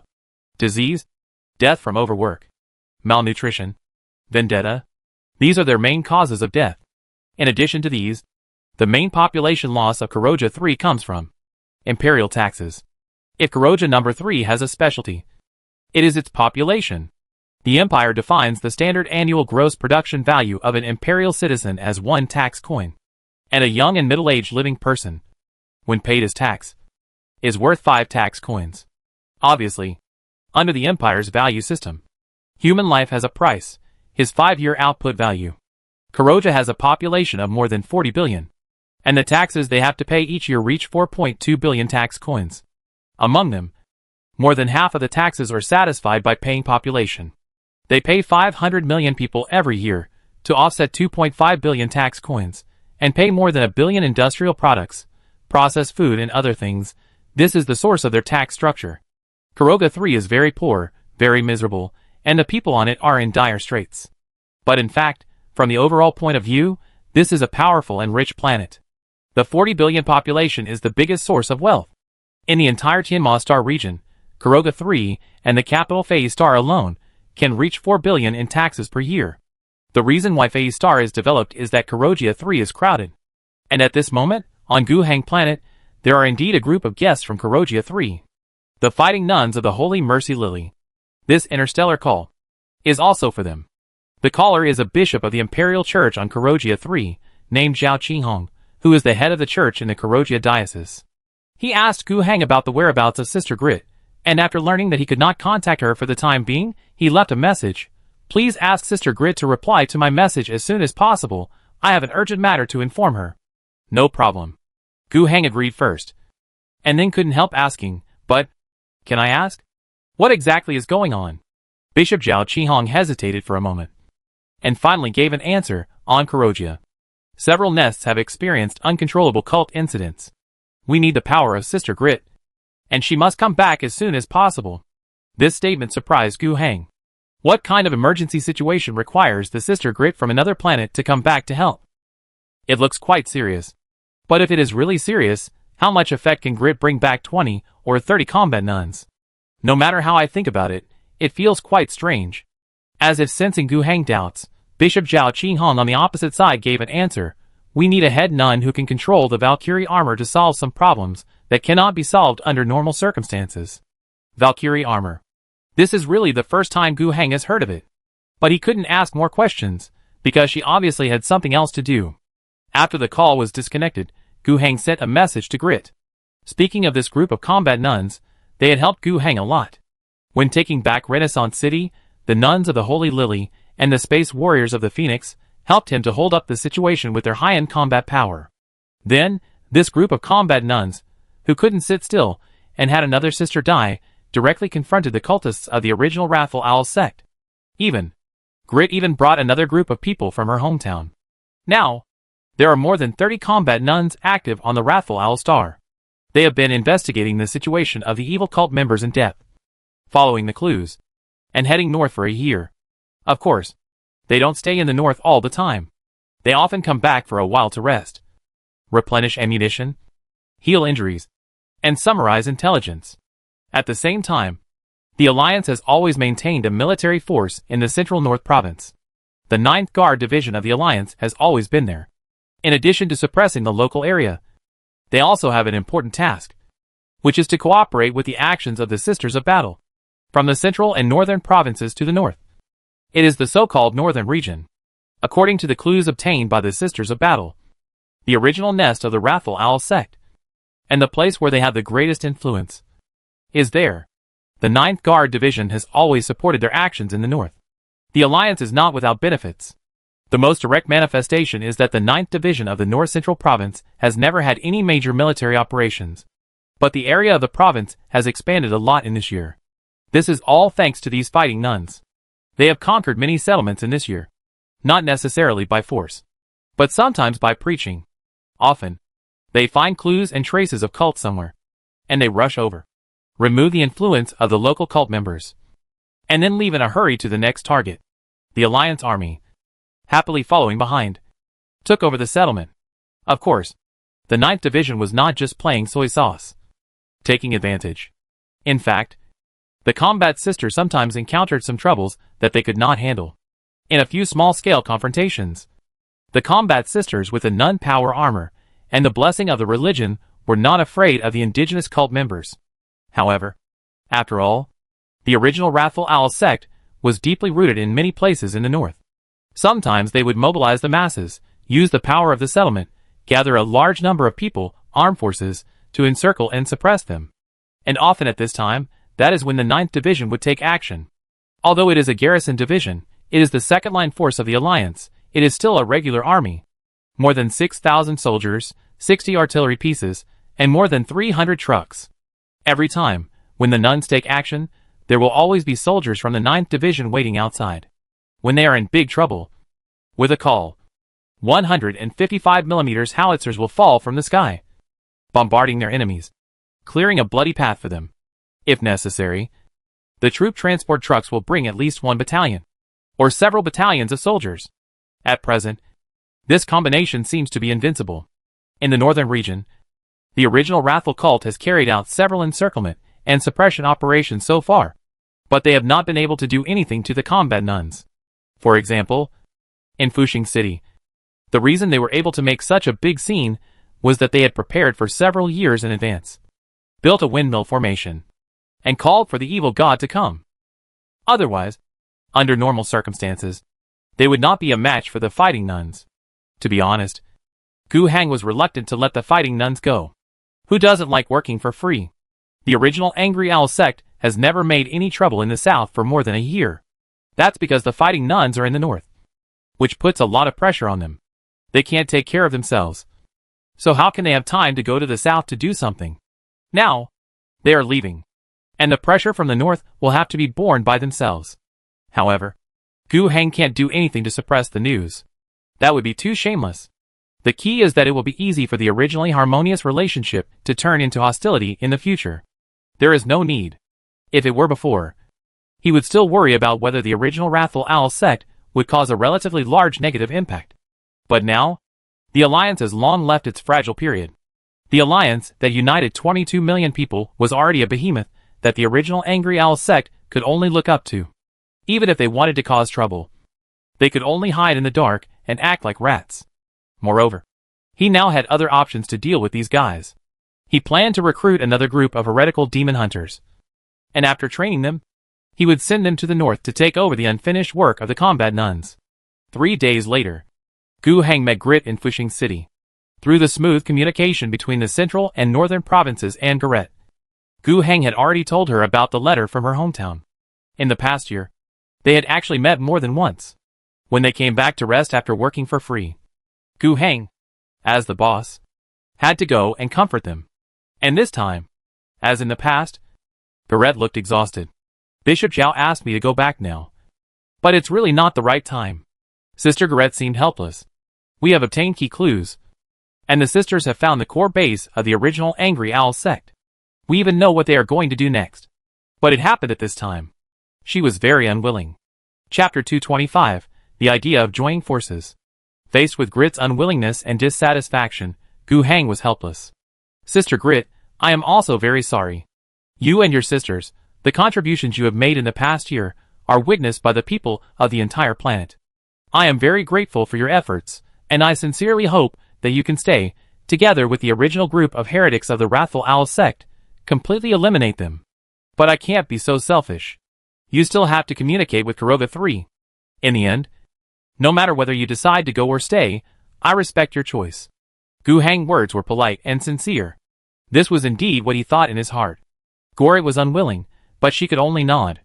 Before dialing the interstellar communication with Kuroga 3, she said to Gu Heng seriously, I will try to stay, at least until the group of cultists are eliminated. Gu Heng smiled and nodded. When Grit was communicating with her hometown, Gu Heng left decently, and did not listen. After the nun grew out, her face was very ugly. At this time, Gu Heng asked, What's going on? Is the situation still serious? Yes. Grit sighed. Perhaps Kuroga 3 will face a war. Gu Heng's face also sank. He asked, Is it similar to the one in the history of the Angry Owl Star? It's better not to reach that level. We go back to prevent this from happening. Huh? Captain Gu Heng exhaled. He didn't know what happened on Kuroga 3, but he didn't want that place to fall into chaos. The total population of the entire Tianma Star region, excluding Kuroga 3, the remaining 8 planets have a total population of only 40 billion. Once Kuroga 3 is in turmoil, it means that half of the population of the star region will be in turmoil. All kinds of business, trade, communication will stagnate. Gu Heng was still waiting for himself to become the head of the Gu family. Even if he was a puppet, and the actual power was in his mother's hands, it would not prevent him from pulling the family resources to strengthen the Angry Owl Star in the direction of interstellar trade. Wasn't he building the starport for this? This would be a huge economic benefit. But the war was about to start. If it was a small disturbance within the scope of the planet, it would be fine. But if it really spread to the scale of the terrible war in the history of the Angry Owl Star in the past, it would require the mobilization of fleets for blockade, a large amount of material investment, and the continuous dispatch of the Star Realm army to pacify the situation. Then it would be over. If things were not settled, trade would probably not be able to resume. Moreover, if the disaster spreads beyond Kuroga 3, Wrathful Owl will probably be the first to be affected. From Kuroga 3 to Wrathful Owl, it only takes one Star Realm jump. And there is a Star Realm tunnel directly connected. If there is corruption, cult traders, or even demons, spreading from Kuroga 3, then Wrathful Owl will not be able to escape. If the disaster that can destroy Kuroga 3 spreads outward, Wrathful Owl will not be able to resist. This is an absolute gap in size. A planet with a population of 40 billion cannot resist the disaster. The difference is 1,000 times. The Angry Owl Star with a population of only 40 million cannot resist it. Gu Heng still hopes that the problems on Kuroga 3 can be solved more properly. However, there are not many things he can do in it. It is another matter that can only wait for the results. However, at this time, It was Grit who comforted him. Don't worry so much. On Kuroja 3, there are 20 hives, each of which is so large and densely populated. There are too many places and people that are beyond the supervision of law enforcement and administrative departments. There are all kinds of disgusting things happening there all the time. And the breeding of cults is one of them. This time, it is just a bigger scale and a worse situation. But it may not really develop to the point of no return. I go back to solve this problem. I hope you can solve it properly. Gu Heng could only say this. Well, but Grit seemed to have made a decision and said to Gu Heng, but we don't have a ship to go back now. Bishop Zhao Qihong said that he would send a ship of the state religion to pick us up on the Angry Owl Star. It will take at least 6 or 7 days on the way here, plus the round trip. He told me that within a month, we can return to Kuroja. So I was thinking, if we act in advance, will there be enough time in between to completely eradicate the original Angry Owl sect? Obviously, the head nun was still unwilling to give up. After working on this for a year, she felt aggrieved and uncomfortable to leave without any results.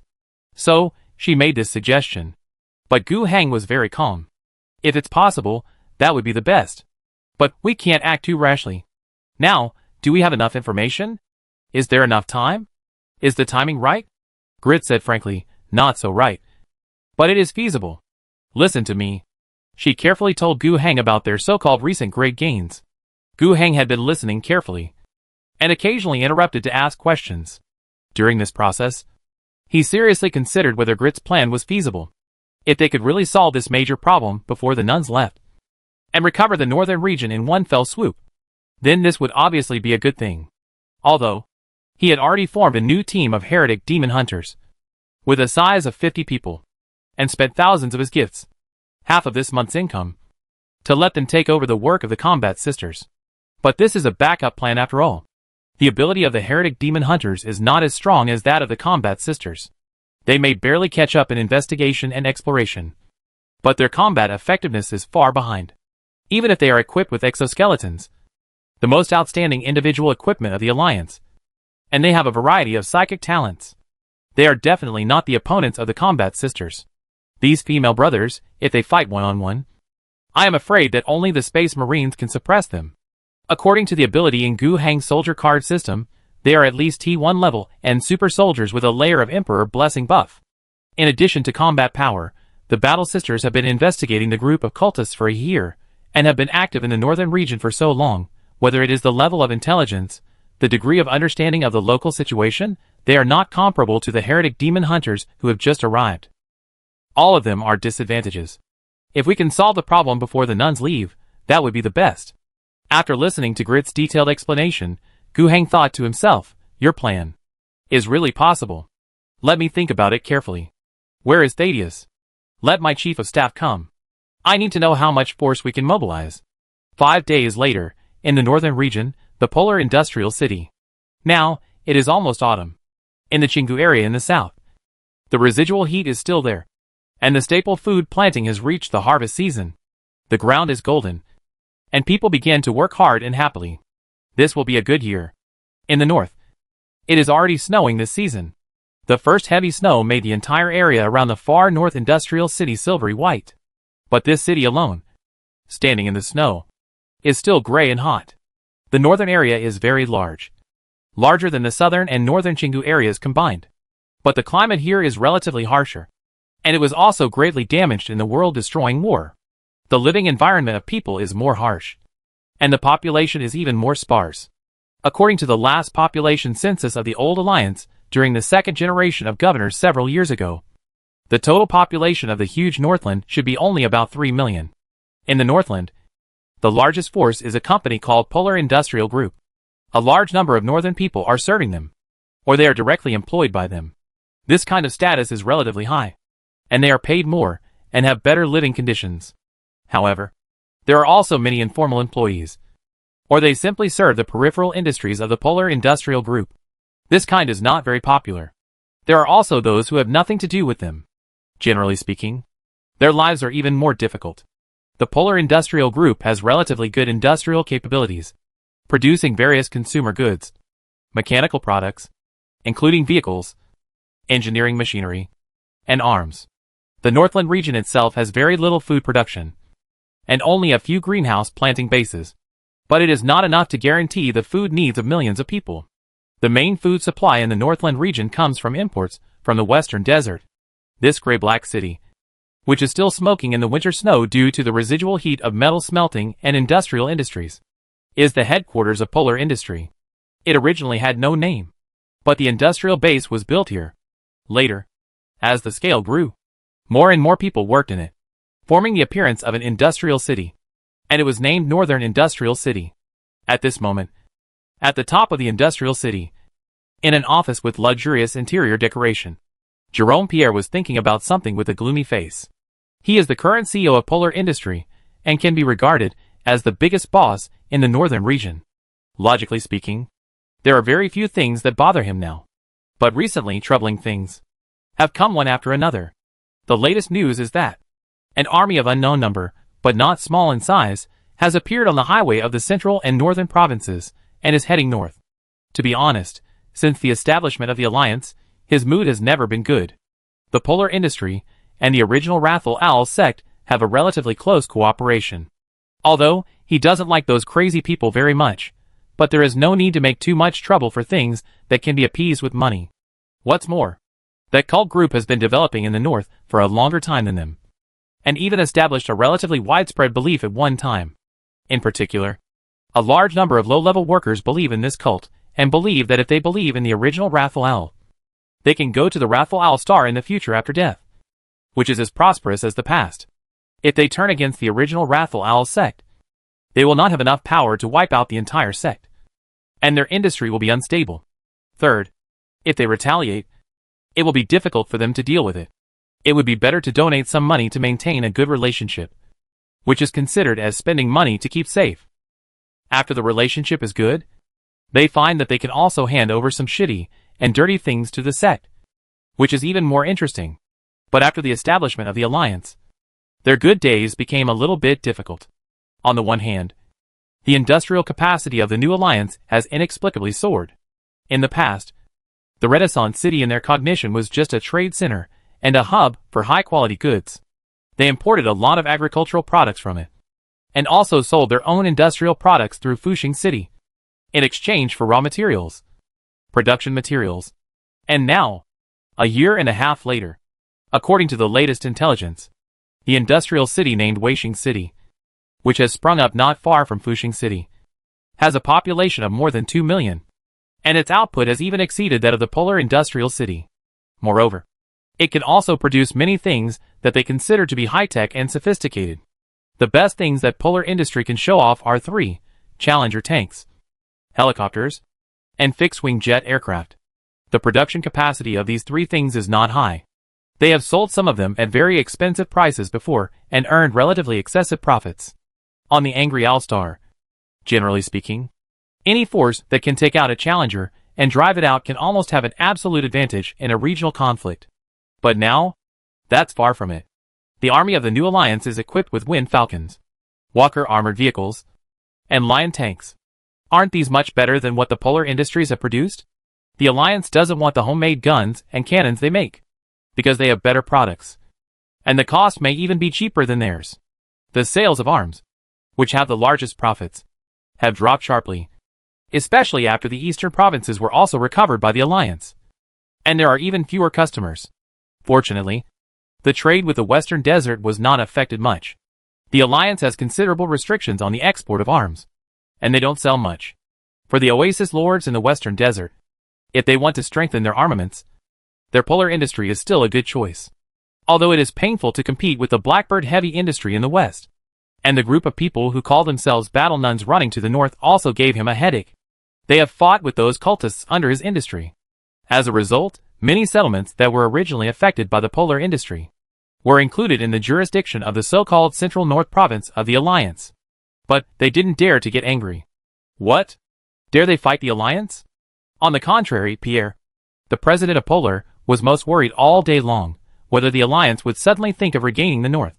If that was the case, to be honest, there was nothing we could do. Pierre could clearly realize that they would definitely lose if they fought. From production capacity to existing military strength to war potential, The North has no advantage in any aspect. And it can't attract allies. Moreover, it can't get the upper hand. They are nominally a member of the alliance. There is some hope, that is, taking advantage of the hostile relationship between the alliance and the original Angry Owl sect, relying more on the popular base of that evil cult in the North, and engaging in a people's war with the alliance. But why bother? Rather than making such a strategy with a low success rate and huge cost, it is better to vote for the alliance.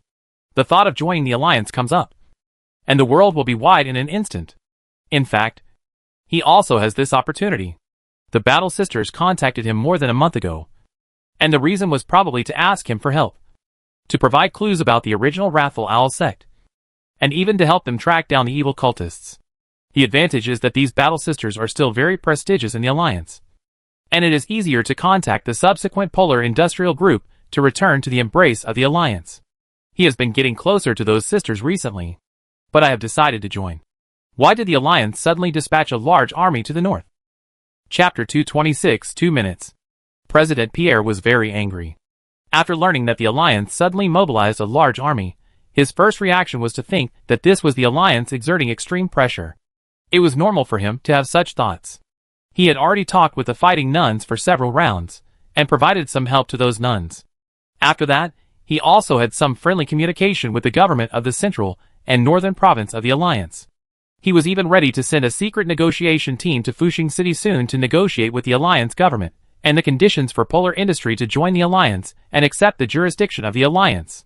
At this time, the alliance suddenly used military means. What does it mean? Although there has been no direct conflict, and it may not even enter the northern territory, but even on the border between the central and northern provinces and the northern territory, with tens of thousands of troops deployed, it is also a silent declaration. The alliance played such a hand on the eve of the negotiations, and it must be suppressing and lowering the conditions for the subsequent Polar Industry to join the alliance. He did prepare a lot of conditions. After all, they did not surrender after being defeated. They have a rare large-scale industrial production capacity on the Angry Owl Star, which can effectively maintain the rule over the vast northern region. The more than 2 million people living there can be affected by the Polar Industry to a certain extent. In this case, they are indeed qualified to negotiate some conditions. For example, can the people who made the decision to join the alliance, that is, the management of Polar Industries Group, get better treatment? Can Polar Industries have a certain degree of autonomy in the north? Can Polar Industries get technical support from the alliance? Can the alliance open up the market to Polar Industries? There are actually many things to discuss about such issues. In fact, the reason why Polar Industries has not sent a formal negotiation team to the south to meet with the governor is that they have not yet settled these issues. Pierre is the president of the group, but he is not the only one who has the final say in the entire group. In such a large group, the factions and interests are very complicated. Now that the alliance has sent troops, is it equivalent to saying, "Don't negotiate with me. There are no conditions to negotiate"? So arrogant? But what else can he do? It seems that he has no other options. He can issue some threats, refuse to merge, use the North as capital, and resist the military actions of the alliance. But he himself knows that such threats are powerless. A fundamental factor, which cannot be reversed without this law: they cannot defeat the alliance army. This is the most desperate and most entangled fact. Just when he had a gloomy face and pulled his beard, the door of his office opened. A tall lady wearing white and green power armor walked in. She held her helmet under her armpit and greeted President Pierre with a smile. "Hello, Mr. President." "Sister Grit." Pierre didn't care about being polite anymore. He said gloomily, "Your alliance is too rude. Our negotiations are progressing in an orderly manner. In the past, I have also gained a lot of convenience for your actions, and I am gradually drawing a clear line with those cultists. Everything is going in a good direction. Why are the alliance troops marching north in large numbers? I need an explanation." Grit is not from the alliance, but she did not try to correct Pierre's statement. She said, "You are right. But things have changed. My sisters and I will leave this planet soon. We promised Governor Gu that we would solve all the problems in the Polar Industrial City before leaving." Grit did not hide anything and told the reason. Later, she also persuaded earnestly, "So, before tomorrow, the Polar Industrial City must fly the alliance flag. You can discuss the conditions for joining later." Pierre almost laughed out of anger. He stood up suddenly and said, "Wait until the Alliance occupies the Polar Industrial City before discussing it. How dare you say such a thing? By that time, what else will be left to discuss? The entire group has become meat on the Alliance chopping board." Grit sighed and said, "I'm sorry to say this, but I have to tell you that this is the ultimatum. Don't even think about it." Pierre said, "Then let the Alliance try. We will not be cowardly and do nothing when others bully us. We will arm all 3 million people in the north. We will fully support the activities of the original Angry Owl sect. Maybe even so, the Alliance will eventually win. But they will bleed. Pay a terrible price. And what they will finally gain is only a scorched earth in the north." The words were quite tough. Regardless of whether this is what he really said, if it really comes to that, they have the determination of Polar Industry to do as he said, but at least he has to show this momentum now, otherwise he will be easily bullied. But Grit doesn't buy it. "President Pierre, is this your official reply?" She looked at the group president seriously. Pierre was stunned, his heart was beating, and he felt something was wrong. But it has come to this point, and he can't swallow back his tough words for even a second. He can only continue to stiffen his neck and say to Grit, "Yes. If the Alliance insists on taking military action, then this is my final answer on behalf of the entire Polar Group." Grit's face did not change at all. She just said, "You still have 2 minutes to change your mind. You don't need the so-called 2 minutes. This is my final answer. It's your freedom. But I suggest you think about it carefully in these 2 minutes. Enough. Get out." He gave an order, and the door of the office opened again. A whole team of guards, wearing gray-blue uniforms, and armed with deadly weapons walked in. The leader made a gesture of invitation to Grit. Grit sighed again. It seems that the best situation is out of reach. She sighed more like she was talking to herself. "What?" Pierre, who had turned his head back. He saw the battle sister put on the helmet. Suddenly, a very bad feeling occupied his mind. Wait. He wanted to say something. But the head sister, who had made up her mind, did not give him a chance. Grit took action. She knocked down the guard, who made a gesture of invitation to her with one punch. And when others raised their weapons to fire at her, she took a step with her long legs and quickly lowered her body, not only dodging around the bullets, but also knocking down several people with her sweeping kick. Then, she casually snatched the gun from the fallen soldier. The guy subconsciously held onto the gun, but the head nun pulled him up with the gun, and then punched him in the face, and he fainted instantly. So it didn't matter whether he let go or not. At this time, a bullet had already hit the head nun, but the protective ability of the nun's power armor was not easily threatened by these firearms made by Polar Industries. On the contrary, the head nun took the weapon and counterattacked, accurately distributing every bullet evenly to the guards who attacked her, without any waste. In this case, the fighting distance is no more than 10 meters. With her ability, she can certainly hit wherever she points. After eliminating these guards, the head nun quickly stepped forward, closed the door of Pierre's CEO office, and locked it from the inside. This of course did not have a particularly big effect, because the people outside had the key. But Grit herself did not want to stay here for a long time. After closing the door, the head nun turned around and did not see Pierre. She took a few steps and pulled the president out from under the desk. Just now, after the head nun took action, he hid because he was afraid of stray bullets, which would take his life for no apparent reason. At this moment, although his body was still struggling, the president of the group still tried to stay calm and tough. "Even if you take action, even if you kill me here, it will not change the overall will of the group.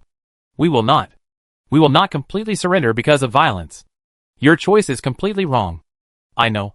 But I didn't expect that kidnapping you would completely change the situation. Then you should be quiet. I just want you to wait for 2 minutes. 2 minutes? Earlier, the head nun also emphasized to him that he only had 2 minutes to change his mind. At first, he thought that this was just a short deadline to put further pressure on him when issuing an ultimatum. But now it seems, this so-called 2 minutes, is there really a meaning? What will happen? For 2 minutes, he could only sit there peacefully. During this time, he heard some noise outside the door. A guard tried to break in through the door, but failed. The door of his CEO's office was still very solid. Then, there were faint voices outside. Probably someone was looking for the spare key. 2 minutes was very short, just enough for these things to happen. Then, he saw Grit open the window of the CEO's office. He subconsciously leaned over to look around. And then he heard a series of explosions, rumbling from all over the polar industrial city. The nearest one was probably less than 2 kilometers away from where he was. After the explosion, there was the sound of gunfire. It seemed that the entire polar industrial city was boiling. Pierre's brain was in a state of shutdown for a while. After a while, he turned his head with difficulty and looked at Grit. "You said people to infiltrate the polar industrial city? How many people did you infiltrate?" He didn't expect Grit to answer, but was just asking out of shock. But Grit really answered, "About 2,000 people. The 31st Airborne Division of the Alliance is responsible for this operation. There are 2,000 soldiers. Following your group's suppliers, they entered the polar industrial city with a transport team." Pierre seemed quite shocked. "But, so many people, damn it. Those settlements outside have all betrayed us?" Grit said seriously, "Not all. Only a dozen. In the past 2 days, when their cargo was delivered, there were soldiers and weapons of the Alliance hidden inside. Of course, to do this, we also need some help from some people in your group, otherwise it will not be easy to do. But fortunately, our work in the city in the past few months has not been ineffective." Pierre didn't know what to say. It turns out that not only the settlements that acted as suppliers were traitors, there were also traitors inside the group. Right? And there were quite a few. He calmed down. "But excuse me, 2,000 people may seem like a lot, but they don't have heavy weapons, nor do they have the famous armor of the Alliance. With just this amount of manpower, they want to conquer the polar industrial city, which is too confident." He was speaking more politely than before. But he didn't expect that Grit nodded again, acknowledging his statement, and continued, "You are right. So, we have some other preparations." "Huh?" Pierre was about to ask what some other preparations meant. But soon, he saw it with his own eyes. When the roar reached him, it was not so loud. A bit like bees flying. But what came was much more terrible than bees. From afar, he saw a fleet of hundreds of aircraft swooping down from the clouds in the sky not far away. In just a blink of an eye, they arrived above the polar industrial city. The polar industrial city has anti-aircraft firepower. But obviously, the special operations of the Alliance have some targeting. They have some knowledge of the deployment of anti-aircraft firepower in the polar industrial city. Many of the Alliance soldiers, who had lurked and earlier launched the first wave of attacks near those anti-aircraft points. In the case of a sudden attack, they probably had no chance to launch their anti-aircraft firepower again. Of course, the soldiers who lurked in could not completely control and clear all the anti-aircraft firepower points in the entire city. After the Alliance Air Force arrived, there were still some firepower points that roared into the sky. But the effect was very limited. First, they were not dense enough. Very sparse. And secondly, the caliber of the firepower was not good enough. This kind of anti-aircraft machine gun, it's not a big problem to shoot some thin-skinned aircraft, but if it hits, it will kill. Shoot the Falcon? The armor of the armored vehicle level, it's really not something that anti-aircraft firepower with a small caliber can really hurt. On the contrary, as long as anti-aircraft firepower appears somewhere, then the Falcon in the sky will launch an airborne missile. Often, that can solve the problem. And some Falcons went to some open ground and opened the hatch. Then, the ropes were lowered, and dozens of soldiers climbed the ropes and began to descend rapidly. Pierre was already stunned. Chapter 227, 1 hour and 22 minutes speedrun. Pierre could hardly imagine such a thing. The aircraft owned by the Alliance, called the Wind Falcon, is really too powerful. Not only do they fly fast, they are also large, and have thick armor for aircraft. The firepower is fierce, and the key is that they can hold a lot. That Wind Falcon, at least half an infantry platoon. Nearly 20 soldiers were lowered, armed, and deployed a defensive formation on the spot, blocked several entrances and exits around, and fired at distant targets. Because they were too far away, Pierre couldn't see the firing situation. But he could see that another Falcon landed and released more than 20 soldiers. After unloading the troops, the Falcon rose to a certain altitude, and the machine guns on it fired at certain locations, assisting the ground troops and suppressing the Polar Industrial Guard. Then, there were also ground infantry lurking in the city, who came to join and help to further expand the scope of the entire landing field. In this way, it will be very convenient for the subsequent function to drop more soldiers. At this moment, these huge aircraft even have space to drop 4 or 5 at the same time. There is no need to even use ropes to drop. They can just drop directly on the ground. Open the hatch. And let the soldiers inside run out quickly. This is much faster than dropping soldiers by ropes. What scares Pierre the most is that if each of those Fengshan speedboats is loaded with 20 to 30 soldiers, then 100 Fengshans in the sky can drop 2 to 3,000 soldiers, adding the troops that had sneaked into the city before. Total, there were almost 5,000 people. When there were only 2,000 people before, Pierre could still say with a stiff neck that it was a bit arrogant to want to capture the polar industrial city with these 2,000 people. But now, if the number has more than doubled, he can't say it. But at this time, the head nun wanted to give him another blow. The action of the 31st Airborne Division is just a prelude. Their mission is not to completely capture the entire city. They are just the vanguard. And they only need to occupy and control the main part of the city with the support of the Air Force. Or even just control the core area. That's it. Next, they will turn to guard these areas and wait for the support of the main force. You also received intelligence before, right? The Alliance has a main force that is continuing to move north. I can tell you that it is the Alliance 9th Garrison Division, the 30th, 32nd, 33rd Infantry Divisions, and the 36th Mechanized Brigade. A total of 50,000 troops. All kinds of artillery, armored forces, are fully equipped. The Alliance has newly produced and put into use Lion tanks. 18 in total. They will go all the way north, until the outside of the polar industrial city. With the cooperation of the 31st Airborne Division in the city, they will eventually conquer the entire city. Sister Grit explained the subsequent strategic plan in detail to Pierre. While she was narrating, there was a knock on the door of the president's office. The people who came were not the guards that President Pierre was expecting, but combat nuns. After the door opened, a team of about 10 nuns entered his office.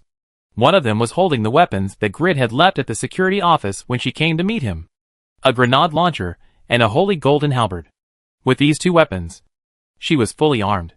What made Pierre's heart beat even more panic was, how did these nuns get up here? Their headquarters building, is it also destroyed? What is the overall situation now? Why at this moment, the scene he saw from the window, the situation he saw in his office, none of them is beneficial to Polar Industrial Group? Is everything really over? Just as he was thinking this, the head nun turned around and posed a soul-searching question to him. Mr. President, do you see the current situation clearly? Pierre didn't know what to say. Grit said to herself, it doesn't matter if you can't see clearly. Anyway, I have already explained it to you very clearly. If you want to turn the tables, you must first pray that someone can rescue you from me, so that you can restore the command system of your entire group, or you have to hope that someone in your group can stand up and integrate all the power of your group when your headquarters cannot speak out. Only by doing this, and ending the scattered guards in the polar industrial city, will you be qualified to get back to the table. Then, you have to drive the 31st Airborne Division out of the city within 3 days, with the fire support of the Alliance Air Force. If you fail to do so, the main force of the Alliance will arrive in 3 days, and you will not have another chance. And even if you do it, it will depend on whether you can withstand the Alliance hundreds of heavy artillery, the continuous airstrikes, and the siege led by the Lion tanks. Okay. After listening to all this, Mr. Pierre, do you have any other thoughts? Pierre sighed deeply. What else do I have to think? I dare not think of anything. Grit smiled. That's it. If you have made up your mind, please broadcast through the citywide communication channel of your headquarters building, as the president of your group, and order the entire city to stop resisting. Pierre seemed to be struggling. Grit could see that the president was still unwilling to give up. So, she added more strength. President Pierre, I don't bother to lie. Everything I said before is true. However, your attention seems to be a little distracted. So much so that you overlooked an important piece of information I mentioned.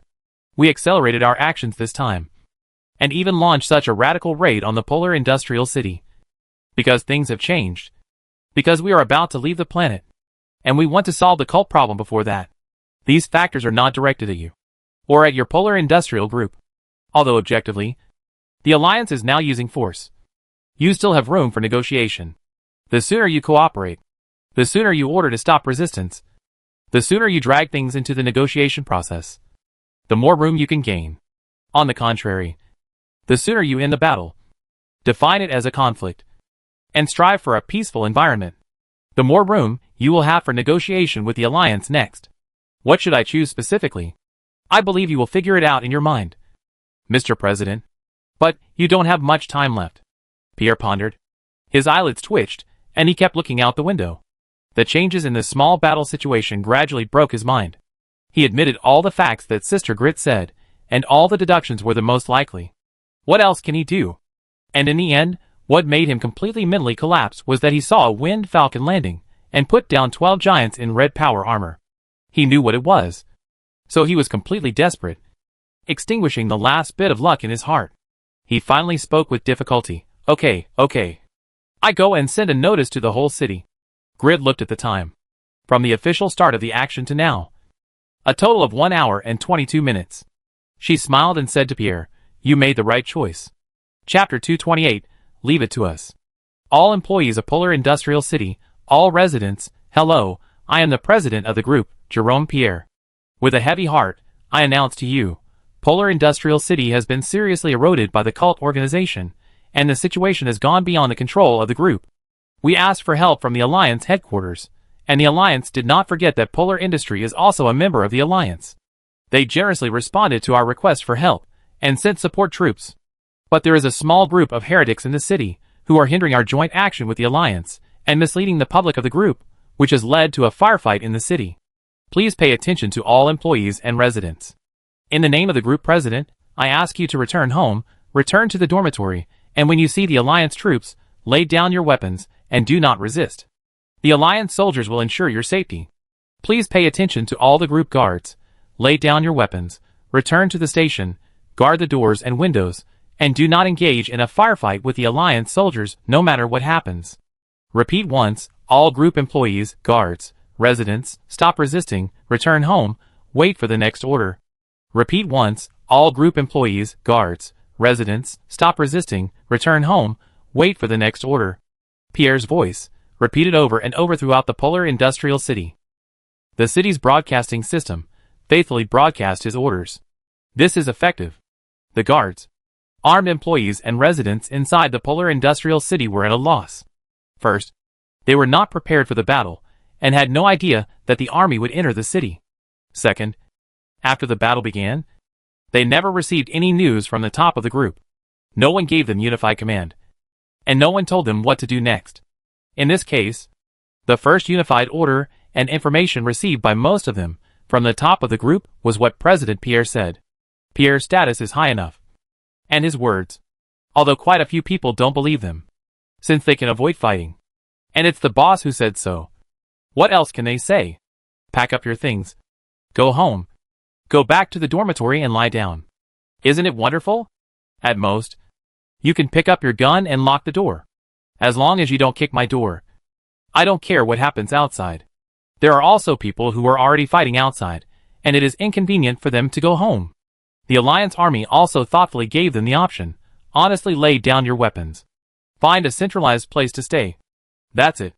Of course, there were also people who did not listen to Pierre's notice, continued to be stubborn, and continued to fight against the Union army. And these guys, first of all, were a minority. Among them, there may indeed be a very small number of people who were confused and young. They may think that Pierre was coerced, or think that the group cannot just kowtow to those Southerners.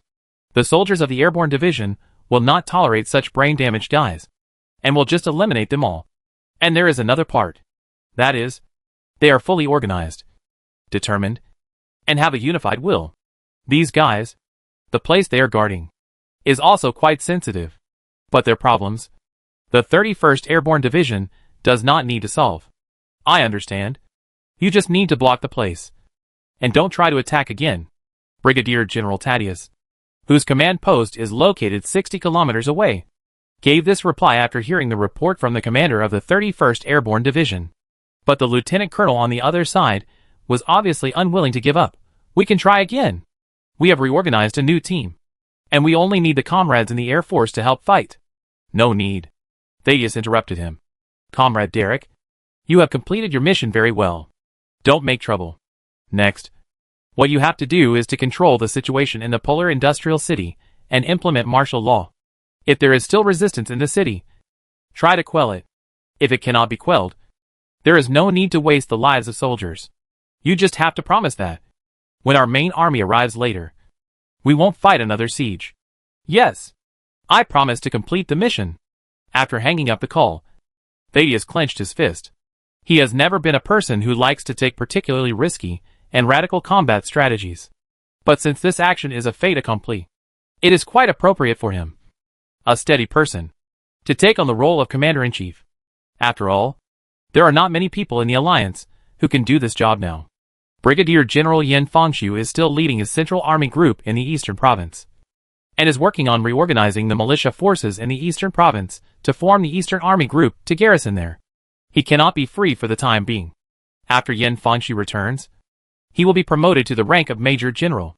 As a senior military commander, the commander and political commissar of the 1st Wind Brigade, Prabhav and Jordan Leroy, have been urgently transferred out of the 1st Brigade to serve as the commander and political commissar of the Interstellar Expeditionary Force and have already gone to heaven. Thaddeus himself was not a frontline military commander, but in terms of qualifications, he was the best person to serve as the commander-in-chief of the joint operations of multiple newly established brigade-level units, multiple military services, and even other forces from non-alliance military departments. During the operation, he always maintained a calm attitude. But in fact, how could he not be nervous at all? After all, after being promoted from an ordinary company political commissar by the Governor-General and awarded the Wind Extinguishing Medal, his position was instantly promoted.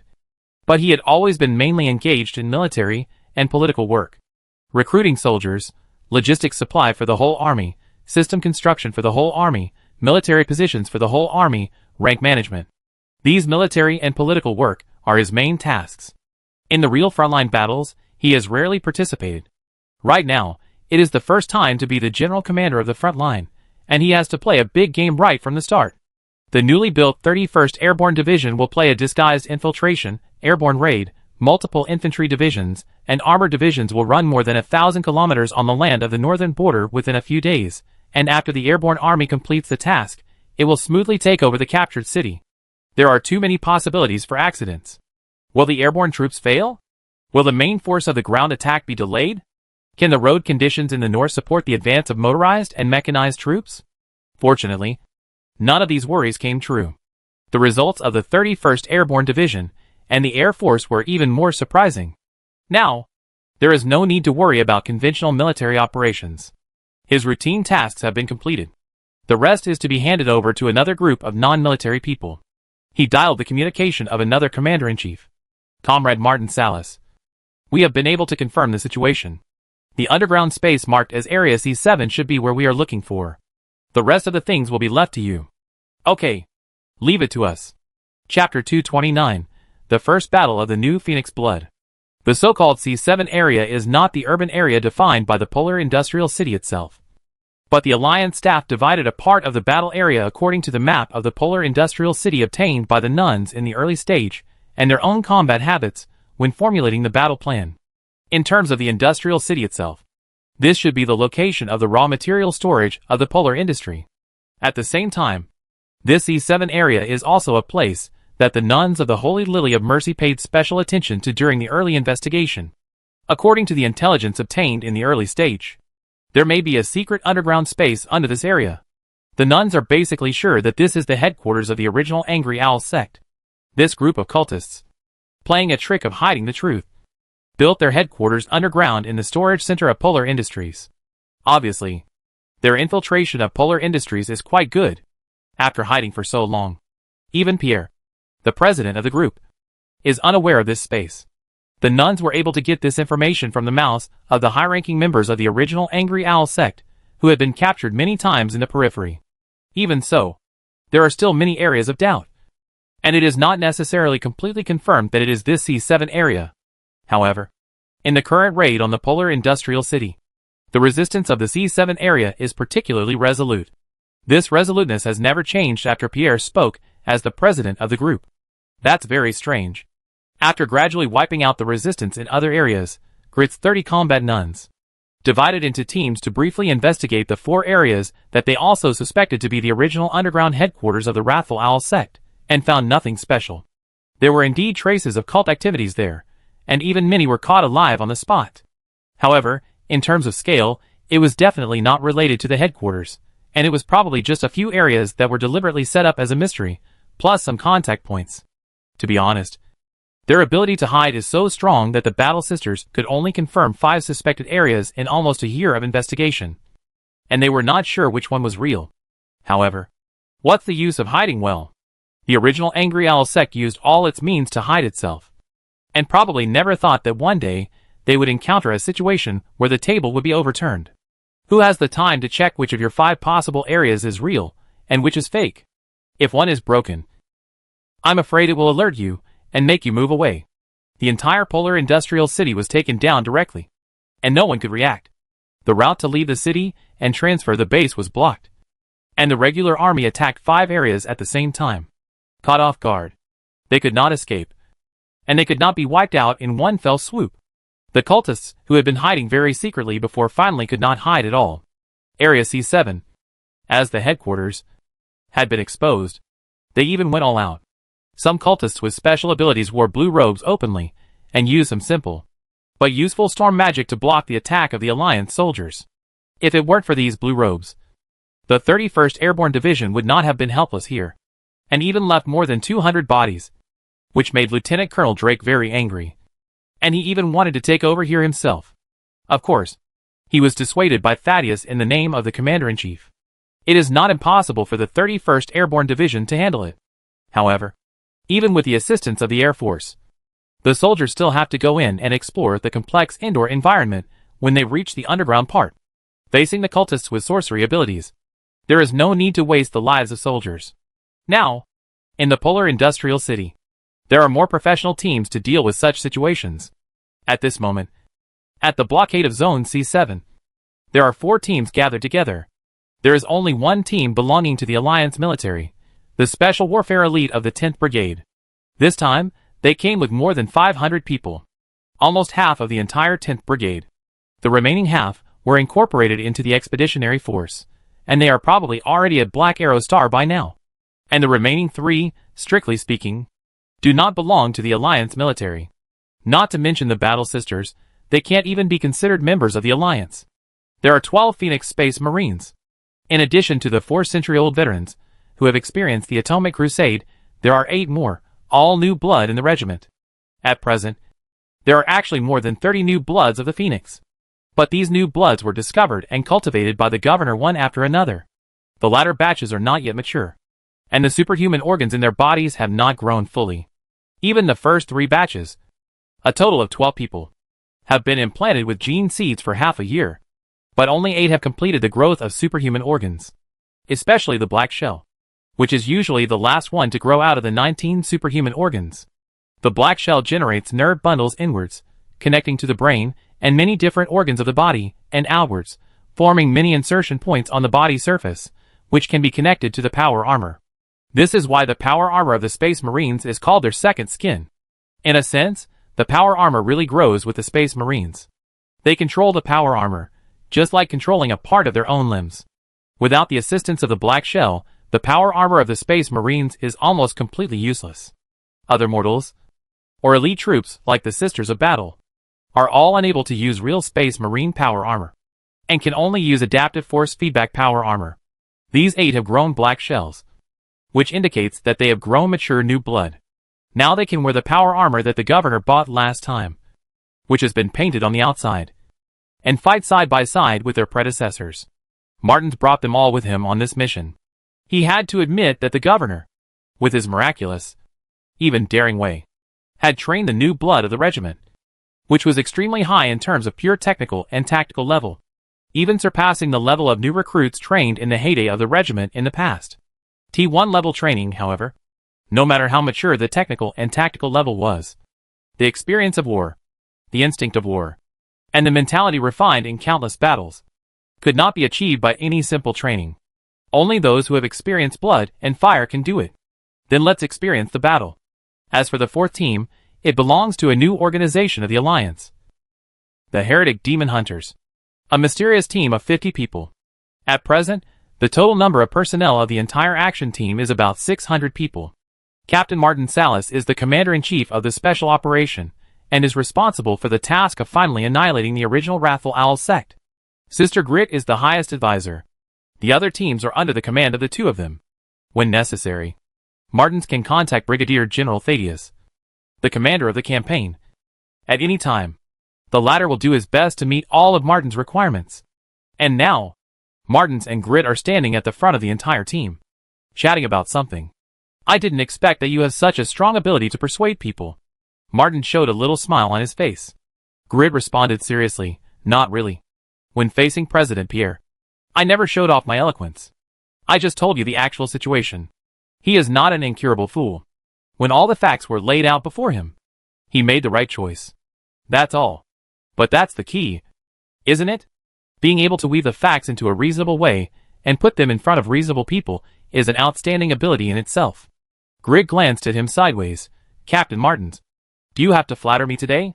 Ha ha ha. Martin smiled and said, I'm not exaggerating. I'm just telling the truth. Grit also smiled. Thank you for being so honest. Suddenly, a slight beeping sound rang in the ears of both of them. This was the signal that the action time agreed upon earlier had arrived. They both suppressed all the emotions on their faces at the same time and put on their helmets. At this point, the remaining temperament in their bodies was only ice and fire. Action. Start. Action. Start. Listening to the order from the commander in the helmet, Anato waved his hand coldly and led the team to move forward. To be honest, this was his first actual combat. Although he had personally experienced in the past training that he was completely different from the skinny little boy who had fled from the Chingu area, he was still nervous. However, no matter how nervous he was, he would not show it in his expression, his words, his actions. He is the Phoenix. He is the Emperor Angel of Death. He is the Governor's most powerful warrior. He deserves to do his best.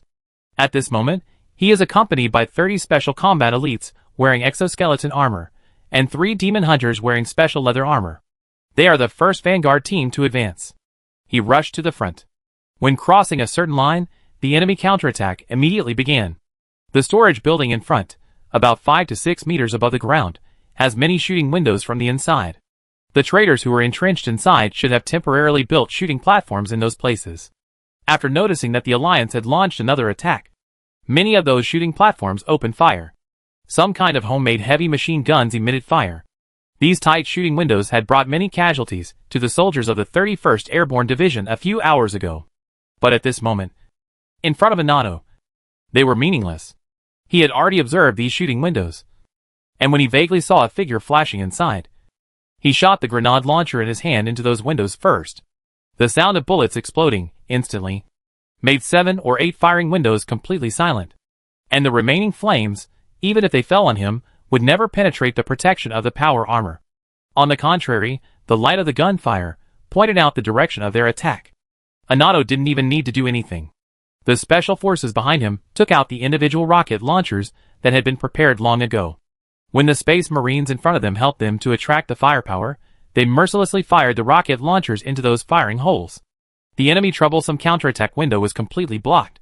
In a quick step, Anato had already arrived in front of the closed door. This place had been hit by the company-level firepower of the 31st Airborne Division. At present, the Alliance has been promoting the distribution of heavy grenade guns as fixed firepower points to company-level units. Heavy bombs and 88 caliber mortars have been bombed here. This place was originally the side door of the storage building, which was blown up. But now it was blocked tightly again by many sundries. But there was nothing to worry about. Anato ran quickly to the side and affixed to melt a bomb to the building wall at the edge. Bang! After the orange light flashed, an irregular hole of 4 by 4 meters appeared where the melt-a-bomb touched. At this moment, another wave of comrades also came up, also led by a space marine. Anato knew him. That was Kalia Gabriel, a new blood who was absorbed into the regiment a month later than him. The two nodded to each other, and then tacitly threw tactical grenades into the hole, to the left and right. When the explosion sounded, Anato entered first, with his gun pointed directly to the right. In an instant, he found 7 or 8 targets. He stepped forward to avoid blocking his combat brothers from following up, and fired while moving. His brain quickly analyzed the threat level of these 7 or 8 targets, and instantly dyed these people with different colors through the built-in eyepiece of the tactical helmet. Then, the bolt guns followed the analysis results, and found these enemies one by one. The first to be killed were the 3 blue robes. The intelligence mentioned the ability of storm magic, which might threaten the power armor. The second was the enemies, who tried to take out grenades, or had individual rocket launchers. Their heavy firepower was also a threat. And those who were confused and holding ordinary guns were put last. However, these things seemed long. But in fact, they all happened almost in an instant. From the perspective of the cultists, they saw a red giant coming in.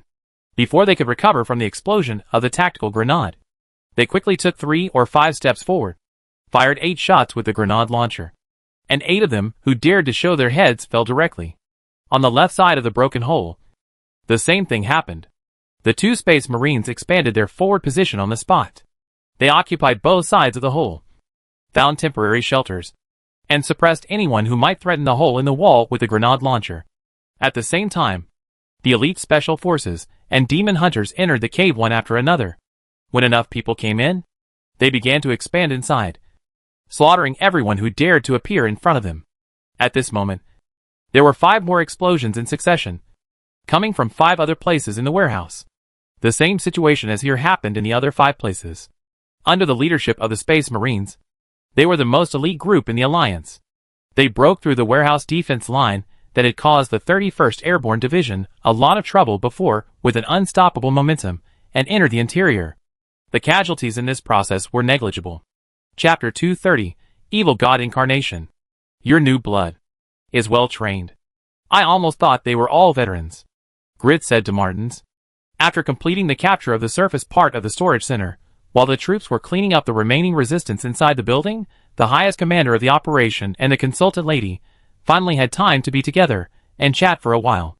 For Grit's praise, Martins felt proud and a little embarrassed. Well, they did perform very well. They are the new blood trained by the governor. With the Phoenix training method, it is impossible to train them to such an effect so quickly. However, they are not worthy of your praise as a veteran. They are still too immature. Indeed, Grit was not talking nonsense. That's why I said almost. They did not do well in some aspects. For example, they were not ruthless enough when they attacked.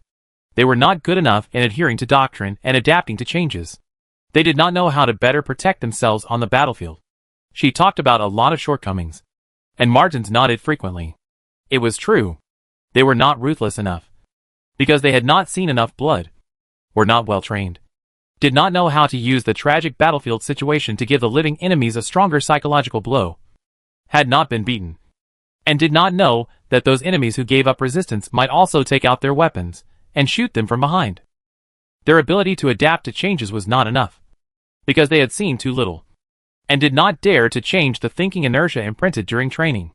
At the same time, it was difficult for them to think of a better solution in a short time. In combination with the uniqueness of each battle, they lacked the ability to make more targeted judgments. Not knowing how to protect themselves shows that they are not proficient enough in using their own power armor.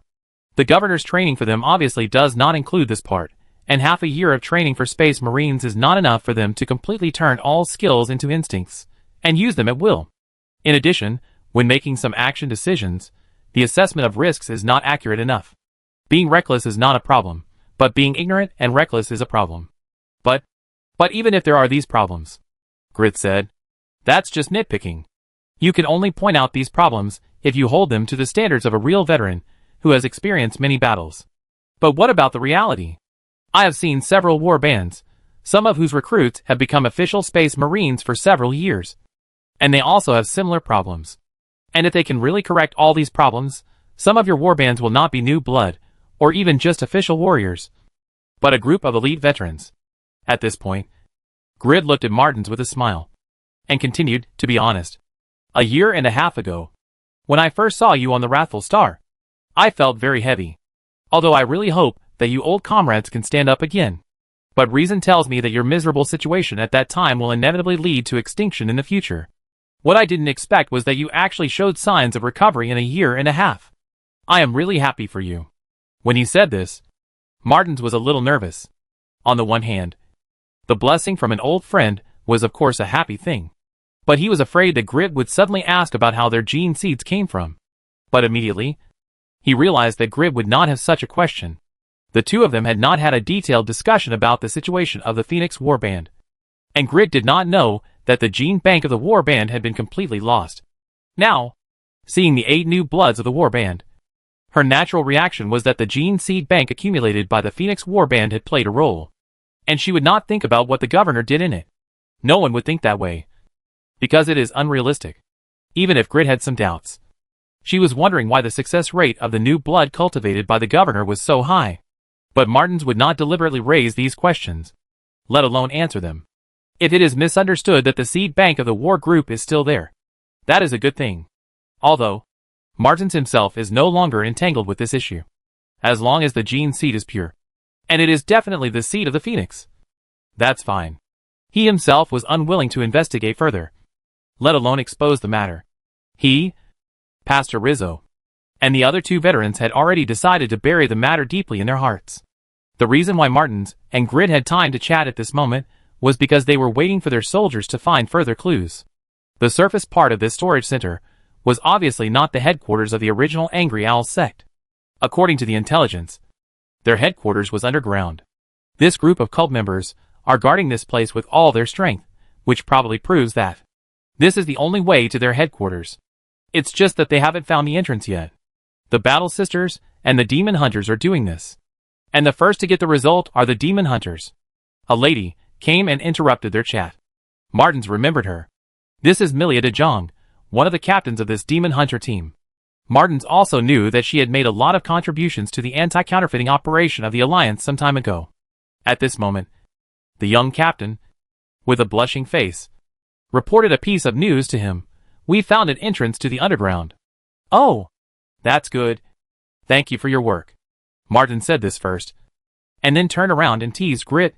It seems that the Demon Hunters of the Alliance are better than your battle nuns in this regard. Grit didn't care. It saves trouble. It's better. Martins turned his gaze back, and saw that Milia de Jong seemed to have some news to tell him. He frowned. If there is any more information, please report it in detail. Yes. De Jong shuddered. She has always been fearless. However, when facing the Emperor Angel of Death, looking at the other party's majestic body, her height just reached the other party's belly, and she had to look up hard to see the majestic face of Captain Martins. She still felt a heavy sense of oppression from the bottom of her heart, so that she spoke a little cautiously. She said carefully, "It's not that the report is not detailed. It's just that we are not sure about this situation." Then, she explained the Witcher's discovery to the captain in detail. After listening to it, Martins frowned. According to the Witchers, they found the underground entrance of the cult headquarters. In addition to their specialized skills in searching and exploring, there is another very important factor. That is, there is a Witcher among them who has a special skill of perceiving souls. After activating his ability, he found that the white light spots that symbolize the souls of the killed rebels, especially those sorcerers wearing gray robes or even blue robes, were floating towards one place through a certain path. His statement made the other demon hunters feel a little strange, but with the idea that it was a clue, they still sent a few people to follow the so-called soul light spots that they sensed and went to investigate. There was something to be gained. They found a very secret passage in the ventilation duct. Following the ventilation duct, they came to a thick support column inside the building and found that the support column was a fake one. It was actually hollow and a downward passage. They did not act rashly, but just sent people to guard there. If necessary, they could blow up the column, expand the passage, and then attack downwards from there. But before that, the demon hunters were quite concerned about what their companion had discovered, about the souls passively drifting back to the cult headquarters. "We think this is a very bad sign." De Jong said this, and he was no longer so nervous, and his expression naturally became very serious. Those cultists are obviously doing something, which may be their last struggle in despair. But we have too little information now, and we can't be sure what they are doing specifically. Martins obviously attached great importance to this clue. In the past, his experience of fighting various heretics many times taught him that he should never underestimate these human traitors who sold their souls to some unknown existence. They will always cause a big incident in some place, causing terrible losses. Martins turned his head and asked his advisor, "Do you have any ideas?" Grit frowned and said, "I am not sure, but this may be related to the intelligence we collected before." Then, Grit also shared the information she knew. She spoke very quickly, very urgently, and asked Martins to order the team to assemble first, and prepare for the attack. According to her, if the situation observed by the demon hunters at this moment is really the same as the information that the Battle Sisters had investigated before, they should act as quickly as possible. Martins followed her advice, and, while ordering the team to assemble and prepare for the explosion, he also listened carefully to what Grit said. The original Angry Owl sect. This local cult organization has the core goal, just like many cult organizations seen in the starry sky, to make the evil god they believe in descend into the world. And for them, this is not a fantasy, but a real possibility, because the evil god they believe in, the original Angry Owl, has a prototype, a belief, and a spiritual energy gathering. This can be seen from the incarnation of the Angry Owl that was called out during the big event they held in Fuxing City. Since this is a native belief, there is a prototype of the god, and its power can be projected into the real world. This monster should be in the abyss of the spiritual world, but it has a close connection with the Wrathful Owl star. The original Wrathful Owl sect believed that if they did something right, the evil god would be called to this world. One of them is the sacrifice of a large number of souls. This large number may refer to millions or even tens of millions. This was also the main reason why they targeted Renaissance City a year and a half ago. At that time, only on the Angry Owl star, there was a large enough population gathered in a small area. If they were to do something similar in the north, the scattered personnel would be a big problem. Even the largest city in the north, the Polar Industrial City, only had 500,000 people. But after the failure of the operation in Renaissance City, they were under great pressure from the Battle Sisters and the garrison in the central and northern provinces, and it became very difficult to carry out the operation of the evil god's advent normally.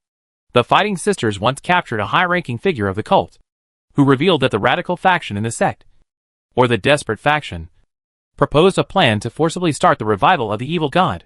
They would sacrifice as many people as possible, even using all the sorcerers in their sect as seeds, and sacrifice them all at once, without any hesitation. This move caused huge divisions within their sect. The opposition believed that doing so was a purely meaningless sacrifice, because this will not successfully awaken their god completely. At most, they can only summon a powerful incarnation. But if this is the only way, they have to sacrifice the entire sect, then it is really not worth it. But according to our current intelligence, such crazy ideas should be an absolute minority among them. But, Martins continued her words, but if it comes to the critical moment of their life and death, they may have no choice but to fight to the death. So we have to hurry, Grit said. The only good news is that the only people they can sacrifice now are those who died in Polar Industrial City today, and the number will not be large. The biggest force is still the cultists themselves. We must destroy their plan as quickly as possible, otherwise, even if they only summon one incarnation, we will be in big trouble. I understand. As he spoke, the blaster was ready. Space Marines, Battle Sisters, and Demon Hunters were also on standby. Without wasting time, Martins gave an order, and the passage that was disguised as a building pillar, but actually led to the underground, was blown up. The blasting was done by a Space Marine veteran, who had good skills. The amount of explosives and the location of installation were just right, and a regular circular passage of about 6 by 6 appeared in front of him, and there was a ladder going down. After the passage was blasted, the cultists hiding below obviously reacted, and there were sounds coming from inside. But there was no need to worry too much at this time. Down, down, down, Martins called out, wearing a Terminator power armor, and was the first to jump down. Chapter 231, Upgrade. 6th level psychic power. The storm is coming. Event activated. Storm is coming. The evil cult that believes in the original Angry Owl, at the moment of its destruction, exploded its final madness. They are about to do whatever it takes, and summon the Owl God, who has become a member of the evil god of the abyss. The bravest warriors under your command are trying their best to prevent all this from happening, and what you do next will also have a decisive impact. Looking at the news displayed on the event interface, Gu Heng took a deep breath and decided to go to the north in person. Of course, he knew the situation in Polar Industrial City. The headquarters was reporting information to him all the time. He knew that the city had now been flagged by the Alliance. He also knew that his most elite soldiers had already gone down to the underground space of the so-called C7 area and started a firefight with the cultists. He knew that the Alliance, at Grit's suggestion, had mobilized a huge force in an instant, and had invested all its cutting-edge forces into the same thing, even though the cost was relatively high. But at present, it seems that this choice is correct. The Alliance made a full-scale attack, showing its strong strength, in a way that the local forces of the Angry Owl Star could not imagine. It carried out a rapid raid, which really completely subdued the Polar Industrial Group, and the entire northern border will be within easy reach, although it will take a long time to pacify other areas and rebuild the Alliance's own ruling system. However, in general, it will definitely take less time than the time it took to recover the eastern provinces. Moreover, this action has a great value, which is to wipe out the Pingchu Angry Owl sect, which is a thorn in Gu Heng's heart. Gu Heng knows that things may not always go smoothly, and he is prepared for unexpected events, and even has corresponding remedial measures. And he himself is one of these remedial measures. He has indeed been busy with government affairs for a long time. But this does not affect the fact that he is the most powerful psychic in the entire alliance. As a level 5 psychic, he was able to use psychic means to fatally control opponents of the level of the Orc Fleet Commander. Not to mention, he had already accumulated enough experience to upgrade to a level 6 psychic. However, before that, he had not upgraded.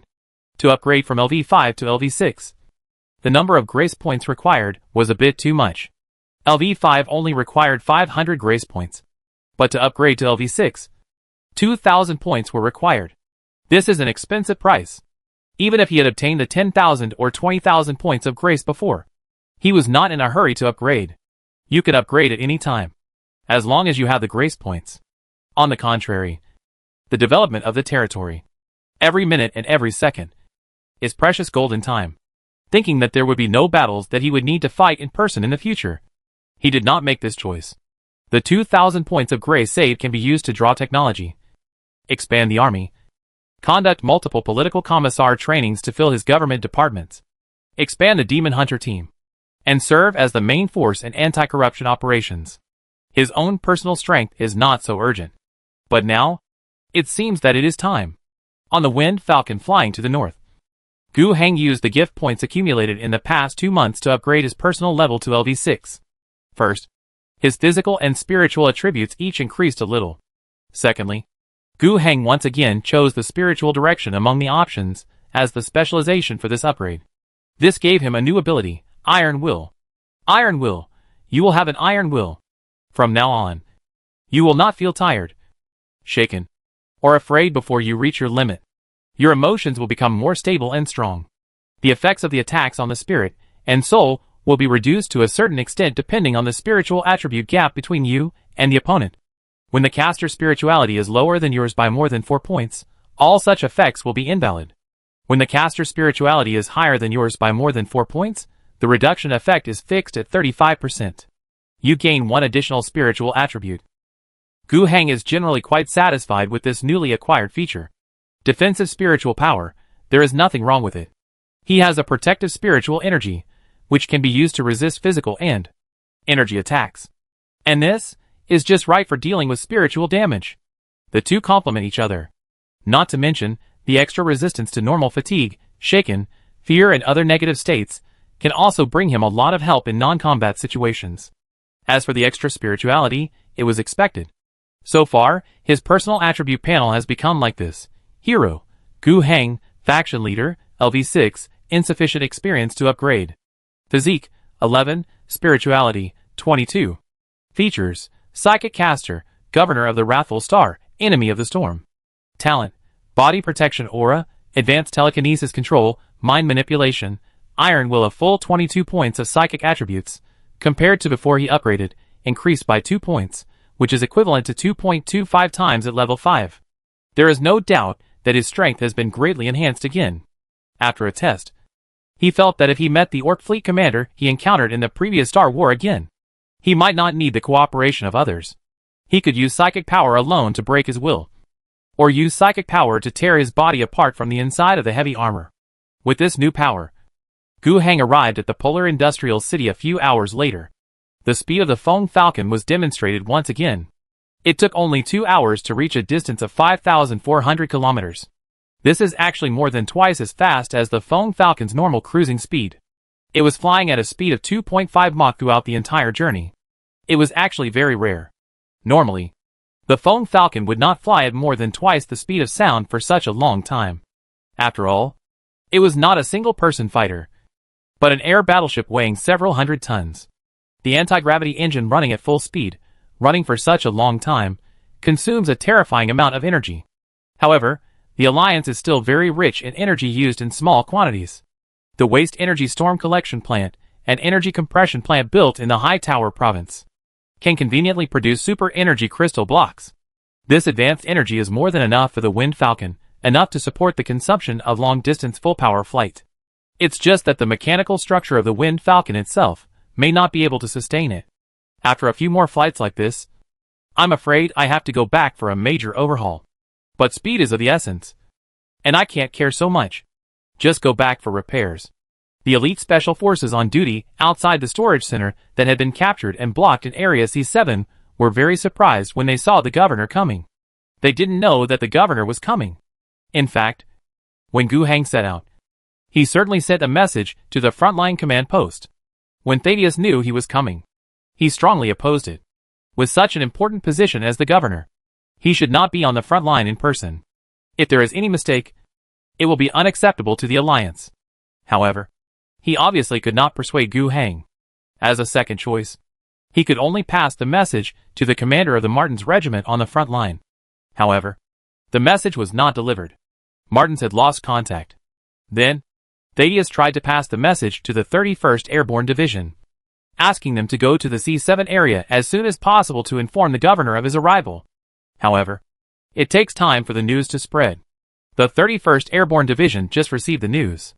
Before the messenger they sent arrived, Gu Hang had already arrived. The special warfare elites guarding outside were surprised, but their first reaction was to salute. Most of the members of the special warfare team were selected in a selection of Phoenix Space Warriors. Each of them had met the governor at the training place. They were even convinced that the magical changes that happened to them had a lot to do with the governor. In fact, a considerable proportion of them had attended classes at Shifeng Zhongxi Academy, and they were extremely loyal to the governor. After Gu Hang returned the greeting, he called the person in charge of the scene, a major officer from the 10th Special Operations Brigade, to ask about the current situation. Gu Hang learned that Martins had led the team down for about 2.5 hours. In addition to the 12 Space Marines, there were also 31 Combat Sisters, 20 Demon Hunters, 20 Special Operations Elites, a total of more than 80 people. This is almost the limit. The entrance is just a 6x6 hole, and after preliminary exploration, it was found that the terrain below is narrow. There are various underground passages connecting many rooms. No matter how many people go down, it is not easy to deploy troops. On the contrary, a small elite team is more suitable. In theory, with such a scale, it is enough. However, they have not sent back any news for a long time. The major felt something was wrong, and sent another team 2 hours ago to investigate the situation. Before the team set out, they were ordered to report back as soon as they saw Captain Martins. However, they never came back. This made the major very anxious. After that, the major would send another team down every once in a while. He had already sent more than 100 people in, but none of them came out. Governor, this is the current situation. The major's forehead was covered with sweat. He could see that the governor seemed to be going down again. He knew that his status was not enough, but he still gritted his teeth and persuaded, Governor, I will lead a team to go down and take a look. As long as I don't die in there, I will definitely bring back the news. You don't have to go down and take risks yourself. The Alliance can't do without you. Gu Hang raised his hand to stop him from continuing. He closed his eyes tightly, feeling the surging spiritual power below. A terrible thing is brewing there. This is not a complete brewing, but more like the madness before death. If left alone, the damage it causes is relatively limited. For the entire planet, it is like this. It should form an incarnation of the evil god, which can exist for about a week. It can set off a huge storm and sweep across the entire north. The polar industrial city will definitely be destroyed, and most people will not survive. In addition to the polar industrial city, the entire North's population of more than 2 million people may have 60% to 70% of them directly or indirectly die because of this. All in all, this is about a population loss of 2 million.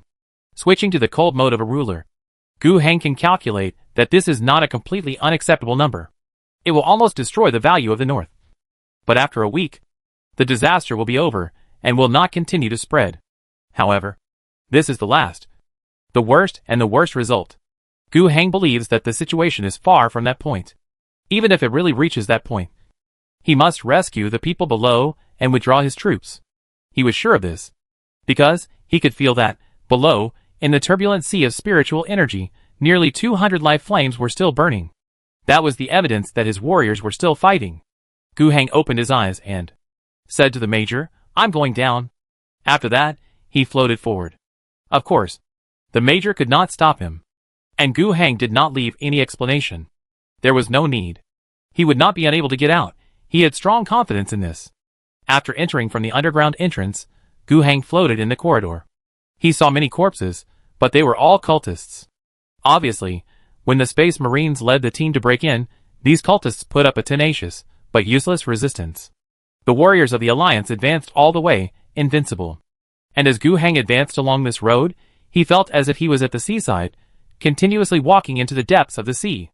With every step he advanced, he felt the power of psychic energy become stronger. The violent power from the abyss, like a real storm, washed away Gu Heng's spirit. But under the protection of the iron will he had just obtained, these powers did not have any substantial impact on him. At the same time, he also quickly saw the members of the First Alliance. They were several special warfare elites, lying beside the corridor, breathing rapidly and unconscious. After a simple check, Gu Heng judged that their consciousness seemed to have entered a strange area.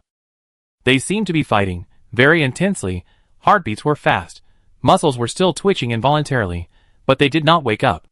If Gu Heng used the ability of mind control, he could wake him up from this strange state. But after thinking about it, he did not do it. He continued to float forward and saw more Alliance fighters, until he arrived at the most empty underground space.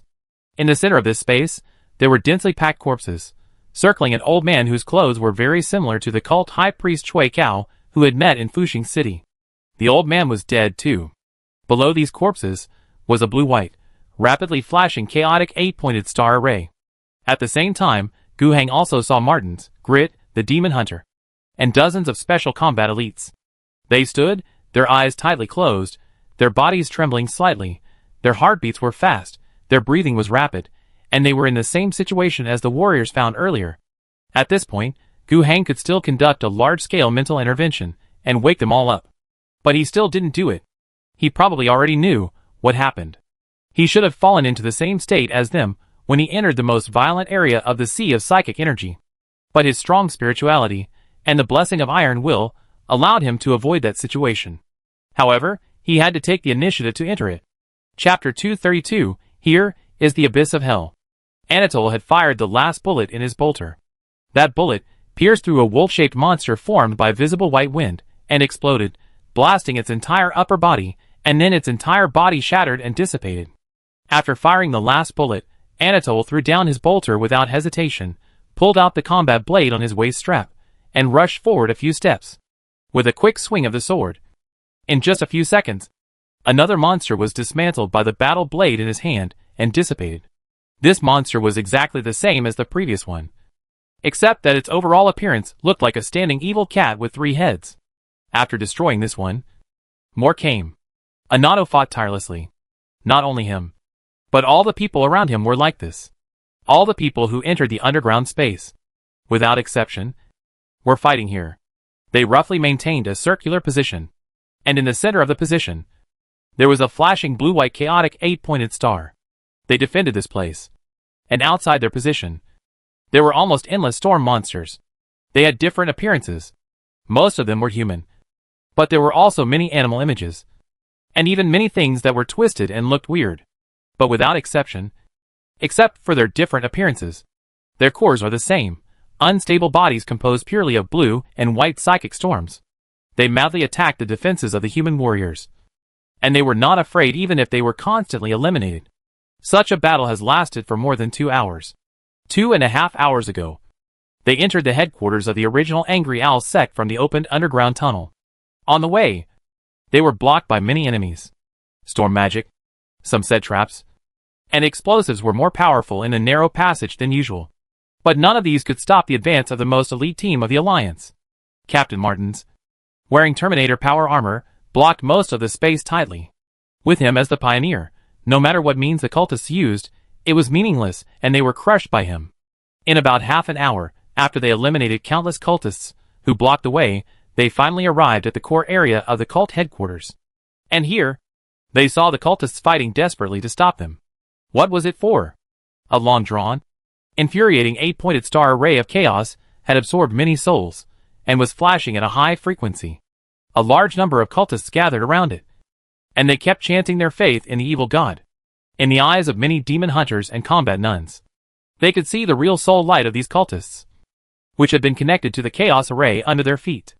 This is not even because they have the ability to see souls and psychic energy, but because these people are too deeply connected to the chaos array, and their souls have almost been extracted from their bodies. Anyone with a little spiritual talent can see it directly with their naked eyes.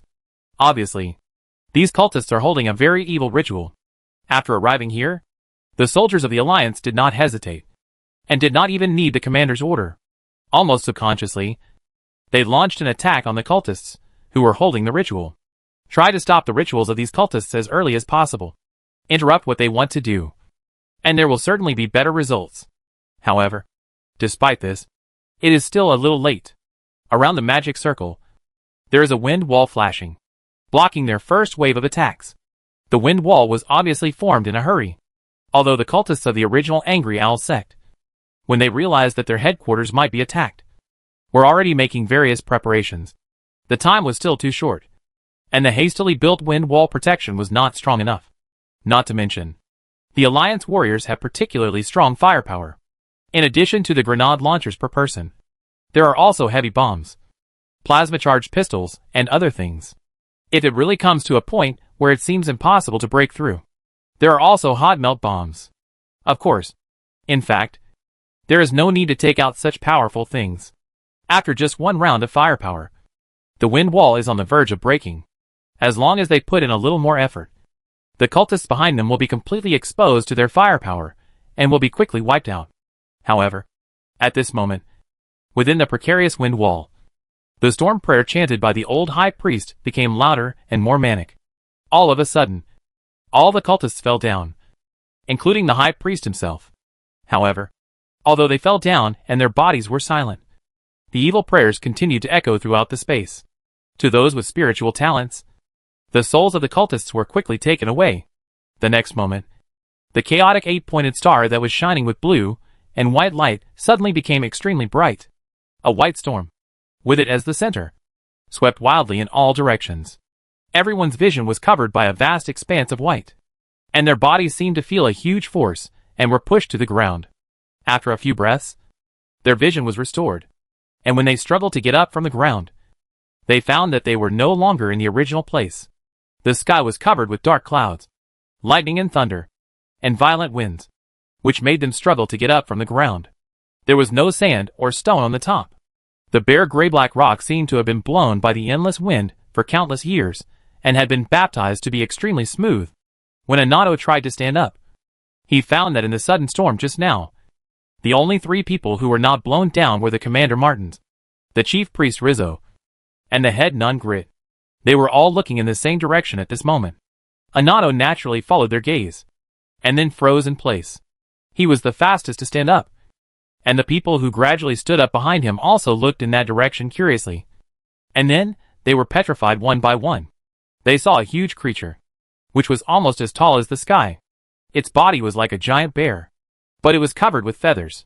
Those white feathers were slightly blue, as if there were blue arcs flashing in them. Its head was a huge bird, a bit like an owl. Among the people, most of them were natives of the Angry Owl Star. Seeing this huge creature in front of them, they undoubtedly thought of the native myth of the ancient times of this world, the original Angry Owl, which was quite popular on the Angry Owl Star. Even if they did not believe in it, they had at least heard of it, the original Angry Owl. The original Angry Owl. It was actually real. Just as they were terrified by this, the original Angry Owl moved. It took a step and walked towards them. Or rather, towards the Chaos 8-pointed star formation they were surrounded by. Its steps were very slow, as if it was restrained by some force. But it was very determined, and would walk towards them even if it was slow. After a while, it seemed to be irritated by the feeling of restraint, and roared towards the sky. Suddenly, there was a strong wind, lightning and thunder. In the midst of it, one after another monsters formed by the storm, with different appearances, appeared around the Alliance warriors. These monsters roared and rushed towards them. At the same time, the orders of Martins, Rizzo, and Grit were also conveyed. Hold a position. Do not allow any monster to enter the magic circle behind us. We will be the shield at the forefront of the human world. We will never allow any monster from the abyss to break through our defenses. Although everything that happened before their eyes was challenging people's fragile nerves, they were all the most elite warriors. After hearing the commander's order, they still quickly formed a circular defense position to isolate the chaotic 8-pointed star formation from the monsters outside. With their weapons in their hands, they fired as hard as they could, destroying monsters one after another. And such a battle, once fought, lasted almost 2 hours. During this process, they made no mistakes. Whether it was the Space Marines or the Battle Sisters, even the Demon Hunters and the Special Forces in the army, all tried their best. Sister Grit and Pastor Rizzo constantly encouraged their morale during the battle, making them deeply realize that this battle was about the future of the Wrathful Owl Star. They were all determined to die. But despite this, the difficulties in reality will not be diverted by human will. At least these people here are not very good. The bullets in their hands were getting less and less. And as the battle continued, they would get tired. By the time the 2-hour mark came, most of the people had used up their bullets and could only engage in close combat with the monsters. With their tired bodies, how long could they hold the front line? Although, it seemed that because of their loss of contact, the friendly forces on the ground sent out a reconnaissance team, which was also inexplicably pulled into this space, providing them with hundreds of fresh troops. But in the end, everything seemed to be changing for the worse. Anato was anxious as he eliminated the unstable wind monsters that rushed over. Of course, he could still hold on. He was a Space Marine. He was a Phoenix. And he had extraordinary power. The Battle Sisters looked a little tired, but it was not a big problem. But the Demon Hunters and the Special Forces gradually seemed to be unable to hold on. Close-range hand-to-hand combat was inevitable for those who had been fighting for a long time. They have great courage and determination. But in the end, they are still mortals, without the help of these mortal heroes. Even when the Battle Sisters gradually couldn't hold on, could the 12 Space Marines alone guarantee that they would not let any monster go?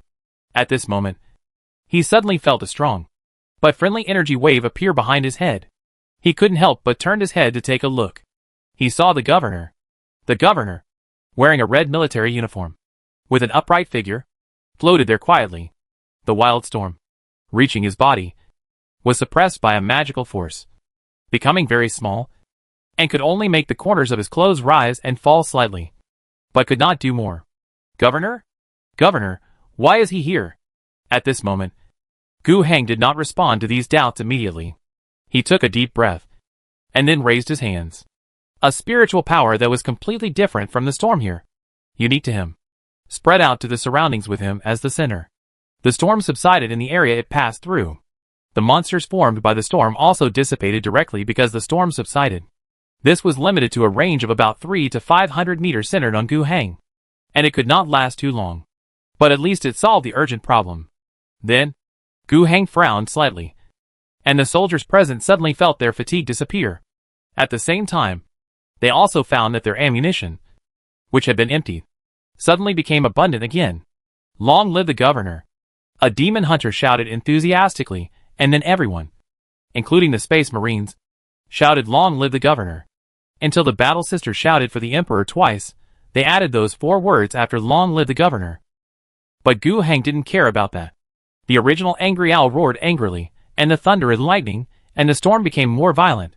The 300-meter wind-extinguishing area created by Gu Heng was quickly suppressed, and at the same time, a large number of storm monsters also formed from it and rushed towards the human position again. This time, Gu Heng did not try to force his way in. After being encouraged, tired, and replenished with ammunition, his elite warriors were able to keep those things out, just as they had done in the past 2 hours. At this moment, Gu Heng, floating in the air, had blue flames flickering in his eyes. Martins looked a little worried. In fact, he was already worried about the governor coming here. But the fierce battle did not allow him to say anything. At this moment, the situation has calmed down a little.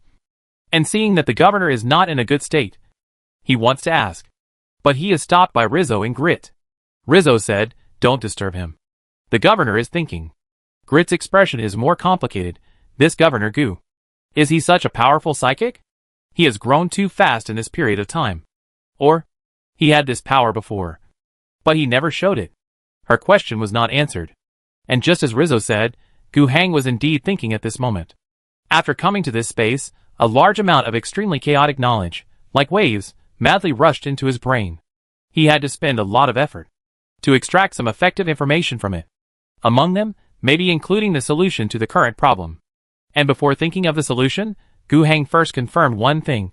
This place is the legendary Hell Abyss. Chapter 233, Experience the Shock of Mortals. When Gu Hang came to this space that did not belong to the real universe, but was extremely violent, a large amount of knowledge poured into his head like a flood. At first, he thought he was under some kind of attack, and tried to use the power of psychic energy, coordinated with iron will, to block these countless fragments of knowledge from his consciousness. But soon, the fragments of knowledge that leaked in bit by bit made him realize that he should not do this.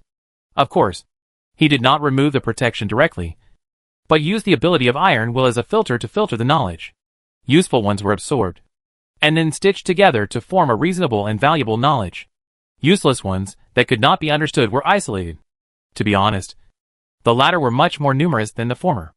In fact, this was not an adventure, but a revelation, or curse, that a psychic of a certain level would get when he came into close contact with the abyss of hell. Crazy knowledge invades the brain, and if you are not careful, it will kill you. Excessive information will burst the brain of the psychic. Many knowledge is poisonous and will pollute the soul of the recipient, making him crazy. Psychics who are not strong enough will die for various reasons. Even psychics who are strong enough must do their best to keep the evil knowledge that is constantly instilled out of their souls. But Gu Hang's current strength, especially with the bonus of iron will, has exceeded the level of passive blocking, and he even has the ability to further actively select the understandable and useful parts of the knowledge and absorb them.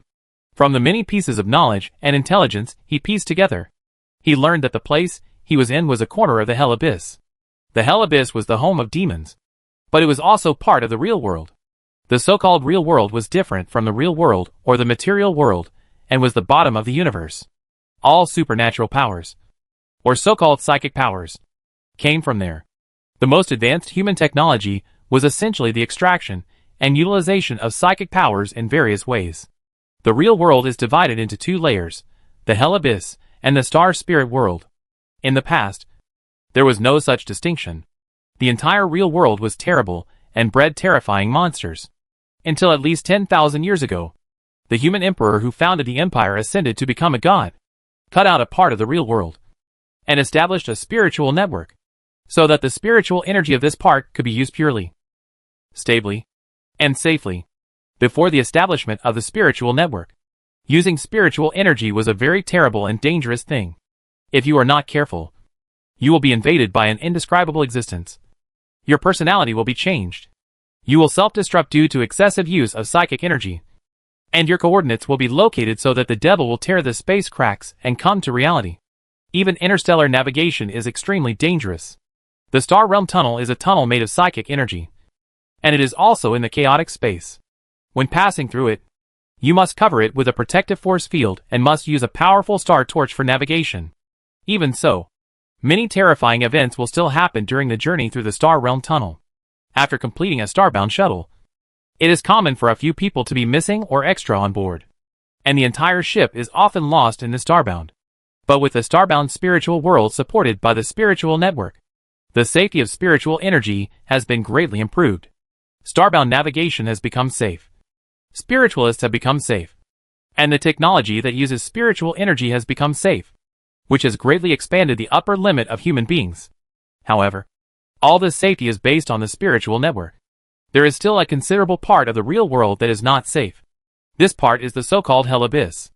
It is filled with uncontrollable spiritual energy, waste energy after utilization, chaotic demons, and even the most terrifying evil gods born in the chaotic universe. The evil gods each occupy a part of the Hell Abyss, and the most terrifying ones are 4.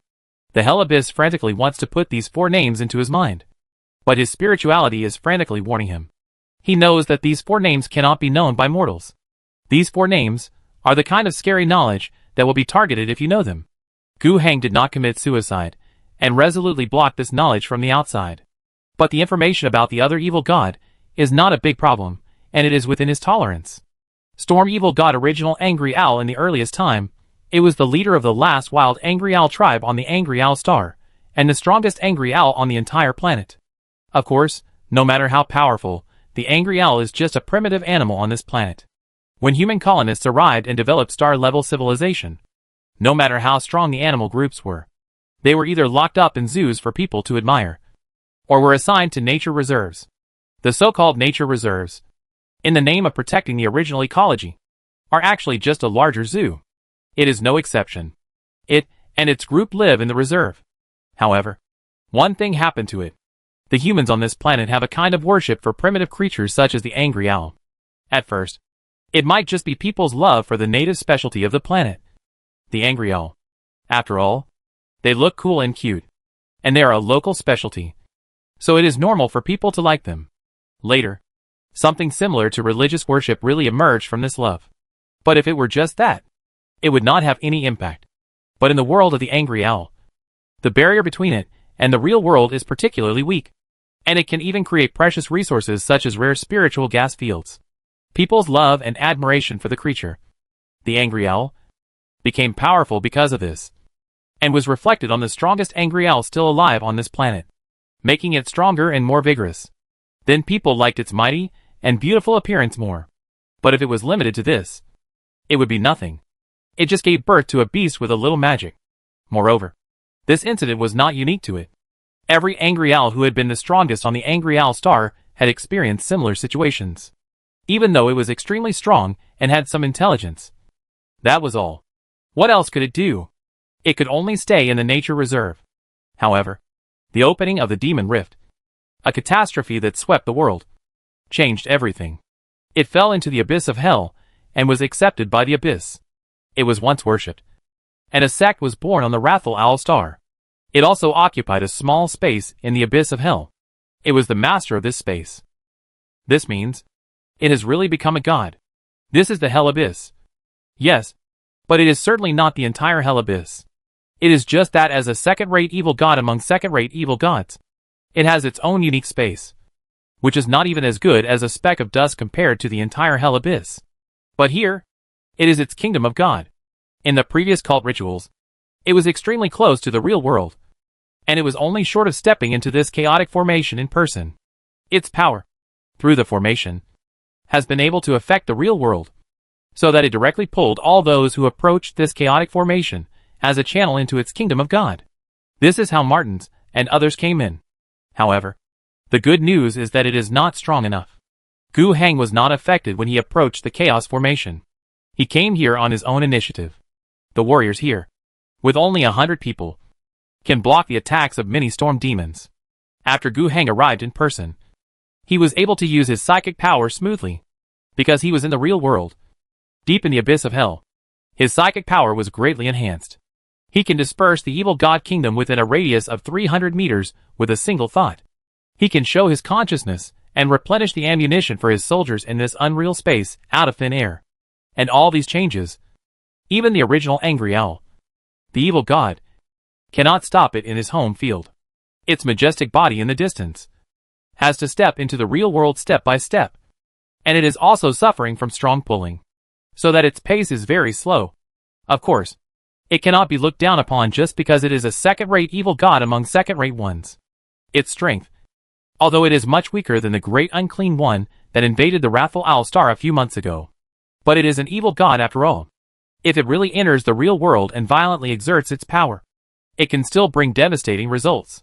Even if it only goes to the real world for a short time, it has harvested the souls of 1 or 2 million northerners.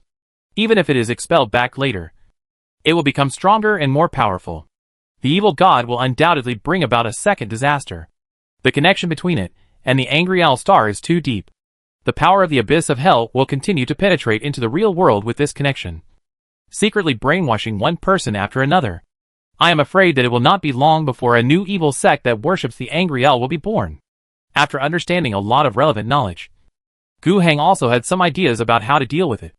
Originally, his worst consideration was to save people, withdraw troops, evacuate the population as much as possible, let the storm rage in the north for 2 or 3 months, and wait for this evil god to lose power and be driven back to the kingdom of God before considering the follow-up issues. But this will cause the loss of a large number of northern populations, and the loss of the production capacity of the Polar Industrial Group. There will also be serious sequelae. The original Angry Owl sect will definitely revive. And in a very strange way, a considerable number of people on the Angry Owl star will be randomly selected and contaminated into cultists. If it is really impossible, then these situations will happen. At most, as the future development gets better and better, we can find a way to solve it. However, it seems that he has a way to deal with it now, and there is no need to go to that step. This inferior evil god among inferior ones, if it is at this level, then Gu Heng doesn't mind letting it see the shock of mortals. Lieutenant Colonel Drake received an order: assemble his troops, except for the necessary people guarding the key parts of the Polar Industrial City. The rest, all go to Area C7 and prepare for battle. He didn't understand this order at first, and even called back to ask Commander Thaddeus. Thaddeus didn't say much, just asked him to do a good job of pre-war mobilization of the troops, to mobilize all the military and political commissars, and tell the soldiers that they are going to fight in a wonderful place, and they will fight side by side with the Space Marines under the leadership of the governor. Derek was excited. He selected 2 regiments, 2 artillery battalions, more than 5,000 people from the 31st Airborne Division, which was more than half of the combat troops, and came to the designated location. Here, he met the major in charge of the defense of the C7 area of the 10th Brigade. The other party asked him to organize the troops into a battle formation and be ready for battle. In 15 minutes, the battle will begin. Derek was a little confused. He didn't quite understand what it meant that the battle would begin in 15 minutes. He didn't quite understand. Originally, the Special Operations team led by Captain Martins and others had about 600 people in total. Why was there only about 30 people guarding the C7 area now? But the 15 minutes were quite tight. He didn't have time to ask more questions and went back to organize the troops. The airborne infantry took out their weapons, and the artillery unit that had just been airlifted in a few hours ago also deployed its artillery array. Everyone, even if they didn't understand, strictly followed the order and prepared for battle. As soon as the 15 minutes were up, Lieutenant Colonel Drake suddenly felt a strong wind, and then he felt everything in front of him was white. When he came to his senses, he saw a scene that made him nervous. He and all his soldiers suddenly entered a space covered with dark clouds, thunder and lightning, and strong winds. Not far in front of him, the governor was floating in the air, and below him, 400 or 500 of the most elite warriors of the Alliance, led by Space Marines and Battle Sisters, were fighting bravely against some strange storm monsters. A little further away, an owl stood tall and roared angrily to the sky. But why did it always seem like he was in a state of impotence and rage? The sudden change not only confused him, but also made his soldiers panic. However, the voice of the governor sounded in everyone's heart: destroy those weak demons and protect our planet. The governor's voice seemed to have a special magic that instantly dispelled the confusion and panic in their hearts. As the commander, Derek gave the order to fight, and officers at all levels began to issue orders, and the soldiers began to move. The soldiers of the 31st Airborne Division, of course, were far inferior to the 400 or 500 people next to the governor in terms of individual quality, but their number was 10 times greater. Gunfire roared, machine guns fired, and artillery units delivered firepower to the most densely populated areas of storm monsters. Then, the infantry began to rush forward. After clearing out the enemies in an area, they would set up a small defensive position on the spot. It was a pity that the engineers could not dig the rock surface that had been blown by the storm for who knows how many years. Otherwise they would definitely dig some foxholes. But in general, the soldiers of the 31st Airborne Division, step by step, established a position on the spot, occupied an area, formed a pincer attack with the governor and the elite soldiers around him, covered each other, and even raided each other, and eliminated all the monsters in their way, and finally connected the positions into one. Gu Heng, floating in the air, was quite satisfied. He took the time to send a message to Thaddeus. How long will it take for the Northern Army to arrive? Thaddeus responded quickly. guaranteed to reach the target location within 32 hours. Chapter 234, Crushing In. The Chaos 8-pointed star formation that connects to the real world is guarded by humans as solid as a rock. When there were only about 180 people including the Space Marines, they were able to prevent the storm monsters from breaking through, but as the battle time went on, fatigue and ammunition reserves gradually made them unable to continue. But Gu Hang's arrival eliminated these two negative problems. At the same time, he also ordered the remaining 500 special elites guarding the C7 area to enter the underground space and be pulled into the realm of the original Angry Owl's Kingdom of God. With these 500 people, the blockade of the Chaos formation will become even more impregnable. But Gu Hang is still not satisfied with this. Let the 31st Airborne Division assemble. Let Thaddeus lead the Northern Army Group to the designated location as soon as possible. All for the subsequent plan. He plans to bring the entire army in. Doesn't the original Angry Owl like to bring people in? What's the point of only bringing in the area around the cultist formation? Let's do something bigger. In fact, it was not that the original Angry Owl wanted to pull humans into his domain.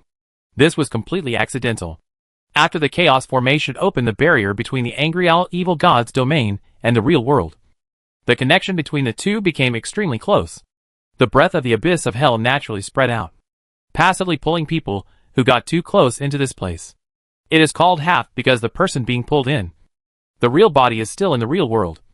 And what comes here is the mind, will and soul. But the abyss of hell, or the entire real world, is not a pure energy world. Here, it is a place where physical laws are chaotic. Spiritual energy is dense. And energy, will and matter are chaotically entangled. When people come here, they will get the same body as in the real world. And the things they carry with them will also be sent in some way. The ammunition that is emptied here cannot be used in the real world. When people are injured here, the same injury will be reflected in the body outside. And this is even more true for death. Previously, Gu Hang had eliminated fatigue by purely using spiritual power, intervening in the soldiers' feelings, and replenishing their physical strength with spiritual energy.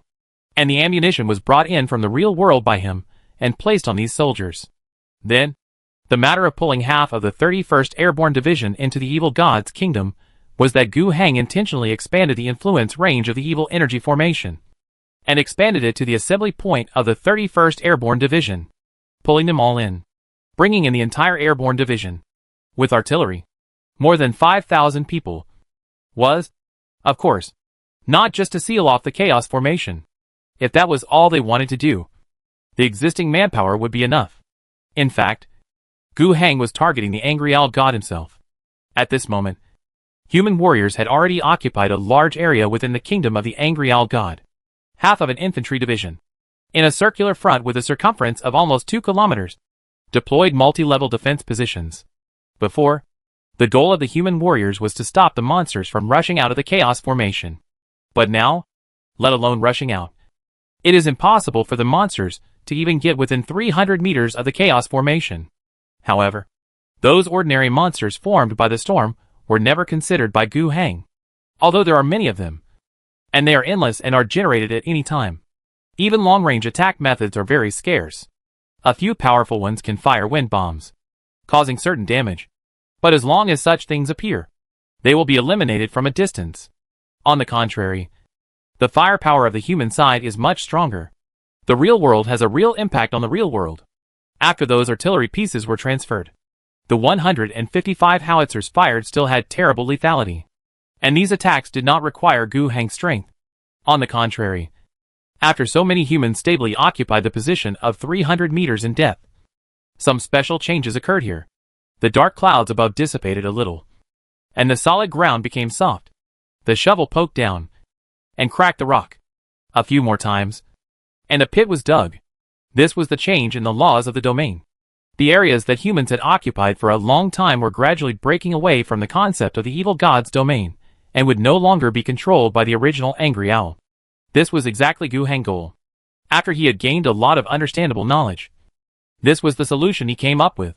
He wanted to completely kill this evil god, disintegrate its kingdom of God, and solve the problem of the original evil cult that shrouded the Angry Owl star from the source. When a considerable part of the area was occupied by humans and its divine attributes were removed, the original Angry Owl's pace became slower. although it was originally an angry owl belonging to the real world. In the past few hundred years, it had already embraced the abyss of hell, and was accepted by the abyss of hell, becoming a part of the abyss of hell. It wanted to cross the curtain between the real world and the real world, which was very difficult. The restrictions were very large. Even if someone opened the door for it, it had to open the curtain little by little. Originally, this process only took 3 to 5 hours. But the Space Marine's destruction of the cult ritual forced the High Priest to hastily push the ritual to its climax, which greatly extended the time. But despite this, it would take 15 or 20 hours, and it would eventually be completed. But more and more humans joined in. And even the area where the Chaos Array, which was equivalent to the gate, was separated from his kingdom of God, which made the time even longer. The manifestation of this is that the angry owl god is extremely angry, and is trying very hard to move forward, but is walking slower and slower, and is even getting farther away. But Gu Heng is still not satisfied. At present, it seems that it will take about 32 hours for this original angry owl to reach the humans. This is enough time for the main force led by Thaddeus to reach the battle site. But he does not want to go to such an extreme. Now, he should prepare for the next battle in advance. Under his will, humanity began to advance. Space Marines, combat sisters, formed a vanguard team, suddenly rushed out of the position, and expanded a part of the space outward. Immediately afterwards, the Special Warfare Elite immediately followed, consolidated the position, and then, the ordinary soldiers of the 31st Airborne Division took over the consolidated position. At the same time, Space Marines and combat sisters will continue to rush outward, and the Special Warfare Elite will follow. And so on. They are further expanding the occupied area. On the one hand, this will delay the arrival of the original angry owl at the gate, making the subsequent plan more relaxed. On the other hand, as the occupied area expands, it will also strip away more parts of the kingdom of God, weakening the strength of the original angry owl. However, when the position was expanded to a depth of 600 meters, they still stopped. Gu Heng also needs to save his strength. Although, being in the real world, his spiritual power strength has also risen by several levels, but it is limited after all. Later, he had to bring in 50,000 people, plus countless weapons and equipment. He didn't want to consume too much before that. So, in addition to carrying ammunition from outside to replenish, he didn't plan to do anything to relieve the soldiers' fatigue.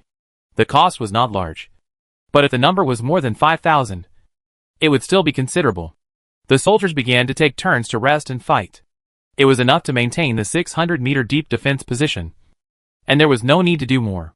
But even though 1/3 of the soldiers were always resting, those ordinary storm monsters still had no way to break through the human defense line. The heavy artillery could always reduce their numbers in large numbers from a distance, making it impossible for them to concentrate their forces and rush to one place. As long as they showed such an intention, there would be whistling artillery fire. If they rushed over in a scattered manner, they would not be able to withstand the blockade of machine guns. If they were closer, they would be shot by rifles. After the monsters died, they would dissipate into the wind, waiting to recondense. Therefore, these monsters could not rush over by using the accumulated corpses as cover. Of course, the human side was not without casualties. In 32 hours, the soldiers of the 31st Airborne Division suffered nearly 1,000 casualties. The reason for the 20% casualty rate was mainly because the storm monsters were too fearless and did not need to rest. In these 32 hours, the battle was real, and the human soldiers needed to rest. Those monsters just rushed forward mindlessly, even if they could charge up and release a wind bomb. The most threatening attack method of those monsters was to charge in groups.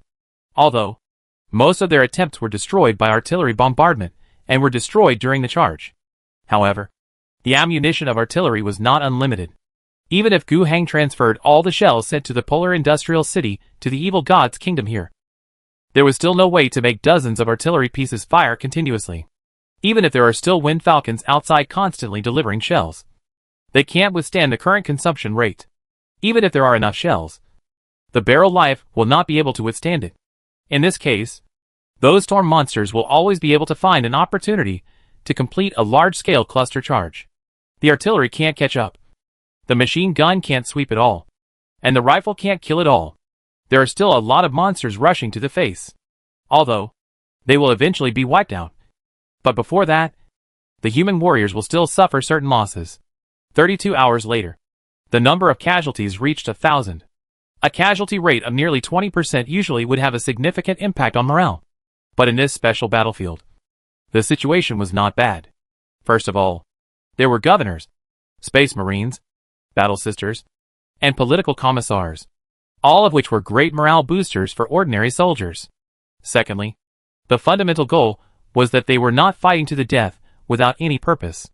They have a clear combat goal. According to the governor, reinforcements will arrive in just 32 hours. At that time, they will launch a full-scale counterattack and completely eliminate the evil monster that is wreaking havoc on the planet. The soldiers believe this is true, because the governor himself has always been here and has never left. And the fact is that the governor is not bluffing. Or, Thaddeus is not bluffing. 32 hours. That's 32 hours. In addition to the 31st Airborne Division, which had already entered the polar industrial city through disguise and airdropped by hundreds of planes, and had even completed the occupation of the polar industrial city. Thaddeus also had 5 division-level units under his command, namely, the 9th Garrison Division, the 30th, 32nd, and 33rd Infantry Divisions, and the 35th Combined Brigade. This adds up to almost 50,000 people, and they have sufficient heavy equipment. That is, the President Pierre of Polar Industry, got the news and assembled the army at the northern border. Before the 31st Airborne Division and many elite alliance troops took action, they had already entered the northern region and rushed all the way to Polar Industrial City. Among them, there are indeed some armed forces. For example, the Guard Regiment of Polar Industrial City, such as the militia self-defense forces of some settlements. However, Thaddeus completely ignored them. As long as the local armed forces don't go crazy and try to stop them, Thaddeus won't make trouble. His primary goal is to cooperate with the airborne troops and reach the Polar Industrial City as soon as possible. If there are those who really try to stop them, Thaddeus will command the troops mercilessly and run over them directly. No one can stop their troops in the field, especially when 18 Lion tanks are rushing forward in a row, followed by hundreds of Wanderer infantry fighting vehicles. They don't need to stop at all. Just step on the accelerator and rush forward in the field. Those who tried to stop the chariot with their arms could not withstand the heavy artillery on the Lion tanks, nor could they withstand the bombardment of the machine guns and heavy grenade launchers on the infantry fighting vehicles behind them. Of course, since the enemies along the way have not been cleared, there are indeed some risks. If the subsequent battles are not smooth, the supply of the army will become a big problem. However, at least in the short term, there is no need to worry. The joint logistics forces that follow the army, thousands of baggage trucks, loaded with ammunition and supplies, move with the army. No matter how cautious Thaddeus was, he didn't think anyone could hold out in the north until their ammunition ran out. Of course, if the target was an evil god, that might make people a little uneasy. So, Thaddeus mobilized the 8th and 25th Divisions, escorting more supplies from the central province. On the way, as a backup, when the governor gave the order, the BJ Army Group was not far from the Polar Industrial City, and after 32 hours, his troops not only arrived at the designated location, the west side of the Polar Industrial City, they even had time to blow up the western wall of the city. And then, the entire army advanced 1 kilometer into the city. Gu Heng was very impressed. Originally, the target location assigned to them was on the western outskirts of the Polar Industrial City. At that time, it was considered that it would take too much time for large troops and heavy equipment to enter the city. But now, it is obviously a better approach to blow up the wall and directly roll in. The closer to the chaos formation, the easier it will be for Gu Heng to pull people into the kingdom of the evil god. Chapter 235, Extinguish the Wind. Kill the gods. 50,000 soldiers, along with the supporting technical weapons, heavy weapons, vehicles, are all in place. And Gu Heng also began to move. The spiritual energy surged. From the chaotic formation connecting the evil god's space and the real world, the breath that would cause human souls to be drawn into the evil god's kingdom instantly became stronger, and the range also expanded greatly outward. But this expansion is not disordered, but only extends to the west. There, the irrelevant people had been evacuated by the soldiers of the Alliance in advance. From here all the way, the only living people were the 50,000 soldiers of the Northern Army. When this aura enveloped them, they, like the people of the 31st Airborne Division before, had a flash of gray in front of their eyes, and then they arrived at the kingdom of the evil god. They saw dark clouds all over the sky, saw lightning and thunder, saw many storm monsters, and were besieging the defensive positions formed by their comrades. At this moment, the governor's order also rang in their minds. March! March! March towards the evil god. Today, we are the wind extinguishers. We are the god slayers. We are the masters of the wrathful owl star. This world does not need gods. The governor's voice, with each word, became louder and louder, until it shook the soul. The soldiers were completely excited. Extinguish the wind! Extinguish the wind! Extinguish the wind! God killer! Kill the gods! Kill the gods! The soldiers shouted wildly and threw themselves into the battle. Of course, they were not overwhelmed by the enthusiastic atmosphere. The instructors, the military and political commissars reminded the soldiers to stay calm, maintain discipline, and not get too excited. The officers at all levels followed their daily training and the battle plan that had been arranged earlier and began to execute. The 50,000-man team, although they suddenly arrived in an unfamiliar environment, was about to engage in an epic battle. But the army maintained high morale, maintained discipline, and followed the governor's instructions to move forward. The 35th Mechanized Brigade rushed to the front. Their heavy armored vehicles were the sharpest spears of the entire Alliance army. 18 Lion tanks, 3 in a group, formed a triangular shape, and 3 groups formed a large attack arrow, forming 2 assault columns. Between the main battle tanks, the infantry fighting vehicles followed closely behind. Together, they formed the armored assault column of the Alliance army, and fiercely penetrated into the group of storm monsters. They were so unscrupulous. Those storm monsters were simply unable to stop the advance of the chariots. Their attack methods, let alone affecting the Lion tanks, could ignore even the Wanderer armored vehicles. The power of those wind bombs. The small ones were only at the level of rifles, and the largest ones were no more than the power of a grenade launcher. Needless to say, the former, even for the latter, unless they are really unlucky and hit the weak point of the walker, they will not be able to break the defense. And the most powerful method of these monsters is to get close together, directly hit, and try to overturn the chariot. But the lions will never be able to overturn it. Even if it is an infantry fighting vehicle, more than a dozen monsters will come up at the same time, and it will only make the vehicle shake. It is not so easy to overturn it. What's more, how difficult is it to get more than a dozen monsters close? Whether it is the lion or the walker, the weapons they are equipped with are not for show. The main gun on the lion, with one shot, can plow a gap in front in a flat shooting state. On the straight trajectory, all monsters are destroyed. And the laser beam secondary gun equipped on it is even too lazy to fire. It's a waste. The heavy grenade gun that acts as a parallel machine gun is enough. The same is true for infantry fighting vehicles. The machine guns will directly sweep the area, and the grenade guns are also deadly, even if there are really a large number of enemies approaching the place where the tanks are not well taken care of. They will be wiped out immediately. Each attack arrow is an unstoppable knife with invincible firepower, which pierces into the tofu block fiercely, without feeling any obstacles at all. The infantrymen who followed up, riding on the troop transport trucks, also fired at the enemies, who had been wiped out in all directions. At the same time, the trucks would also put down a large number of soldiers, set up positions on the spot, stabilize the formation, and create a safe passage for the subsequent comrades to ride forward and keep up with the speed of the armored forces. The human army, with armor as the spearhead, quickly followed by the infantry, formed a very layered offensive posture, and was irresistible within an hour, rushing out nearly 4 kilometers away. At this distance, the huge evil god was almost within reach. In this wave, except for the 31st Airborne Division, who stayed behind to guard the chaos formation to prevent storm monsters from emerging in the chaos, the entire assault team acted almost together. Several divisions pulled up by baggage trucks. The common artillery units, under the protection of the infantry brothers, began to build artillery positions. The reason for building here is that they can directly use 155 howitzers, tons and tons of them, to hit the evil god's head later. On this 3-kilometer wide front, more than 500 artillery pieces were densely placed.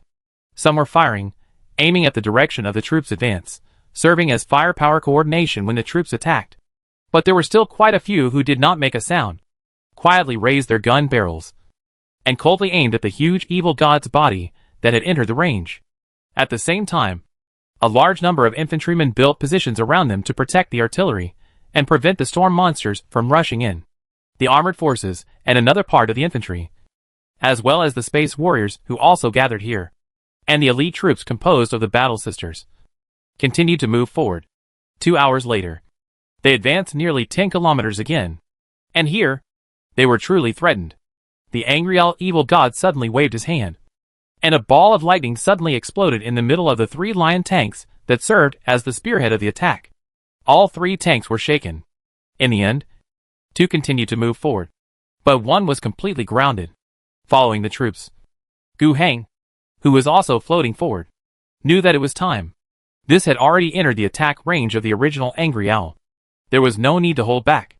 Everyone opened fire. Target, evil god. His order accurately reached the artillery unit in the rear. 500 artillery pieces started firing. The evil god's mountain-like body was instantly covered by flames. Gu Heng heard its angry and painful howl, filling the entire space. It was injured. But Gu Heng was not too happy. It was far from the time to be happy. The real war between gods is just beginning now. Chapter 236, or let's forget about it this time. The original Angry Owl was injured. This was a feeling it had not had for a long time in its long life. It was a god, how could it be injured? But now, the feeling of hundreds of howitzers intensively bombarding him was so clear. He felt a little panic, but this emotion was covered by greater anger. These humans are seeking death. After embracing the abyss of hell and becoming a god, the little intelligence it originally had has now turned into real wisdom. It is not brainless, it has the ability to think. However, because it was just a primitive beast at first, after becoming an evil god, its mind was completely washed by the storm psychic energy of the abyss of hell, and there were only chaotic emotions of tyranny and destruction in its heart. These factors are superimposed together. It is obvious that, even if it has the ability to think, it does not like to think. What it does, most of the time, is still guided by instinct. At this moment, it felt angry, and its first reaction was, of course, to fight back. This was something it had wanted to do for a long time, but it had not been able to do so before. The chaos formation opened the connection between its kingdom of God and the real world, but it was not open enough. It could not wait any longer, and it could not wait. Its followers outside had already reached their limit, and under the attack of the Alliance, it was impossible to go any further. It could only take the initiative to move forward into the real world. In this way, it trapped itself in the gap between the real world and the kingdom of Storm God. When those humans entered, guarded the chaos formation, and divided and occupied its kingdom of God, it could not even attack actively because it was in the gap, and the laws were different. It could only build ordinary storm monsters around those humans in vain.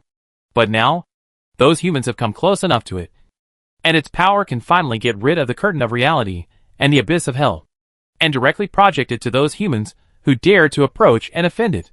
When the artillery fire came, the artillery position was far away from it, and it was not within the attack range. However, the active attack launched by humans established a causal relationship between the two sides, which also broke the curtain of reality, allowing it to cross an infinite distance to hurt ordinary soldiers. Although it was injured, it could finally release its rage on those despicable mortals. Very good. Then die. The dark clouds in the sky became even thicker, and the terrifying lightning and thunder were finally not just bluffing in the sky, but actually falling. Its target was on the artillery. As it stretched its huge claws toward the sky, dozens of lightning bolts obeying its will fell from the sky and bombarded the artillery positions. At least 7 artillery pieces were destroyed in the lightning, and at least 30 artillerymen of the Alliance died tragically in the lightning. It took another deep breath, and opened its mouth to face the armored troops rushing towards it.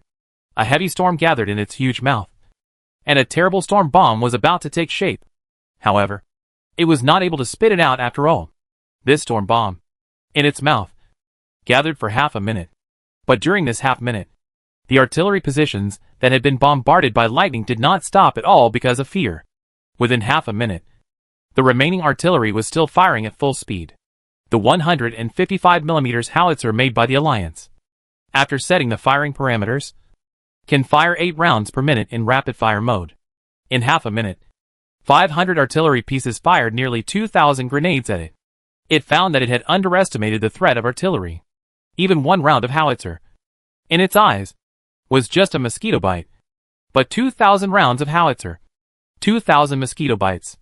Was unbearable. It was dizzy from the bombardment. And the storm cannon in its mouth went out of control, exploding in its mouth, spraying out a lot of divine blood. Even greater anger surged in his heart. The artillery fire continued to bombard it, and it called for thunder and lightning, and launched another round of attacks on the artillery position. This wave was even more violent than the previous one, and more than a dozen artillery pieces were destroyed. At the same time, it also propped up a storm wall in front of it as a shield. This storm wall did indeed resist the artillery fire, allowing it to temporarily get rid of the situation of being bombarded and injured. However, under the bombardment of artillery, it seemed to be shaky, and it had to strengthen the wind wall. The wind wall held up, but the lightning bombardment on the artillery position weakened again. However, this was just artillery. The bigger things of the Alliance army had not arrived yet. Before that, 2 armored assault columns had already reached a position 5 kilometers away from it. While it was entangled with the artillery, the armored forces were getting closer and closer. In fact, at this distance, the main gun and the secondary gun on the tank are already firing at the same time. Of course, if that were all, it would be fine. Although the caliber of the Lion main gun is not as large as that of the 155 howitzer, the power of the 125 railgun firing armor-piercing shells is much stronger. Moreover, the Lion is also equipped with a horizontally placed reflector laser cannon as a secondary gun, which is also very powerful. However, although these weapons are powerful, there are only 18 Lion tanks, and it is not very useful if the number is not enough. But if it gets closer, the machine guns and heavy grenade launchers of the hundreds of armored vehicles will be able to show their power. If it gets closer, tens of thousands of infantry will also come closer, and the light weapons in their hands, the squad rocket launchers, and the fixed heavy grenade launchers equipped in the company will all be put into use. The damage of a single weapon is certainly not strong enough. But, even if it is a most ordinary G9 squad machine gun, which sprays bullets at a speed of hundreds of rounds per minute, an ordinary G9 rifle can empty a whole magazine in a few seconds. The ammunition that was transported up, actually, couldn't withstand such a fire. But it wasn't that worrying. If all the ammunition that was carried was used up, that would be nearly 10 million bullets, plus the bombardment of various weapons. If the supplies carried by the baggage trucks behind were also fired, then this number could at least be multiplied several times. Evil God? What happened to the evil God? Can the evil God withstand it? Using the storm wall to resist the artillery, and watching the human army gradually approach, even hundreds of Wind Falcon fighters suddenly appeared in the sky, and took advantage of a temporary gap in the storm wall, and fired dozens of airborne missiles from it, after making a fool of itself. The brain of the original Angry Owl, which had not been used for a long time, finally came online. It began to seriously consider, or forget it this time. Chapter 237, God-Killing Success. Death of the Evil God. The original Angry Owl planned to slip away first, no longer move forward, give up the opportunity to go to the real world this time. As long as it is willing to retreat, it can truly return to its kingdom of God, get rid of this dilemma between the real world and the real world. At that time, if humans still dare to chase in, its means will not only be able to drop a wave of thunder at a time, can only fire a storm bomb, and will be held back. After all, that is its kingdom of God. It can truly control the power of the entire domain and carry out large-scale attacks. In its kingdom of God, the number of enemies is no longer meaningful. If those humans don't chase in, then don't chase. Wait for me.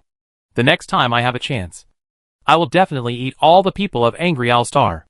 However, when it really planned to retreat and go back, it was shocked to find that it couldn't go back. Originally, it was difficult for him to move forward, because it was equivalent to dragging his powerful body of God to the real world. Every step forward is equivalent to moving forward in the entanglement between the abyss of hell and the curtain of the real world. But it is very easy to retreat. Taking a step back is equivalent to giving up the entanglement with the curtains of different worlds, returning to one's own field, and continuing to endure loneliness and torture. Before, he was unwilling to do so. But now, after being beaten and feeling the pain, he wants to leave. However, it should have retreated in one step, but it could not retreat. The way back, the passage that leaves the gap between the real world and the real world, was blocked by a special force. Why? Can evil gods be afraid? The voice was a little surprised, and this surprise seemed to be a little artificial. The original Angry Owl looked up and looked into the distance. There was a floating little man. It was too far away and seemed too small. The whole body of that guy was probably only as big as one of its eyelashes. However, they could still look at each other across the long distance and the size difference. In the look, the original angry owl instantly realized that this human was the culprit who prevented him from turning back. The strange power that blocked his retreat route came from this person. And this guy was still acting weird here. The angry evil god summoned a lightning bolt without hesitation and struck it towards him. However, it did not hit. A strange force hindered his control over the storm. The lightning force that should have been easily controlled by him like breathing. Unexpectedly, at this moment, felt a little stagnant. And it was this brief stagnation that made it fail to call for lightning. Gu Heng dodged in advance and casually hit the lightning that fell from the sky into the air. There was not even a single alliance soldier below him. And no collateral damage was caused. It really hit nothing. The evil god, who was even more furious, summoned more lightning and smashed it at the tiny human. With his wisdom, he now understood that this little man was the leader of this group of humans. If he could kill him, he would not have to retreat in disgrace this time. Since you dare to appear in front of me, then die. Since facing humans, the original angry owl sent a psychic message to the other party in human language for the first time. Of course, Gu Heng also heard this threatening message. And he was not afraid, but excited. This was exactly what he wanted to see. He saw that the wrathful evil god wanted to escape. But of course, he would not let him escape so easily. If he really let him escape successfully, then why did he go to so much trouble to bring tens of thousands of people into the kingdom of God? If he could deal with the chaos formation as soon as possible, wouldn't it be over? Letting the original angry owl go. Although the situation can be temporarily settled, but the future troubles will not be reduced at all. Gu Heng came here to kill it. But if this evil god really has to force it, and constantly use lightning to bomb the troops, it will be really bad. On the one hand, the reduction in the number of troops, especially the number of artillery, will be reduced to a certain extent, and the firepower will decrease. It will take too much effort to eliminate this evil god in the future. On the other hand, too many troop losses are also something Gu Heng is very unwilling to accept, especially the loss of the Wind Falcon and Lion Tank.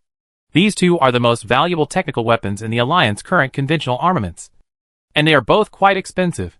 One Wind Falcon is worth 7,500 tax coins, and one Lion Tank is worth 6,000 tax coins. The Alliance's current monthly production, the two together, does not exceed 20 units. If too many are lost, it will take a long time to make up for them. So, popped up and appeared in the sight of the original angry owl. This was what Gu Heng did on purpose. He deliberately let it find out that it was him who blocked the retreat. And he deliberately provoked it.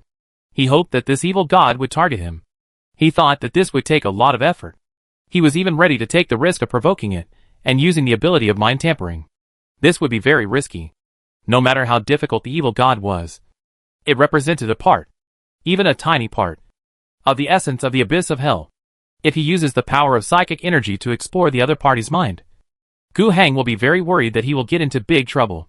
If he fails to stir up the other party's mind, he will be affected by the evil power of the abyss of hell. But now it seems that it doesn't need to be so complicated.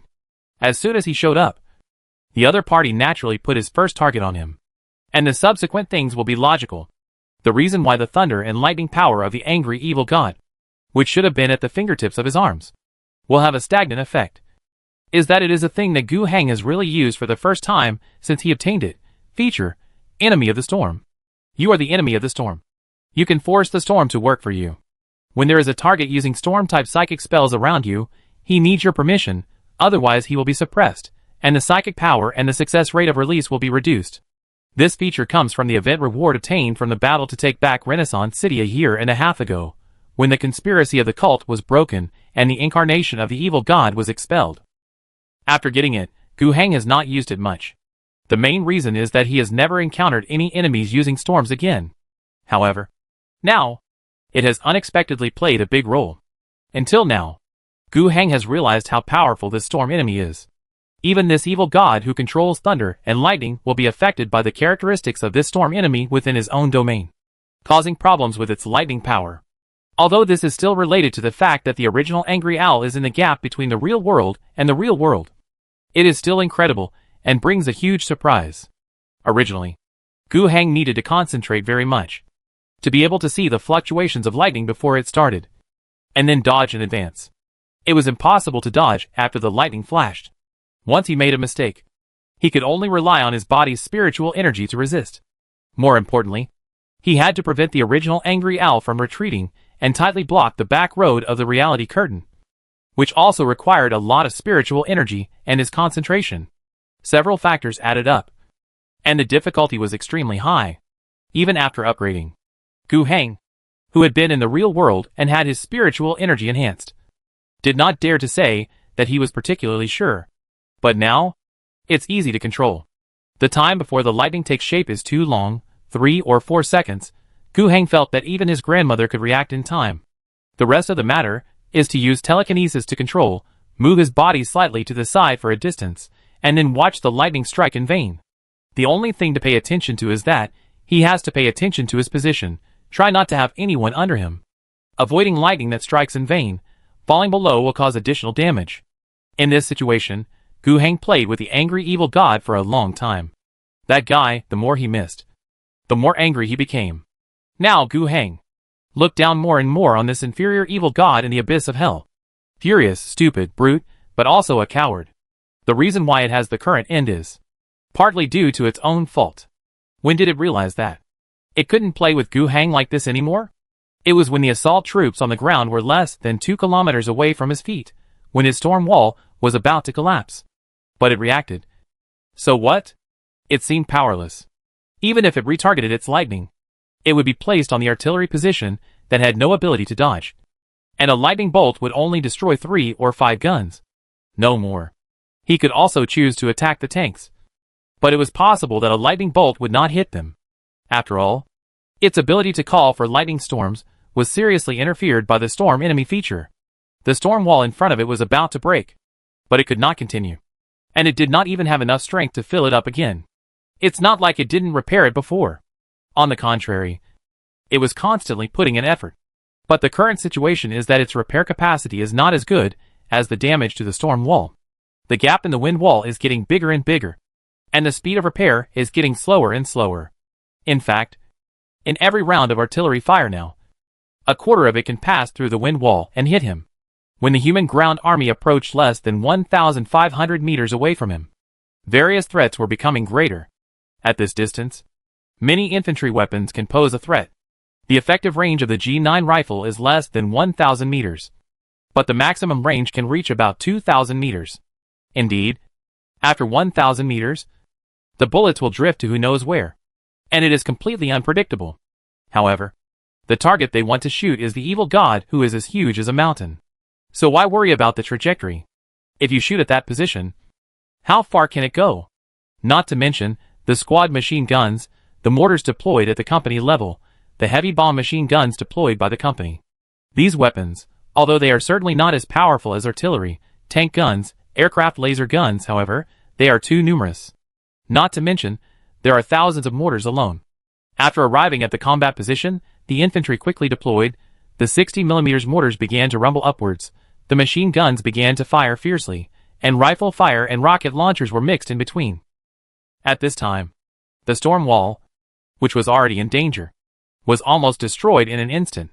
There were indeed some debris, but at most it could only intercept 10% of the projectile firepower, and the remaining 90% of the shells and bullets hit him without any fall. And there was no need to worry about the hit rate. Its body was like a hill. This was not an adjective, but a factual statement.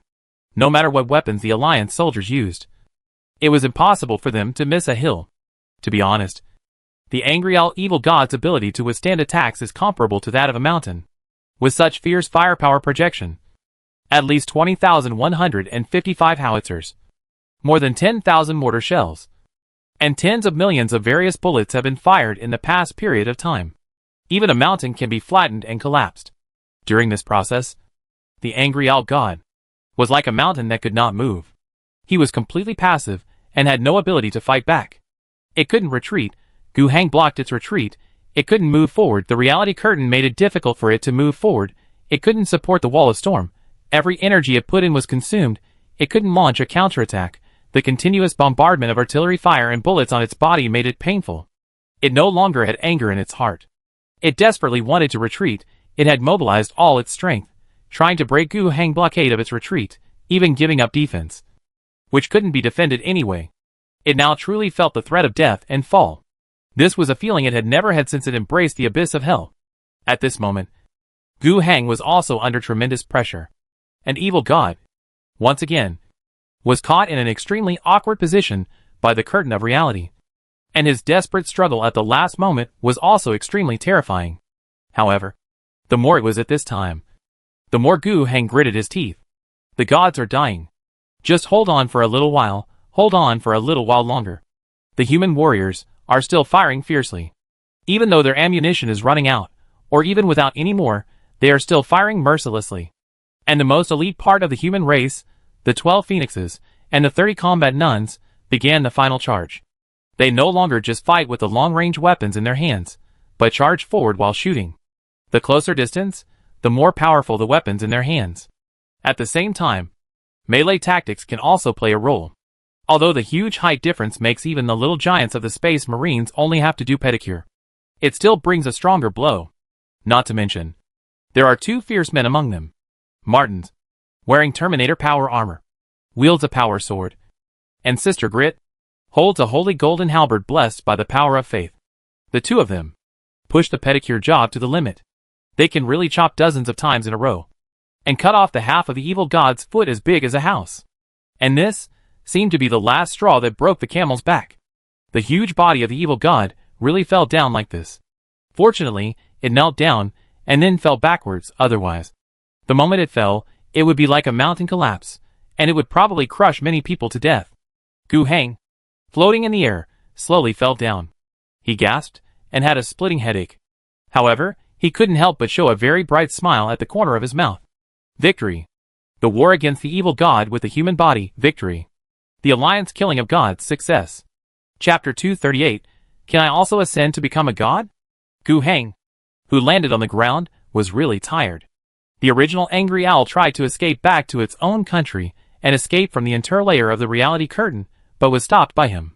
In the final madness of the evil god, Gu Heng took on a huge pressure. If he had been before the upgrade, it would have been impossible for him to bear it. In fact, even if he had upgraded, he couldn't hold on. He could hold on for two main reasons. The original angry owl was weakened by more than one level because he was in the interlayer of the reality curtain, and Gu Heng, as a psychic, entered the real world, was closer to the source of power, and the psychic power he could use was increased by more than one level. The rise and fall of one gave Gu Heng a mortal body, the opportunity to kill the gods, and let him create such a great feat. But no matter what, killing the gods is always a reality. After that, he should ascend to become a god. The original angry owl is dead, but the part of the real-world essence it represents is right in front of Gu Heng, trapped in the gap of the reality curtain by his spiritual power. Next, he can grab this ball of real-world essence, swallow it, digest it, and merge it. From then on, he would be able to take his place and become the new storm god.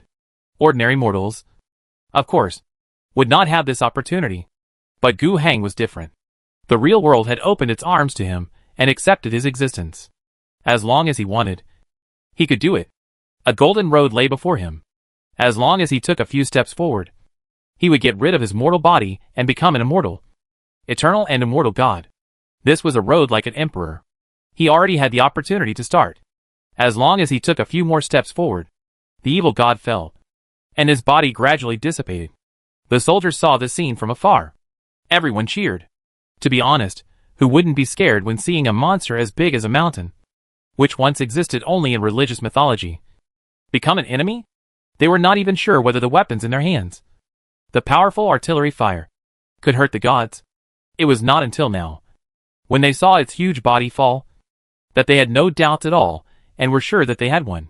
Naturally, the soldiers' eyes turned to their commander, their leader, and the governor whom they admired. Long live the governor! The governor! Where's the governor? There was some commotion in the crowd. The more worried ones were the Space Marines and the Sisters of Battle, especially the latter. They were not ordinary mortal soldiers. They saw the governor falling from the sky after the god war. The phoenixes might be a little slow, but the holy lilies, who were more sensitive to similar situations, realized at the first time that this was a very bad sign. Grit showed Martins a possibility that frightened him. You mean, the governor might be defeated by the whispers of the abyss, be changed in mind, or even enslaved by evil thoughts? This is impossible, this is absolutely impossible, Martins fiercely retorted. Grit quickly spoke to comfort him. It's not necessarily the case, I just said it's possible. We may be in the abyss of hell now, and the erosion of the abyss of hell on human will is very terrible, especially for psychics. Governor Gu had spent countless energy in the battle just now. He is now in the most vulnerable state. And we must go and see how he is doing. What are you going to do then? Grit could not see the expression of the warband leader in the helmet. But she could hear the alienation and vigilance hidden behind this question. At this moment, she suddenly realized something she didn't know since when. The Phoenix is called the governor of the wrathful owl star, Mr. Governor. Instead of calling him Governor Gu, or Your Excellency the Governor like the Holy Lilies did. This change was a little subtle. She had noticed it before, and had some associations. At this moment, hearing Martin's question, her association was further deepened. However, now was not the time to explore those things. She also did not want to turn against each other after fighting side by side just now. She quickly spoke to comfort him. My sisters and I can help Governor Gu. We chanted hymns to pray to the Emperor of God, which can protect the governor's soul from the invasion of darkness. If the governor is really harmed, we can drive away the evil spirits and evil thoughts.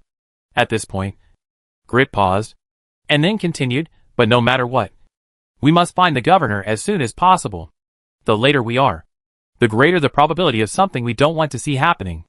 Martin's attitude softened. Okay. No matter what, we should find the governor as soon as possible. After reaching an agreement, they took action. It was not difficult to find the governor. They still remembered where the governor was when he was floating in the sky. The governor was falling straight down. So we just need to look for him in that area. However, they were not the first to find him. When they saw the governor sitting cross-legged with his eyes closed from a distance, a circle of people had already gathered around him. Obviously, they were not the only ones looking for the governor. The loyal soldiers of the Alliance also spontaneously looked for him after noticing that the governor had fallen. Some ordinary soldiers who were closer found the governor. They may not understand so much, but seeing the governor's appearance, they can roughly guess that the governor's condition may not be very good at the moment. So, the loyal soldiers spontaneously protected the governor. There was an open space of about 50 meters around the governor, and no one was allowed to approach, including themselves. When the nuns of Phoenix and Holy Lily arrived, the outermost soldiers were still a little hesitant. But at this time a political officer stood up. He looked like an instructor of a company-level unit, with the rank of lieutenant, and was not a high-ranking official. It was obvious that he was a little nervous when he stood in front of the Phoenix and the Battle Sisters. However, he still did it bravely. Please stop, Governor. Before he could finish, Grit's voice came out from the helmet. Get out of the way. She didn't even stop, and was about to pass by this mortal soldier. She was very anxious. She could already feel that the cloud surrounding the governor was an irrepressible evil energy. This proved that her previous guess had come true. The abyss hell was really not a place for humans to come.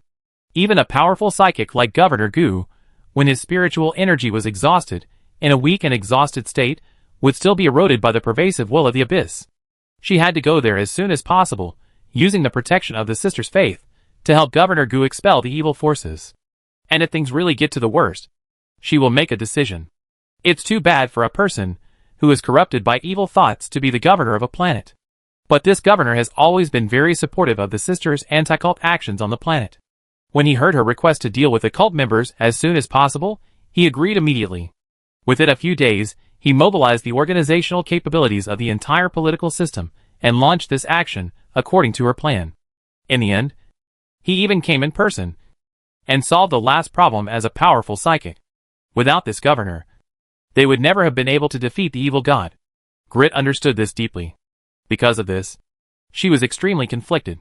But no matter what, she had to go to the governor first.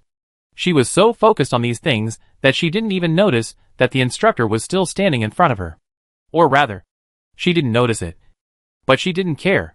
She just pushed the mortal away with a casual move. The instructor, who was pushed to the side by a huge force, stood firm and directly pulled out a pistol and pointed it at the head nun. This action alerted the fighting sisters behind Grit, and they also took out their weapons and pointed them at the bold mortal. But soon after, the soldiers surrounding the governor also raised their weapons. People who were far away did not know what happened in front, but they could see that the instructor was pushed away and pointed at by someone with a gun, and the nuns seemed to be trying to break into their encirclement. In an instant, the two sides were full of hostility. The lieutenant instructor did not open fire rashly. He said loudly to Grit, "Sister head sister, the warriors of our alliance, we all respect you and your sisters very much, and we are very grateful for your help for the angry Al-Star. But please don't go any further. The governor is in trouble, and we will not let anyone harm him. If you insist on doing so, then please step over our bodies." Having said this, he opened the safety of his pistol. Grit turned around, took off her helmet, and stared at the lieutenant instructor. In the eyes of the mortal, there was no sign of retreat. The nun sighed. She realized that she had made a mistake. Perhaps in other places, ignoring the opinions of mortals is not a big deal. But here, it's not possible. She changed her attitude and said, "We are here to help the governor. You can see that the governor is not in good condition, and we are here to help him." As she spoke, she raised her left hand. From her hand, a ball of light rose. She said softly, "Did you see it? This is a blessing from the Emperor, which can protect humans from the invasion of evil demons. The governor is facing this problem now, and he needs our help very much. So let us go, okay?" It turns out that the Battle Sisters, who claim to be the Emperor daughters, can still speak well. Her softened attitude, the help she mentioned, made the resolute lieutenant instructor feel entangled. He looked at the light in the hands of the head nun, and his mind wavered. If there was a threat to the governor, then, needless to say, there was only a fight to the death. But they said they were here to help, and the governor looked like he really needed some professional help. But if we let these nuns go, what if they harm the governor? Seeing this mortal officer struggling and hesitating, Grit planned to add fuel to the fire. She looked for help at Martin's next to her. The Phoenix chapter leader also hesitated. He knew more, but he was even less willing to trust Grit. Battle Sisters. Although the Holy Lily Sisters were not the kind of sisterhood affiliated with the Inquisition, they were not the kind with a bloody and dark reputation that focused on hunting heretics and illegal psychers. But after all, they were still Battle Sisters, belonging to the Imperial State Church, and not the wrathful Star Alliance own people. If the governor really has a problem, who can guarantee that these nuns will not go crazy? At such a close distance, it is difficult to protect the governor. In fact, the choice now is essentially another choice. If the governor really has a problem, how should the Phoenix deal with it? Thinking of this, he could not help but look at Pastor Rizzo next to him. Rizzo just smiled at him, and did not intend to offer any advice. Martins took a deep breath and made a decision. "Sister Major," his voice buzzed from his helmet, "let your battle sisters lay down their weapons, and obey the officer's request. If the governor needs your help, he will speak. If he doesn't speak, let us wait and see. I fully believe that the governor can solve the problem himself." "Martins, you know what the current situation means. How can you be so irresponsible? You are a warrior of the Emperor." "Of course I am. All the Phoenixes are," Martin said. "So, what's the problem with the Phoenixes pledging allegiance to the Emperor agent on the Wrath of the Owls? To Governor Gu Hang?" Grid looked very disappointed. She knew that after Martins also expressed his attitude, no matter what she wanted to do today, she would not be able to do it. She and her sisters might be able to ignore these mortal soldiers and force their way in. But with 12 Space Marines present, that was another matter. 30 of them are no match for the 12 super warriors. Not to mention, there are also the governor's army. Her expression became cold. She put on her helmet again and said, "I understand. We will wait outside. Let's see together how the situation will change." "That's right," Martin said. Gu Hang knew roughly what was happening outside, but he had no time to care. The head nun's guess was right. Gu Hang's spiritual energy was almost exhausted in the battle just now, and in the confrontation with the evil god, and all kinds of passive protection effects were almost reduced to the lowest. Because of this, the mental intrusion from the real world and the abyss of hell finally bypassed the defense and revealed its most harmful aspects to psychics: mind interference, mental temptation, will tampering, personality change. Even Iron Will was unable to play any role. The Iron Will is resisting, filtering out the mental damage that is harmful to the subject. It actually played its role faithfully. The changes in Gu Hang mind caused by those extraordinary powers were blocked by this ability. However, What was happening in his soul at the moment was not necessarily considered harmful. Two different paths were clearly laid out in front of Gu Heng. The iron will can resist harmful mental interference. But of course, it is impossible to make certain choices for Gu Heng. It became quiet. It seemed to be waiting for Gu Heng to make a choice. Should he stick to being a human? Or, using the body of this slain evil god, ascend to become a god? Chapter 239, Unique Upgrade Sequence Unlocked. Stay human or ascend to god. This option is now in front of Gu Heng.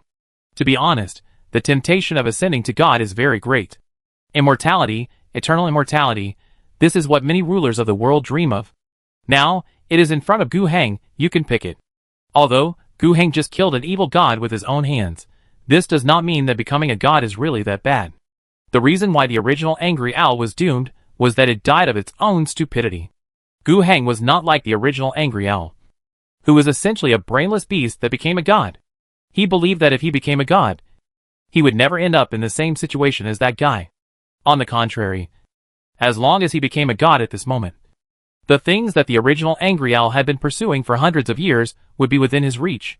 Didn't that evil god always want to open the curtain between his kingdom of God and the real world? Let his kingdom of God descend on the earth.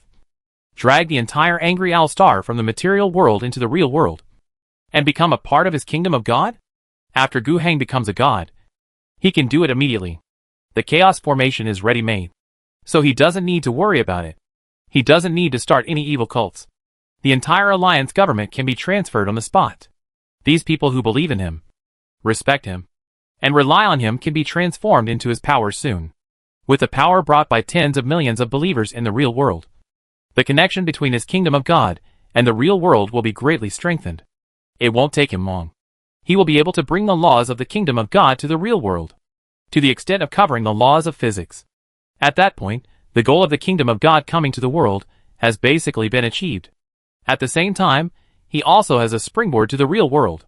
He can lead the angry owl star people who believe in him, and the demon creatures he created in the kingdom of God, to launch an expedition to the vast starry sky, drag one planet after another into his kingdom of God, and enslave countless people into his believers. Dream on. Gu Heng said coldly in his heart to something that he didn't know whether it existed or not. He has realized that this is not a smooth road, but a dead end. The kind that will definitely end if he takes it. First of all, the most important point is that if he embraces the abyss of hell and accepts the control of psychic energy, then he will no longer be himself. His will be driven by the instinct given to him by the abyss of hell, and his thoughts will gradually be distorted and replaced. He will become a puppet of power, a part of the abyss of hell, and a slave of psychic energy. No matter what he eventually becomes, he will not be himself. Secondly, even if Gu Heng didn't care about I am no longer me, it would be extremely stupid to do so from the perspective of the coldest practical interests. He could indeed easily pull the angry owl star into his kingdom of God, greatly enhancing his own strength. But, then what? Launch an expedition to the starry sky? Don't be ridiculous. When he kills the battle nuns here, ascends to become a god, begins to convert the people's beliefs, and covers the physical rules of the planet with the laws of the real world, the Imperial Navy in the sky will find out. Even if that frigate can't do anything to him, he will face the attack of the Pegasus fleet equipped with 7 cruisers, 33 frigates, and hundreds of patrol ships. By the way, tens of millions of star troops stationed in the Pegasus Star region will also arrive. By then, the number of Imperial troops coming to fight him may be greater than the entire population of the Angry Owl Star. If he wins, that would be a big deal. The war machine of the human empire will really start at this moment. A larger fleet, hundreds of millions of Astra Militarum legions, will come to the wrathful Owl Star again. Along with them, there may be some Mechanicus Scutarii, some Inquisition troops, some Ecclesiarchy's battle sisters, or even a fully staffed Space Marine chapter, with their chapter fleet and mortal auxiliary forces. To the wrathful Owl Star, a planet is completely dragged into the abyss of hell, completely dominated by the laws of the warp. This kind of thing is absolutely unacceptable to the Empire. For example, refer to the war that destroyed the wrathful Owl Star. Even in the abyss of hell, the 4 who cannot be named, who divided up almost the entire abyss of hell, the real evil gods, sent their great demons to directly participate in a full-scale invasion of an imperial world. There is a high probability that they will be driven back directly, not to mention the ascended Gu Heng. A lesser god among lesser gods, I am afraid that he will be said to be a nuisance even if he dies. Betraying humanity, there is only one way to go. My loyalty. The Emperor can bear witness to it. Dream on. I refuse.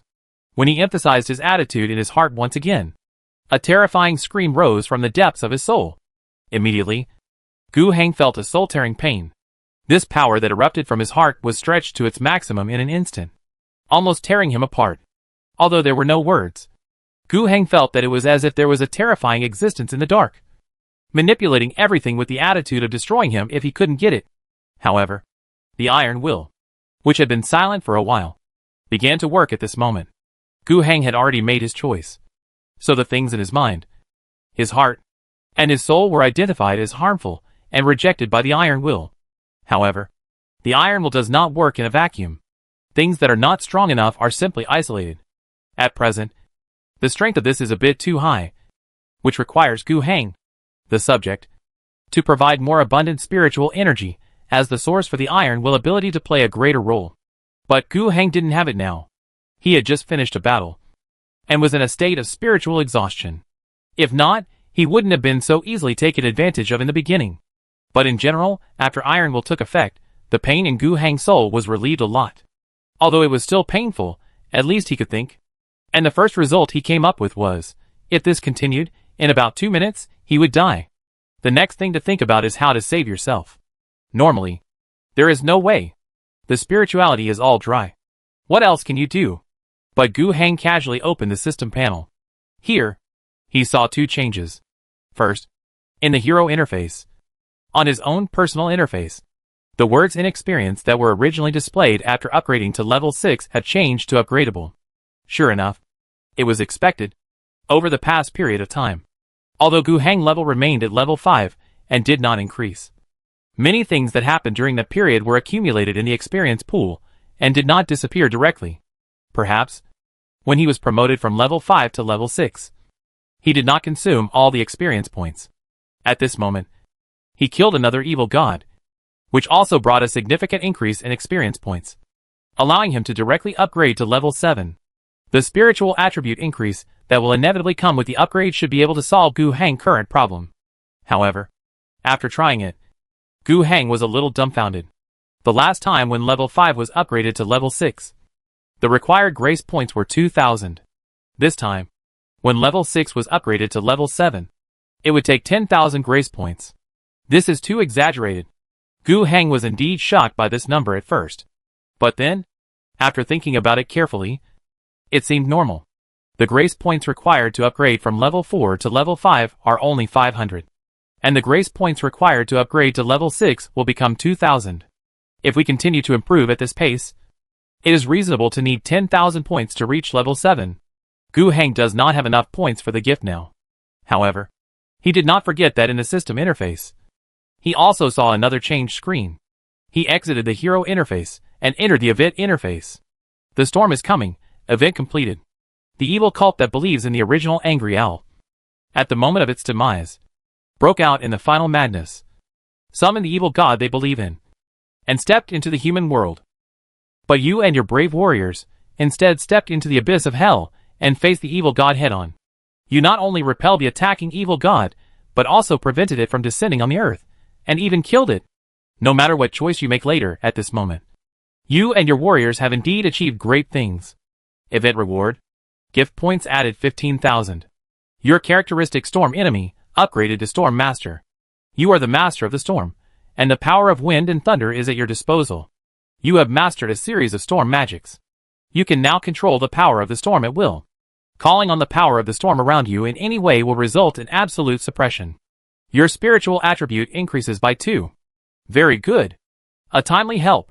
After clicking the confirmation button, the settlement reward of the event is in hand. The characteristics of the Storm Master itself are very strong and easy to use. Since then, Gu Heng has obtained a new spiritual power system in addition to the conventional spiritual power control system. Moreover, purely from the perspective of destructive power, the power of storm psychic energy is obviously stronger. Of course, this feature is useless at the moment, but the 2 spiritual attributes attached to this feature are real. It directly doubled Gu Heng's spirituality. In an instant, Gu Heng felt a sudden sense of coolness in his heart. The spiritual power that had been dried up began to grow significantly out of thin air. It did not increase directly to full. He felt that the total amount of psychic energy he had now was about 60% of his full state. However, even this 60% is almost his peak state before he obtained the Storm Master feature. After obtaining this new force, the protective effectiveness of iron will instantly increase. Those malicious screams that wanted to tear his soul apart were all isolated outside. He could still hear a little bit, but it was harmless. He could finally breathe a sigh of relief. With a glance, Grit and her sisters were still blocked outside. But these female warriors were obviously very concerned about his condition, and their eyes kept looking at him across the crowd. It was a big trouble. But Gu Heng was too lazy to pay attention to them for the time being. He still had something very important to do. He raised his eyes and looked at the corpse of the original angry owl in the distance. After being killed, this evil god fell there, and his huge body was dissipating. It was gradually decomposed into the most basic energy and returned to the real world. The speed of dissipation was not slow, but its divine body was too huge, and it had not yet completely dissipated. However, what Gu Heng was looking at the moment was not these manifestations. He could see through his spiritual vision that there was a core thing that was still in the gap between the real world and the real world. That was the divine core of the original angry owl. Or in other words, its real world essence. In his spiritual vision, it looked like a glowing sphere. The so-called choice mentioned above, to put it bluntly, is whether Gu Heng wants to merge with this thing. Merging? It is equivalent to embracing the abyss of hell. And the abyss of hell also accepts him. So he can naturally replace the original angry owl, become the god of storms, and become that lesser god among lesser gods. He did choose to refuse. But this thing was caught in the curtain of reality, and could not escape for a while. After Iron Will isolated the harassment of the soul scream, Gu Heng could still vaguely feel that this kingdom of God, which had lost its master, was gradually beginning to collapse. Without a master, it could no longer exist. This kingdom of God would collapse into the most common chaos in the abyss of hell in the next few days. At the same time, this place was gradually rejecting him, rejecting all non-real world native existences. But the rejection was not strong, and Gu Heng still had time to do something. His spiritual power probed the essence of the real world. Don't get me wrong. Gu Heng certainly didn't want to merge with it. He just felt that this must be a good thing, including the collapsing kingdom of God, which was a good thing. It was a pity to destroy it alive. Either merge or give up. Gu Heng wanted to have it all. He was thinking, is there any other way besides fusion to master it? He tried to probe it with his psychic power, but found that it was not strong enough. He couldn't control it. The power left in that thing was not much, but its status was very high. Although it was very passive to be trapped in the curtain of reality, all Gu Heng attempts to use his psychic power to drill in were blocked. After thinking for a while, Gu Heng did another thing. He reopened the hero interface and chose himself. He wanted to upgrade to level 7 just now, but he didn't have enough points. But now, after receiving 15,000 points of gift as an event reward, he would definitely have enough. He directly clicked on the upgrade. The 10,000 points of gift were gone, and in their place, the familiar upgrade options appeared. The familiar 5 options appeared in front of him. This time, he would of course choose spirituality. Gu Heng has invested a lot in this direction, and has also gained a lot. Next, if nothing unexpected happens, he will certainly stick to this path and go on in a polarized way. If nothing unexpected happens, upgrading may improve the attributes. And if another spiritual talent is drawn, there may be another improvement in spiritual attributes. I don't ask for much, as long as I can increase the spirituality by 2 points. The power that Gu Heng can control at the moment will be much stronger, and I should be able to try again to see if I can grasp the source of divinity. However, as expected, things turned out to be unexpected. As in every upgrade in the past, he would subconsciously click on the unique option that he could never click on. And he did it this time. Logically, there should be a prompt unique sequence upgrade items have not been unlocked. Upgrade failed. And then he should be asked to choose again. But this time, it was different.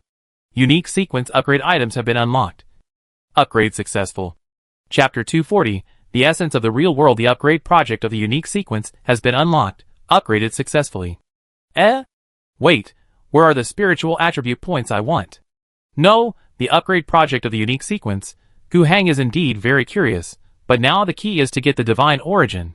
Spiritual vision is the first priority. Don't mess it up for me. However, the thoughts that flashed through his mind in an instant, when the effect of this so-called unique sequence appeared in front of him, immediately disappeared. First, there was a familiar heat flow, which was transmitted from all parts of the body.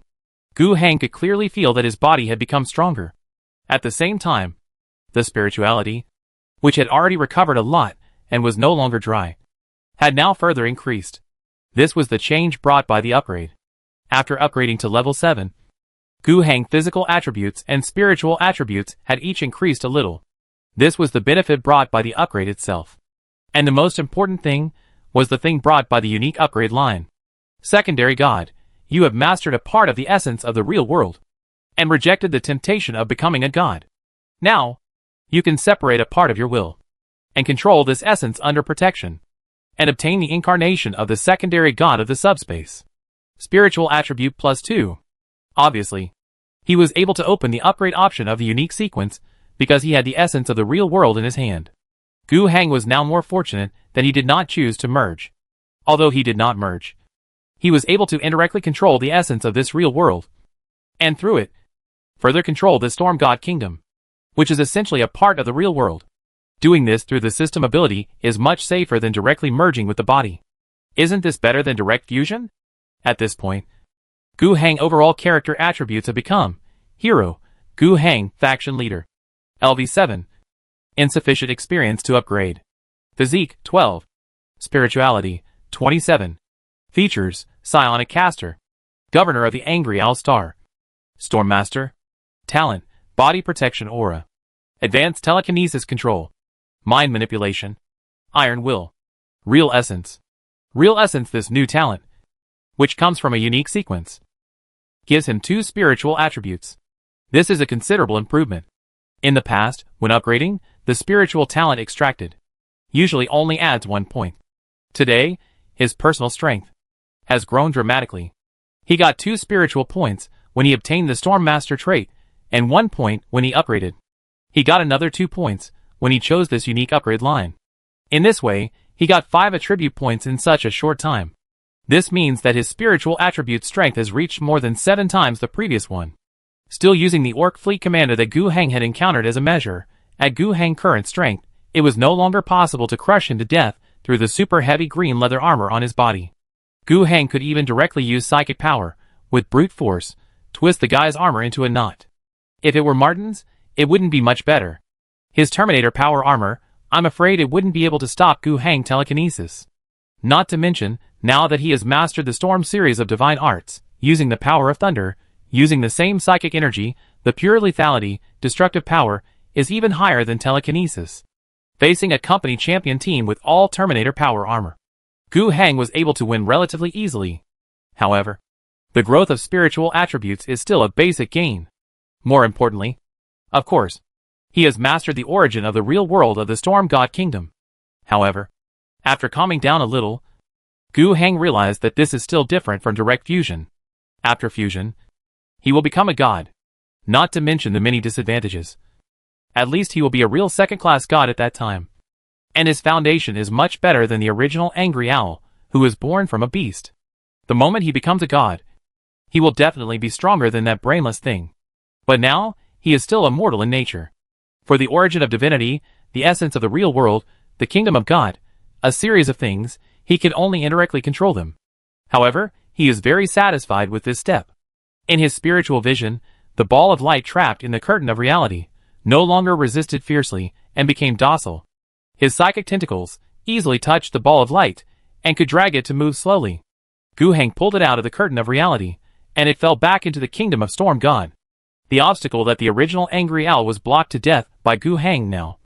Under his deliberate action, the divine essence easily crossed it. The humans who were still stranded in the kingdom of God suddenly saw a beam of clear light clearly scattered on the barren ground. People couldn't help but look up, only to see that next, there were beams of light after beams, like sharp swords, piercing through the clouds and falling to the ground. Soon the sky, which was originally covered with dark clouds, was riddled with holes. The dark clouds were dispersed, and people saw a huge blue sun with arcs flashing around it. In the sky, The people present couldn't help but tighten their weapons in their hands to guard against any unusual movements.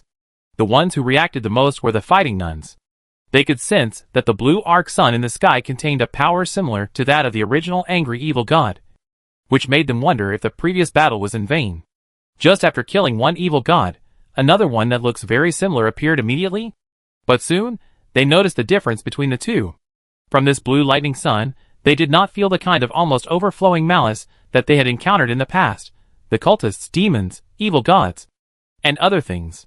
They couldn't help but want to explore further. But at this moment, another thing happened that attracted their attention. The governor stood up. Grid looked at the governor hesitantly, and then looked at the blue sun in the sky, wondering if the governor's sudden awakening had anything to do with the vision that was happening at the moment. But before she could speak, the governor spoke first. Warriors, our mission has been accomplished. The evil god that was eyeing our homeland has been destroyed, and the world is safe. Now, let's return to the real world and enjoy this victory. The governor's voice resounded in the hearts of every soldier. At the same time, in Grit's mind, there was a special sentence from the governor. Sister, I know you have many doubts, but please believe me, I am fine. When we return to the real world, we will talk in detail. Even though Grit had thousands of doubts in her heart at the moment, she could only put them aside for the time being.